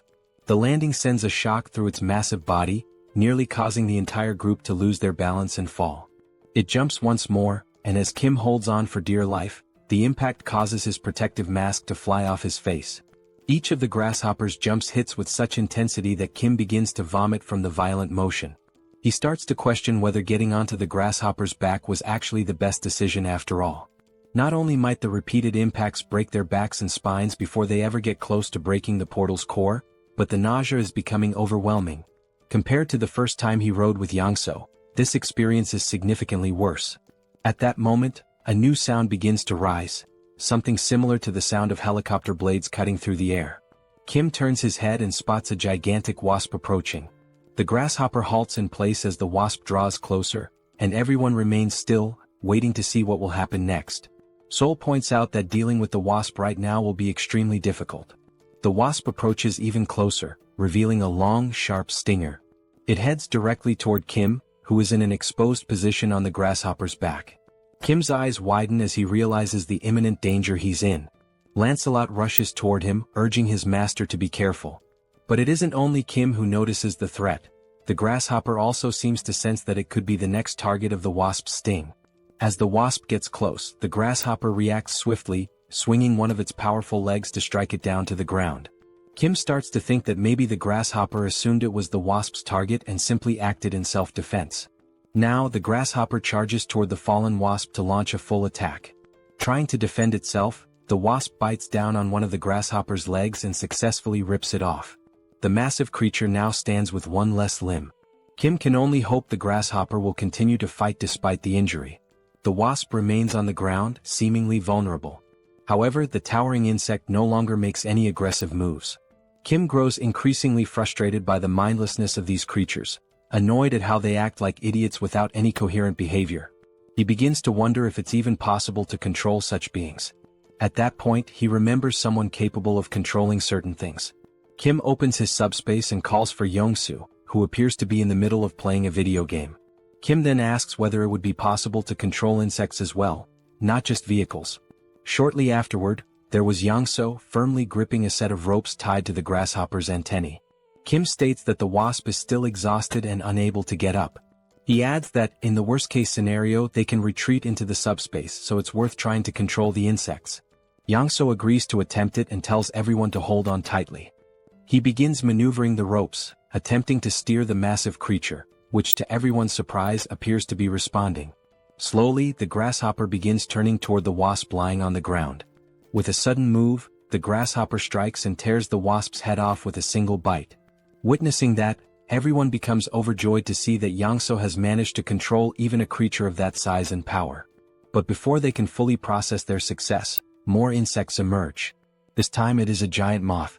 Wasting no time, Yangso moves the ropes once again, signaling the grasshopper to attack the new threat. The grasshopper immediately jumps toward the moth and delivers a powerful strike. Alongside the moth, a mantis also appears, only to be swiftly eliminated by the grasshopper as well. Next, a swarm of giant ants arrives. To handle them, the grasshopper receives help from Kim, who summons beams from the Eames dimension to assist in wiping out the attackers. After all those confrontations, the group reflects on how they initially thought the grasshopper was special only because the dimensional beams had no effect on it. But now they realize it is an incredibly powerful predator, far beyond what they had expected. Seeing the grasshopper now lying lifeless on the ground, everyone expresses their gratitude for how much it had helped to make things easier up to that point. Lancelot remarks that among rank 7 creatures, there are very few that he believes could have taken down that grasshopper. Kim adds that without Yangso's intervention, they would have found themselves in serious trouble. Then Bedivere appears, reporting that the area is now completely cleared of insects and promising to remain on alert. As he looks to the side, something catches his attention, something he has been searching for a long time. There, standing before them, are two open portals. And beside those portals stand two creatures, guardians whose sole purpose is to protect the cores of the gates and prevent anyone from trying to close them. There stood the two grotesquely deformed creatures, shaped like massive balls of twisted flesh. Anyang steps forward, his presence firm, and says he has waited a long time for this moment. With his sword already drawn, he turns toward Kim and expresses his gratitude for giving him the chance to avenge his fallen comrades. Kim responds that no thanks are necessary, stating that nothing could be fairer than allowing Anyang to be the one to destroy the cores. Anyang nods in appreciation of the gesture, then turns his focus back to the enemies ahead. He remarks that no matter what he does, the millions of lost souls can never be truly honored. Still, he chooses to unleash his most powerful technique, because that is the least he can offer them. As he prepares to strike, an intense orange aura begins to radiate from his body. Gathering his strength, he raises his weapon and launches the attack, shouting for those disgusting insects to vanish. The skill, known as Descending Footprint, is released from a distance, designed to strike both gate cores simultaneously. The impact of the ability is overwhelming. Upon hitting its target, it obliterates the creature completely, crushing it with brutal force. The surrounding area is instantly engulfed in a thick cloud of dust stirred up by the shockwaves. Anyang turns around, his back to the devastation still unfolding behind him as the explosion continues to rumble. Watching the display of raw power, Kim acknowledges that Anyang had not been exaggerating when he said this was his strongest ability. The strength is truly formidable. Then one of the portals begins to close. However, everyone immediately questions why only one of the two portals is shutting down. As the dust settles, it becomes clear. The hand of some unknown creature had shielded one of the cores from the full force of the attack. Everyone turns to see what exactly that creature is. And since it has not yet emerged completely from the portal, Kim wonders what kind of being it might be. Gradually, the creature begins to exit the portal. It has multiple eyes, far more than anything natural. The being resembles a monstrous, mutated fly. The sight of such a horror leaves Anyang stunned. His most powerful strike had not even left a scratch. Then the creature attempts to speak.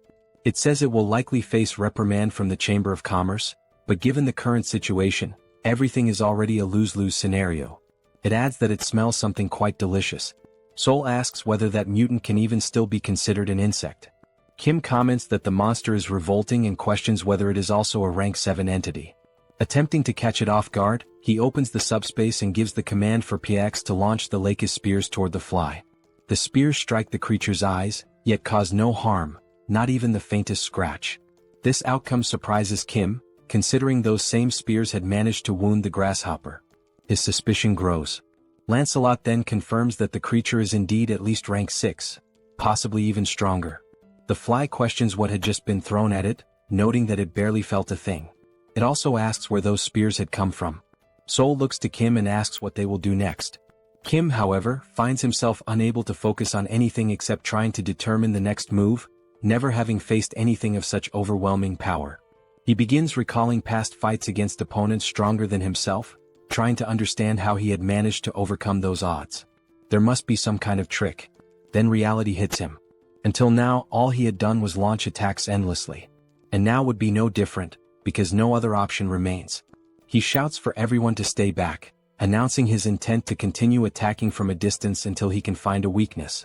Again, he opens the portal and fires more of Lakis's electric spears. The spears strike the fly, but are effortlessly deflected, causing no visible damage. The creature mocks the attack, sarcastically claiming that the pain was unbearable. It then wonders aloud whether it should simply wipe everyone out, leaving no survivors. Yet it says it feels too lazy to move. Now face to face with Kim, the creature hovers menacingly as Kim desperately searches for a solution, or at least tries to determine whether it's worth continuing to attack despite the lack of results. Kim remarks that the only small advantage is that the fly considers them so insignificant, it doesn't even seem to have acknowledged the presence of the humans.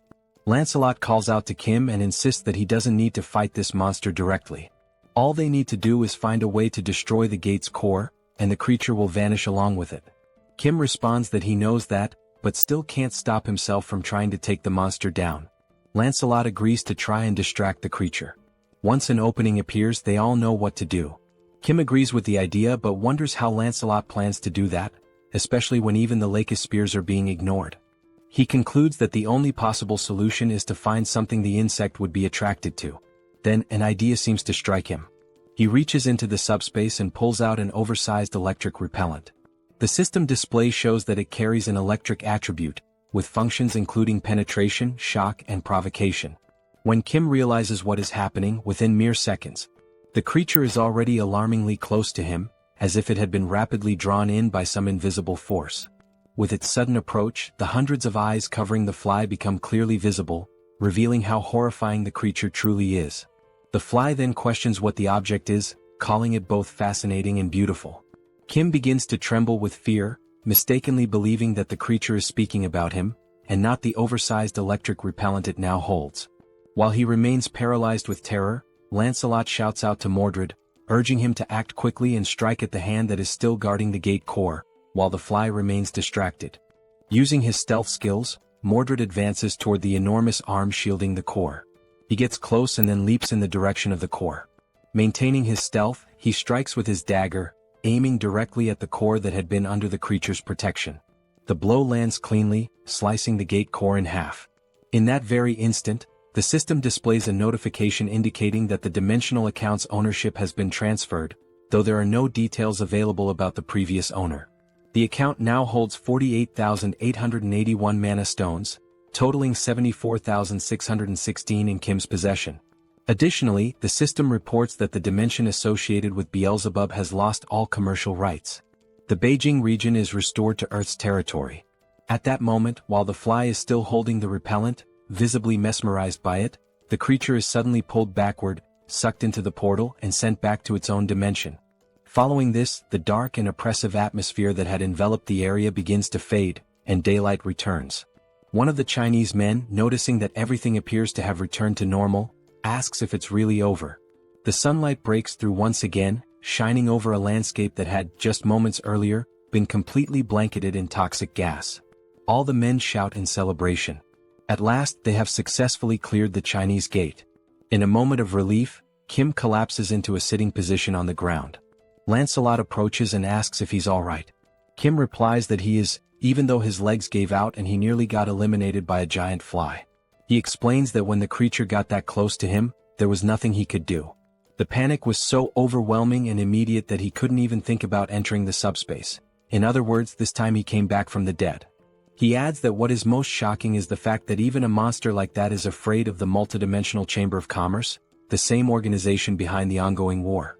And if they wish to return to their former lives, they will have to confront that very group, to stand against something that even terrifying monsters fear. Seeing Kim so drained, Lancelot asks Mordred to remain on alert. Kim can only think about how he needs more allies, and how he must become even stronger. Sometime later he is seen speaking with Anyang.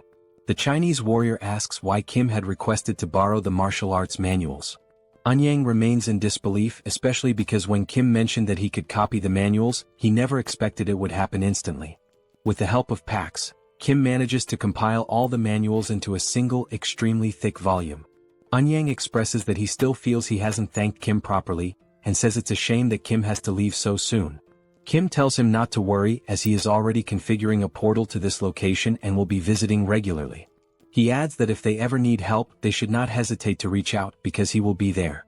Anyang then asks what Kim plans to do next. Kim responds that his next destination will be Japan. And so, the scene transitions, revealing what awaits Kim and his companions in Japan. Sometime later, Kim had already returned to Korea and was now in conversation with the colonel, who began by congratulating him on successfully closing the gate in Beijing. The colonel, clearly concerned, asked if Kim had been injured or suffered any harm, to which Kim promptly responded that he was fine. However, Kim turned the focus back onto the colonel, noting that the commander himself did not appear to be in good shape. That was when Kim noticed a woman seated beside the colonel and asked who she was. The woman, visibly enthusiastic, introduced herself cheerfully as Park Seo-yeon, the representative of Busan. She added that it was a pleasure to finally meet Kim and mentioned that she had heard a great deal about him from the commander. Outside, one could clearly see the identification tags of both representatives, visible even from a distance. At that moment, the system displayed a notification. A declaration of war had been issued between Fukuoka and Busan. This time, the duration of the conflict would be 7 days, and the condition for victory was to eliminate the opposing representative. Everyone in the room was caught off guard, surprised that Fukuoka had declared war against Busan. The colonel then turned to Kim, asking if he remembered what had previously been said about Japan, that the situation over there was not looking good. Kim affirmed that he remembered, though he noted that China had been the more urgent matter at the time. The colonel explained that on that very same day the previous government of Japan had collapsed, and an ultranationalist group known as the Society for the Awakening of Restoration had seized power. As the name implied, this group revered beings from other dimensions and exalted awakened powers.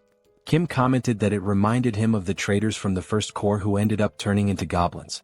The colonel placed an image on the table and said that it showed the appearance of one of their enemies. Kim picked up the photo and was taken aback. It clearly depicted some sort of fish. He questioned whether they were not humans, to which the colonel responded that most members of the Society for the Awakening of Restoration appeared as fish-human hybrids. That was the only key difference between them and the goblins. Back in Japan there had been no one to stop them. Thus, their influence continued to grow unchecked until they eventually took control of the entire country. The situation escalated just the previous day when Hideki, a so-called assault captain, made a sudden appearance in Busan. Civilians working near the coast witnessed the arrival of the monstrous figure and were bewildered, unsure of what kind of creature it was. The shark-like entity then charged at the group of people, aggressively biting down on them without hesitation. Seo-yun began to explain that Hideki had shown up and immediately began indiscriminately slaughtering civilians. Now, it appeared the group's ambitions extended beyond Japan, with plans to invade other countries as well. And right after these brutal attacks, they issued the very declaration of war that Kim had just seen. Kim felt overwhelmed, struggling to understand how the situation had devolved into such chaos so quickly. Seo-yun explained that no one knew anything about the true nature of the enemy, only that they were fishmen. No one knew their numbers, nor the extent of their powers. What was known, however, was that in only 6 days the fish would reach Busan. The colonel added that attempts had been made to contact military units to recruit awakened individuals, but the turnout had been shockingly low. Kim joked that he finally understood why the colonel looked so unwell. As he thought further, he realized that these humans had also aligned themselves with beings from another dimension. At first glance, they resembled the goblins of the First Corps. However, back then, the most powerful enemies had still been limited to rank 8.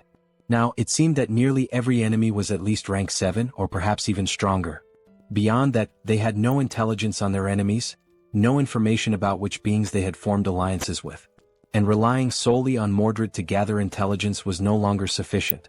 Given all this uncertainty, the only rational approach was to assume the worst and begin preparations accordingly.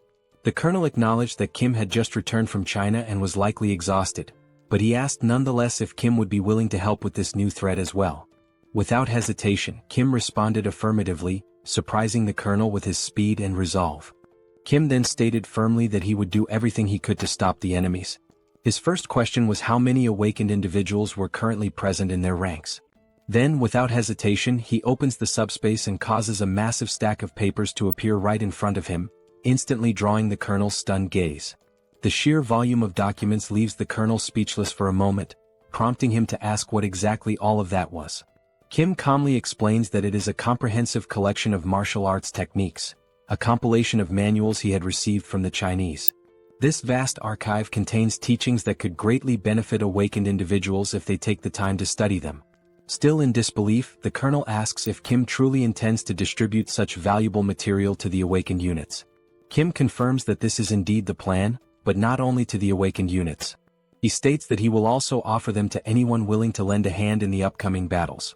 He emphasizes that what matters now is contribution and cooperation, regardless of affiliation.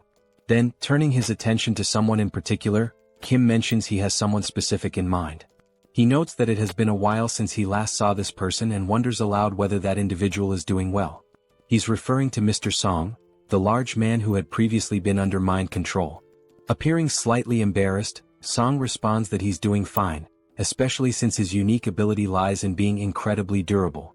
Kim, looking serious, mentions that he has a difficult request to make. He asks whether Song would be willing to do him a favor, specifically, something important that will take place in Busan within 6 days. The scene transitions swiftly to the international airport, where James stands facing Kim. James tells him not to worry and assures him that this upcoming task will be easy for someone like him. He also mentions that he had been waiting for Kim. Curious, Kim asks him why he had been waiting. James replies that he once said he would only help if it involved going to the United States. But after witnessing Kim's capabilities, James realized he had been mistaken about him all along.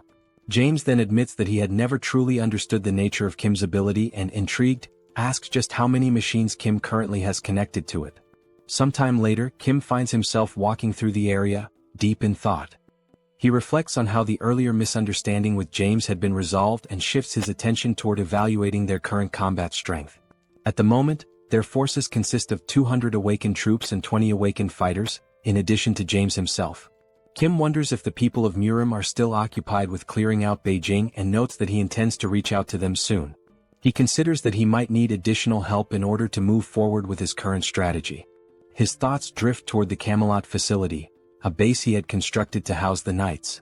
Realizing that it has been quite some time since he last used a strengthening stone, he checks the system and sees that a considerable number of enhancement stones have now accumulated. Unable to recall the last time he used any of them, Kim decides it's the perfect moment to put them to use and allocate them wisely to increase his force's capabilities. He immediately uses the stones and initiates the summoning of the other Knights of Camelot. The system promptly displays a notification that all 12 knights are being summoned. And then, almost instantly, the knights begin to emerge one by one, each appearing with purpose and presence. They gather slowly, walking with quiet strength as they come together to regroup. Witnessing this, Kim feels a surge of excitement. It truly feels as though he is reuniting with family after a long time apart. Now, at long last, as everyone has waited for, all 12 knights of the Round Table have been named, assembled, and are fully prepared for the approaching confrontation. After that, on D5 in Busan, a thorough and detailed meeting took place to discuss the approaching battle. However, given the complete lack of intel regarding the enemy's composition, strength, and tactics, the gathering ultimately served more as a damage control session than a strategic planning one. Based on the points covered in the meeting, both the father and James immediately began working on their assigned responsibilities. The father took charge of constructing a fortified base designed to withstand enemy assaults, while James focused on modifying a warship capable of engaging the enemy at sea. In particular, James's role proved to be of extraordinary importance in this operation. Though there was initial concern among the others about the weight of responsibility placed on his shoulders, it quickly became evident that James was nothing short of a technology fanatic. Rather than feeling burdened, he welcomed the challenge with excitement. As time grew short, Kim made the decision to request reinforcements from the martial artists as well. Anyang and his men reported that they had managed to get things in order back in China, just in time to lend their assistance in Busan. Unfortunately, not everyone could leave China, so only the strongest among them came to help. They dedicated themselves to training the awakened troops by using martial arts manuals to enhance their capabilities in combat. While watching the intense training sessions unfold, Kim expressed his gratitude for their support. However, Anyang replied that there was no need for thanks. What Kim had done for China was far greater and could never be repaid so easily. Anyang added that there was something he had been unable to say the last time they met, and now, he had a favor to ask. Curious, Kim asked what kind of favor it was. Anyang pulled something out and showed it to him, a sword of remarkable beauty and significance. He explained that he had used an enhancement stone on the weapon, which had significantly amplified its power. He then asked Kim if it would be possible to duplicate this sword, completely catching Kim off guard. Anyang went on to say that if such a sword could be shared with others who needed it, it would surely make a difference on the battlefield. And he emphasized that this was something only Kim had the power to accomplish. Still stunned by the request, Kim asked him to wait a moment, pointing out that it was such a valuable weapon. Duplicating something so rare felt like a big decision. Nevertheless, Kim accepted the sword and sincerely thanked Anyang for entrusting it to him. Eager to test its potential, Kim promised to treasure the sword and ensure that it would be shared with those who needed it most. The system then displayed the sword's stats. It was a rare-grade weapon with wind attributes and included piercing and acceleration options, an extremely powerful and well-rounded blade. Afterward, Kim opened his portal and summoned Minwo, telling him that he had brought a gift. Minwo, exhausted from continuous training, didn't even manage to ask what the gift was. He could only wonder what Kim had in store. A few minutes passed. Minwo began to speak, saying that once he reached skill level 10, he learned that with 1,000 mana stones, he could obtain a classification and a dimensional account. He had since gone monster hunting to gather stones. Manhwa continued, explaining that he had been the only one left out of the recent battle against the insects due to his lack of official classification. That exclusion left him deeply frustrated. Kim was surprised by Manhwa's frustration and began to wonder whether raising one's skill level truly helped elevate their classification. It was at that moment Kim realized that the majority of martial artists were already at rank 8. He speculated that perhaps some of them had received registration forms from dimensional entities to increase their rank. However, the more likely explanation was that they had simply advanced their level in tandem with their abilities, especially since those registration forms were so difficult to obtain. Then Kim thought about Seoul. She hadn't said much about her own progression, despite always staring at the system screen and muttering that it kept asking for more mana stones, leading her to suspect the system itself was trying to scam her. Kim came to a harsh realization: it would take 100,000 mana stones just to reach rank 6. He turned to Manhwa and asked how many stones he had managed to collect so far. Manhwa answered that he had only gathered 314. Kim then said he would provide the rest of the stones, but only if Manhwa agreed to do him a favor. Manhwa asked what kind of favor that would be. And so, Manhwa joined the upcoming battle against Fukuoka. As preparations progressed, time seemed to accelerate. Finally the day arrived. The day of the battle. Gradually the enemy began to approach from the sea. The waters, calm just moments before, suddenly erupted as the invaders emerged without warning. The fishmen began shouting as they arrived, claiming that nearly 1,000 merfolk were on their way. They boldly declared that human weapons would be useless against them. Furthermore, they offered what they called a bloodless solution: surrender the representative and they would spare the rest. Observing their arrival, Kim noted how articulate the fishman was. The creature had spoken the perfect words to earn himself a punch. Then a magical barrier opened. The fishman, convinced that the humans were about to surrender their representative and capitulate, let out a loud command, ordering the merfolk to attack. From beneath the waves, a vast number of fishmen surged forward. But before the lead fishman could continue his proclamation, something pink came flying toward him. It was a whip. The strike landed squarely, launching him through the air and leaving the rest of his kind stunned in fear. That powerful attack came from the newly appointed knight, who addressed the fishman with absolute contempt, calling him a filthy piece of trash. She was flanked by 3 other knights, standing firm as she boldly declared that those damned fish wouldn't be allowed to take even a single step closer to Lord Kim. The 4-knight formation immediately exuded an intense aura of pressure, striking fear deep into the hearts of the invading fishfolk. Amid the mounting tension, a new figure emerged from among the enemy ranks, a fish-like creature who introduced himself as Lord Makio. His presence marked a shift in the battlefield's atmosphere.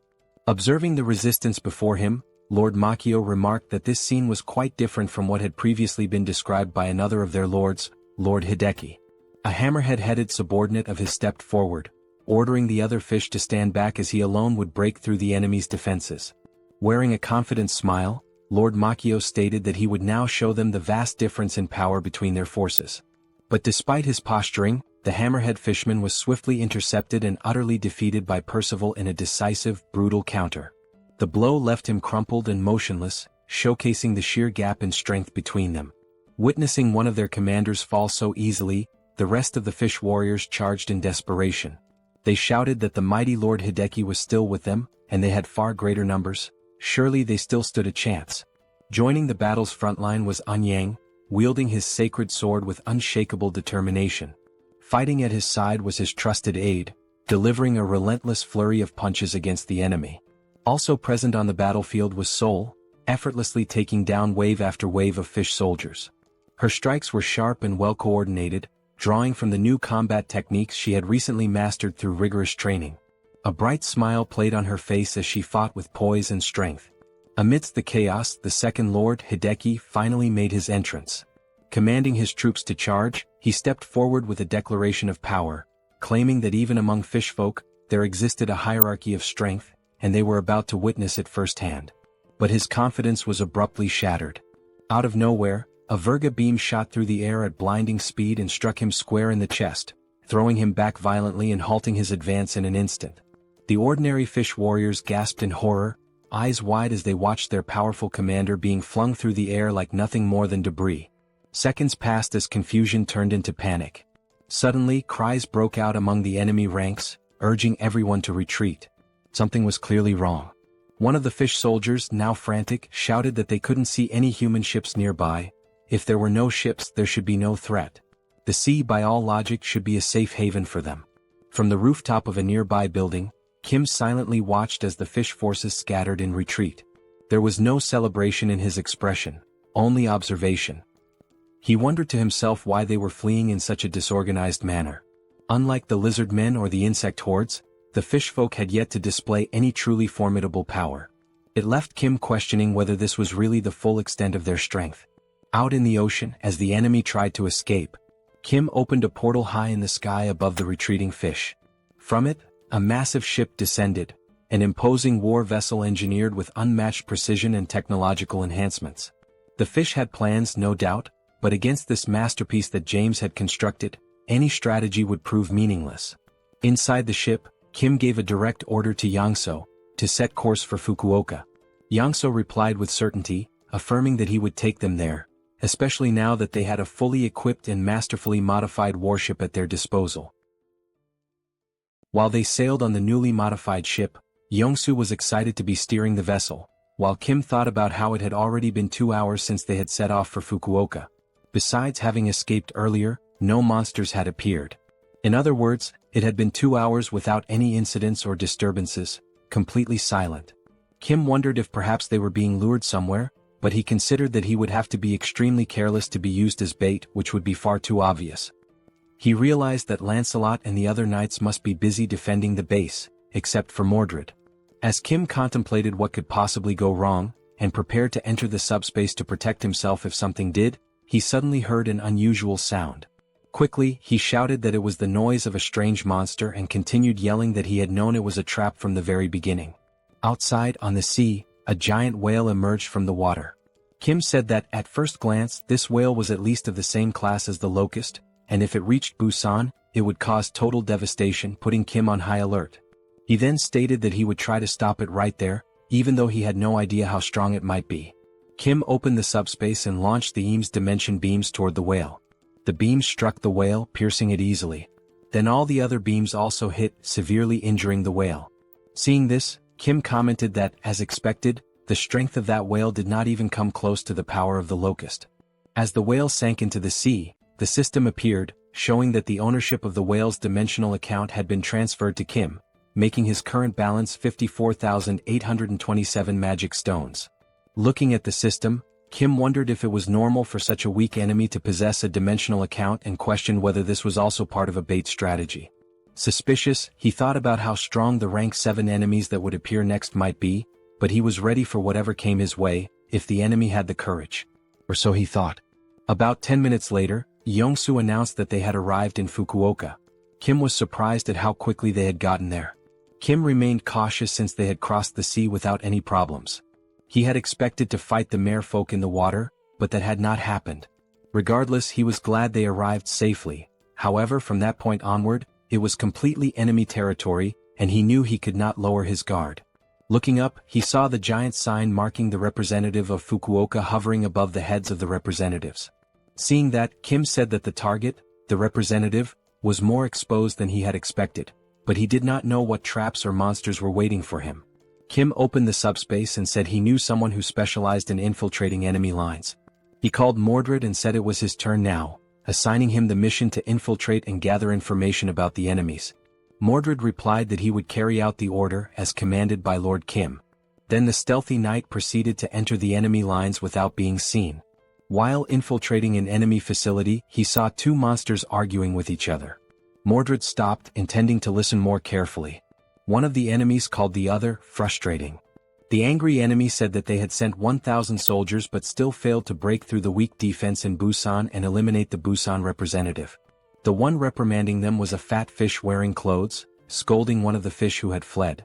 The fat fish asked why they had failed to complete the mission. Still furious, the fat fish asked where the hell Hideki was and what he had been doing. The fleeing fish said that Hideki had been struck by some gigantic structure and had simply been eliminated easily. The fat fish said that made no sense at all.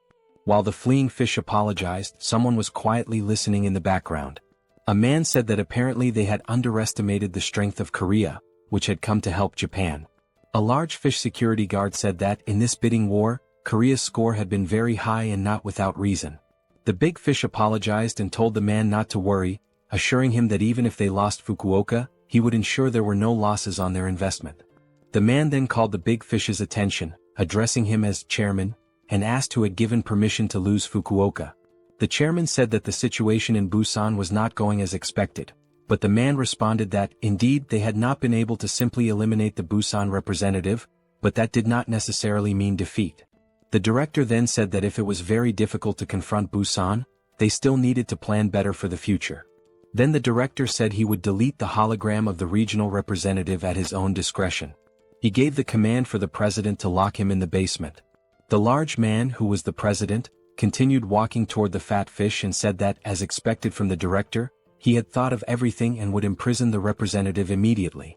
The fat fish was the representative, who became frightened and begged the president to wait a little, saying that he was just a rank 8 regular and that the basement was only for monsters like Madagui. At that very moment, the representative was grabbed by the head by the president, who said he didn't know how long this would take, but he promised. Meanwhile, the representative struggled to free himself but eventually fainted from lack of air. The president then continued, saying he promised that once they eliminated the Busan representative, he would be freed. Secretly, Mordred watched all of this without the enemies noticing. Then Mordred returned and reported everything he had witnessed to Kim, who responded that it was all very insane. Kim then reflected that maybe it wasn't really a trap but rather their firepower. He thought that, besides that, the merman called the president had locked the Fukuoka representative in prison and, moreover, the being from another dimension called the director was the one who ordered it.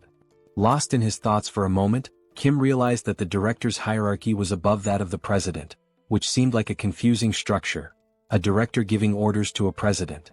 Mordred would not be the type to confuse information. But anyway, Kim said he came to deal with the Fukuoka representative, and regardless of whether it was the director or president, it was none of his business. However, one thing still worried Kim, as the being from another dimension called the director had managed to make the floating text of the representative disappear from the sky. Kim thought that perhaps this director was an exiled mage like the bald Sozen, and he also wondered what kind of creature this Madagui who was imprisoned underground might be. Kim then realized it didn't matter. What was important was that he should be figuring out how to reach the underground prison at this moment, and that he needed to focus on Fukuoka, not Japan right now. Mordred interrupted Kim's thoughts and said he had brought something from there. He then showed several keys he had managed to take without anyone noticing.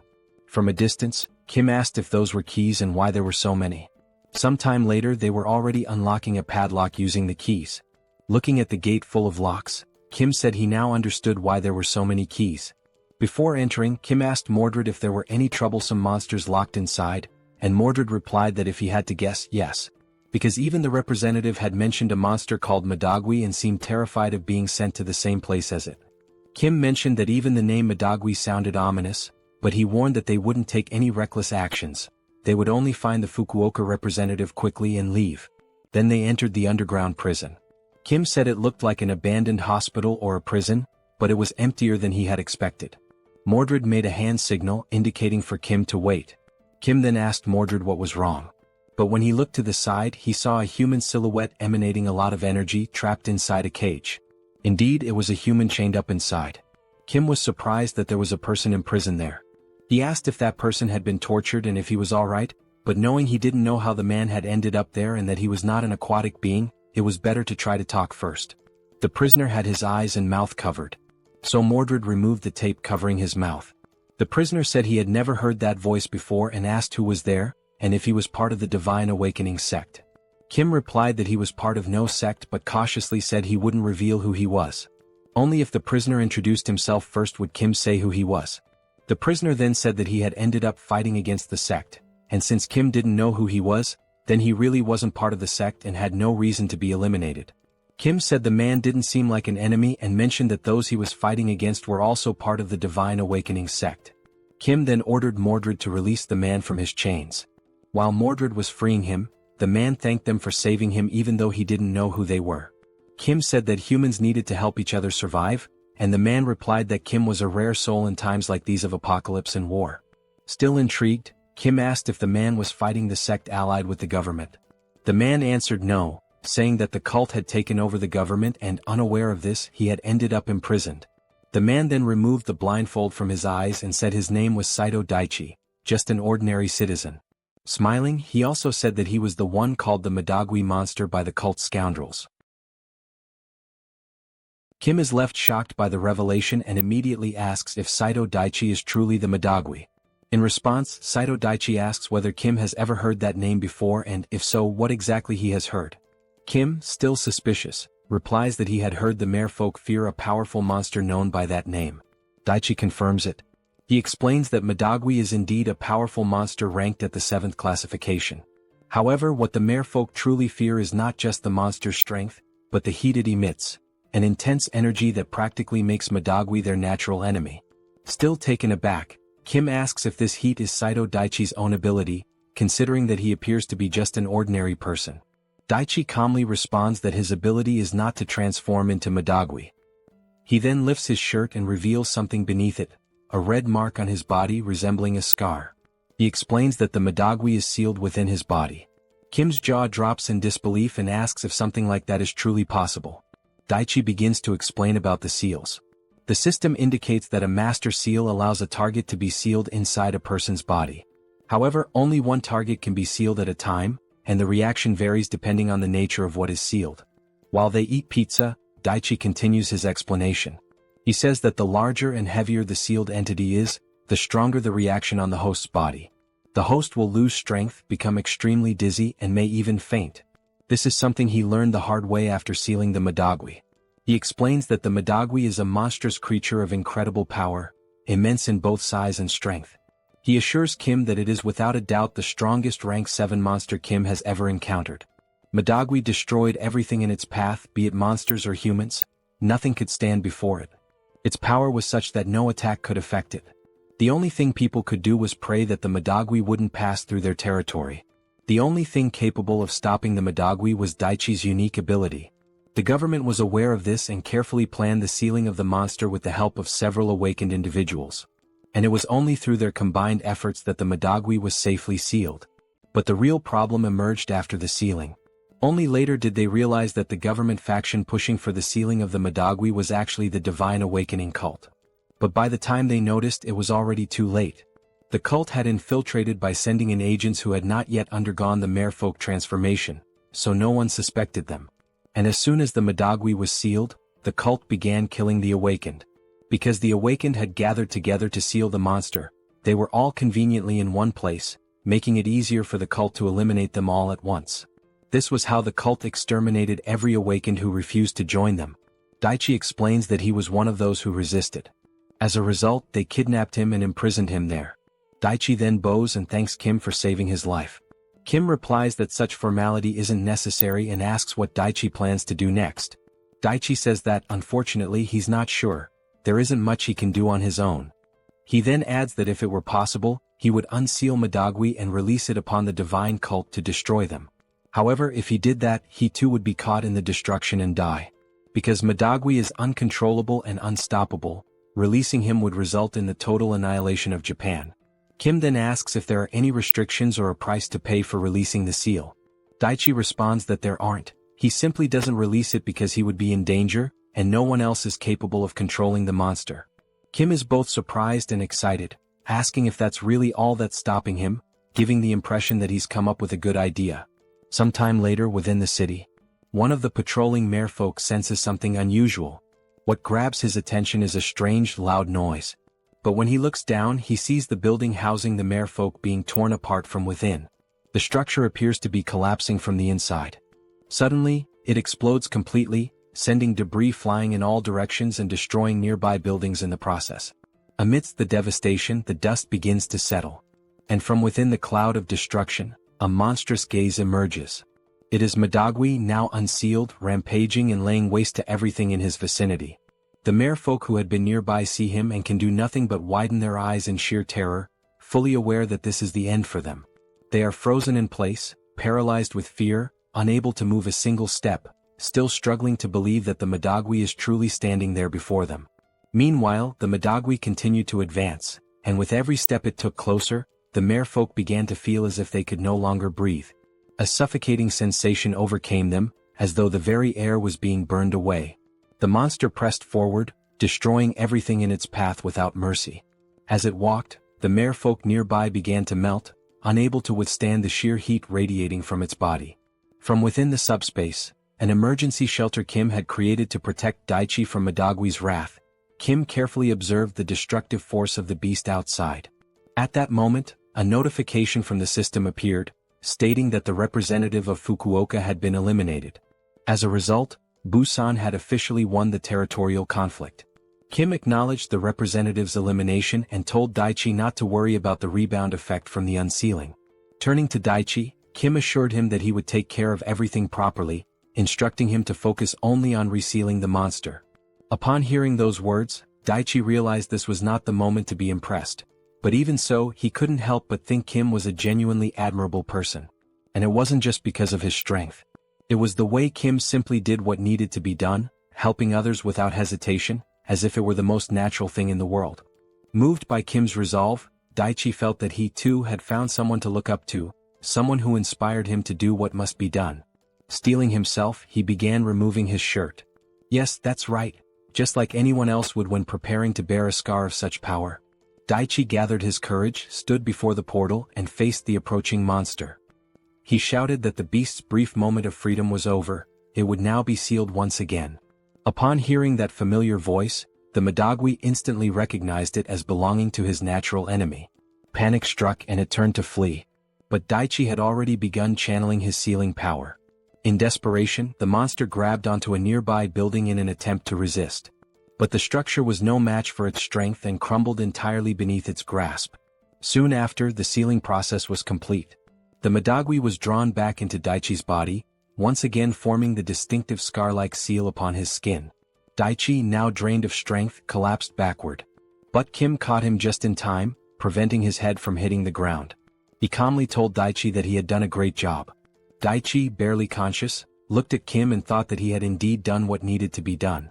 With the last bit of strength he had, he gave Kim a thumbs up. At that moment, Yongsu came running over and asked who the man was.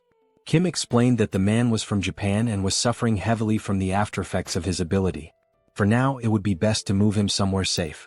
As Kim carried Daichi, he told Yongsu not to be surprised if more people appeared in the subspace, since this likely wouldn't be the last time. Suddenly, something caught Kim's attention. When he looked, he saw a new system message. The message congratulated him on his victory and instructed him to head to the Japan branch of the multidimensional Chamber of Commerce for further instructions. Kim recalled the intel Mordred had provided, about a certain manager who held more authority than a president. Something about it seemed like a bug in the system, and Kim began to suspect what might truly be going on. However, before he could finish his train of thought, Yongsu interrupted, reporting that something was ahead of them. Kim looked up and saw two monsters peering intently into the subspace. What surprised him even more was the fact that, despite the widespread destruction in the city, the area where they stood remained completely untouched, as if protected by some strange field. Kim realized with a jolt that this place was none other than the accursed multidimensional Chamber of Commerce, the Japanese branch. Yongsu, recognizing the monsters as enemies, said he would take care of Daichi and told Kim to handle the remaining business. Kim expressed his thanks. Outside, the two monsters conversed. They noted that the Madagui had been unexpectedly released, and that the Fukuoka representative had been eliminated, likely the reason for the chaos. Seeing the floating tag above Kim's head identifying him as the representative of Seoul, they quickly realized that he was most likely the one responsible for everything. Then, a notification from the monster's own system appeared, showing that they had just received a fund of 3,000 magic stones. It was the perfect chance to redeem themselves for past failures. As one of the monsters, the president, devoured the stones, the other warned him to ensure the job was done properly this time. He urged the president to make sure the fight was worth the investment. In the background, the president, already a massive creature, began to grow even larger and more monstrous as he consumed the stones. His body mutated with raw energy. Now fully transformed, the monstrous president roared in fury and challenged Kim directly, declaring that he would not disappoint and demanding that Kim face him. After that, the director demanded that the president prove himself worthy of the investment. The president, with a ferocious expression, responded with determination that he would not disappoint. Raising his voice, he let out an earth-shaking roar, attempting to intimidate the enemy standing calmly in front of him. He anchored his feet firmly into the ground, gathering momentum, and then launched himself forward in a powerful leap.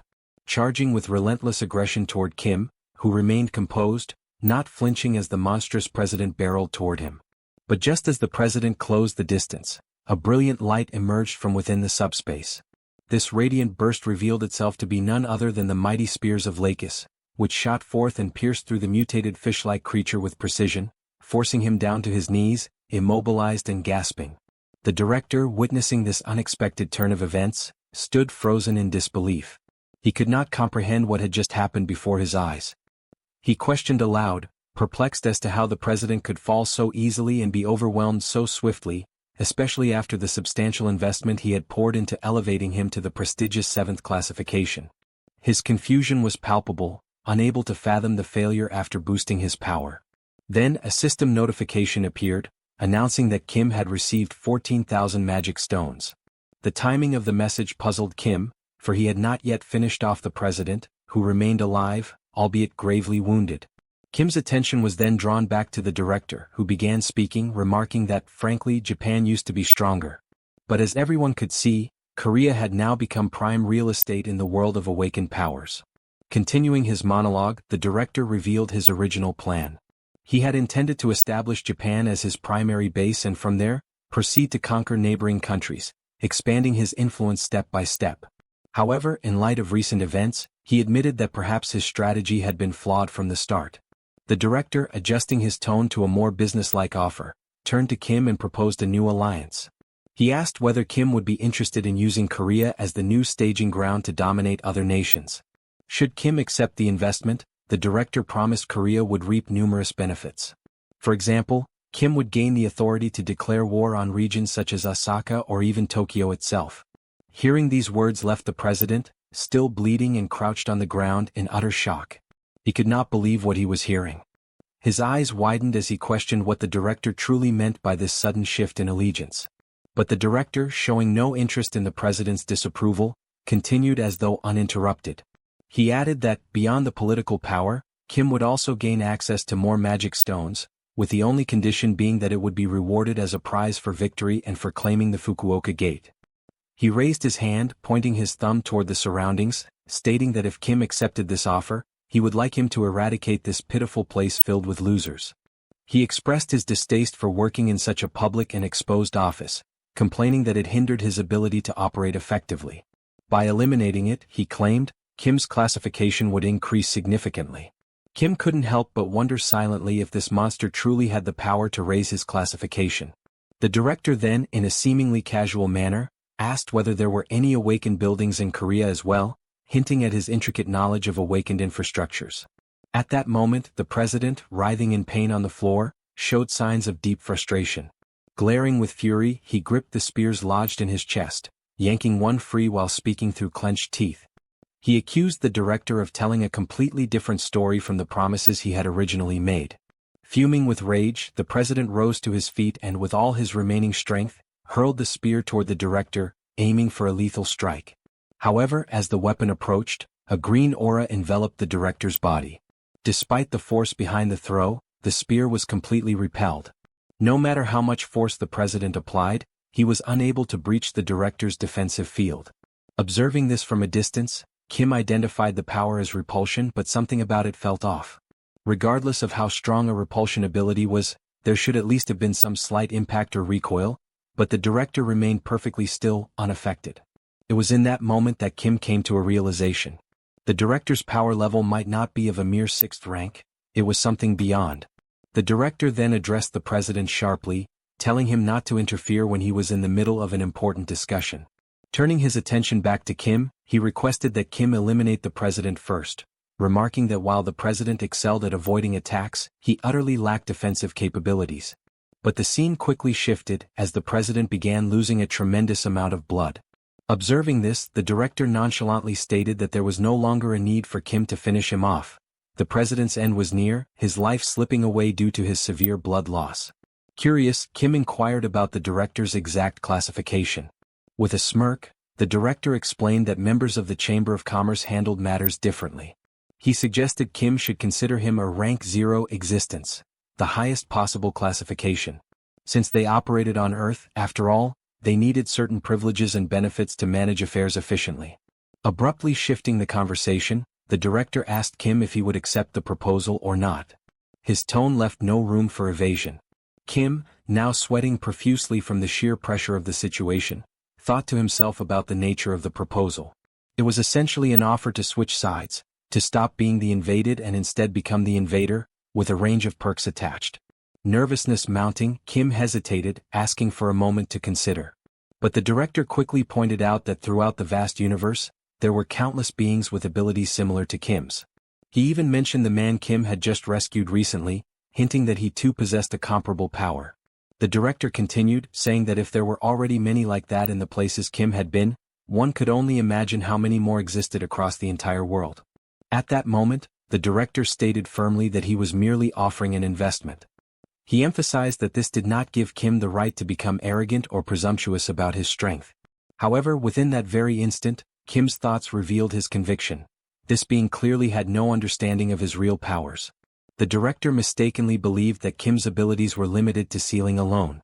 It became evident to Kim that the director truly had no clue about his actual potential. Now, with a growing sense of certainty, Kim internally confirmed that the director was completely ignorant of his true power. Kim then confronted the director with a direct question, asking what would happen if he were to refuse the offer. The director, without hesitation, responded that if Kim refused, it would simply be over. In the very next breath, without a moment of doubt, Kim declared his refusal.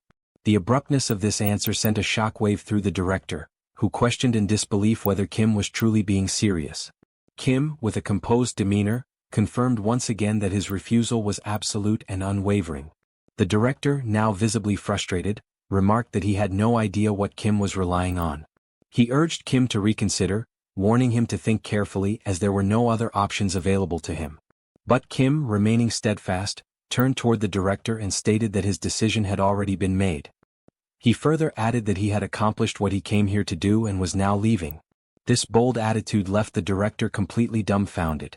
He had just been blatantly rejected, despite being a high-ranking member of the multidimensional Chamber of Commerce.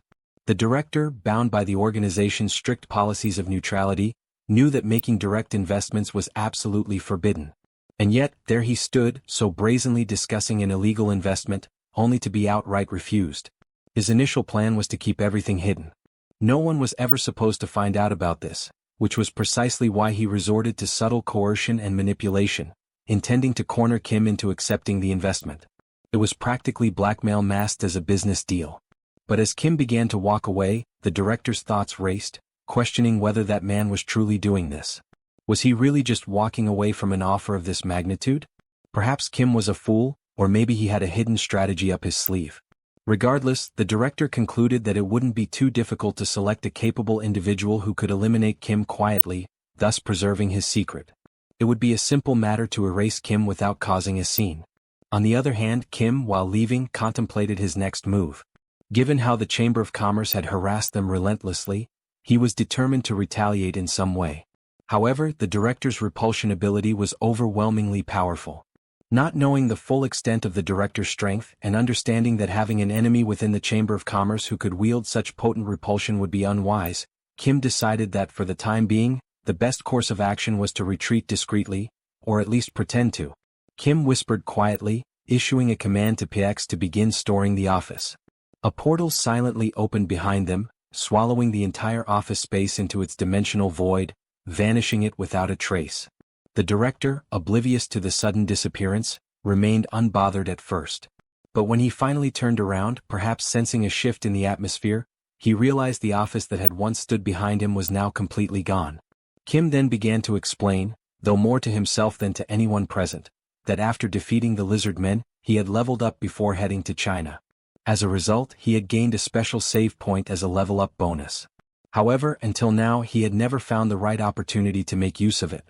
Given that the director had no knowledge of Kim's hidden abilities, this had been the perfect moment to execute his plan and turn the tables on the Chamber of Commerce, using their own space against them. Meanwhile, still paralyzed by shock, the director struggled to comprehend what had just transpired. His mind raced to understand the implications of the vanished office. But as he raised his head to look toward the portal, ready to curse Kim with a furious insult, his words were abruptly silenced. In that very instant, his head exploded without warning, as though it had been obliterated by an unseen force. The sheer suddenness of the explosion left the president, who was still pinned to the ground with spears, utterly speechless. Kim, too, stood in absolute astonishment, baffled as to how the director's head had simply burst apart on its own. Now, lying on the ground before them, was the lifeless body of the president, his chest riddled with spears, and beside him, the headless corpse of the director sprawled motionless. The president turned his gaze one final time toward the director's fallen body and muttered words of disillusionment. He spoke with a bitter tone, realizing that, in the end, the director was nothing more than a subordinate. From the grand perspective of the vast universe, he had been utterly insignificant, a mere pawn in a much larger scheme. These were the president's last words. With that, his life faded away. The system interface appeared once more, informing Kim that a new dimensional account had been transferred. The accumulated total of magic stones now reached nearly 72,000. As Kim stood there, surveying the aftermath of the battle, the chaotic scene seemed to settle into an eerie silence. With both his enemy and the Chamber of Commerce member lying lifeless, it seemed at last that peace had returned to the area. Yet, despite the apparent victory, Kim remained frozen, his thoughts consumed by confusion. He questioned what on earth had just occurred and whether this bizarre outcome had been his fault for storing the office. He wondered anxiously whether his own head might also explode at random, a chilling possibility that left him with a slight sense of regret for having made the decision to store the office in the first place. But no matter how much his anxiety grew, there was nothing he could do about it now. The primary threat had been dealt with, albeit in the strangest of ways. For the moment, Kim decided it was best to process everything step by step, rather than overwhelm himself with panic. He considered that perhaps the best move would be to return to Busan first and consult with Lancelot about what had just happened. Surely, Lancelot would be able to provide insights into this unprecedented situation. But at that precise moment something caught his attention. A system notification appeared, indicating that a significant system update had been detected due to the contents that had been stored. Reading this message, Kim's mind could only produce a single thought. With an awkward, somewhat perplexed expression, he realized that perhaps storing the office had been the right move after all. After accepting, the system displays that the update is currently in progress. Meanwhile, in another place within the subspace, Saito Daichi is taken aback by the scene before his eyes. He sees Kim standing there again inside the subspace, and the thought immediately crosses his mind that it has not been long since Kim sealed the Madagui. To him, it should be impossible for Kim to have completed such a task so quickly, and entirely on his own at that. Kim asks whether Saito Daichi is doing well, and at that moment, Daichi's eyes light up, as if only now realizing just how remarkable Kim truly is. Even though Kim is from another country, he came here, helped them, and did everything for the sake of Japan. Daichi calls out to Kim and expresses his gratitude for all the assistance, stating that he has recovered and is now about to leave. Kim is slightly surprised by how quickly he wishes to depart, but Daichi explains that, despite the help in defeating their enemies, there are still many pressing matters that need to be dealt with. He explains that Japan has lost 9 out of 10 bidding competitions. With clear frustration over the situation, he adds that even at this very moment, other awakened individuals are out there fighting monsters, risking their lives in the process. He points out that even Kim, a foreigner from another nation, has come here to fight, so he too should go out there and follow Kim's example. Daichi mentions that he had been the representative of Yokohama, but the text confirming this had vanished and could no longer be seen. If he can announce the news that they have succeeded in defeating the fishmen, it should be possible to recruit several awakened fighters to their cause. Kim remarks that, unfortunately, such is the reality they face. Still, he would have preferred Daichi to stay at least until the next meal. Yet, since Daichi has made his decision, insisting any further would not be appropriate. Saito Daichi says that if they make it quick, it will be fine. They then share a brief meal together, and afterward, Kim tells him that if he ever needs any assistance, he must not hesitate to reach out. Even though Daichi does not like depending on help from others, Kim also mentions that he had been planning to set up a subspace portal in the area. Kim asks whether Daichi ate well and if there is anything else he needs. Daichi promptly replies that he is fine and expresses his gratitude once again for all the help. With that, he begins walking toward the exit, turns back to face Kim, and says that if Kim ever needs help, he only has to say the word. Daichi will certainly come and will also make sure to release the Madagui. Watching his new ally leave, Kim feels pleased to have learned more about the regional representative, especially since Mordred had previously mentioned that the branch leader holds the authority to sign off on the title of regional representative. Looking at the system display, Kim notes that it is good that this new feature has arrived. The system then confirms that the update is complete. Inside the newly updated room within the subspace, Kim walks forward, remarking that everything seems so ordinary, with no documents or unusual objects in sight. Suddenly, something appears and announces that it has been waiting for him. The entity has the form of a cube, with small propellers that allow it to hover in the air. Recognizing the voice, Kim is taken aback and asks if this is now Pax. With his updated appearance, Pax confirms that it is indeed him. Kim asks what has happened to his appearance, noting that he looks somewhat different. Pax explains that he has acquired a proper form after the system update and that, along with this, new functions have been added. He asks Kim if he would like to see them. Kim, astonished by how much more human-like Pax sounds now, agrees that he certainly wants to check out the new features. With a cheerful tone, Pax announces that he will go over the newly added functions, which amount to 4 major updates. The first is the message transmission system, which can only send messages to targets within a designated area, with certain limitations on the formats that can be used. The second function is the satellite observation system, similar to the first in that it only works within the designated zone. These capabilities leave Kim even more impressed, but Pax continues. The third feature is the hologram adjustment system, a visual interface that allows the modification and customization of holograms. Finally, the fourth addition is the dimensional lifeform registry application. However, due to low hardware capacity, there are limitations on the classification level that can be registered, with the current maximum being level 7. Hearing this fills Kim with delight. His eyes light up at the possibilities and he remarks that Pax is practically a god. With more portals across the world, the range of observation could expand dramatically, and now, on top of that, messages could be sent as well, turning his ability from merely a logistical hub into a fully unified logistics command center. Kim's eyes gleam, and then he forms a mischievous smile, hinting that he has just thought of something. He tells Pax that he wants to display a message. Meanwhile, elsewhere in Japan, Seoul is sighing out of sheer boredom. She complains that Kim had told them to be prepared, yet there were so few enemies remaining that the battle ended before she could land even a single punch. Especially considering the presence of the newly arrived knights, had they even relaxed a little, she could have at least warmed up against these weak foes. She remarks that, had she known things would turn out this way, she would have traveled to Japan without Kim, whom she mockingly refers to as number 3. While she continues to grumble, complaining that she is bored to death and wondering when Kim will return, she hears a voice from below calling out that she is amazing. It is Eun-yang standing on the ground, exclaiming that the system has finally recognized her potential and asking when she had managed to climb so many levels so quickly. At first, she has no idea what he is talking about, until he tells her to look up. When she finally tilts her head skyward, she sees a message hovering in the air, announcing that she is now at level 999, the strongest in the entire world. She freezes in place, staring at the glowing letters for a long moment without uttering a single word. For reasons she cannot logically explain, she instantly knows this is Kim's doing, and the realization fills her with fury.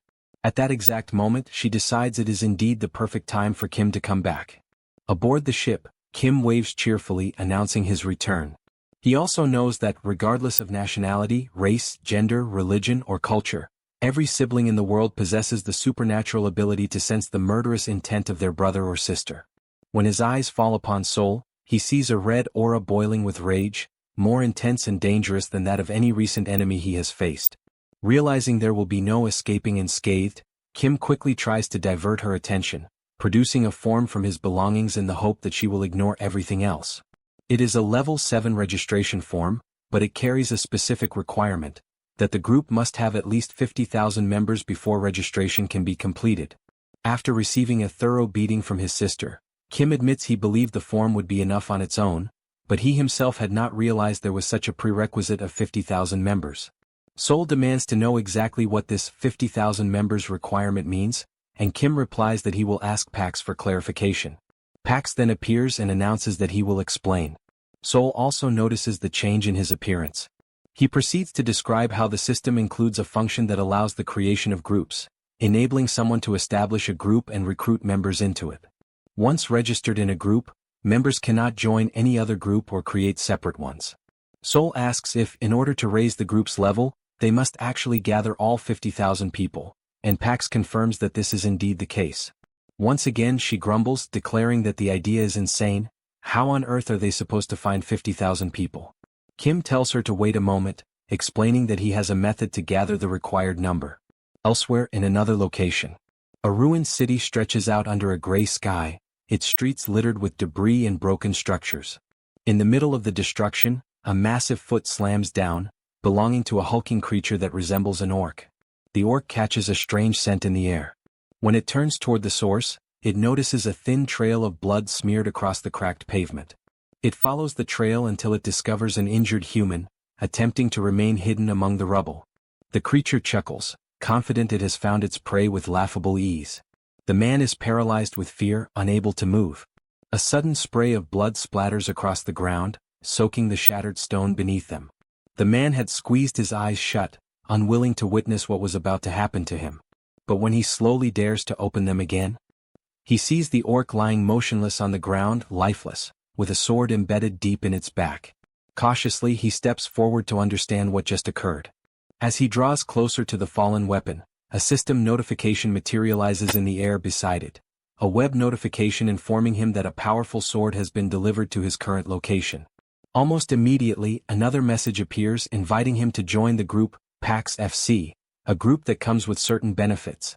And so, the clever nature of Kim's plan to recruit people becomes clear. Now that Pax had been updated after absorbing the Japanese branch of the multidimensional Chamber of Commerce, not only had he gained new abilities, but his artificial intelligence had also become significantly more advanced. Thanks to this upgrade, the satellite surveillance system was now able to clearly distinguish between enemies and allies within the operational range of the portal. It could evaluate situations in real time and provide whatever was needed, using this power as a means to assist others. Kim, upon realizing this, also conceived the idea of using that same system as a method to promote Pax FC. After some time, the system displayed that more than 10,000 members had already joined Pax FC. This discovery filled Kim with excitement, for his brilliant idea was not only working but flourishing. Wanting to recruit even more people, he decided to update the ability once again. The latest update allowed the broadcast range to be expanded, enabling Pax's messages to reach areas that previously would have been inaccessible. The system reported that 8,000 magical stones had been consumed during the upgrade and that both the communication range and the transmission speed had increased fivefold. With this improvement in place, Kim departed together with Yongsoo to install additional portals, beginning their journey with a trip to Busan, accompanied by his personal pilot. After successfully installing the portal in Busan, and just as they were on their way to Gwangju to establish another one, Pax suddenly appeared, reporting that a problem had arisen. Indeed, an unexpected situation had occurred. People had begun to gather in large numbers around the portal. Many did not truly understand what it was. Some even assumed that Pax FC referred to a football team. Observing the swelling crowd, Kim reasoned that the situation did not appear too dangerous at the moment, but if the number of people continued to grow, it could quickly become one. In that case, he resolved to request the colonel's assistance, asking the military to help manage the portal. Kim explained that outside the portal's range, blind spots were inevitable. He emphasized that if this task were too burdensome for the military, the colonel was free to decline. However, the colonel became visibly enthusiastic, declaring that the idea was excellent. His eyes gleamed as he proclaimed that this was the very first step toward rebuilding a nation, the precise duty that a soldier ought to fulfill. He promised that he would give the order for the units to begin immediately. Kim then explained that for the moment the active portal sites were located in Incheon, Busan, and Gwangju, though many more were still to come. The colonel responded by saying that he would require a great number of people. At that moment, Kim realized he had not considered the matter of manpower. Yet the colonel reassured him, stating that if manpower was the issue, he knew someone who could help. The scene then shifted to Kim speaking with the representative of Busan, asking her to take responsibility for managing that area. He explained that while the military would be in charge of the portal itself, blind spots beyond its operational reach would remain, and manpower shortages would make them difficult to monitor. As they walked together, he elaborated further, explaining that he needed her cooperation to oversee the areas surrounding the portal in collaboration with the military, promising to provide all the necessary supplies for the effort. Upon hearing this, she responded that it sounded fantastic. Seizing the opportunity, Kim then asked if she would also like to join Pax FC. Through the cooperation of the military and local awakened individuals, the shortage of manpower was resolved, and the chaotic surroundings of the portal gradually began to stabilize. At the site, soldiers were giving clear instructions. No one was to push forward, and distribution would proceed one box per person in strict order, so patience was required. As they handed out supplies, they repeatedly announced that these provisions came from PAX FC, adding that anyone who joined would receive even more the following day. Through such promotional efforts carried out here and there, the system soon indicated that the number of members had surpassed 40,000. Kim's expression twisted into something almost psychotic, for everything was unfolding even better than he had planned. Now, only 10,000 more members were needed to reach level 7. Interrupting his moment of exhilaration, Pax appeared once more, reporting that another problem had been discovered. He explained that he had detected a being from another dimension, one that showed no intention of attacking, and asked what action should be taken.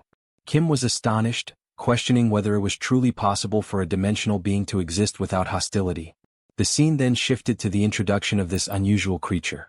It was small, fluffy, and undeniably cute.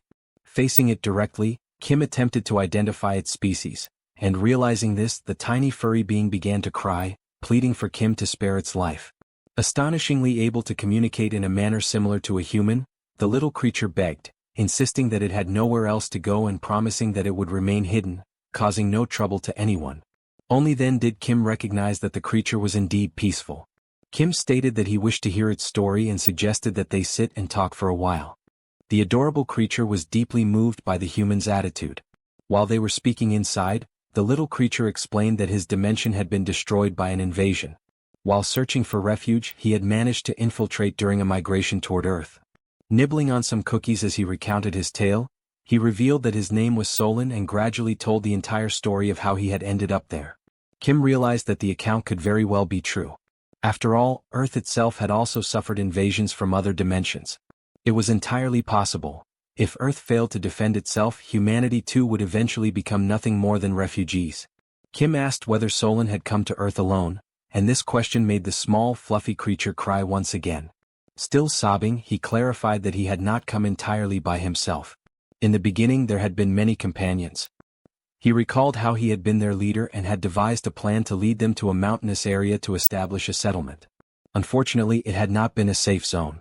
Because of his misjudgment, many had been killed and devoured by monsters, and the survivors had scattered. He explained that they were probably still hiding somewhere, but emphasized that they all possessed a heightened sense of smell. This detail piqued Kim's curiosity. The little one confirmed it, explaining that their keen olfactory ability allowed them to evade detection by monsters. To demonstrate, Solon sniffed the air and declared that there was the scent of a goblin coming from the third floor of the building next door. Kim was left stunned by such a remarkable ability. To be absolutely certain, Kim asked if he might verify the claim. He opened a portal and summoned Mordred, instructing him to investigate the building for goblins. Whether or not to kill them would be Mordred's decision. Only a few seconds later, Mordred returned, carrying the severed head of a goblin. He reported that the goblins had attacked him the moment he appeared, which was why they had been eliminated. Impressed by the speed and precision of the execution, Kim reflected that this was exactly how Mordred operated, efficient, direct, and swift as expected. Kim then considered that, while the result was not entirely surprising, it was still perplexing. Nevertheless, this new companion was astonishing in his own right, for he could identify goblins solely by scent. As Kim glanced back, he noticed the small creature now crying because the cookies had run out. It struck Kim that this ability was essentially a kind of wall hack, but at the same time dangerously exposed, since it left them vulnerable to sudden attacks from other monsters. Kim extended his hand and acknowledged that he could not pretend to fully understand the pain of losing so many companions. However, he reminded Solon that humans too had suffered greatly from invasions, which made both of them victims of similar tragedies. Therefore, Kim asked whether he might like to live with him, proposing a mutual arrangement. Kim would help him find his missing friends and in return, Solon would lend his assistance.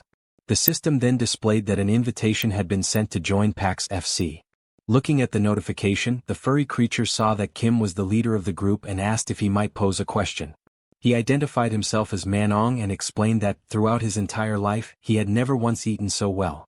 Filled with gratitude, he submitted a request for his entire Manong tribe, more than 10,000 members, to join PAX FC. For a brief moment, Kim was rendered speechless by the sheer number. Then his eyes gleamed with astonishment and delight. He had never anticipated so many Manongs, and with their addition, the total instantly reached 50,000 members, enough to achieve level 7 immediately. He considered it a stroke of luck that might never be repeated and gladly joined forces with the Manongs. The system confirmed that together they now possessed 50,000 members. At that time, everything seemed marvelous. Yet Kim had not realized that this also meant he would now have to locate the 10,000 scattered Manongs. And thus began Solan's journey to reunite with his lost comrades. As they walked, Kim remarked that the initial search would begin in the mountain where Solan had first attempted to establish a settlement. Riding on Kim's shoulders, Solan admitted that he would only truly recognize the place when he saw it again. After some time, they arrived before a mountain, and Solan affirmed that this was indeed the very location. Kim recognized it as Mount Sirak, well known for its treacherous and difficult terrain. But this would not be an obstacle, for he had access to a helicopter and intended to survey the area from above. Kim asked whether Solan could detect the scent of any of his companions. At that moment, Yongsu explained that the steep, jagged rocks made landing impossible. Moreover, the strong winds from the rotor blades scattered the aromas, making it impossible for Solan to smell anything accurately. Thus, they were forced to return to square one, but now with greater preparation. Equipped and ready to climb the mountain, Kim commented that the journey would likely be dull and that it was the perfect time to have a partner for conversation. He opened a subspace portal and summoned their old acquaintance, Lancelot. The very first question he posed was whether Lancelot enjoyed hiking. Lancelot confirmed that he did, while inwardly reflecting that this was what humans called socialization. Already anticipating such a response, Kim continued to ask Lancelot various questions as they ascended, seeking to learn more about his life and his past. Lancelot eventually admitted that he could tell his story, though it was not, by any means, a happy one. From vast plains to dense forests, from hidden mountain ranges to the depths of the ocean. This dimension, home to a vibrant ecosystem, is known as Avalon. It is a world where countless creatures coexist, and where the inhabitants of Avalon have learned to endure and survive in the constant presence of monstrous threats. The fundamental skills required for survival were hunting and gathering. Even children, barely learning how to speak, already carried rudimentary hunting tools, and naturally the people of Avalon evolved into a warrior race. And yet, despite the ever-looming menace of monsters, the people of Avalon managed to push their civilization forward. Through this progress, monsters no longer posed the same overwhelming danger as before. However, with this advancement came a new trial: war. The strength that had been honed to combat monsters was turned inward, against their own kind. The struggle for survival twisted into bloody conflicts over power and territory. After centuries of civil war, when the people were weary and broken, a young knight rose to the occasion. Through peace and diplomacy, that knight put an end to the endless fighting. This knight, who preached love above all else, was cherished by everyone and was crowned king. His name was Arthur. To those scarred by violence, suffering, and poverty, Arthur offered forgiveness, compassion, hope, and laughter.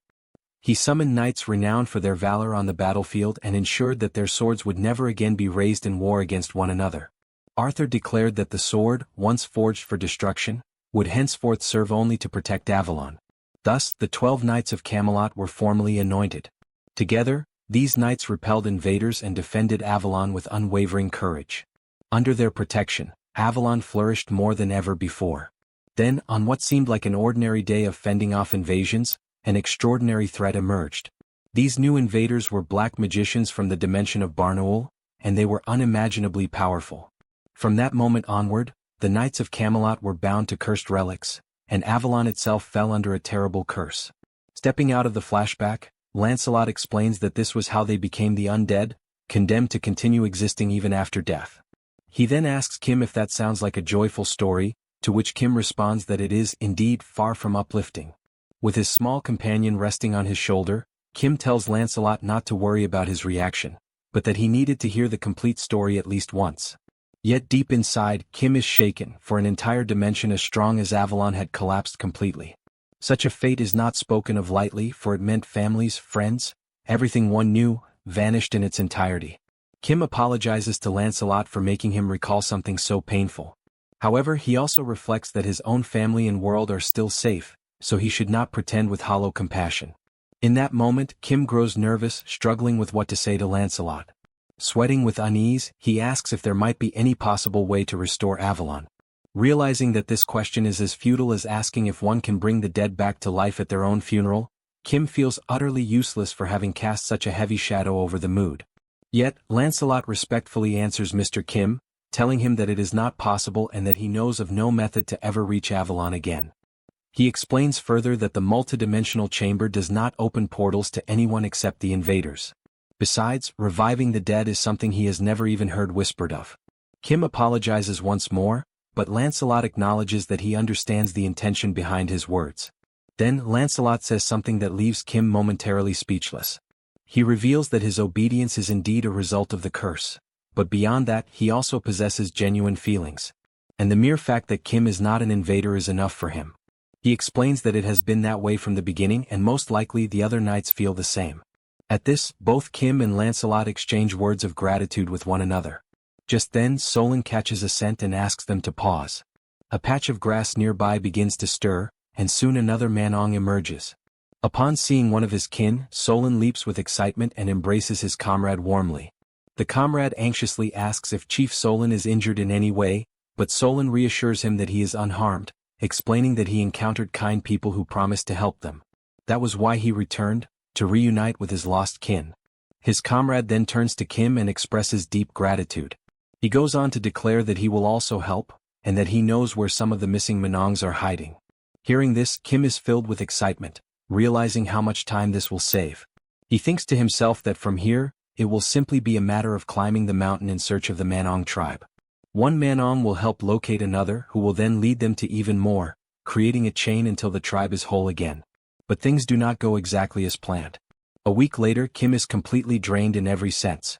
Only after that long and exhausting time is he finally able to gather all 10,000 members of the Manong tribe.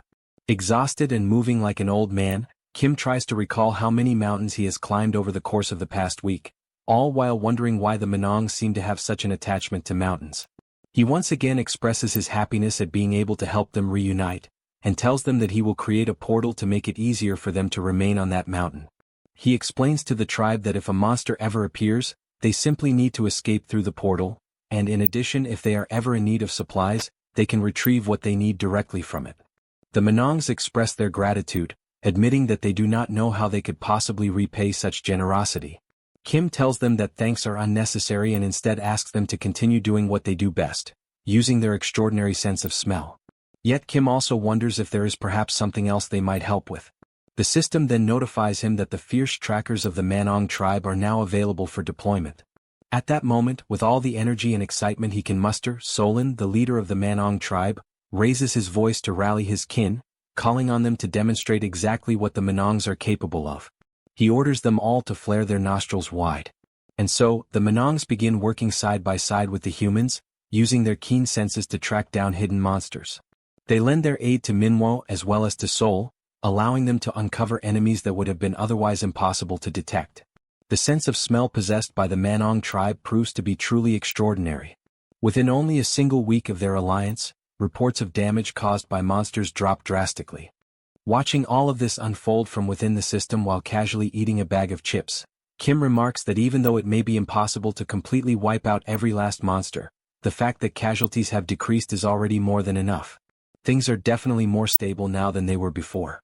Yet something still gnaws at him, keeping him unsettled. Now that he has reached level 7, secured an alliance with the Manongs, and witnessed a sharp decline in enemy activity, it feels like exactly the kind of moment when something catastrophic is bound to erupt. And right then, Pax appears, agreeing with what Kim has just said, announcing that new documents from the Chamber of Commerce have just arrived. For a brief moment, Kim feels a rush of pride, assured that his intuition never lies. The new document reveals that due to falling profits in the Korean and Japanese regions of Earth's dimension, measures of consolidation will be implemented with other dimensions.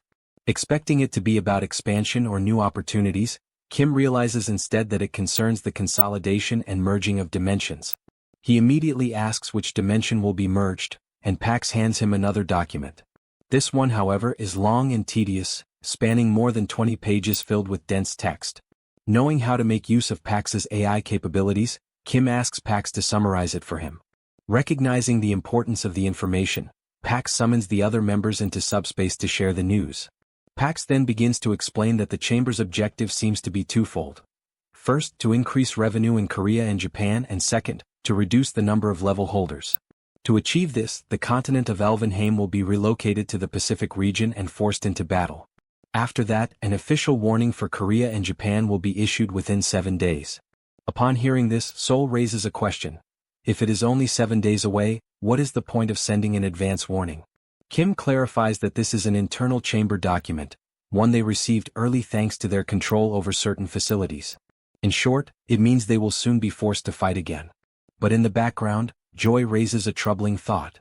She recalls Pax mentioning that it would be a forced battle, and asks if this means the inhabitants of Elvenheim are being compelled to become invaders. At that moment, Kim realizes that their probable enemies might also be unwilling victims, dragged into a war they never chose. This sparks the thought that perhaps there is a chance to clear up the misunderstanding and prevent an unnecessary conflict. Lancelot joins the discussion, telling Master Kim that he is not wrong in his reasoning, but that there is currently no way to establish contact with the people of Elvenheim. He explains that they must physically go to them in order for the battle notice to be delivered. He warns that they have no idea when Elvenheim will be transferred, and in the worst-case scenario, it could happen at the exact moment the official warning is released, immediately provoking them into combat. Pax reassures them that this is not the case, explaining that Elvenheim has already been relocated to the Pacific, and only the formal warning remains, which will be issued in 7 days. Kim states firmly that there is no time to waste. Joy, however, raises another concern, pointing out that there is still a chance that the people of Elvenheim may not see things as they do and may in fact desire war.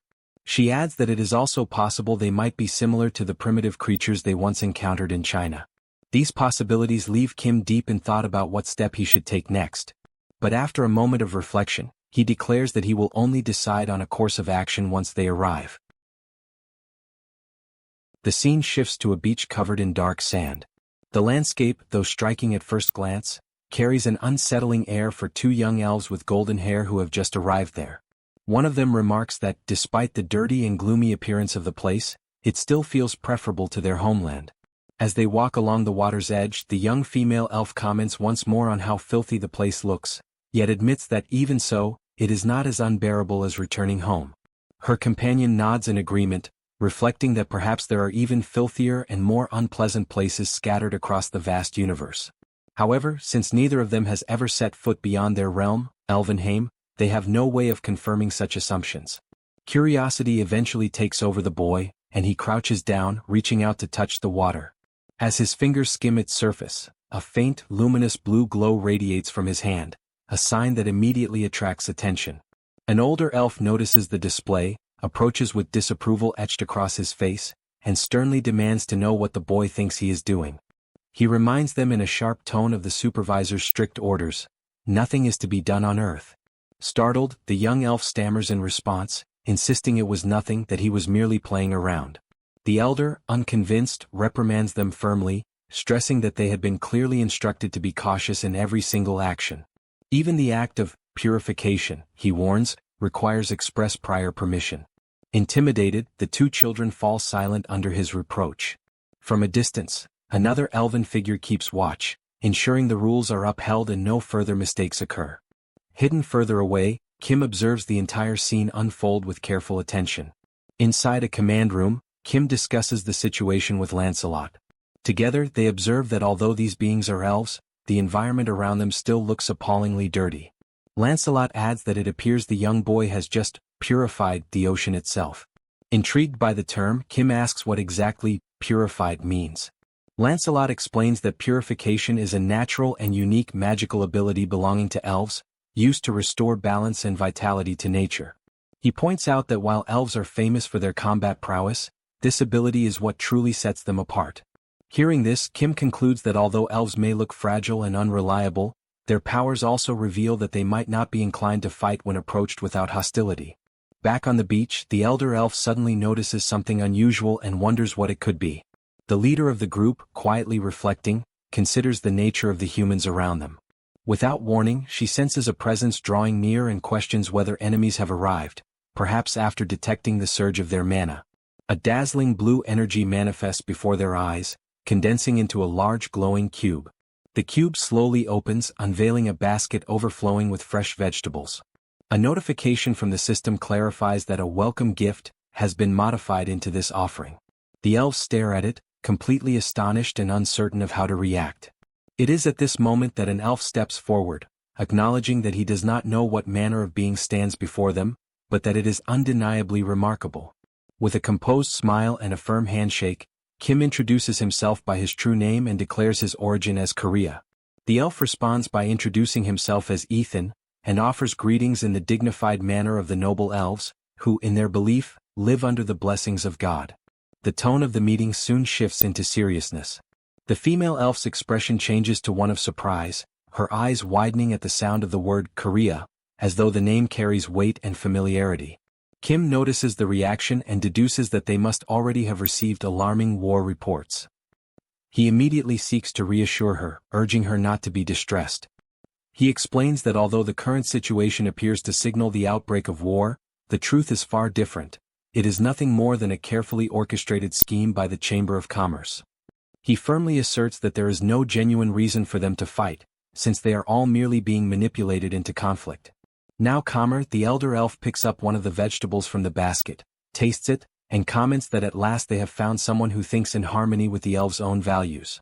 Jong-woo advises her not to rush into speaking further, suggesting instead that she eat more slowly and carefully.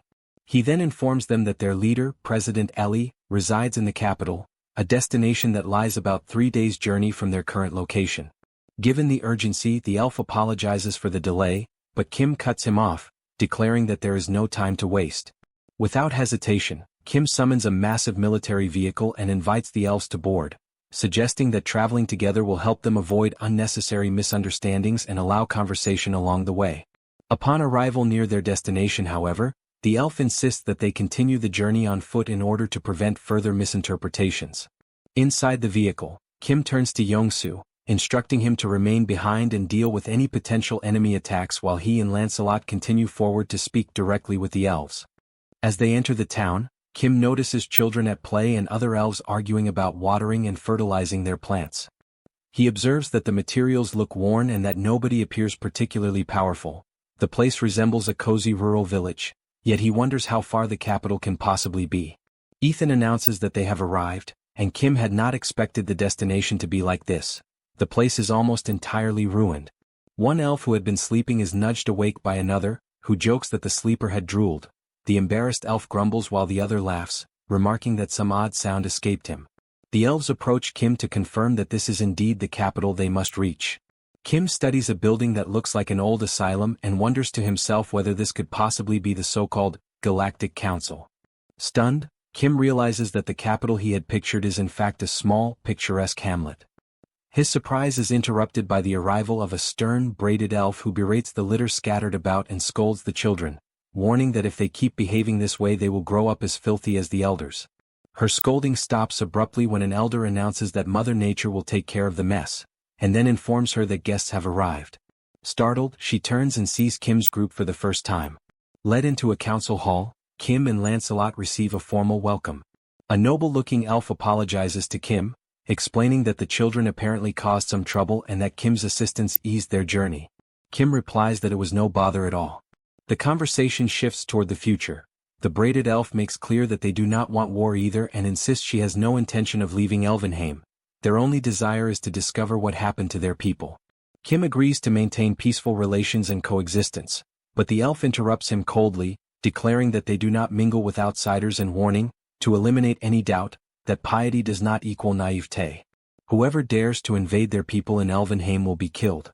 Kim smiles confidently, certain of his previous words, and asks what she means by whoever. The elf confirms bluntly that she means exactly what he heard. Anyone who threatens them will be eliminated. At that moment Lancelot steps forward, sword in hand, and reproaches her for a grave mistake. She has shown disrespect to Lord Kim, who seeks only peace, and she is refusing to distinguish sincere intent from hostile intent, choosing instead to threaten to kill indiscriminately. The fragile calm shatters when the braided elf lunges at Lancelot in fury, spitting insults as she attacks. She sneers that the sight is repulsive and that she does not intend to soil her eyes with the sight of a human. Those are her last words before striking. Kim cries out his knight's name in shock as he watches Lancelot be brutally overpowered. Victorious, the elf begins to explain the nature of her people. She says that while humans live roughly 100 years, for elves that span hardly marks the beginning of adulthood. Their long lives have exposed them to innumerable battles and hardships across many worlds, forcing them to fight for survival for ages. As a consequence, most adult elves have reached at least level 6 in power, and even elders who sweep the courtyard are often level 5 or higher. Turning to Kim with fragments of what is left of Lancelot in her hands, she mocks him, "Apologize? You come here armed to the teeth and expect us to beg forgiveness." She continues, declaring that they have confronted countless sinners like him before. Surrounded by a menacing green aura, she presents a grim offer, "Bow your head and apologize. If you do, perhaps I will let you live." Realizing how swiftly and effortlessly the elf had defeated Lancelot, Kim remarks that her response was far too extreme, given that Lancelot had merely carried a sword on his back. Panic grips him, and he asks if it is truly as simple as lowering his head and apologizing. Without hesitation, he does exactly as instructed, declaring that such an act is no hardship for him. Bowing awkwardly, he expresses deep regret and begs for her mercy. The elf then questions why Kim lowered his head so quickly, especially considering that he is the master. Kim answers that he did so because one of his comrades was on the verge of death. Opening the subspace, he recalls Lancelot back inside. Lancelot, battered and holding his own arm, apologizes as he disappears. Observing the interaction between the humans, the elf finds Kim peculiar, yet she resumes the earlier discussion, emphasizing that the elves will not invade them, but they will show no mercy to any who attempt to invade Elvenheim. She repeats that anyone who approaches will be considered an intruder. Kim can only remark that they are incredibly reclusive.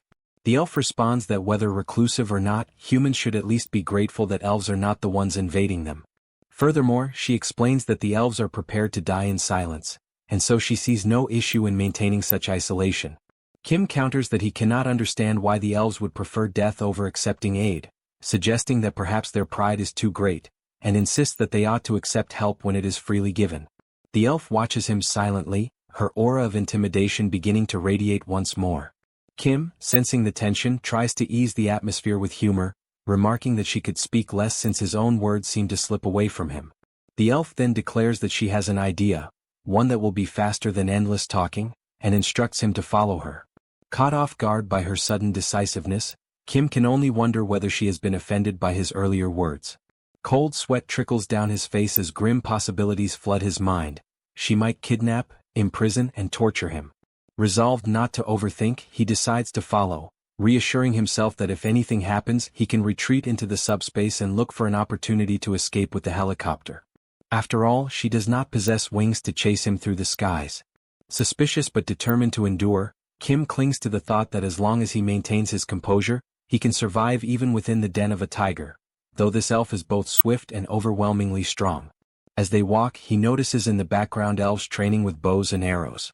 Watching them, he comforts himself with the notion that arrows could never bring down a helicopter. That fragile reassurance vanishes instantly when the elf fires an arrow.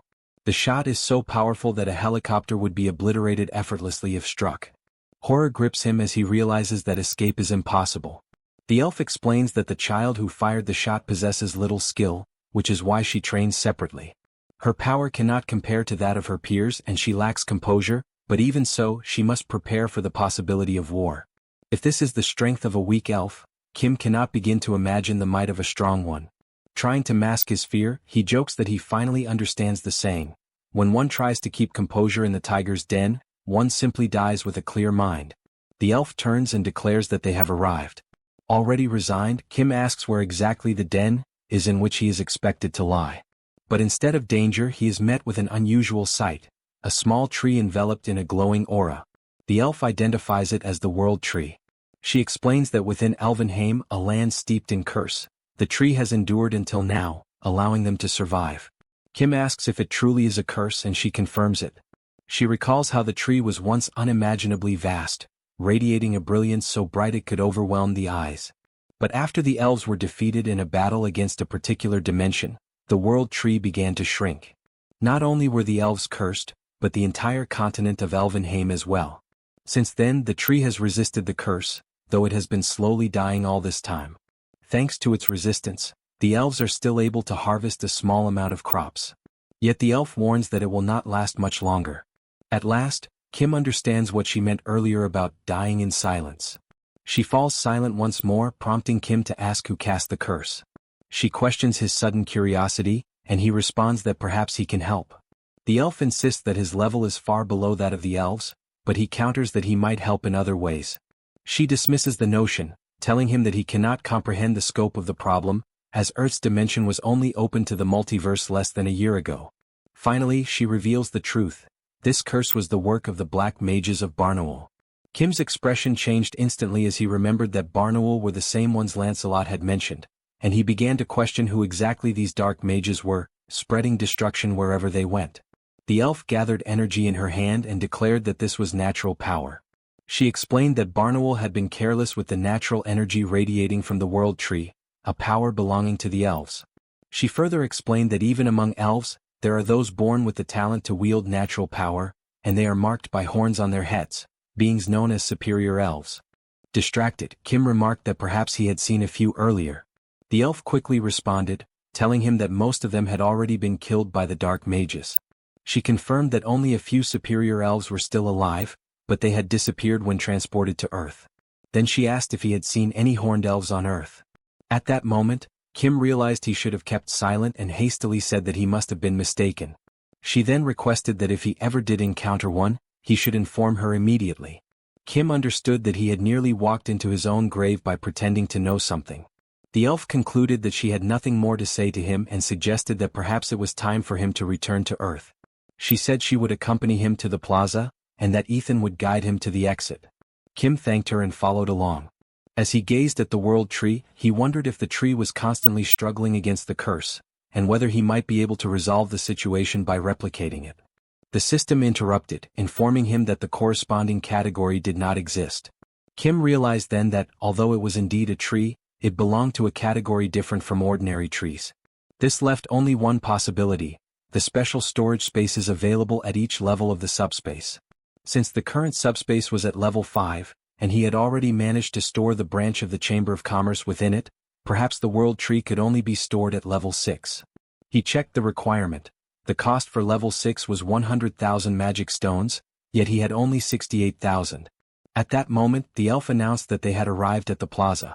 She asked him to wait while she went to call Ethan, and she added that although their time together had been brief, she was glad to have spoken with him for the first time. Kim then said that before leaving he wanted to give her a gift. He opened the subspace and summoned forth a massive pile of crops and food for the elves. He clarified in advance that he was not asking for anything in return. It was simply a gift, and they could eat as much as they wanted, promising that he would return soon. At that instant, someone emerged from the subspace. It was Saito Daichi, stating that he wanted to speak with Kim. Kim asked whether there were still fish left and whether Saito needed help. Saito confirmed that there were, explaining that only one location remained, but the enemies had seized the core and escaped into the sea, now guarded by a giant kraken along with the fishmen. The elf listened to their conversation, still in disbelief, and recalled what Kim had said earlier about offering help. She thought to herself that even though he was not particularly friendly, he had still given them a great amount of food, which made her wonder if he would eventually demand something in return, perhaps a contract or even a trap. And if not that, then maybe this human named Kim simply had some sort of intellectual deficiency. The scene shifted back to Kim, who confirmed that there was indeed a massive kraken spraying acidic ink that made it nearly impossible to approach. No one had the range to deal with such a creature, since its attack radius was 800 meters. Kim's own ability only reached 500 meters, which meant it would be difficult for him as well. He realized then that they needed a long-range, powerful attack, and the only one capable of this was the elf. Kim declared that since she had already received his gift, he wanted to ask her for a favor, thereby confirming the elf's suspicions. The elf said she had already guessed his plan, since it had always seemed strange to her, and she questioned whether it was not shameless of him, given that he had previously insisted he wanted nothing in return. Kim then countered that if she accepted he would give her double. The scene shifted again, showing the kraken spraying its acidic ink in several directions. From a distance the elf observed everything. Slowly she began to gather her hair and tie it back.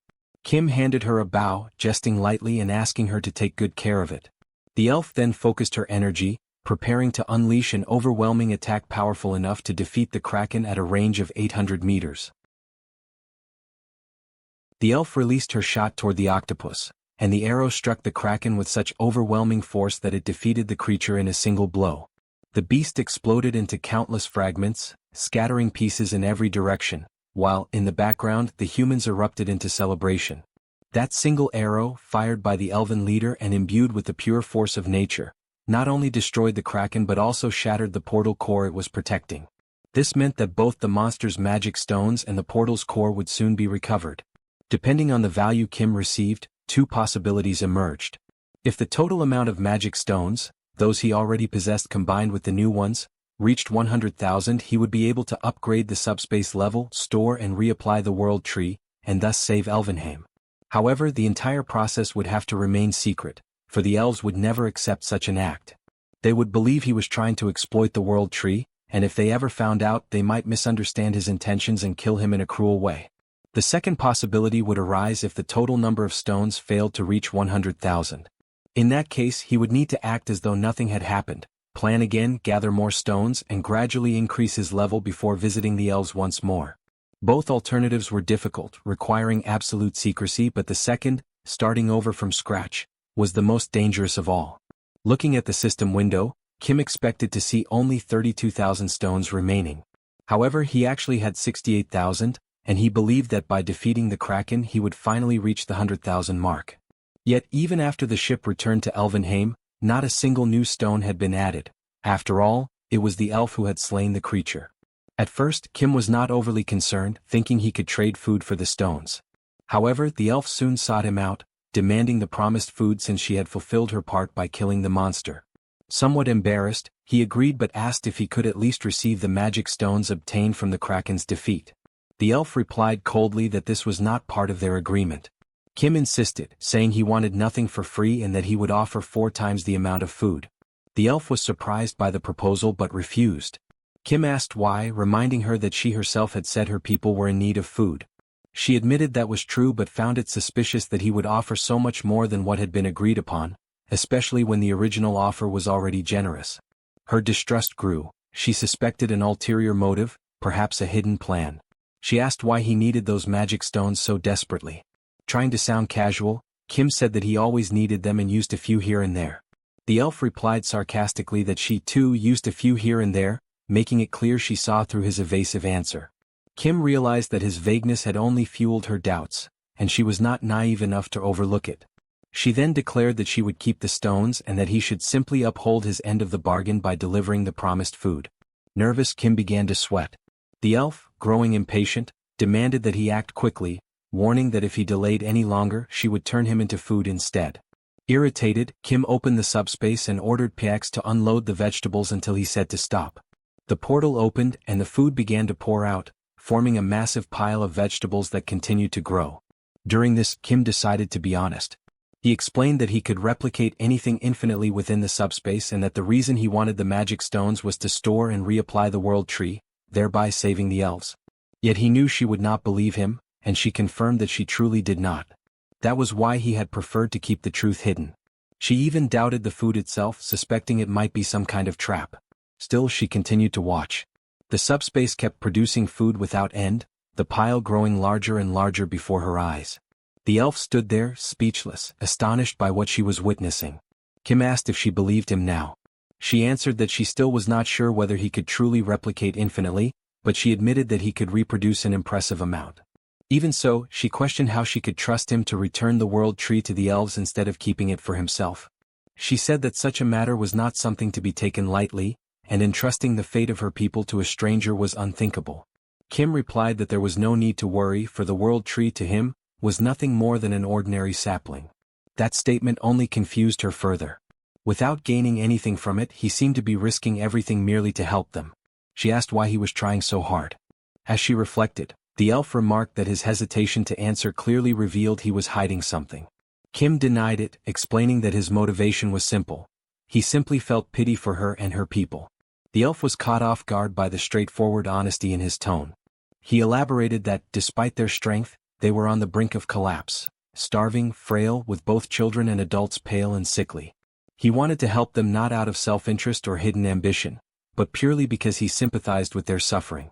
Kim then asked if she did not see things the same way, that her people were in desperate need of help. He added that, if they truly wished, the elves could easily invade human lands and seize food by force, but they chose not to. The elf remained silent, and from her body began to emanate a faint green aura, its gentle glow carrying an undertone of intimidation that made Kim slightly uneasy. In that moment, a fragment of the past resurfaced in her mind. She remembered a distant conversation, someone once scolding her for provoking others. That voice, likely belonging to her father, spoke patiently about the importance of mutual growth and coexistence, saying that both were vital for survival. Competition was necessary, he explained, but the destruction of one another would never lead to prosperity. Coexistence and shared development were the paths of true wisdom.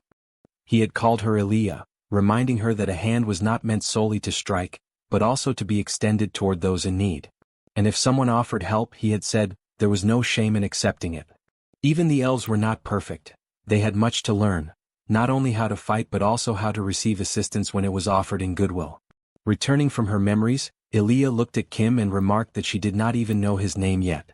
Kim introduced himself and she requested that, when the time came to search for the High Elves, he lend his aid to them as well. Kim agreed without hesitation. Moments later, the system displayed a message. Kim had received 46,000 additional magic stones, bringing his total to 115,000. A notification followed, announcing that the level upgrade was complete. Kim immediately summoned Pax again and commanded him not to stop until ordered. He then requested that the world tree be sent out. Back in Elvenheim, the elders watched the sky, struggling to comprehend what was unfolding before their eyes. One of them began to cry, overcome by emotion and shame that Feindrich, a former elder, was no longer alive to witness that moment. From above, countless crates began descending, each one sent by Pax, and inside every box lay a newly duplicated world tree created by Kim. The elves were overwhelmed with emotion, their cheers and tears blending into one. After some time, Seoul, Kim's sister, pointed out that there was no more space left to plant and asked that the remaining trees be placed near her. Witnessing the scene, Elia's composure finally broke. Tears streamed down her face once more. Even after all these years, she still cried like before. She was not alone. All around her, other elves were weeping too. They said that they had always given their utmost to endure hardship, but expressing gratitude, that somehow was even harder. An elder replied that they could not help it, for their tears would not stop flowing. Another elf, smiling through his exhaustion, murmured that they were likely tired down to their very bones. Meanwhile, everyone, elves, knights, and even Kim with his family and friends, joined together in replanting the world trees. In the midst of the work, one of the knights suddenly began trembling, scratching himself uncontrollably, confused and alarmed by the strange itching spreading rapidly through his body. As Kim observes the growing forest before him, he realizes there are now far too many world trees and not nearly enough people to plant them. Faced with this, he orders Pax to halt the transmission of the trees for the time being. Then, turning to the system, he requests that messages be sent across the realms, summoning anyone willing to come to Alverheim and assist in the planting effort. Before long, countless responses begin to arrive. Among the volunteers are Colonel Myo, an old friend of Kim, and the Chinese man he once helped in the past. Both assure him that they came to lend their strength, insisting that Kim need not worry. Moved by their enthusiasm, Kim decides to explain to everyone exactly what is happening. With a spirited grin, Colonel Myo declares that he trusts his own skill with a shovel and that this is the perfect time to prove the strength of an experienced worker. Kim smiles faintly and instructs everyone to think of the mission as a grand divine reforestation campaign, a sacred effort to plant the world trees throughout the continent of Alverheim. Each volunteer is to take one tree, plant it at a safe distance from the others, and ensure that its roots are firmly set in the soil. As he speaks, a voice calls out urgently from behind.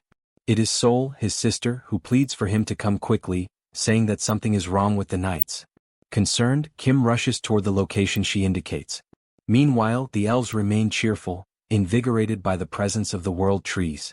Their hearts and bodies brim with vitality, a feeling they have not experienced in ages. Yet, upon reaching the knights, Kim is met with a disturbing sight. Every one of them is trembling and scratching at their skin, their bodies appearing gaunt and skeletal. Lancelot, visibly shaken, struggles to explain that his entire body itches, the same sensation he once felt when trapped within the subspace. Observing closely, Kim suspects that the power of the world tree might be attempting to heal them, though he cannot understand why the reaction is so intense. Without hesitation, he decides to send them back to Camelot immediately. But before he can act, one of the elven elders raises a hand and asks him to wait. The elder calmly explains that the natural energy radiating from the world tree is never a force of harm.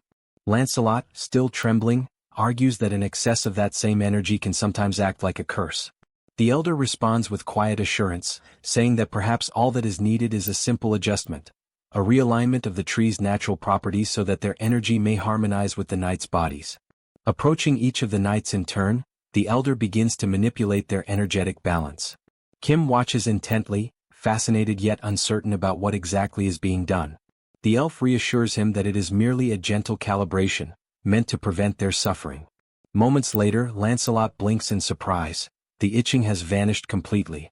The others soon relax as well, their symptoms gone.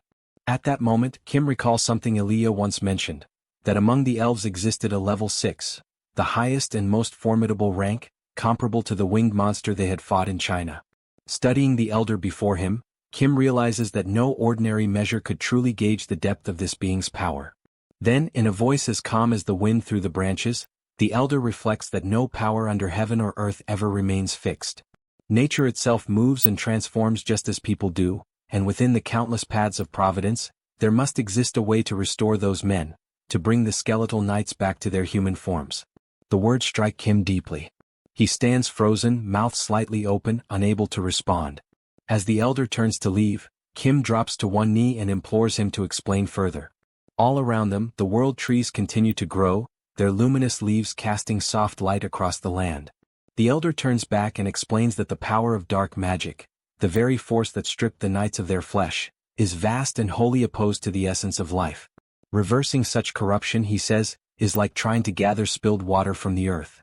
It demands strength and patience many times greater than the original act of destruction. Dozens, perhaps hundreds of times more.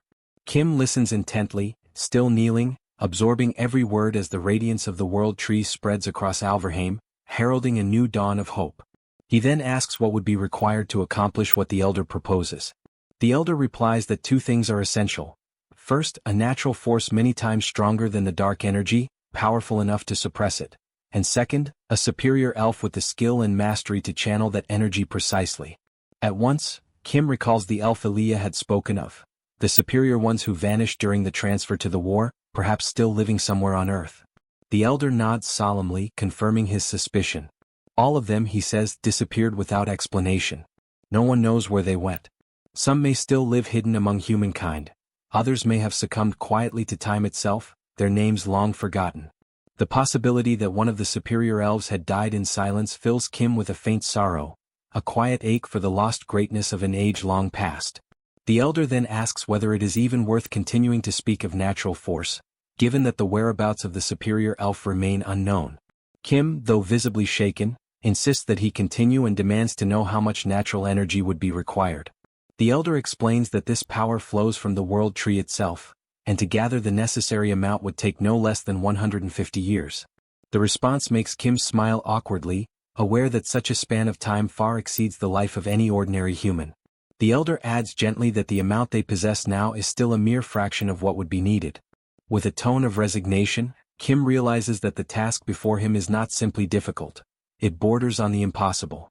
Yet the elder continues, explaining that there is no way to hasten the growth of the world tree. The only path forward, he says, is to repeat the cycle of pain and recovery again and again.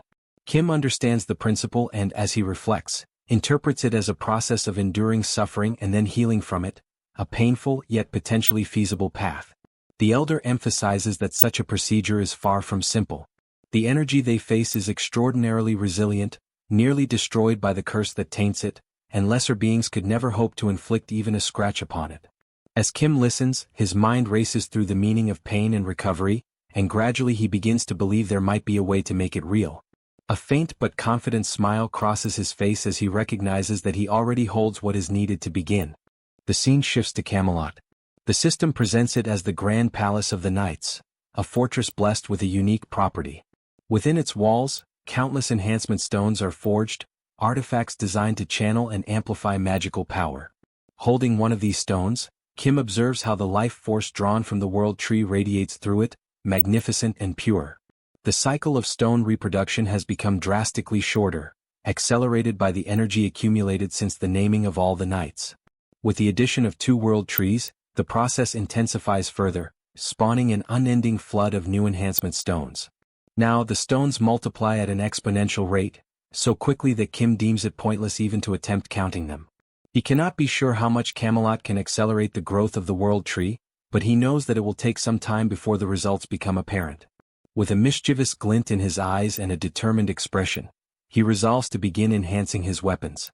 Kim grasps Rikiza's sacred spear and attempts to elevate it to a new tier of power. Yet the attempt fails. The enhancement requires a C-grade stone or higher. Curious, he checks the system and finds that all the stones in his possession are merely D-grade. This discovery leads him to question how one might obtain the superior grade. Back in Elvenheim, Kim seeks answers from the elf. She explains that C-grade stones can only be crafted by dwarves, small, sturdy beings renowned for their unmatched skill with the hammer. Startled, Kim realizes he has never once encountered a dwarf. The elf remarks that this is likely because no dwarves exist on Earth, and she briefly describes their kind.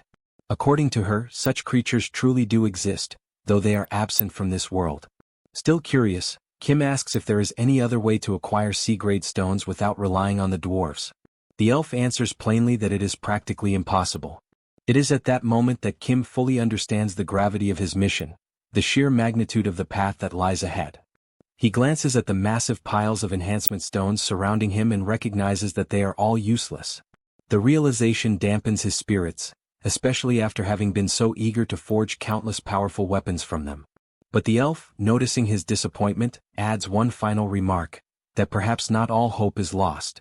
She explains that it is possible the dwarves may also have come to Earth, since the elves may not have been the only race affected by the dimensional consolidation process. She continues, noting that the level cap of the earthly dimension was raised to match that of the elves, and thus the presence of other races in this world is not impossible, merely uncertain. The elf adds that if an immense, previously unseen mountain range were ever to appear, there would be a high chance that dwarves dwell within it. She advises Kim to seek them out if he wishes to continue with his plans. Then, with a graceful nod, she takes her leave, saying she must finish planting the world trees. Kim thanks her for the information, straightens his posture, and prepares to depart, his mind already turning toward the next great step in his journey. Before departing, the elf remarks that Kim is regarded as the savior of Elvenheim, and because of that he may speak to her more informally. She adds that she has spoken with his sisters and that all of them seem to be wonderful people. They conversed casually, and it would be strange if only he remained formal. Yet Kim cannot help but recall the moment when that very same elf had effortlessly destroyed Lancelot before his eyes, making it impossible for him to behave naturally in her presence. He turns his gaze toward the horizon and concludes that, for now, there are no pressing problems left to resolve. With a faint smile, he decides that it is time to move forward. As the sun sets, he prepares for his departure. The colonel watches him closely and asks whether he truly intends to travel to America, curious about the reason behind such a choice. Kim reflects that James had expressed a wish to return home and that, in any case, he himself must continue exploring new lands. However, something in the colonel's reaction draws his attention, a subtle expression that suggests he knows more than he is willing to say outright. The colonel explains that he no longer maintains direct contact with the United States and does not know every detail, but he states firmly that the federal government there has collapsed. Among the few remaining state governments, something strange seems to be unfolding. He goes on to say that the real issue may not lie within America itself, but rather with the monsters that have taken positions above the Pacific Ocean. The revelation catches Kim off guard. The colonel then mentions that there is a video that can better illustrate what has been happening. The footage shows fighter jets streaking through the skies at nearly the speed of light. The pilots report unidentified flying objects approaching at extreme velocity and attempt to change course to avoid collision. Before they can maneuver, however, enormous creatures tear through the aircraft as though they were made of paper, obliterating them with terrifying ease.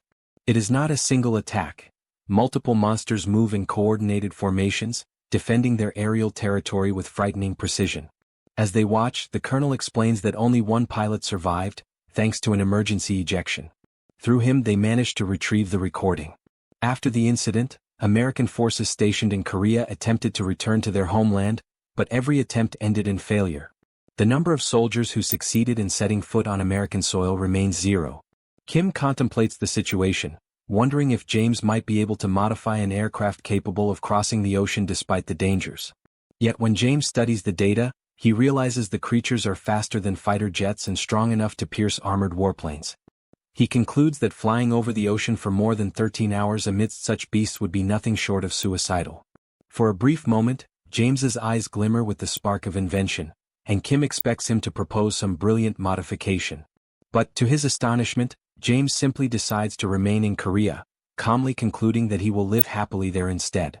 Kim is left speechless by the unexpected decision, silently wondering what he will do if James truly chooses to abandon the journey. After hearing everything, Kim questions James, reminding him that he himself had claimed he wanted to go to America. James still wishes to go, but admits that the plan is impossible under the current circumstances. He explains that the threat level is so high that he would not be able to simply modify the existing plane. He would need to build an entirely new one from scratch. Kim insists, asking whether such a task is truly beyond James's special ability. Even so, James states that he is not a god and that there are limits to his modifications. There are challenges modern technology cannot overcome, and even if he were somehow able to miraculously resolve each one and create a machine capable of surviving that environment, the time needed to complete it would exceed the time it would take to swim across the Pacific. Given that, James suggests a more realistic alternative, securing a better boat and traveling by sea, which might be safer than confronting airborne monsters. Kim thinks it over for a moment, finds the idea reasonable, and agrees, saying they might indeed try crossing by ship. Meanwhile, he silently reflects on the casual way James speaks with him. It does not feel disrespectful, perhaps it is simply James's friendly manner. Kim wonders whether he should start behaving casually as well. The colonel, who has been listening to the conversation, comments that traveling by boat means crossing the entire Pacific Ocean. If that is truly the plan, it might be more prudent to travel by air, even if it takes longer. Kim asks whether there is anything in the Pacific that would prevent a sea journey. The colonel admits he does not know, and that this is precisely the issue. Ever since the world changed, the climate has transformed completely, and no one knows what the oceanic conditions are like now or what kinds of monsters might exist in the sea. Kim smiles, saying that with his current level it might turn out fine. And if things go wrong he can simply hide inside SUBSPACE. He then adds that if the colonel is so worried he can always hire a reliable bodyguard. The colonel asks what kind of bodyguard he has in mind. The next scene shifts to the elf and to Seoul as they receive the travel plan. Seoul becomes immediately excited, asking when they will depart. She is already bored from planting so many world trees. The elf is enthusiastic as well, as the journey is a chance to search for clues about the missing upper elves. She cannot refuse the opportunity, it has been a long time since she last left Elvenheim. When Kim appears through the hatch, he says he is glad to have them accompanying the voyage, but he asks whether they will truly be fine, since they mention the weather could be terrible. He offers them a place inside the aircraft so they can travel comfortably. Seoul reacts with surprise and amusement, wondering to herself what must be going through his mind, since the chaotic weather is precisely what makes her want to remain outside. To her, it makes everything even more entertaining. The elf, on the other hand, asks whether Kim is underestimating her abilities. She thanks him for his concern, but reminds him that she is an elf, and that she hopes the destination of the journey is not a meaningless place. Still, she acknowledges that she is unlikely to find anything comparable to Elvenheim. Kim, observing the two of them, can only think that common sense simply does not work with either of them. In the end, he accepts their decision and allows them to do as they please. The journey begins by ship, heading toward America. The sea is far from calm, storms build in every direction. Even so, Seoul and the elf remain enthusiastic. The elf considers the weather surprisingly mild compared to Elvenheim and notes that Seoul is handling everything better than expected. Kim appears, questioning the endurance of the two, but they insist on staying outside. He begins wondering why they push themselves so hard to face something that, for him, is suffering. Realizing that there is nothing he can do, he returns inside the ship, concluding that, at this point, it might not even be suffering for them. Perhaps they enjoy the experience just as Yong-soo seems to enjoy it. Outside, Yong-soo, the pilot, steers the ship with almost excessive excitement, even in the middle of the storm. The sight makes Kim realize it is already late, and he decides it is best to try sleeping and leave his thoughts for later. The storm intensifies with lightning and violent waves. The sea becomes so agitated that even the elf grows alert. She admits to herself that she is surprised, for she had underestimated Earth. She decides to abandon the outside and enters the ship, still reflecting on the unexpected strength of that ocean. For her, however, the most astonishing thing is Seoul, who continues smiling throughout the entire storm, comparing the experience to an amusement park water ride. The elf notices that Seoul becomes even more excited as the waves grow larger. Without knowing for sure, she imagines that perhaps waves of such magnitude are common on Earth. If that is true, she feels she cannot lose the opportunity to demonstrate elven pride, and she becomes enthusiastic as well, wanting to show the strength of someone who leads the elves. With that thought, she decides to challenge her own nature and begins wishing for even bigger waves. What she does not know is that the Pacific Ocean is the birthplace of typhoons and hurricanes. Adding to that, after the dimensional consolidation, unprecedented geological shifts turned Earth's climate into something extreme. Without realizing it, the three of them end up passing directly through a super typhoon, something that leaves the elf genuinely astonished by Earth's power. On the following morning, the sea finally calms down. Kim goes outside to see how the two are doing and finds them standing upright with their arms crossed, striking a pose reminiscent of Zoro from One Piece. He tries to understand what happened during the night and whether they are actually fine, but both remain silent. Yong-soo comments that he now believes the colonel was right. The climate has changed drastically. Kim begins reflecting on how absurd the crossing was. A trip that should have lasted more than a week was completed in a single night. He recalls Ellie mentioning that transfers occurred in other regions, and he begins to suspect that the effects of those transfers might be connected to the catastrophic climate changes they just experienced. Then Kim, Seoul, and Ellie leave the ship and begin their journey. A growing sense of unease rises around them, but despite everything, they have arrived safely. Seoul, with an intimidating expression, wonders silently whether she will be forced to plant trees again and threatens in her own mind to assert her strength if anyone tries to make her do so. Kim senses her aggressive intent clearly. He simply advises her, in thought, to change her clothes and orders Pax to retrieve Seoul through the portal. Determined to investigate on his own while they prepare, Kim examines some destroyed and seemingly empty containers, as well as buildings that have also collapsed. He walks silently through the area and notices that there is not a single person there, not even monsters. The atmosphere resembles that of an abandoned city. At the rate things are going, he realizes he will not be able to gather any information at all. It is then that he finds a piece of paper on the ground.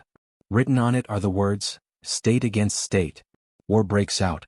Kill or survive." Other pieces of paper posted on the wall form something like a bulletin. Observing everything, Kim thinks they resemble newspaper clippings and assumes they were left there some time ago. To him, it confirms what one would expect from a federal nation. The states appear to be competing with one another. Kim assumes that, at that point, the forces in the region must have consolidated into two warring factions, which might explain the absence of people. He concludes that, aside from the ongoing war, there is nothing else worth noting. At that moment, something catches his attention, a poster announcing the discovery of a mine in Arizona. Kim tears the paper from the wall and tries to remember where Arizona was located.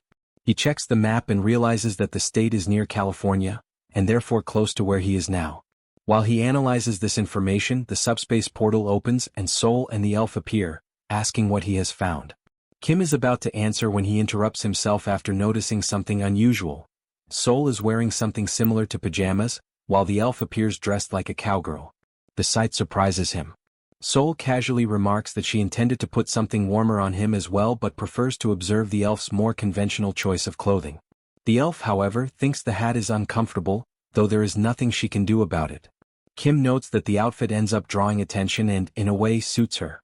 Seoul, impatient, considers it exhausting to change clothes again and simply urges Kim to hurry up. She asks what information he discovered. With that, the group heads toward Village 49 in an army vehicle. During the ride, someone complains about the abrupt braking, feeling worse than they did on the ship and blaming the situation on the fact that someone with an expired driver's license is behind the wheel. The amount of sand and dust around them also draws attention, prompting the person to wonder about the cause. When they exit the vehicle, someone asks for silence and orders everyone to stop complaining for a moment, stating that their first destination will be a store. Seoul questions whether the place was not supposed to be abandoned, but the group agrees that it is far too clean for that, suggesting that someone has been taking care of it. Kim considers the possibility and prepares to open the door. He pushes the entrance aside and announces their arrival. To his surprise, the interior reveals a bar, and several people turn to look at him with visible confusion.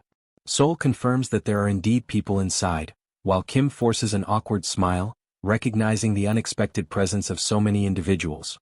The elf remains silent, simply observing from behind. The people in the bar keep staring at the group, clearly judging their presence there.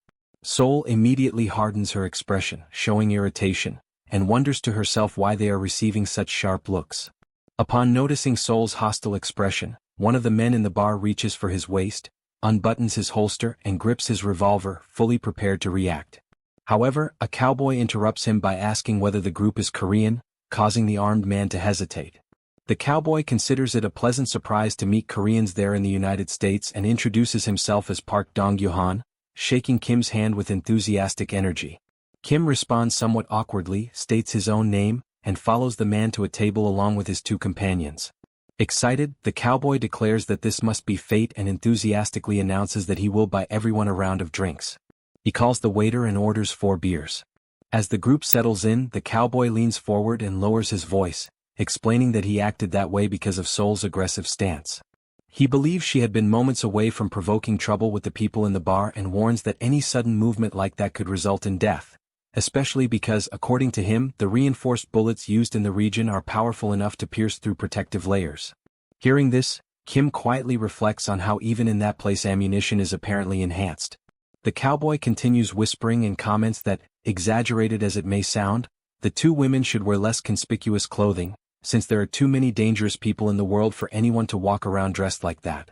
The waiter soon arrives with the beers, apologizing that they are not cold. The cowboy thanks him, and Kim watches with curiosity as the man pays for the drinks using magical stones. The cowboy then explains that, in that town, everything needs to be handled as discreetly as possible, and asks where Kim came from to know so little about such basics. Kim answers that he came from Korea, but the man insists, wanting to know from which part of the United States he had traveled. Kim surprises him by stating that the group truly came from Korea, by boat, and arrived about an hour earlier. The cowboy is stunned and insists that crossing the ocean is impossible, recalling reports of waves reaching dozens of meters in height. Seoul and the elf, amused, consider that exact danger what made the journey so thrilling, leaving the cowboy even more confused and suspecting it might be some kind of Korean joke. Kim silently concludes that trying to explain the behavior of the 2 would not be worth the effort. He changes the subject and asks whether the cowboy knows the location of the Liseon mine. The sudden question catches the man off guard, and the entire bar shifts its attention toward them. Kim immediately notices that he has touched on a sensitive topic. The cowboy confirms that he does, explaining that awakened individuals from several places have gathered there to attempt to explore the mine. Kim apologizes for bringing up such a delicate matter, especially after having been told not to draw attention. Even so, the cowboy concludes that if Kim wants to know the mine's location, he is likely also after the reinforcement stones. He sighs and informs him that the group will not be allowed to enter. The elf intervenes, stating that they are not there for the stones because they have business with the dwarves. The cowboy becomes even more surprised and asks why they would not be seeking the stones, but she repeats her claim. She also asks why they are forbidden from entering the mine. At that moment, the man who had previously drawn the revolver approaches once more, still armed, and declares that he wants to know why the group is asking about the mine. He warns that if they attempt to enter, they will end up dead. Sensing the growing tension, the cowboy thinks to himself that the group has drawn far too much attention and that allowing the situation to pass quietly is now impossible. He even considers using his own gun if an opportunity arises. Meanwhile, the armed man presses the revolver directly against Seoul and asserts, based on what he heard, that she likely possesses reinforcement stones.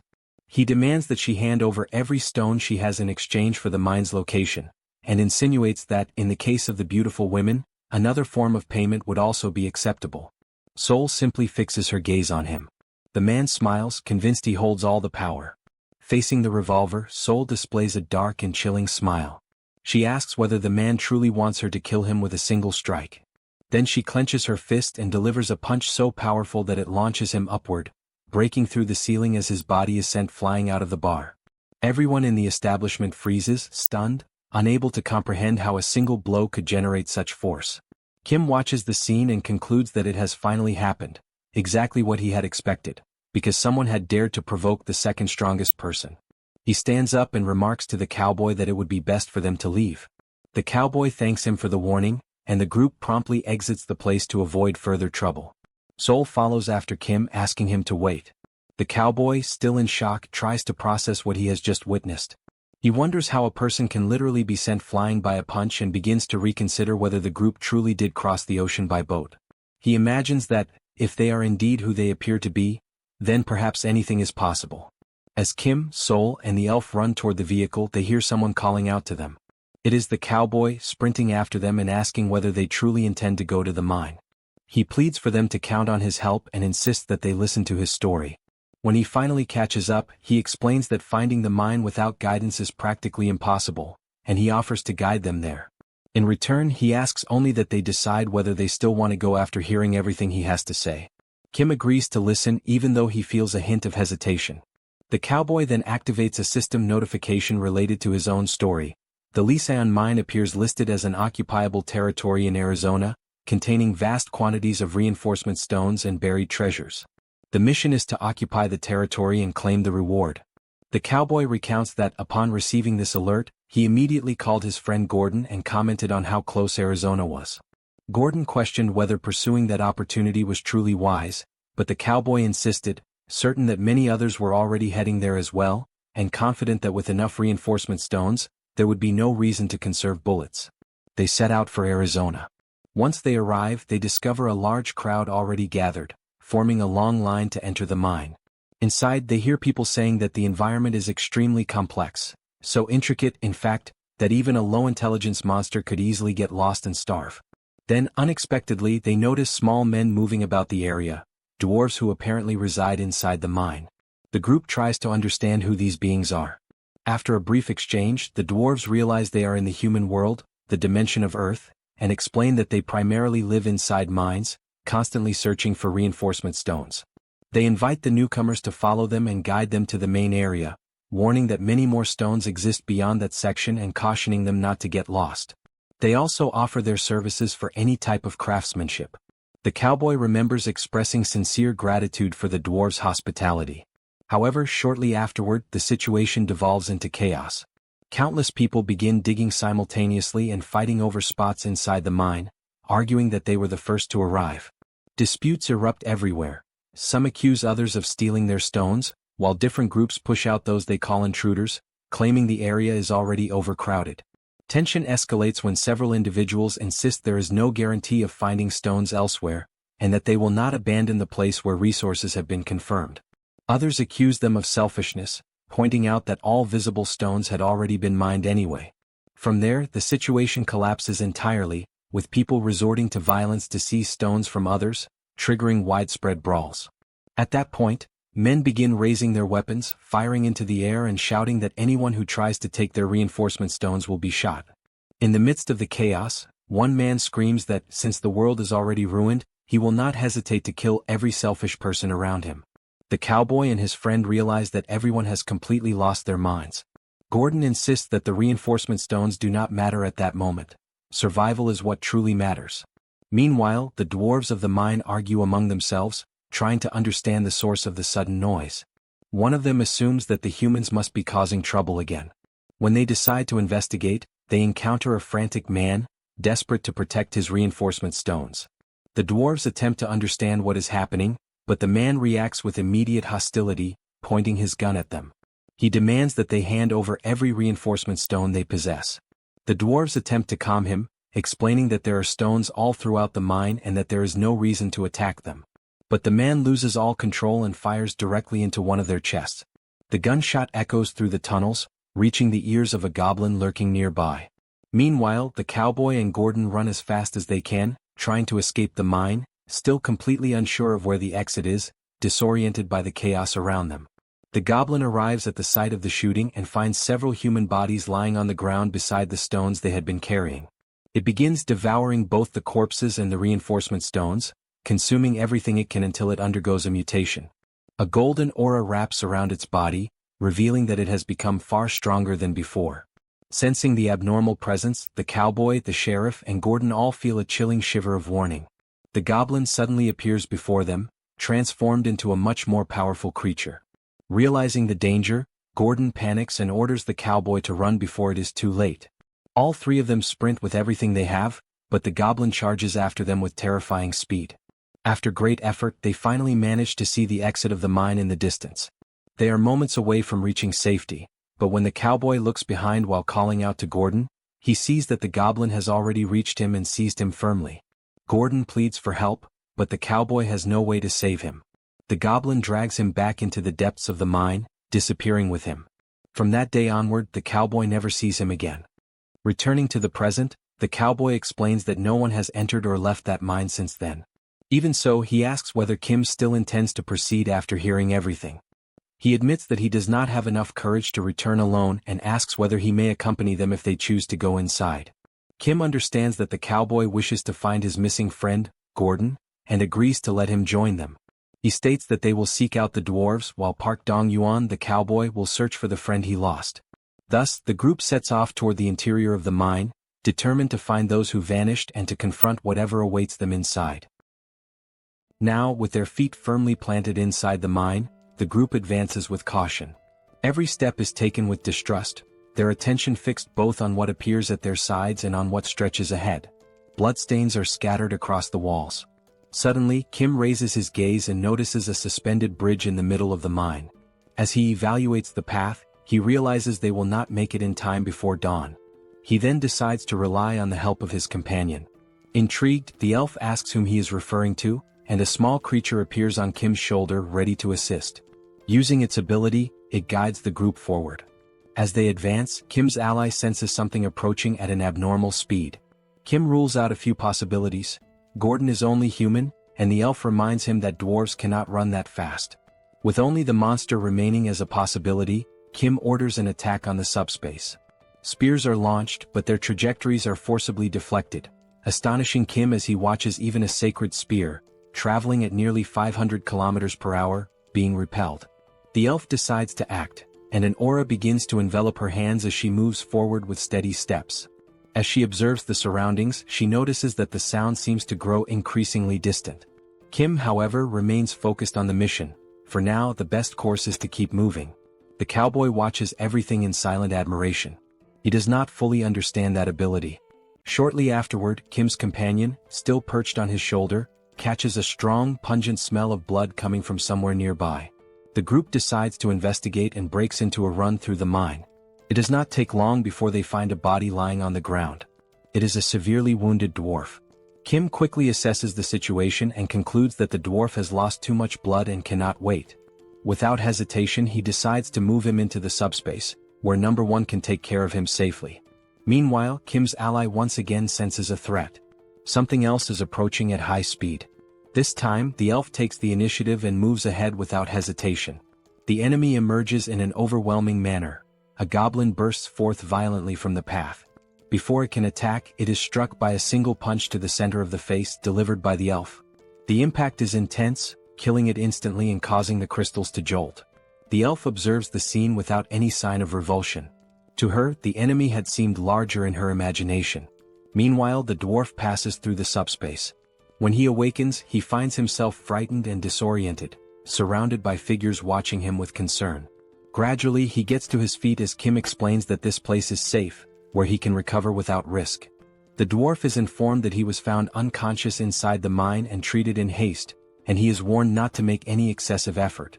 Upon hearing this, he asks about the monster in the mine. The elf reassures him by explaining that the creature has already been eliminated. She then introduces herself as Ellie, the leader of the elves. The revelation leaves the dwarf visibly confused. For him, it is difficult to understand how an elven elder could be traveling alongside a human. Ellie replies that it is a long story and asks whether all the other dwarves besides him are dead. With sorrow, the dwarf confirms that not only the dwarves, but also all the humans in the mine were killed. The cowboy intervenes, worried, asking whether he saw someone named Gordon, a close friend. Before answering directly, the dwarf asks whether only one monster was killed, which the elf confirms. The dwarf states that there is another creature, similar to the first, called Gordon. The cowboy reacts in shock, unable to comprehend what that means. He recalls the last moment with Gordon, being dragged into the depths of the mine by a goblin that held him tightly and slammed him violently to the ground. Just as it is about to devour him, the creature is suddenly distracted by crystals scattered across the floor. The goblin temporarily abandons Gordon and begins feeding on those crystals. Seizing the moment, the dwarf approaches Gordon and tries to help him. He leads Gordon to a hidden door in the mine, taking him into a protected area. Inside, Gordon is astonished by the enormous quantity of crystals stored there. The dwarf explains that this is a deposit used by his people, deeper and more valuable than any area Gordon has ever mined, assuring him that monsters will not find him there. He introduces himself as Brock and asks about Gordon's injuries, and Gordon thanks him for saving his life. When questioned about the creature, Brock admits he does not know for certain, but believes that the monster, driven by hunger, devoured human corpses and ingested a reinforcement stone and a magic stone, which caused it to lose its sanity. Brock concludes that the monster now displays an intense obsession with magic stones and reinforcement stones. What is certain to him is that the creature has become a deranged monster, placing everyone in grave danger. Gordon suggests that, once people discover the area has become an occupied zone, they will eventually gather there. Surprised, Brock admits he had not realized this, as he had been focused on his craftsmanship. Upon further reflection, Brock concludes that, if that is the case, there must be a guardian somewhere in the mine. He explains that he has never seen a guardian personally, but that it is possible to control one if someone possesses a special gem called an occupied stone. Brock describes the guardian as a massive living rock, capable of moving on its own, likely installed by the multidimensional Chamber of Commerce. Gordon concludes that all they need to do is find the occupied stone, but Brock points out the problem. He does not know where it is and the mine is enormous. He also recalls the monster's speed and suggests that Gordon should be the fastest one. Gordon refuses, preferring to wait for reinforcements. He realizes he still has food and proposes talking to pass the time. Gordon begins to speak about his childhood as time drags on in the hiding place, bringing fatigue and tension. Not knowing what day it is, the silence weighs heavily until Gordon recalls Brock's words about magic stones turning someone into a monster. After a few moments of reflection, Gordon, with renewed conviction in his eyes, states that he has come up with a good idea. Brock reacts with unease to Gordon's statement. For a few moments, both remain silent, staring at those stones as if they themselves were a sentence being passed. Gordon then lays out his plan to consume the reinforcement stones and transform into a monster. While he confronts the creatures outside, Brock will be able to escape. The dwarf states that this is far more interesting than the empty conversations they have had over the past few days. After reflecting, Brock questions whether Gordon is serious. He warns that the action is reckless, requires many magic stones and allows no return. By consuming them, Gordon would become nothing more than a monster guided by instincts. Gordon listens and asks about alternatives, but there is no other plan. Consumed by hunger, he accepts the option so that at least one of them may survive. Brock says he has nothing left to lose and suggests mutilating himself, but Gordon recognizes the absurdity. That is not survival, it is despair, and the transformation leaves no path back. Gordon tells Brock that he does not need to sacrifice himself. The choice is a personal one. He recalls that he has already died once, reliving the brutal scene of a woman being devoured while he watched helplessly. He remembers who saved him that day, the cowboy. Brock questions him, but Gordon begs, saying it is his final wish. Brock's hands begin to crush the crystals, one by one, while Gordon waits in silence. When everything is ready, Gordon makes one last request, that Brock survive and kill him if he continues living as a monster. Brock promises and leaves the room, carrying the weight of that decision. Alone, Gordon approaches the crushed crystals and begins to consume them. Meanwhile, Brock runs desperately through the mine tunnels. Behind him, a massive goblin advances, drawn by the sounds of hammering that had echoed earlier. The goblin opens its mouth grotesquely, about to attack him. However, something interrupts it. A hand suddenly appears and strikes its head with violence, gripping and forcing the creature back. Brock immediately recognizes who it is. Gordon is there. Gordon stares at him and forms a strange, distorted smile that no longer belongs on a human face. For a moment, Brock believes he is saved, but he realizes something is wrong when Gordon extends claws toward him, not to protect him but to consume him. Now, in the subspace, he recounts that he was injured by the creature Gordon became and that he lost consciousness shortly afterward. The cowboy remains motionless, trying to process everything. The revelation leaves everyone in shock. Brock states that Gordon became a monster to face another, not to live that way, and he begs for help to allow him to pass on in peace. Kim concludes that only the elf could face him, as their weapons would barely wound him. He then begins to consider reinforcements and asks whether it would be possible to forge a grade C reinforcement stone from lower grade ones. Brock explains that 10 grade D stones of the same attribute would be required, a quantity they possess. The problem is that none of them have a divine attribute, making it impossible to reinforce Ranks' sacred spear. Kim quickly evaluates the options and decides to reinforce the pistol, which, although less powerful than a rifle, stands out for its portability. He reinforces the pistol without hesitation, and when he opens the system interface he is surprised. There are few resistance stones, rare enough to allow only 3 more reinforcements on the pistol, which still supports an additional bullet enhancement. The decision is made. The group responds in unison, accepting the order, aware that the confrontation awaiting them will not be ordinary. At that exact moment, someone asks Kim for permission. It is the cowboy. He states that this will be the last moment of his friend's life and that he wishes to accompany them to the mine's exit. Kim considers and explains that the situation is extremely complicated and dangerous. Even so, the cowboy insists, pleading to go along. Kim reflects for a few moments before agreeing. He accepts but imposes a condition. With that decided, the group returns to the interior of the mine. As they advance through the tunnels, the cowboy walks in silence, with a small companion perched on his neck, sniffing the air with focus. Along the way, the cowboy wonders whether Gordon would still be alive if he had not called him, and whether everything might have been different had they not returned to the mine together. Suddenly, Kim's ally senses something. His keen sense of smell detects an intense presence ahead, and he points toward a dark area. It is from there that something emerges. Gordon steps out of the shadows and advances relentlessly. His appearance is no longer human. His presence sends an immediate shock through the group. The cowboy reacts instinctively, raising the pistol with resolve. The shot echoes through the mine. The bullet strikes Gordon directly in the center of his body. Upon impact, crystals scatter across the ground. Deep within, the cowboy bids farewell, wishing that at last Gordon may rest in peace.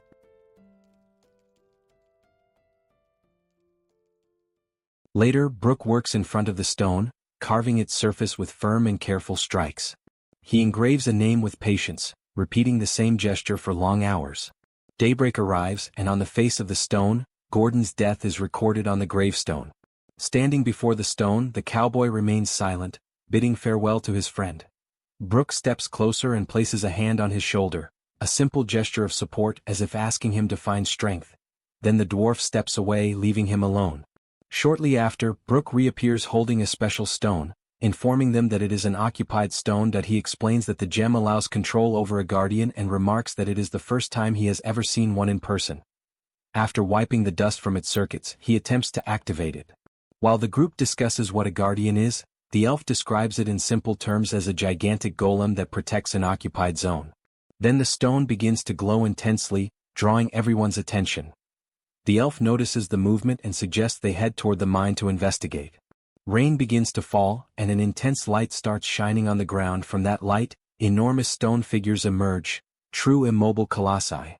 The sight is absurd, even for those who were expecting something large. Observing the area, the cowboy notices the impressive amount of magical stones accumulated there and concludes that the place was designed to generate conflict, drawing people in to compete against one another. The elf confirms that inciting disputes is exactly the kind of thing the Chamber of Commerce does, creating occupied zones to force competition from the very beginning. She explains that it is clear everything there was planned with that purpose, most likely to create intruders. Brooke then points out that there are only 5 warriors present and offers the occupied stone to Kim, considering him worthy of holding it. Even though he feels insecure, Kim accepts. Brooke explains that there is no secret. One simply has to hold the stone and think of the command. Kim does so, and one of the guardians activates. Facing the colossal creature, he tries to order it to leave the mine and attack the monsters that are harming people. Nothing happens and the guardians return to their immobile state. Brooke concludes that the command fails because the guardians can only act within the occupied zone of the mine. With that, Kim understands that the true prize there is not the guardians, but the magical stones. The cowboy then decides to give up any reward to him. Everything in that place represents regret and tragedy, and accepting anything from there would dishonor Gordon's sacrifice. That he insists that Kim keep all the stones and use them for a noble cause, making his friend's sacrifice even more meaningful. After hesitating, Kim accepts. Kim accesses the PX and opens the interface before him. When examining the notification window, he sees the record that 100,391 magical stones have been requisitioned and that the total now amounts to 115,443. The number frightens him. It is far more than he expected, something that, until recently, seemed impossible and far too distant to even consider. While he observes the data, the cowboy turns to the elf, remembering what she said earlier about the creation of intruders. That he wants to better understand what that truly means. The elf explains that the Chamber of Commerce offers people the primitive thrill of competition, the satisfaction of victory, and attractive rewards. By repeating this cycle, the awakened grow stronger and end up being trained to become invading groups. The cowboy reflects on the country's current situation, divided between two major factions at war, with several occupied zones spread across the United States. That he realizes that if one of these factions claims all the rewards, the next step will be to invade other territories. The elf confirms that this is exactly what will happen and reminds him that tens of thousands have already died. Kim interrupts the reflection and states that this cannot continue, as he believes it is time for people to unite to overcome the crisis. Soon after, he declares that he will go to war. The cowboy reacts with surprise and tries to treat the statement as a joke, but Kim makes it clear that he is serious. Even while acknowledging Kim's power, the cowboy points out the absurdity of a group of only 5 people facing armies made up of hundreds of thousands. Kim then realizes the misunderstanding and explains that he has never made his true abilities clear. That he clarifies this by opening the subspace, revealing that each member of his team is part of the elite, unveiling the strength of his knights. The demonstration leaves the cowboy deeply frightened. Faced with what he sees, he asks what exactly is happening. Kim then changes the subject and comments that he needs someone to manage that occupied zone. After reflecting, he concludes that the only person suitable for the role is the cowboy himself.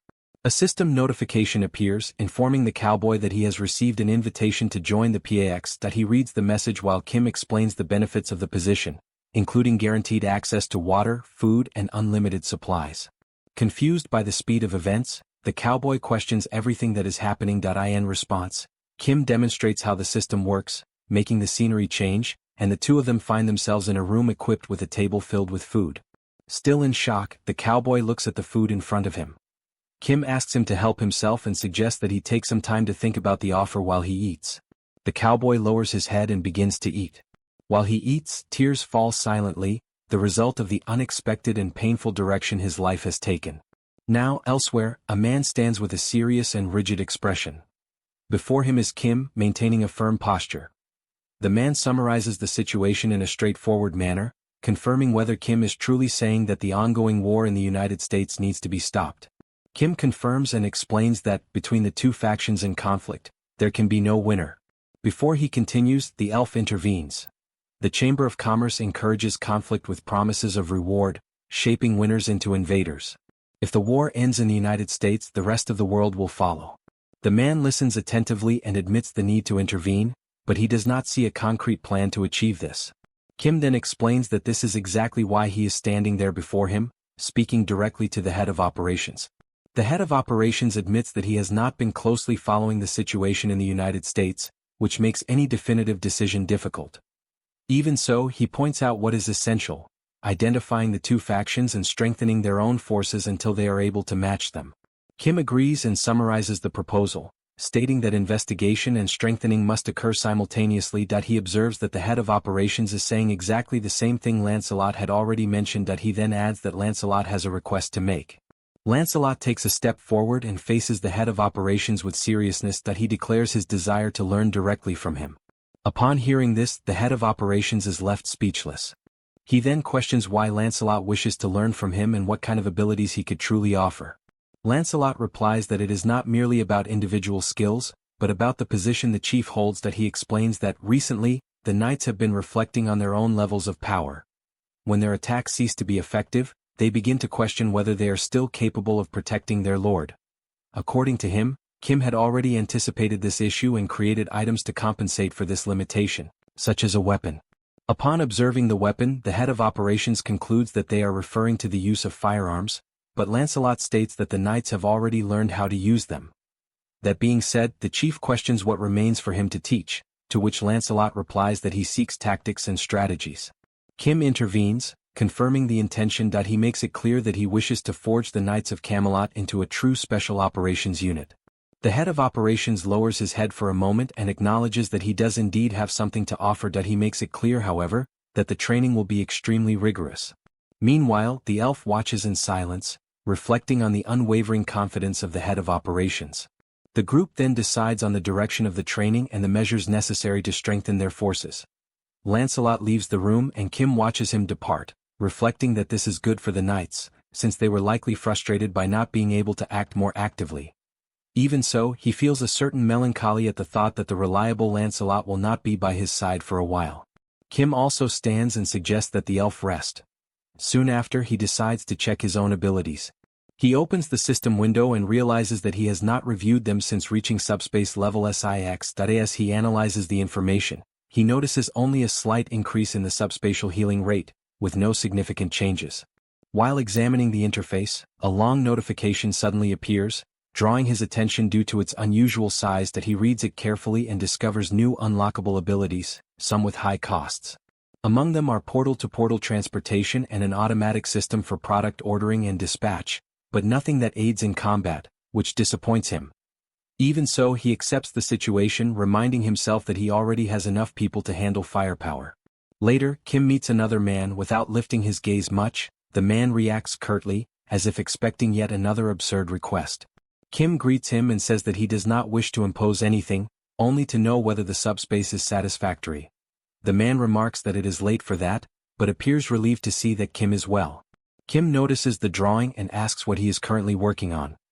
The man replies that he is designing an automatic machine to roast food on rollers. Kim's curiosity grows and he asks whether James knows how to build robots. The answer comes cautiously, it depends on the type of robot. Kim mentions the robots from films and comics, large and armed. James frowns and makes it clear that the ability does not create things out of nothing. Kim summarizes the point, understanding that the current level still does not allow for robots of that kind. James confirms with a restrained gesture. Kim walks away, irritating James, who shouts that it is not impossible, just difficult and time-consuming. Kim leaves the area and crosses the subspace, moving to another location. During the journey, the small companion draws his attention, warning him that the cowboy has not yet finished his meal. Under the moonlight, Brock remains in the cemetery. Noticing Kim's approach, he turns around. Kim comments that he finally found him and admits that he spent hours wandering through the mine without knowing he was there. Brock asks whether Kim was looking for him because of craftsmanship. Kim replies that it is not about that and says that there was something he wanted to ask, but he feels that perhaps it is not the right moment. Brock explains that he is past the age of being paralyzed by the pain of losing companions, that he is upset and disappointed, but states that while he is creating something, those feelings quickly fade. That if there is anything to be made, he is willing to do it, and he asks what the request is. Thus, Kim asks directly whether he wants to live and create within the subspace. Brock reacts with surprise, trying to understand what he has just heard. Elsewhere, James continues drawing when Broly suddenly appears, catching his attention. The two stare at each other for a few moments, confused, without fully understanding what is happening. Meanwhile, a man mentions the war in the United States. Kim asks whether it will be difficult to obtain support. The answer comes firmly, no. If the request comes from Kim, there is no reason to refuse help. Even so, the man asks whether Kim will speak with other awakened individuals and regional leaders. Kim confirms that this was always the plan and that he started there. The man then expresses doubt, saying that many will likely not offer help. He explains that, despite the stability brought by Kim, monsters still appear, and that near the portals the system responds, but outside them there are blind spots that depend on the awakened. He questions what these people would do if they were forced to choose between protecting their own regions or helping the United States. The answer seems obvious. Kim absorbs the logic and, with a hint of bitter irony, wonders if this means he is in trouble. The man says that only a few, including himself, will be able to help. Kim thanks him and promises to inform him once there is a plan and a schedule. Kim returns to the subspace, reflecting deeply. He realizes that he naively assumed everyone would help him without hesitation. He analyzes the current situation in Korea. Within a radius of 500 meters from the portals, the system automatically identifies and eliminates enemies. Outside this area, security depends on patrols carried out by regional representatives and military awakened individuals. He concludes that he himself would not leave his region under such conditions. To support the United States, local problems must be resolved first. Kim considers asking James to build automatic defense drones, but dismisses the idea upon remembering that he has already pushed him too far. He then decides to analyze everything calmly, evaluating his own abilities more carefully. Kim looks at the system window and reflects that expanding range is possible, but dispatch remains limited, and he does not have a subspatial laboratory. While assessing the options, a specific notification draws his attention. The system displays the order function, capable of receiving requests and automatically dispatching items from the subspace, with configurable criteria, costs, and evaluations. Kim lingers on this point and wonders whether he can personally designate this channel. The PAX responds affirmatively, confirming that he must designate a channel to receive evaluations and asking whether he wishes to do so now. Before he makes a decision, the scene changes. Elsewhere, a cell phone is visible with two numbers highlighted on the screen, 119 and 112. A man shows the device to another, explaining that the numbers are used for rescue and support requests, requiring only that the user press and hold. The other man reacts with distrust upon recognizing the Paxman. He says that nothing connected to Pax is free and sees it merely as a strategy to charge later. The man holding the cell phone partially agrees, saying that it is still better than dying, which prompts the woman to question whether pressing the button truly brings sufficient help. The man explains that support is no longer limited to areas near the portals and can now reach more distant locations much more quickly. The woman shows surprise and doubt, but admits that if this is true, she may need to consider acquiring a Pax. At that moment, she suddenly screams, overtaken by panic. She warns of the presence of a gigantic monster, but the attack happens in a brutal instant. The woman begins to tremble, paralyzed by horror, while the other man watches in shock. The monster remains with the man who was explaining how Pax works still in its mouth. As the previously distrustful man recognizes the creature, he remembers that it acts in packs. He decides to draw them away and tells the woman to activate the rescue request on the cell phone. He admits that he does not know exactly what to do, but believes that if help arrives quickly, there is still a chance. At that moment, something unexpected catches his attention. Even trapped in the monster's mouth, the injured man is still holding the cell phone. The screen lights up repeatedly, and with one last desperate movement, his finger manages to press the help request button. Almost immediately, something begins to happen. The couple watches, confused, as presences suddenly appear around them. Seoul moves with precise motion, advancing against the monster without mercy. She strikes it, causing the creature's blood to spray. Her eyes remain cold and focused, as if she had been ready to act long before that moment. Elsewhere, Kim reflected on the two abilities he could unlock upon reaching level 6 in the subspace. The first was portal transport, which allowed travel from one portal to another without having to traverse the subspace, at a cost of 10,000 magic stones. Product request enabled receiving orders and automatically sending items from the subspace.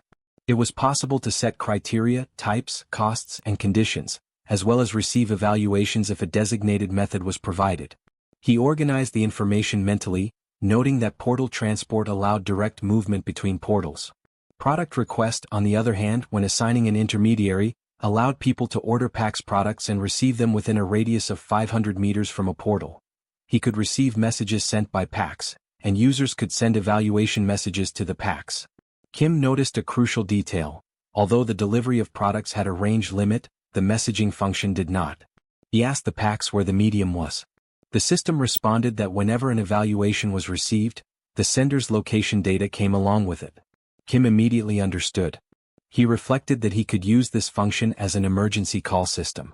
Thus, he created the 112 and 119 buttons, which, when pressed, sent a predefined message to the PAX. The system analyzed the content and, based on the received location data, forwarded the information to the nearest PAXman. The agent receiving the data was then dispatched to the indicated location. In one instance, PAX sent an emergency rescue notification with detailed location instructions. The PAXman simply read the message and ran immediately to the indicated destination, determined to complete the mission. While Seoul ran, Kim's friend guided her using his keen sense of smell. At one point he leaped. Back at the scene of the attack, Seoul reached the destination of her mission and faced the monster without mercy, driven by absolute courage. After defeating it, she saved the boy, who then received proper medical attention. Elsewhere, 3 days had passed since the short man appeared to James, who watched him in amazement, unable to understand how he could keep crafting without pause. He wondered if anyone could truly devote themselves to something all day, no matter how much they loved it. James concluded that if he had lost it, he could simply find it again, deciding to rediscover the joy of creating and return to his paints. He resumed drawing while Brock and the dwarf remained engrossed in their crafts. Later, Brock informed Kim that the works were completed. Kim observed and realized that this reinforcement stone would bring him to level 5. He reflected that 3 days had passed since the creation of the emergency system. With Brock's effort, several weapons had been produced. Even so, he would not go to the United States.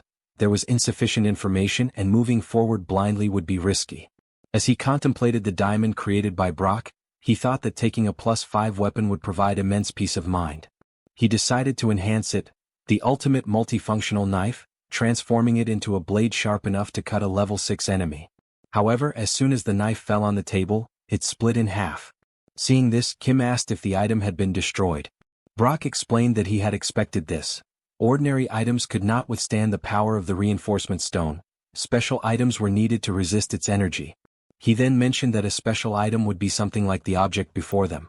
Brock said that the item was a special artifact, like those of singular power or forged by dwarves, and that such an object must withstand the energy of the reinforcement stone.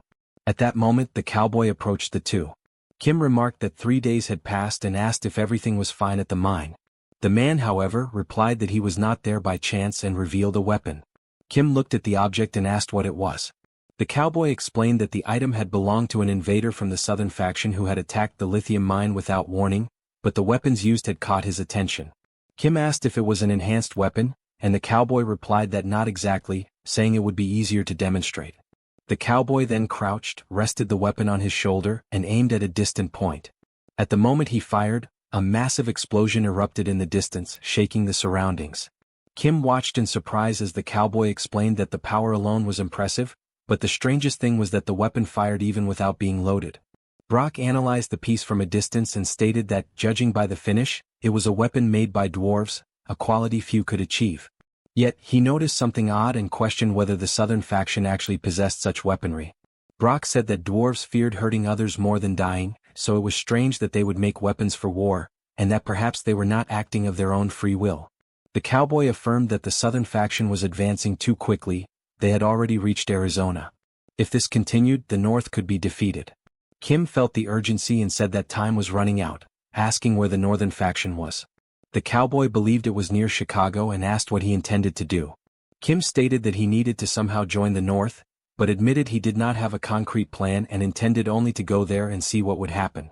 Sometime later in Chicago, everything was devastated.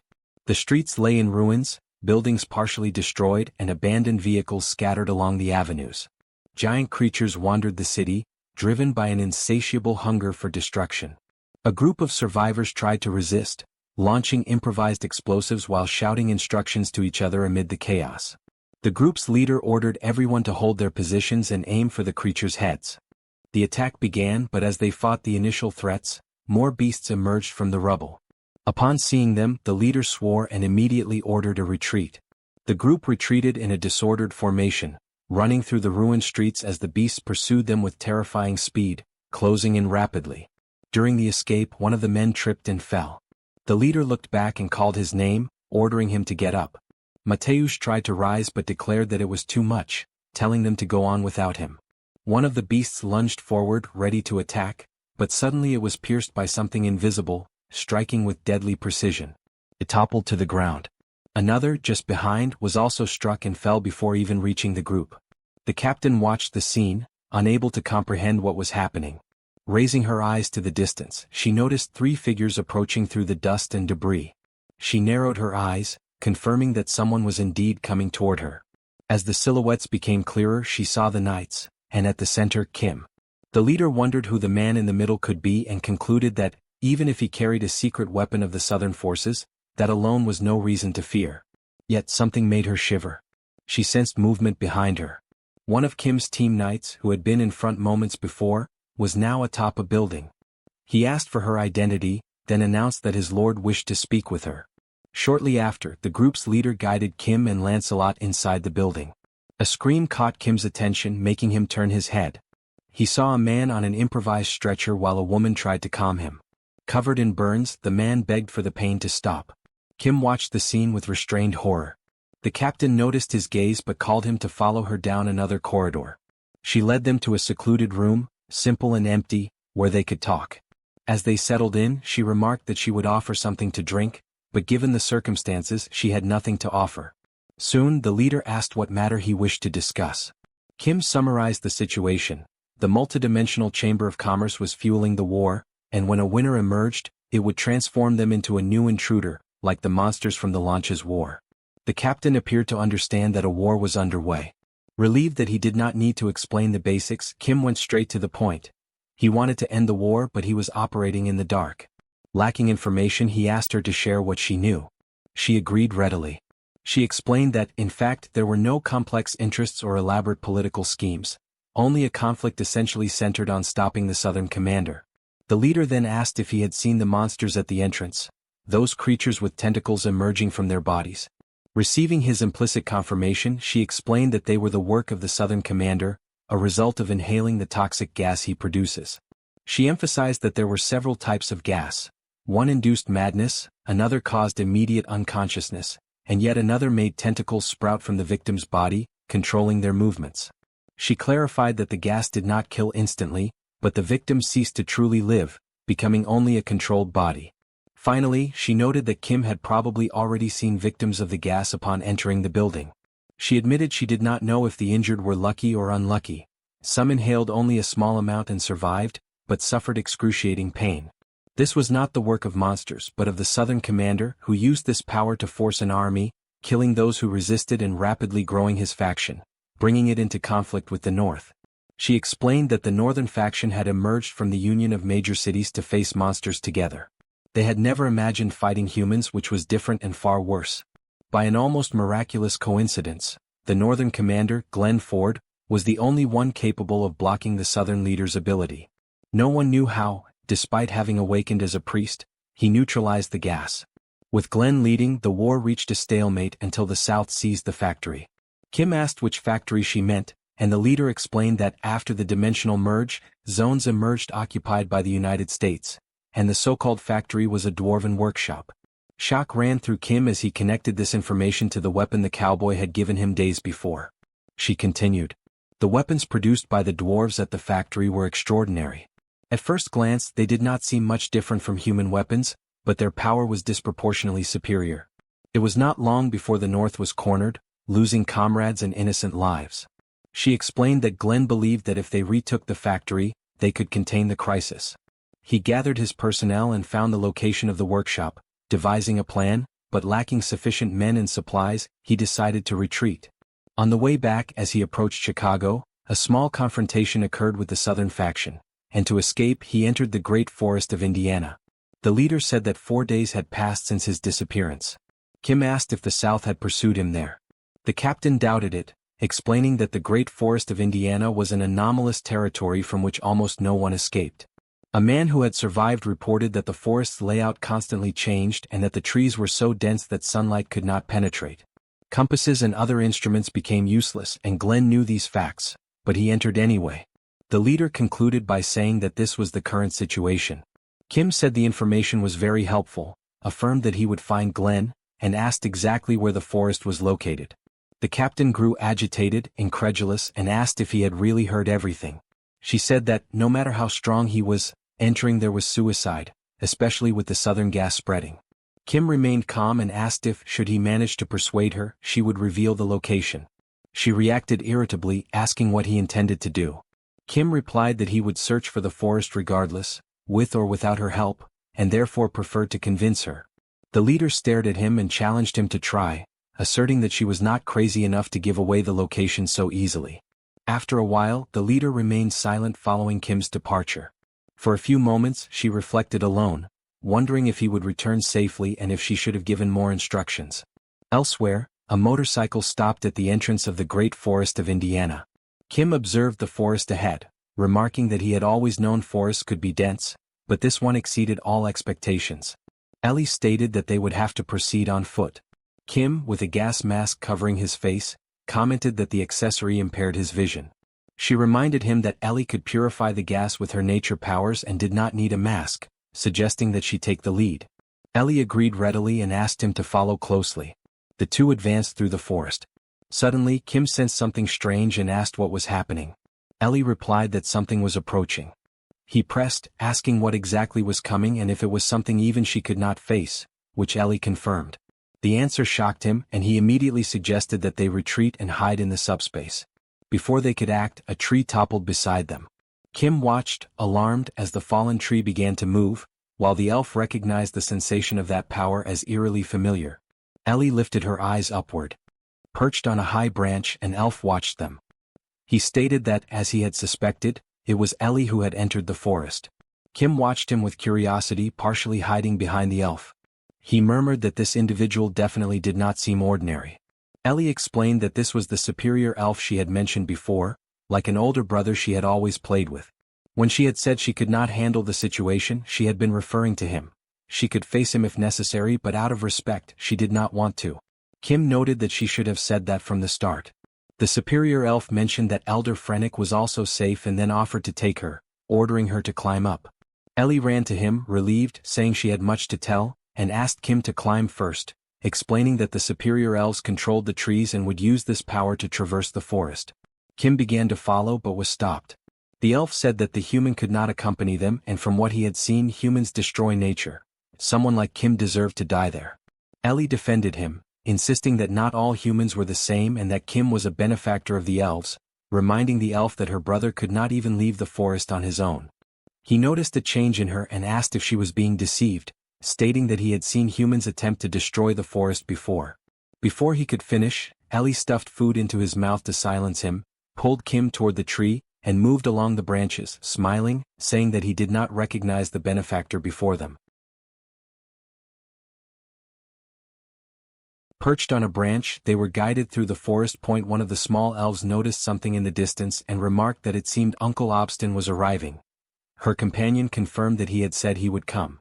Elder Feindrick, who accompanied the children, observed their approach and announced that Ellie was indeed coming, and that she was bringing a guest from afar. They could see the three approaching, while Ellie's brother, with his mouth full of food, waited with a stern expression.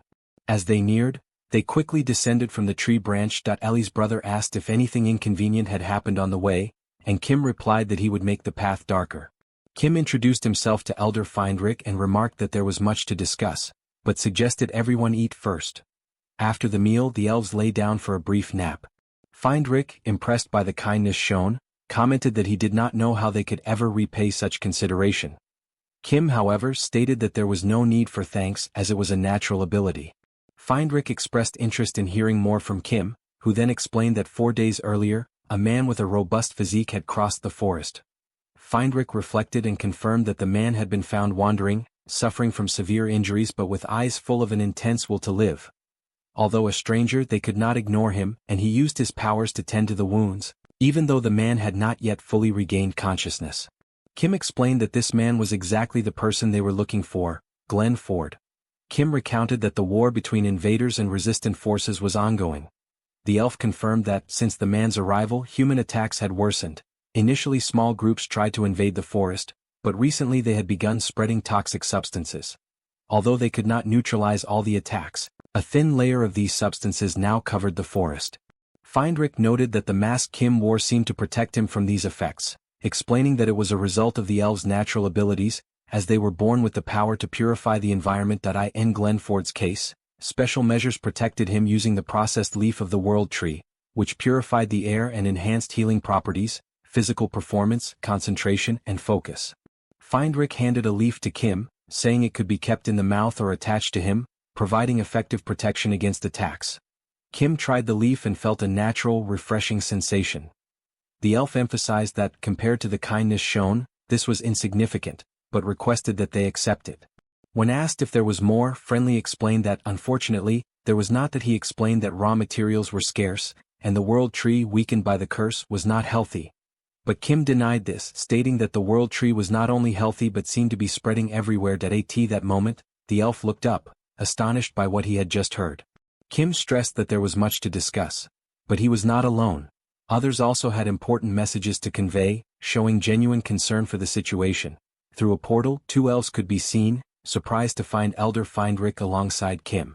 Inside the environment, the trees described by Kim were there, countless in number, leaving Feindrick in complete shock. A leaf was removed from one of the trees and handed to Feindrick, who handled it swiftly and passed it to Kim. Friendly confirmed that the leaf was ready but questioned the necessity as the process was complex. Kim explained that, for him, it was like having access to an infinite stock. The magical system registered the processed world leaf, under the world tree category, costing 1,000 magic stones, now available for use and capable of being kept in the mouth to improve physical condition. Seoul held the world tree leaf along with one of Kim's friends. They prepared to enter the new area, holding on tightly. Joy, meanwhile, was amazed and asked about the leaf, learning that it could aid in alchemy. She remarked that it would be very helpful, especially since her sister-in-law had requested she prepare some analgesics. Meanwhile, James tried holding a leaf in his mouth that he reflected on the work done, recognizing the masterpiece, yet noticing small points that still required improvement. The scene shifted to Kim, who spoke with joy about the Manhwa tribe, capable of identifying cancer by the smell of external wounds.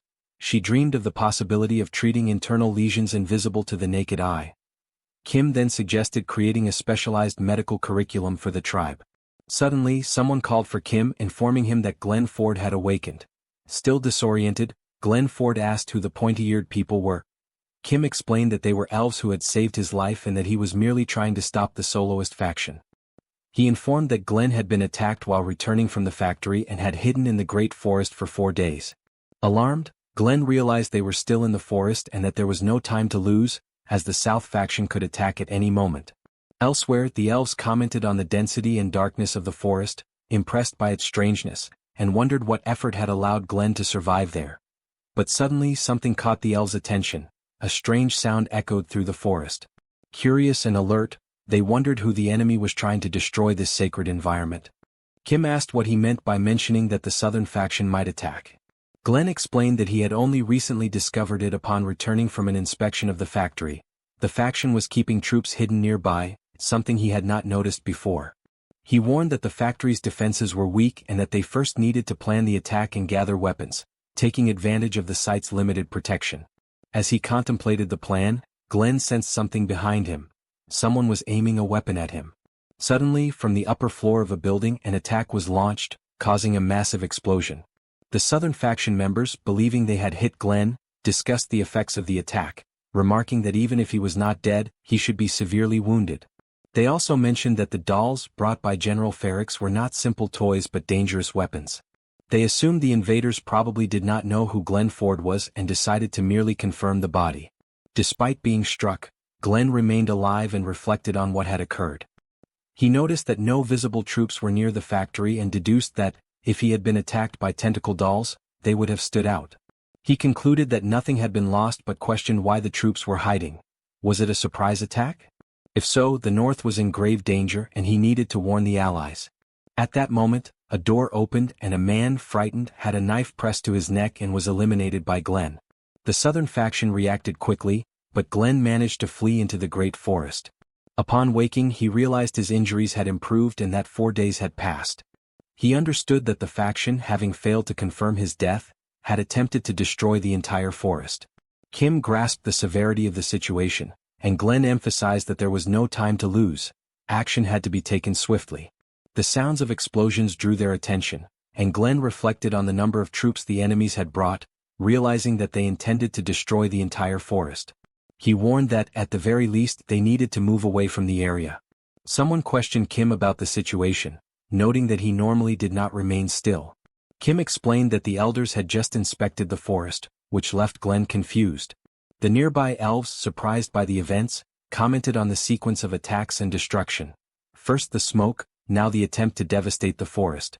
Feindrick observed that intervening was the least they could do to repay Kim, although the other elves argued that they were too old to move. Feindrick countered that, when repaying a kindness, one should not distinguish between large or small actions. Sincere help should be offered whenever possible. He explained that if he could manifest the powers of nature, he would have done so long ago, but as he was not a high elf, he was doing his best to help. One of the elves present, the bald one, surrounded by fire, commented that they did not need help and that Kim should handle the situation alone. Yet, contrary to his words, he decided to act and took a step forward. Spotting the rivals, he declared that a great challenge lay ahead. Determined, he promised that he would return soon. Meanwhile, elsewhere in the forest, goblins fired relentlessly, causing massive explosions. General Ferrix commented strangely that, before the explosions reached the Great Forest, the trees seemed to stretch to absorb the impact. He then suggested that perhaps it was time to release the children present. At that moment, something caught his attention. Amid the explosions, the elf ran with complete focus on his objective. The general, confused, wondered who this lunatic was traversing the occupied forest zone without a mask, ignoring the dangers. Ferrix ordered the children to move and advance from there, instructing a ceasefire until the Titans reached the forest. The Titans, receiving the orders, began moving toward the forest with unwavering determination, following their mission. The bald elf, however, remained vigilant. As he approached, he realized that the Titans were in front of him and muttered in surprise that they had not only come to shoot from afar but had almost approached to greet him. Laughing, he asked how he could even thank them for that. Without mercy, the elf began attacking the Titans in front of him, one by one, slicing through the wave of enemies and advancing toward those further ahead. General Ferrix, watching the scene, was shocked, thinking to himself as he observed. The elf was slicing elite level 7 trolls as if they were tofu. Alarmed, he concluded that he needed to retreat. He then ordered his forces to concentrate fire on the elf while planning to use the dolls to buy time and escape the chaos. The general called Carter, asking where the vehicle was, and received the answer that it was ready for the withdrawal. At that moment, the factory lost its importance to them. Escape was the priority. But when he turned his head, General Ferrix realized that the elf had already arrived there. The elf, nostalgic, remarked about the old times. At the height of his career, he dealt with arrogant types like those. His temperament was calm and he did not seek unnecessary conflict. He merely drove the enemies away quickly. The observers, stunned by his efficiency, recognized the gravity of the situation and felt helpless. At that moment, the system notified, Glenn Ford was recovering well. The southern faction forces near the factory had been annihilated. The factory had been discovered and would be occupied by the Pax. Kate, perplexed, reflected on what the man had been doing, trying to comprehend the magnitude of his actions. The scene shifts to a conversation in which they mention the Earth dimension, while another argues that it is not a deserted place, but rather a growing dimension that needs them. Excited, one of them comments on the reaction of the inhabitants to their items, citing creations such as the Sword of the Arrogant Ego and the Mana Vampire Blade. During the exchange, one of them provokes Grant, recalling the time his confidence led to the destruction of his work by Jorana's fire. Irritated, he snaps back that it happened decades ago and accepts a challenge to create the best item without using that fire. Shortly after, a group arrives requesting a long-range high-power weapon, even if it is disposable. Grant disapproves, stating that items should carry history and meaning, not be made for temporary use. When he questions the purpose of the weapon, he is suddenly taken by surprise as the man in front of him grabs him by the face. Cooper tries to react, but is left in shock as he sees the man tightening his grip on his colleague's head. The aggressor asserts his authority, declaring that they are not there to question anything, only to obey, and orders the immediate start of the work. The group begins a brutal assault, knocking the dwarves down and spreading violence. Blood spills as the force of the blows strikes their bodies. With time, they are forced to work under constant surveillance, producing without rest. Supervisors demand greater speed, threatening punishment and forbidding complaints, while the weakest end up overburdening the others. Exhausted, they continue working, sustained by a dark liquid that keeps them awake despite the discomfort. Cooper, worn down, questions how long they have been living like that, but another replies bitterly that it no longer matters. He suggests taking a substance provided to them, a dark water that causes discomfort but keeps everyone awake. Amid this oppressive routine, something draws the attention of all the dwarves. One of them notices unusual movement, and a dwarf woman, looking outside, confirms that something unexpected has happened. The oppressors appear to have been defeated. The news brings hope, but not everyone believes in change, fearing new masters who may be just as cruel, or even worse. Looking at his own reflection, one of the dwarves states that it does not matter who won, as new rulers will continue to exploit them until they are discarded, possibly with even greater cruelty. In response, he proposes observing and judging the newcomers. If they prove to be the same as the previous ones, he suggests destroying the reactor to prevent any further production.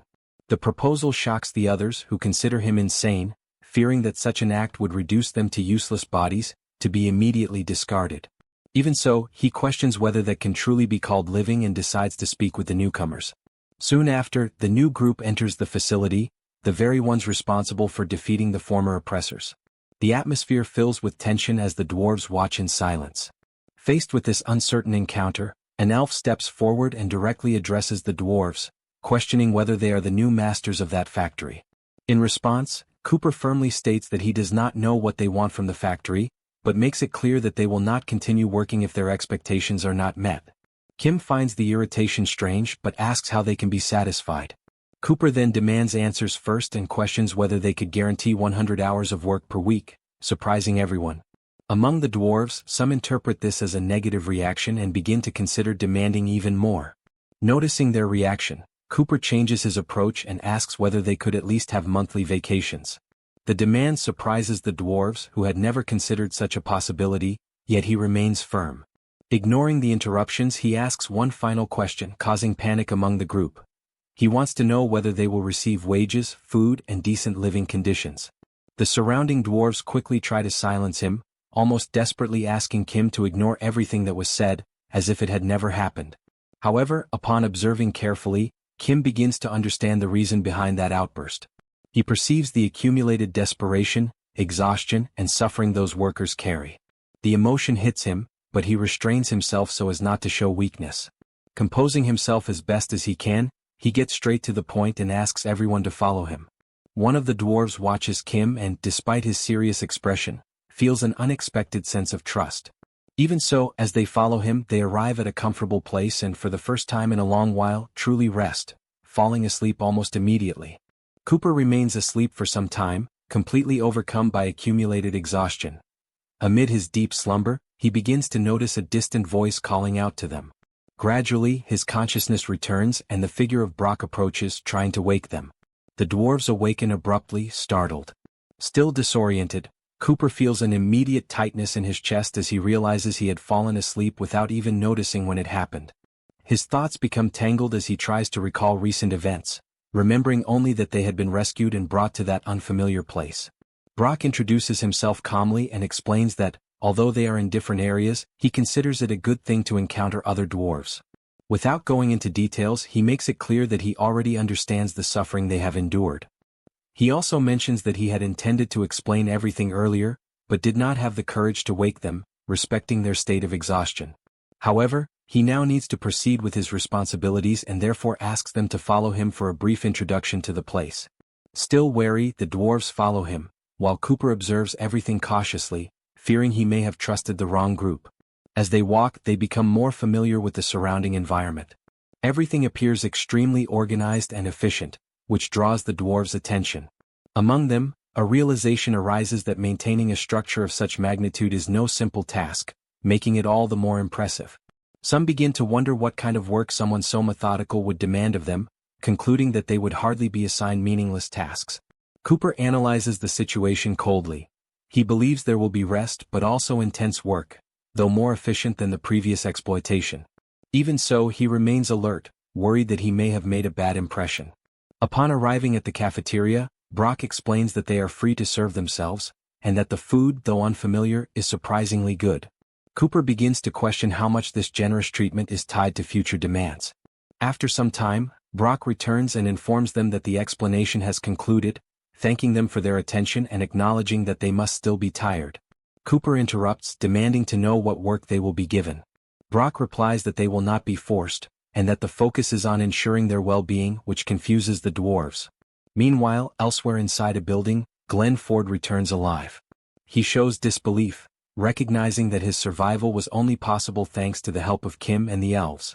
Kim reinforces that a high elf healed him while another took care of an ally, and then states that his true contribution begins now.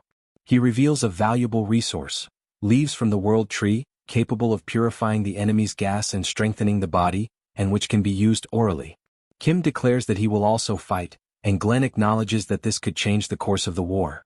Even so, Kim warns that it will not be easy, even with his ability to strike targets from long distances. At that moment, Kim opens a system notification. It informs him that the multidimensional trade chamber has approved an investment, selecting the murky world dimension for a new plan focused on the United States. Shortly after, another message announces that, in 7 days, the passage between dimensions will be gradually opened, with permission levels and automatic rules for profits and fees.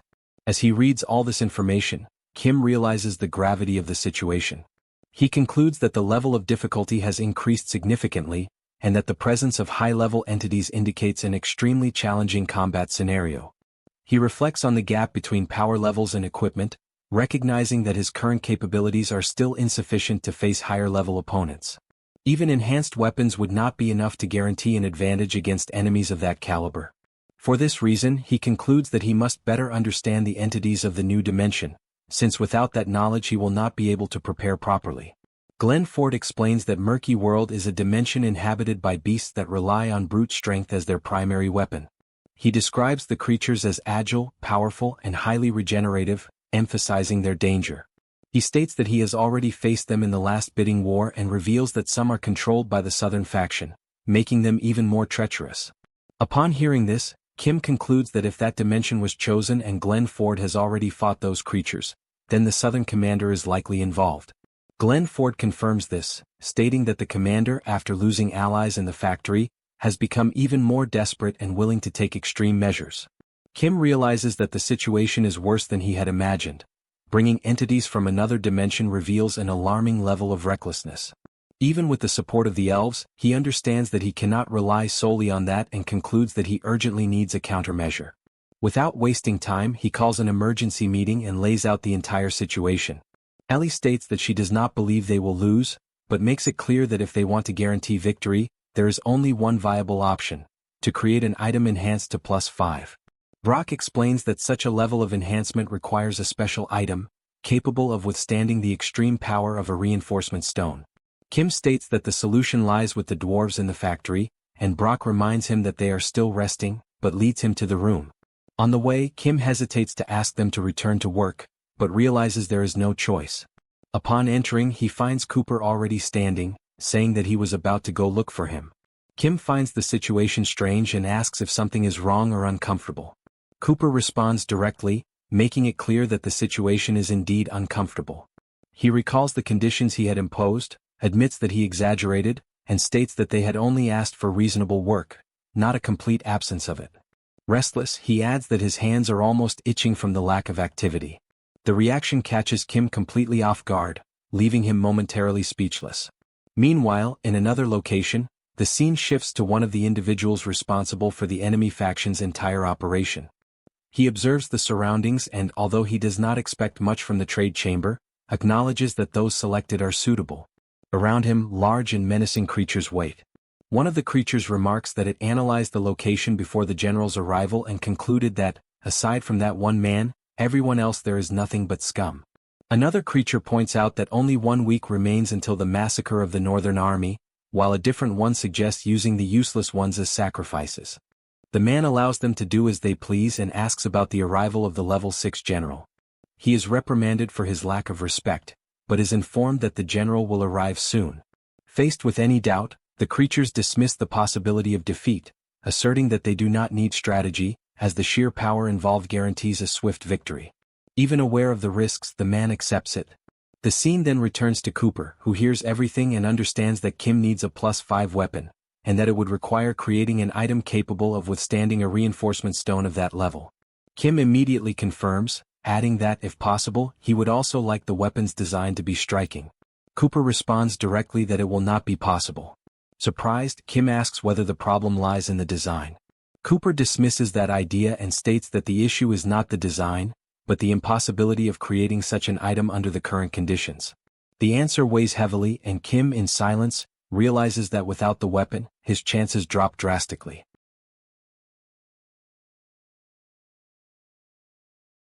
Cooper remains with his arms crossed, unsure of how to help.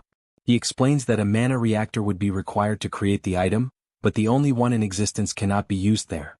Building a new one would take 10 days, time they do not have, since in 7 days a portal will open in Washington, releasing the monsters from the murky world. Amid this urgency, an emergency meeting is called. During the discussion, the situation is laid out. Most of the enemies will be level 7 or B, yet there are no weapons capable of dealing with level 6 creatures. James reflects that if the stones fail, nothing else will matter, while others question why the elves would lose or disappear. It is clarified that this is not the point.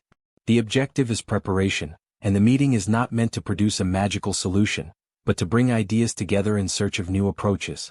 At the table, Cooper proposes creating an item capable of storing the power of a +5 stone.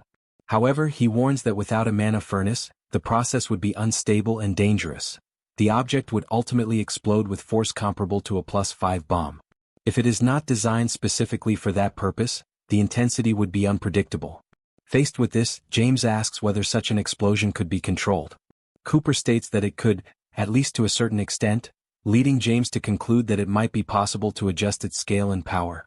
Wasting no time, James grabs his notebook and begins to draw. He then shows the sketch to Cooper, asking if he recognizes the structure. Upon examining the drawing, Cooper's eyes light up. He takes the sketch and quickly understands the idea: to use the force of the explosion as propulsion. He finds the proposal interesting but questions its efficiency, noting that 45 gears would generate only vertical movement. James counters by stating that there is no inefficiency in Kim's abilities, as his products are limitless, something that surprises Cooper. Focusing on what matters, Cooper shifts his attention to understanding the engine in order to develop the concept of using an explosion as propulsion, taking into account size, weight, and gearing. As Kim tries to grasp the proposal, Cooper questions whether such a thing is truly possible and who would be capable of piloting it. The answer is unanimous: Jun-soo, the best pilot among them. Cooper admits that it is the first time he has seen something like this, and although he is unsure what to say, he shows clear curiosity. James reassures Kim, explaining that it is not as complicated as it seems, and that he and Cooper have decided to build it, emphasizing that time is the most critical factor. When questioned further, he states that the project will be completed quickly, as the circuits will not take long, and the greatest challenge will be getting Young-gu to adapt to piloting the creation. In the week leading up to the battle, one of the knights positions himself strategically to observe the situation on the other side of the barrier. Meanwhile, Kim's team carefully organizes a plan to face what is coming, even making use of valuable resources such as the leaves of the Tree of Life to strengthen their chances. As time passes in Washington, signs of destruction are already visible in the streets and avenues. The barrier separating the two universes remains firm. On one side, humans stand armed and prepared for war. On the other, the creatures wait for the moment to advance. When the decisive day finally arrives, the day of the battle, the atmosphere is one of absolute tension. Among the creatures, one addresses a figure responsible for the entire situation, asking whether there is anything he desires or wishes to consider before the beginning. The man, maintaining a firm posture, shows no demands other than a swift victory. The creature accepts the response and orders the rest of the group to identify and eliminate enemies without hesitation. As soon as the command is given, the creatures surge forward at high speed, moving in a coordinated and relentless manner. On the opposite side, Seoul prepares for combat and immediately strikes, hitting the first creature that appears before her. However, the others continue advancing, fully focused on their objectives. In the midst of the clash, one of them lands a powerful blow on Seoul, knocking her down. Seeing this, a knight reacts instantly, calling out to her. Without hesitation, he aims directly at the center of the creature's head and fires. Even so, the creature's advance does not stop. Gunfire continues in succession from the army, attempting to contain the relentless assault. Amid the chaos, Seoul rises again, demonstrating resilience, while the creatures press forward against Kim's forces, maintaining an aggressive pace and constantly pressuring human defenses. In the midst of the battlefield's chaos, Lancelot grips his sword with determination. Without mercy, he delivers a precise strike and decapitates one of the creatures, eliminating it instantly. However, the victory lasts only a moment. Another creature quickly emerges in his direction, ready to attack. Before it can reach him, a shot strikes it. The bullet comes from a weapon wielded by Ancelotti, who intervenes at the exact moment to halt the advance. Even so, the situation escalates rapidly. Unexpectedly, a third creature appears and strikes Ancelotti with a brutal blow. The impact is so powerful that it sends him flying, hurling him a great distance. The creature watches closely as he falls, tracking every second of the impact as if certain of its victory. But against all expectations, Ancelotti rises again and, even while injured, lifts his sword and resumes his combat stance. The creature advances toward him confidently. As he attempts to raise his arm to fire, the severity of his condition becomes clear. Ancelotti has lost one of his arms. Even so, he does not retreat. In response, the creature declares that he should be surprised, emphasizing that no dimension has ever been able to withstand their strength. At that critical moment, something unexpected happens. Suddenly, the prototype appears on the battlefield, piloted by Jun-soo, and with a sudden movement, it slams the creature into the ground, completely shifting the rhythm of the fight. With the turn of events, the provocation is reversed. The word, surprise, echoes once more, now carrying an entirely new meaning.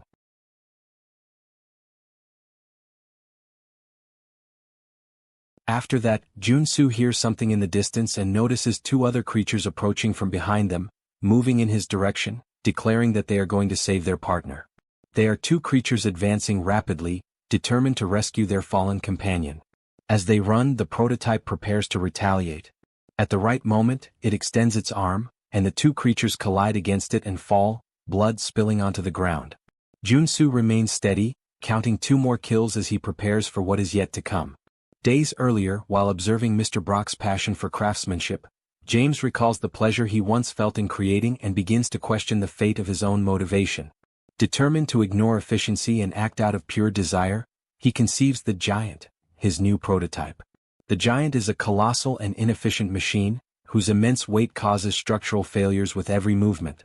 To operate it, James uses the energy of unstable magical scrolls that, despite their danger, are viable due to the prototype's limited nature. A gem integrated into the system serves as a warning indicator for overload and imminent explosion. Now, Jun-sun observes everything from inside the machine and prepares for the signal.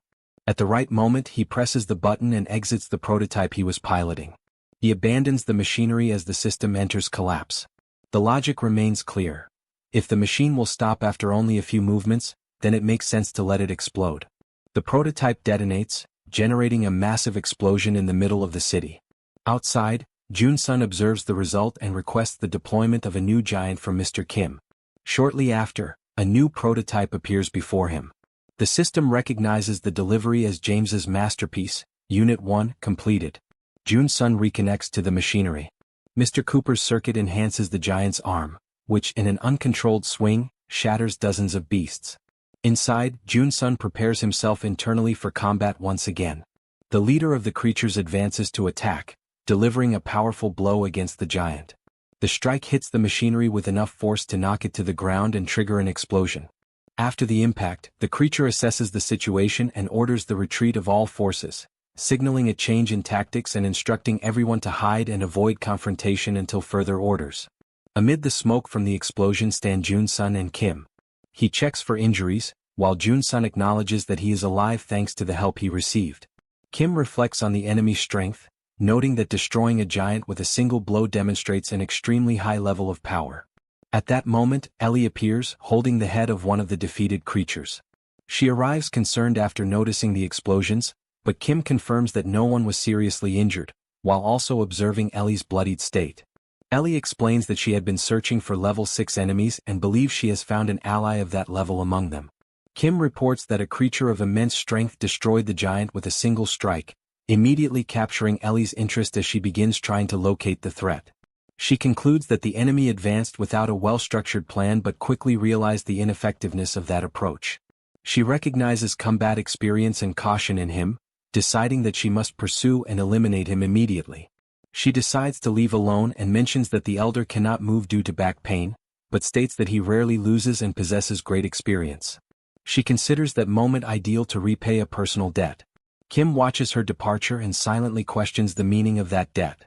After Ellie leaves, Jun-sun realizes that she does not trust them, and Kim agrees with that assessment. Elsewhere, one of those responsible for the attacks reflects on the current situation. He questions the use of gas to contain the beast of the dark forest and why this strategy does not work against the Northern Army. He considers the possibility that the elders of the factory may have interfered in some way. Soon after, the leader of the creatures approaches. The entity, identified as General Deltaras, reports that Kim's group is extremely strong and that they need reinforcements. The man listens to the request and states that he does not fully understand what is happening, but acknowledges that his abilities are not working. In response, the creature suggests that he use his ability on his subordinates, proposing a reversal of roles as an alternative. The man replies that if there is no concern for the fate of the subordinates, then there is indeed a possible way forward. In another location, amid dense smoke, a creature appears with a completely altered appearance, taking on a distorted and unusual form. From a distance, Ancelotti analyzes the situation and realizes that the creature's physical abilities have been enhanced, indicating that some kind of manipulation or trick has been used. Kim worries about Ellie, remembering that she advanced alone to prevent something worse from happening, and questions whether she is safe. Ancelotti admits that he cannot guarantee her safety, but states that waiting is not a viable option at that moment. He emphasizes that those enemies were already dangerous before and have now become even more threatening. The analysis indicates that the creatures inhaled the Southern Commander's gas, which could cause significant losses to the Northern Army if the situation continues at this pace. Ancelotti decides to directly assist the Northern Army, stating that Kim does not need to worry and that he will return. Then he departs. Kim watches him leave with a heavy expression, filled with concern and uncertainty, hoping that nothing bad will happen.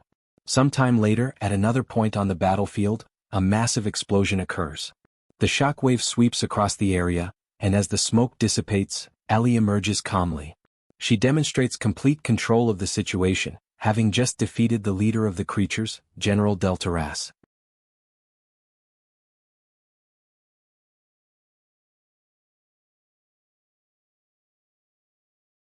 Elsewhere, a creature let out a scream. A powerful strike headed straight toward it, delivered by Glenford directly to the center of its body. The impact sent the creature flying far away, launching it an enormous distance. However, moments later, Glenford noticed another creature advancing and realized that one of them had escaped. The beast sprinted toward the edge of the barrier while being hit by countless gunshots. Even under the barrage of bullets, it showed no sign of fatigue and continued charging at high speed, completely ignoring the projectiles. The soldiers firing at it eventually ran out of ammunition.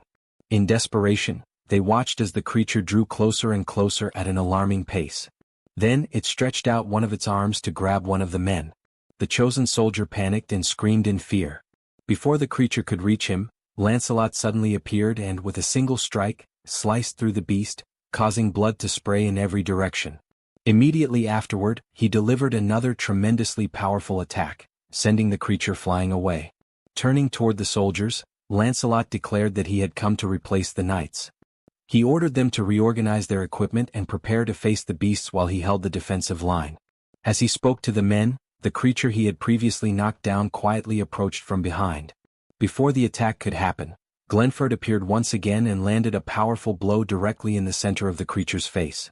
The impact protected Lancelot and sent the beast crashing violently into the ground. Without wasting any time, Glenford rushed toward the fallen enemy. Clenching his teeth, he concentrated all his strength into a single fist and unleashed another devastating strike. The creature completely lost its strength and died. Even so, Glenford continued staring at the body, carefully evaluating whether another blow would be necessary or if the beast had truly been eliminated. He then looked back and warned Lancelot that those creatures possessed an extremely high regenerative ability. He explained that even when they appeared dead, they could recover before anyone noticed. Upon hearing that, Lancelot was surprised. The possibility reminded him of another warrior, and he immediately feared that the same thing might have happened to him. The scene then shifted to Kim. Standing before a PAC system screen, he desperately tried to come up with a plan. Kim reflected that Ellie had gone to confront the monkey chief of the Mirkwood forest beasts. However, shortly after her departure, the forest creatures inhaled the gas and became far stronger. Meanwhile, the knights who had been blocking the southern army scattered to search for their commander. As a result, Lancelot was left holding the defensive line almost entirely by himself. Kim realized that he was helping through the PAC system, but he began to question whether that was truly the best he could do. Then he remembered that one of the elder elves suffered from back pain. If there was more than one elder, perhaps the others could help. Determined to check, the scene shifted to the place where the elders were resting. As he observed them, Kim recalled that the elder on the left was the one who had destroyed the army during the previous battle. Noticing another elder on the right, he approached and asked whether he was all right. The elder replied that he had planted an entire crate of world tree saplings and that his back had completely locked up. He then complained about the situation, claiming that he was utterly screwed and did not even know how he would manage to go to the bathroom. Kim stepped away and began to reflect. Thinking it through, he concluded that having a high level made someone resistant to external threats, but it did not make them immortal nor prevent the effects of aging. If the elder's back was truly in that condition, the situation might be more serious than it appeared, so he decided to look for a better solution. He considered that if they could suppress the southern commander, the beasts might return to their normal state. That would make the battle easier and also create an opportunity to help Ellie. At that moment, one of his companions appeared. After hearing the situation, the ally concluded that they should find the Knights of Camelot, assist them and locate the southern commander. Kim confirmed the plan while warning him about the many beasts in the dark forest.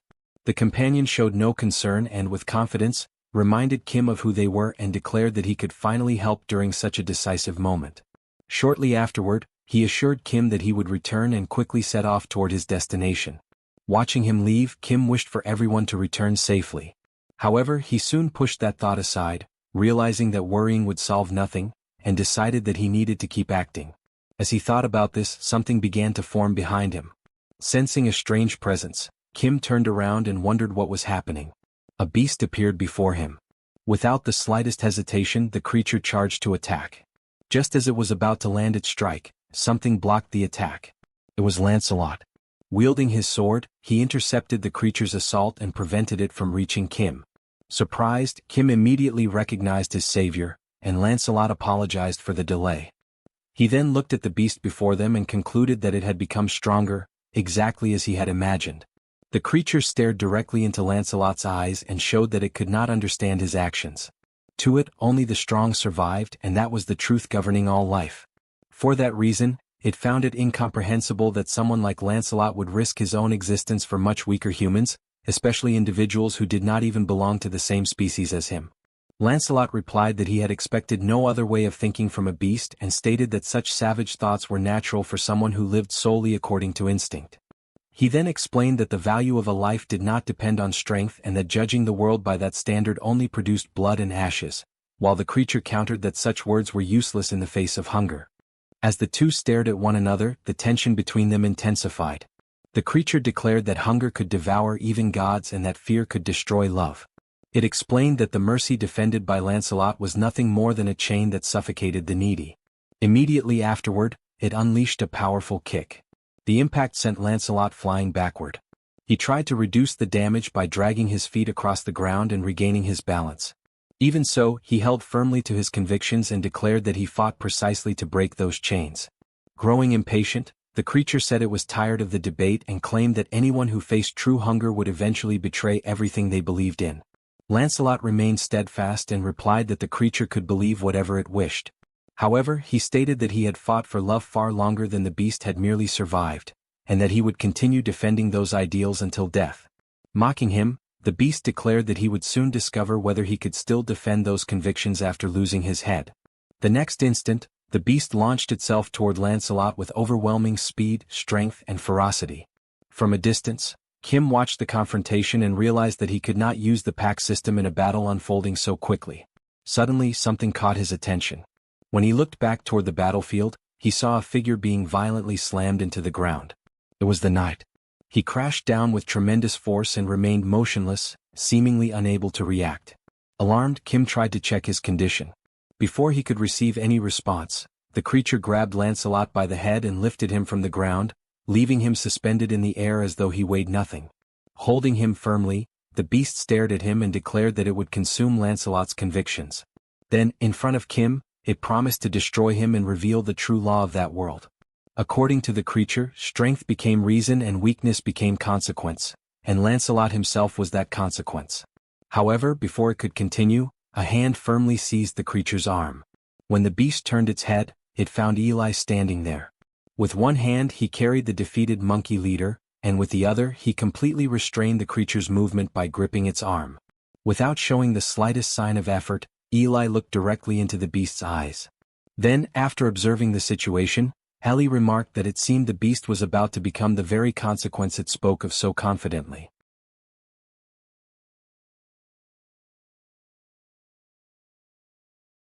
Elsewhere, the creatures observed the city filled with abandoned cars and devastated streets. Nearby, hidden behind one of the vehicles, was one of Kim's companions. Thanks to his excellent sense of smell, he was able to track the creatures throughout the area. After analyzing his surroundings, he concluded that he could not detect the scent of any beasts nearby. Believing that this was the ideal moment, he quickly dashed toward his objective.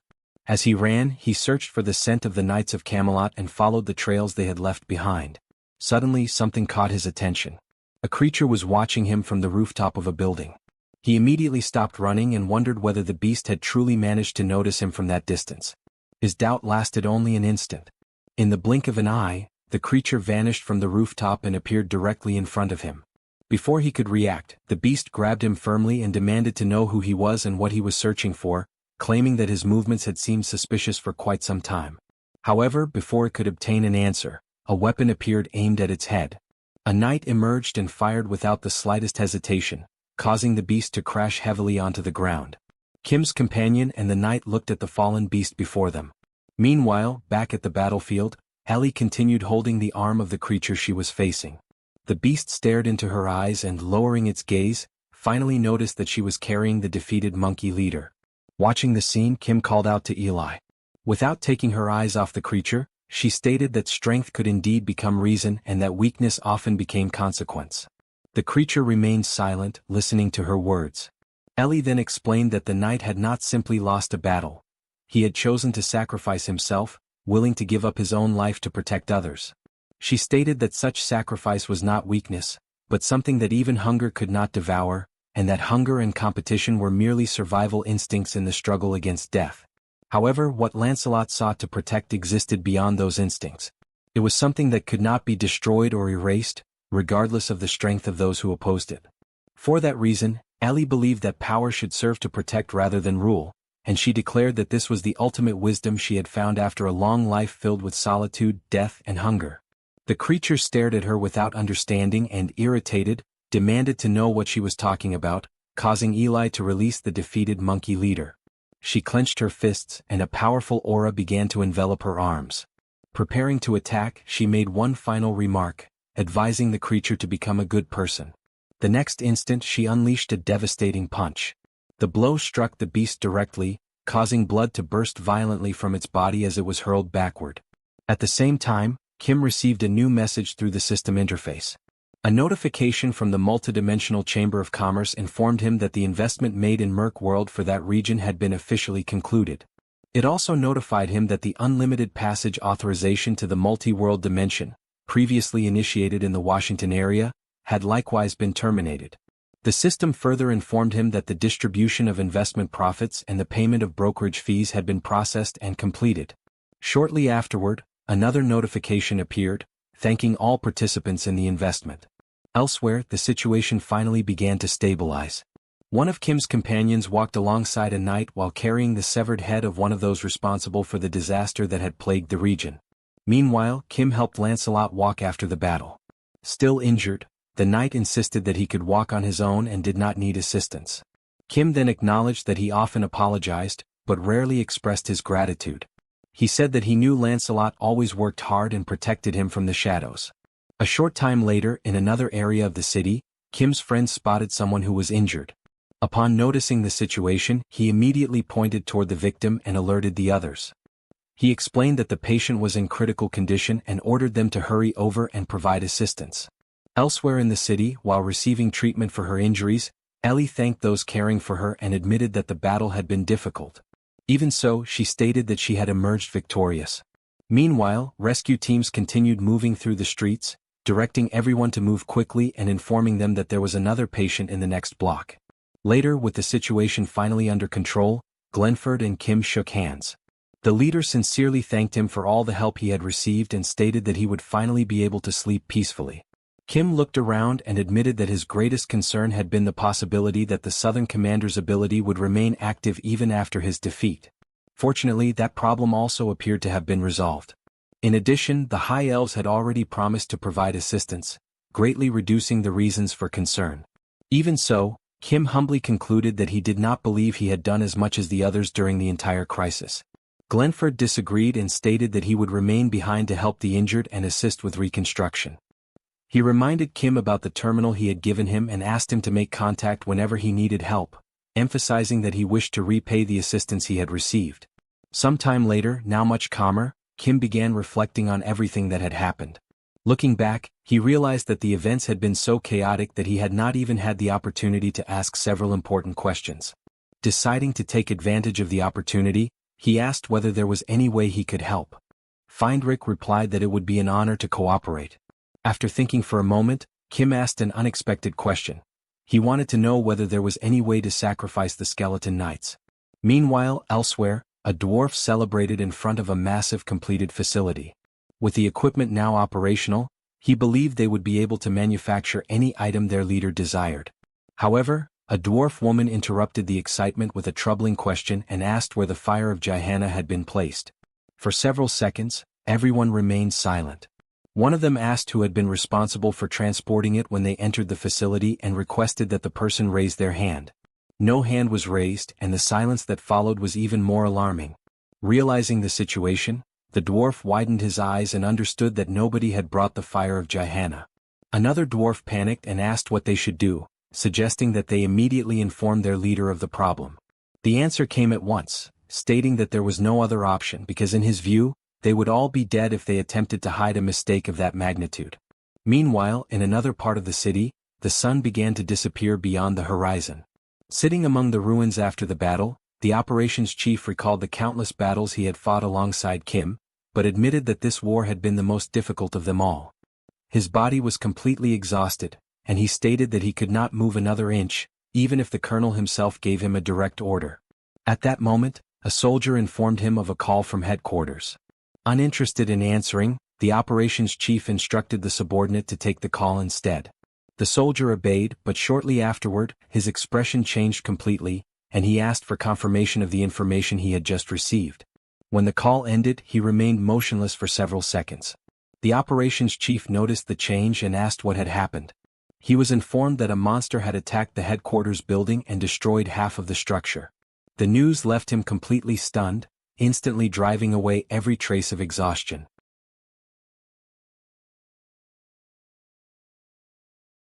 After hearing the question about the possibility of bringing the skeletal knights back to life, Feindrich replies that he has already heard something similar from the elven elders. According to them, the knights suffer because their wounds continuously regenerate through the power of the world tree, while the elders' currents control this natural energy. Before stating whether this is possible or not, Feindrich asks a question. He questions whether the regeneration of bodies through the power of nature can truly be considered resurrection.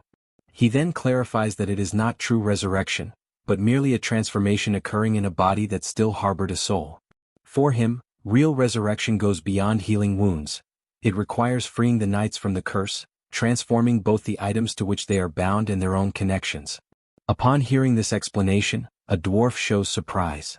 Both Feindrich and Kim turn their attention to him. The dwarf then comments that he had already intended to speak with them and has a favor to ask of Lord Kim. Shortly afterward, the three begin analyzing the project developed by the dwarves. Although he finds it strange to praise such a sinister creation, the dwarf acknowledges the good work and concludes that the first stage of restoring the knights is possible. However, he explains that the process is extremely complex and difficult to understand without knowledge of the concept of a mana reactor. To simplify, he compares the mechanism to words or intentions transmitted to an object, explaining that when certain conditions are established for an item, craftsmen engrave a corresponding mana circuit. When these conditions are met, the object receives a random attribute or effect. He compares the process to a bet made with the object, which awaits the outcome of the promise. However, he emphasizes that useless conditions are impossible, as a grand soul requires something of value. Without fully understanding all the details, he concludes that the process resembles a conversation between someone and an object. The dwarf confirms this and states that this method allows the alteration of the items bound to the knights. The real problem is the colossal amount of energy required for this transformation, forcing him to measure the power of nature contained in the world tree in order to obtain at least an approximate estimate. Since the process will take some time, he asks everyone to continue attending to their own matters while he performs the calculations. Upon hearing this, Kim reflects in silence. He does not know how much natural energy will be required, but he possesses an almost infinite supply. Because of this, he believes there is nothing that cannot be restored. Although he feels like immediately telling the knights, he decides to keep everything secret in order to surprise them later. The mere idea fills him with pride and happiness, as he promises himself that he will give them a great surprise. At that very moment, someone calls his name. It is the operations chief, who arrives running and announces that there is a major problem. He reveals that the building of the Joint Chiefs of Staff headquarters has just been attacked. When he arrives at the scene to assess the situation, Kim realizes that the damage is not as limited as he had imagined. Shocked by the destruction, he asks what kind of monster is capable of causing something of that magnitude. The operations chief replies that it is a creature never seen before, a monster resembling a demon with enormous bat-like wings and classified as level 7. The soldier adds that even after facing multiple awakened individuals, the creature continued to carefully observe its surroundings before heading toward the coast, which, in his opinion, suggests a reconnaissance mission. Faced with this possibility, the suspicion arises that the creature came from a distant country, a hypothesis that the operations chief confirms as the most likely. The news leaves Kim somewhat upset, as everyone had just gone through major conflicts and now another problem had arisen. At that moment, through the portal, Kim asks Pax if he has received anything as well. He reports that an official document contains concerning information. The demon dimension of Permigon, which emerged through the licensing, has unified the entire European region and designated Korea as its next target for occupation. In addition, Kim has been named the representative of Korea. The soldier comments that the situation resembles the cases of the Yusen Awakened Association. However, Pax emphasizes an important difference. As a benefit of Europe's unification, a free passage portal between the two regions will be installed in 14 days, with a general warning being sent to Korea in 7 days. Upon hearing this, Kim shows disbelief. To him, the situation is already a complete chaos, and the opening of a portal even before the battles begin only makes everything worse. The operations chief then states that there is no more time to waste and that it is necessary to reorganize the forces, prepare for battle, and gather as much combat power as possible. Kim agrees and promises to do everything within his power to prepare, but he cannot avoid a reflection. It feels strange to return so soon after having just said goodbye to everyone, although the circumstances leave him no choice. After some time, Glenford intervenes and declares that it is fine. He knows that Kim helped his people when they needed it, and now it is their turn to return the favor. Then Glenford asks what kind of monsters they are facing. Kim explains that the creatures are as dangerous as Mookward, having destroyed the headquarters without taking damage, and mentions a demon dimension whose name he cannot recall. Upon hearing this, Glenford is surprised. He has already faced demons before and knows they usually resemble giant gargoyles, with massive bodies and stone-hard skin. He recalls being quite disturbed when one of these creatures advanced toward him without warning. Despite this, he managed to defeat it with a single punch. According to his experience, divine power is the true kryptonite of these demons. Glenford also mentions reports of similar appearances in various regions and that, according to this information, even reinforced bullets can barely scratch the gargoyle's resistant skin. Since they all easily fall before divine power, he concludes that this is undoubtedly the main weakness of those creatures. The scene shifts to Kim holding his sacred spear, carefully observing the weapon. In silence, Kim recalls that his weapon has been stuck at +3 due to a lack of materials. Noticing his expression, the cowboy asks if he still needs them, but Kim replies that he does not. Thanks to the Listen Mine, he now has everything he needs, and after raising the weapon to +4 with the help of Lord Brock, a new idea emerges in his mind.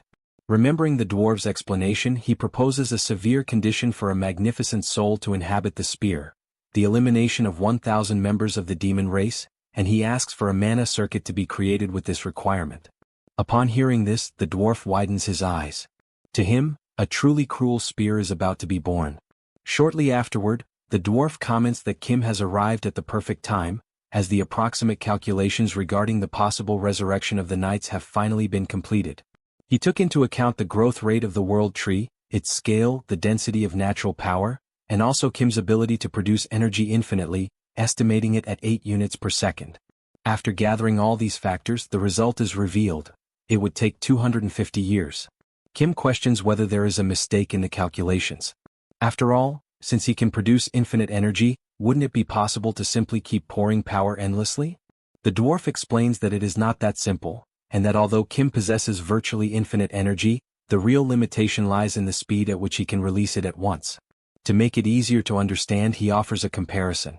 According to the dwarf, resurrecting the knights is like trying to break a massive dam using only a small faucet. Although Kim has infinite energy, he can only release it slowly, causing most of it to be wasted before producing any significant effect. This does not mean all the energy is lost. Part of it slowly accumulates, increasing pressure until it creates a small crack in the barrier, and this is the process that takes about 250 years. The dwarf prepares to give another example, but Kim immediately interrupts him. He states that he already understands the situation, and that it is like creating a possibility and then spending centuries trying to expand it. Even though disappointed, Kim thanks him for the warning and, before leaving, only asks the dwarf to take good care of the sacred spear. Watching him leave, the dwarf cannot avoid a question. He wonders why Kim is so determined to resurrect the knights. Kim replies that he tried to help in the best way possible, since the knights always take on the most dangerous tasks, but now he is certain that resurrection is impossible. The dwarf then questions whether it truly needs to be resurrection and suggests changing direction instead, proposing enhancement rather than revival. Observing that Camelot and the knights are treated as items, A new possibility begins to emerge. The scene then shifts to a blonde dwarf brushing her teeth while talking to another dwarf. She asks whether that man did not forget the matter due to being distracted by other concerns. The other dwarf agrees, commenting that although some things can be forgotten, this particular matter makes no sense to ignore. While the conversation continues, someone is holding a pencil. It is the dwarf responsible for the calculations who remains focused at a workbench drawing the new project. As his strokes move across the paper, a strange feeling of discomfort grows within him. Mentally, he tries to understand what is happening, sensing that he has lost something important, but he cannot recall exactly what has disappeared from his memory.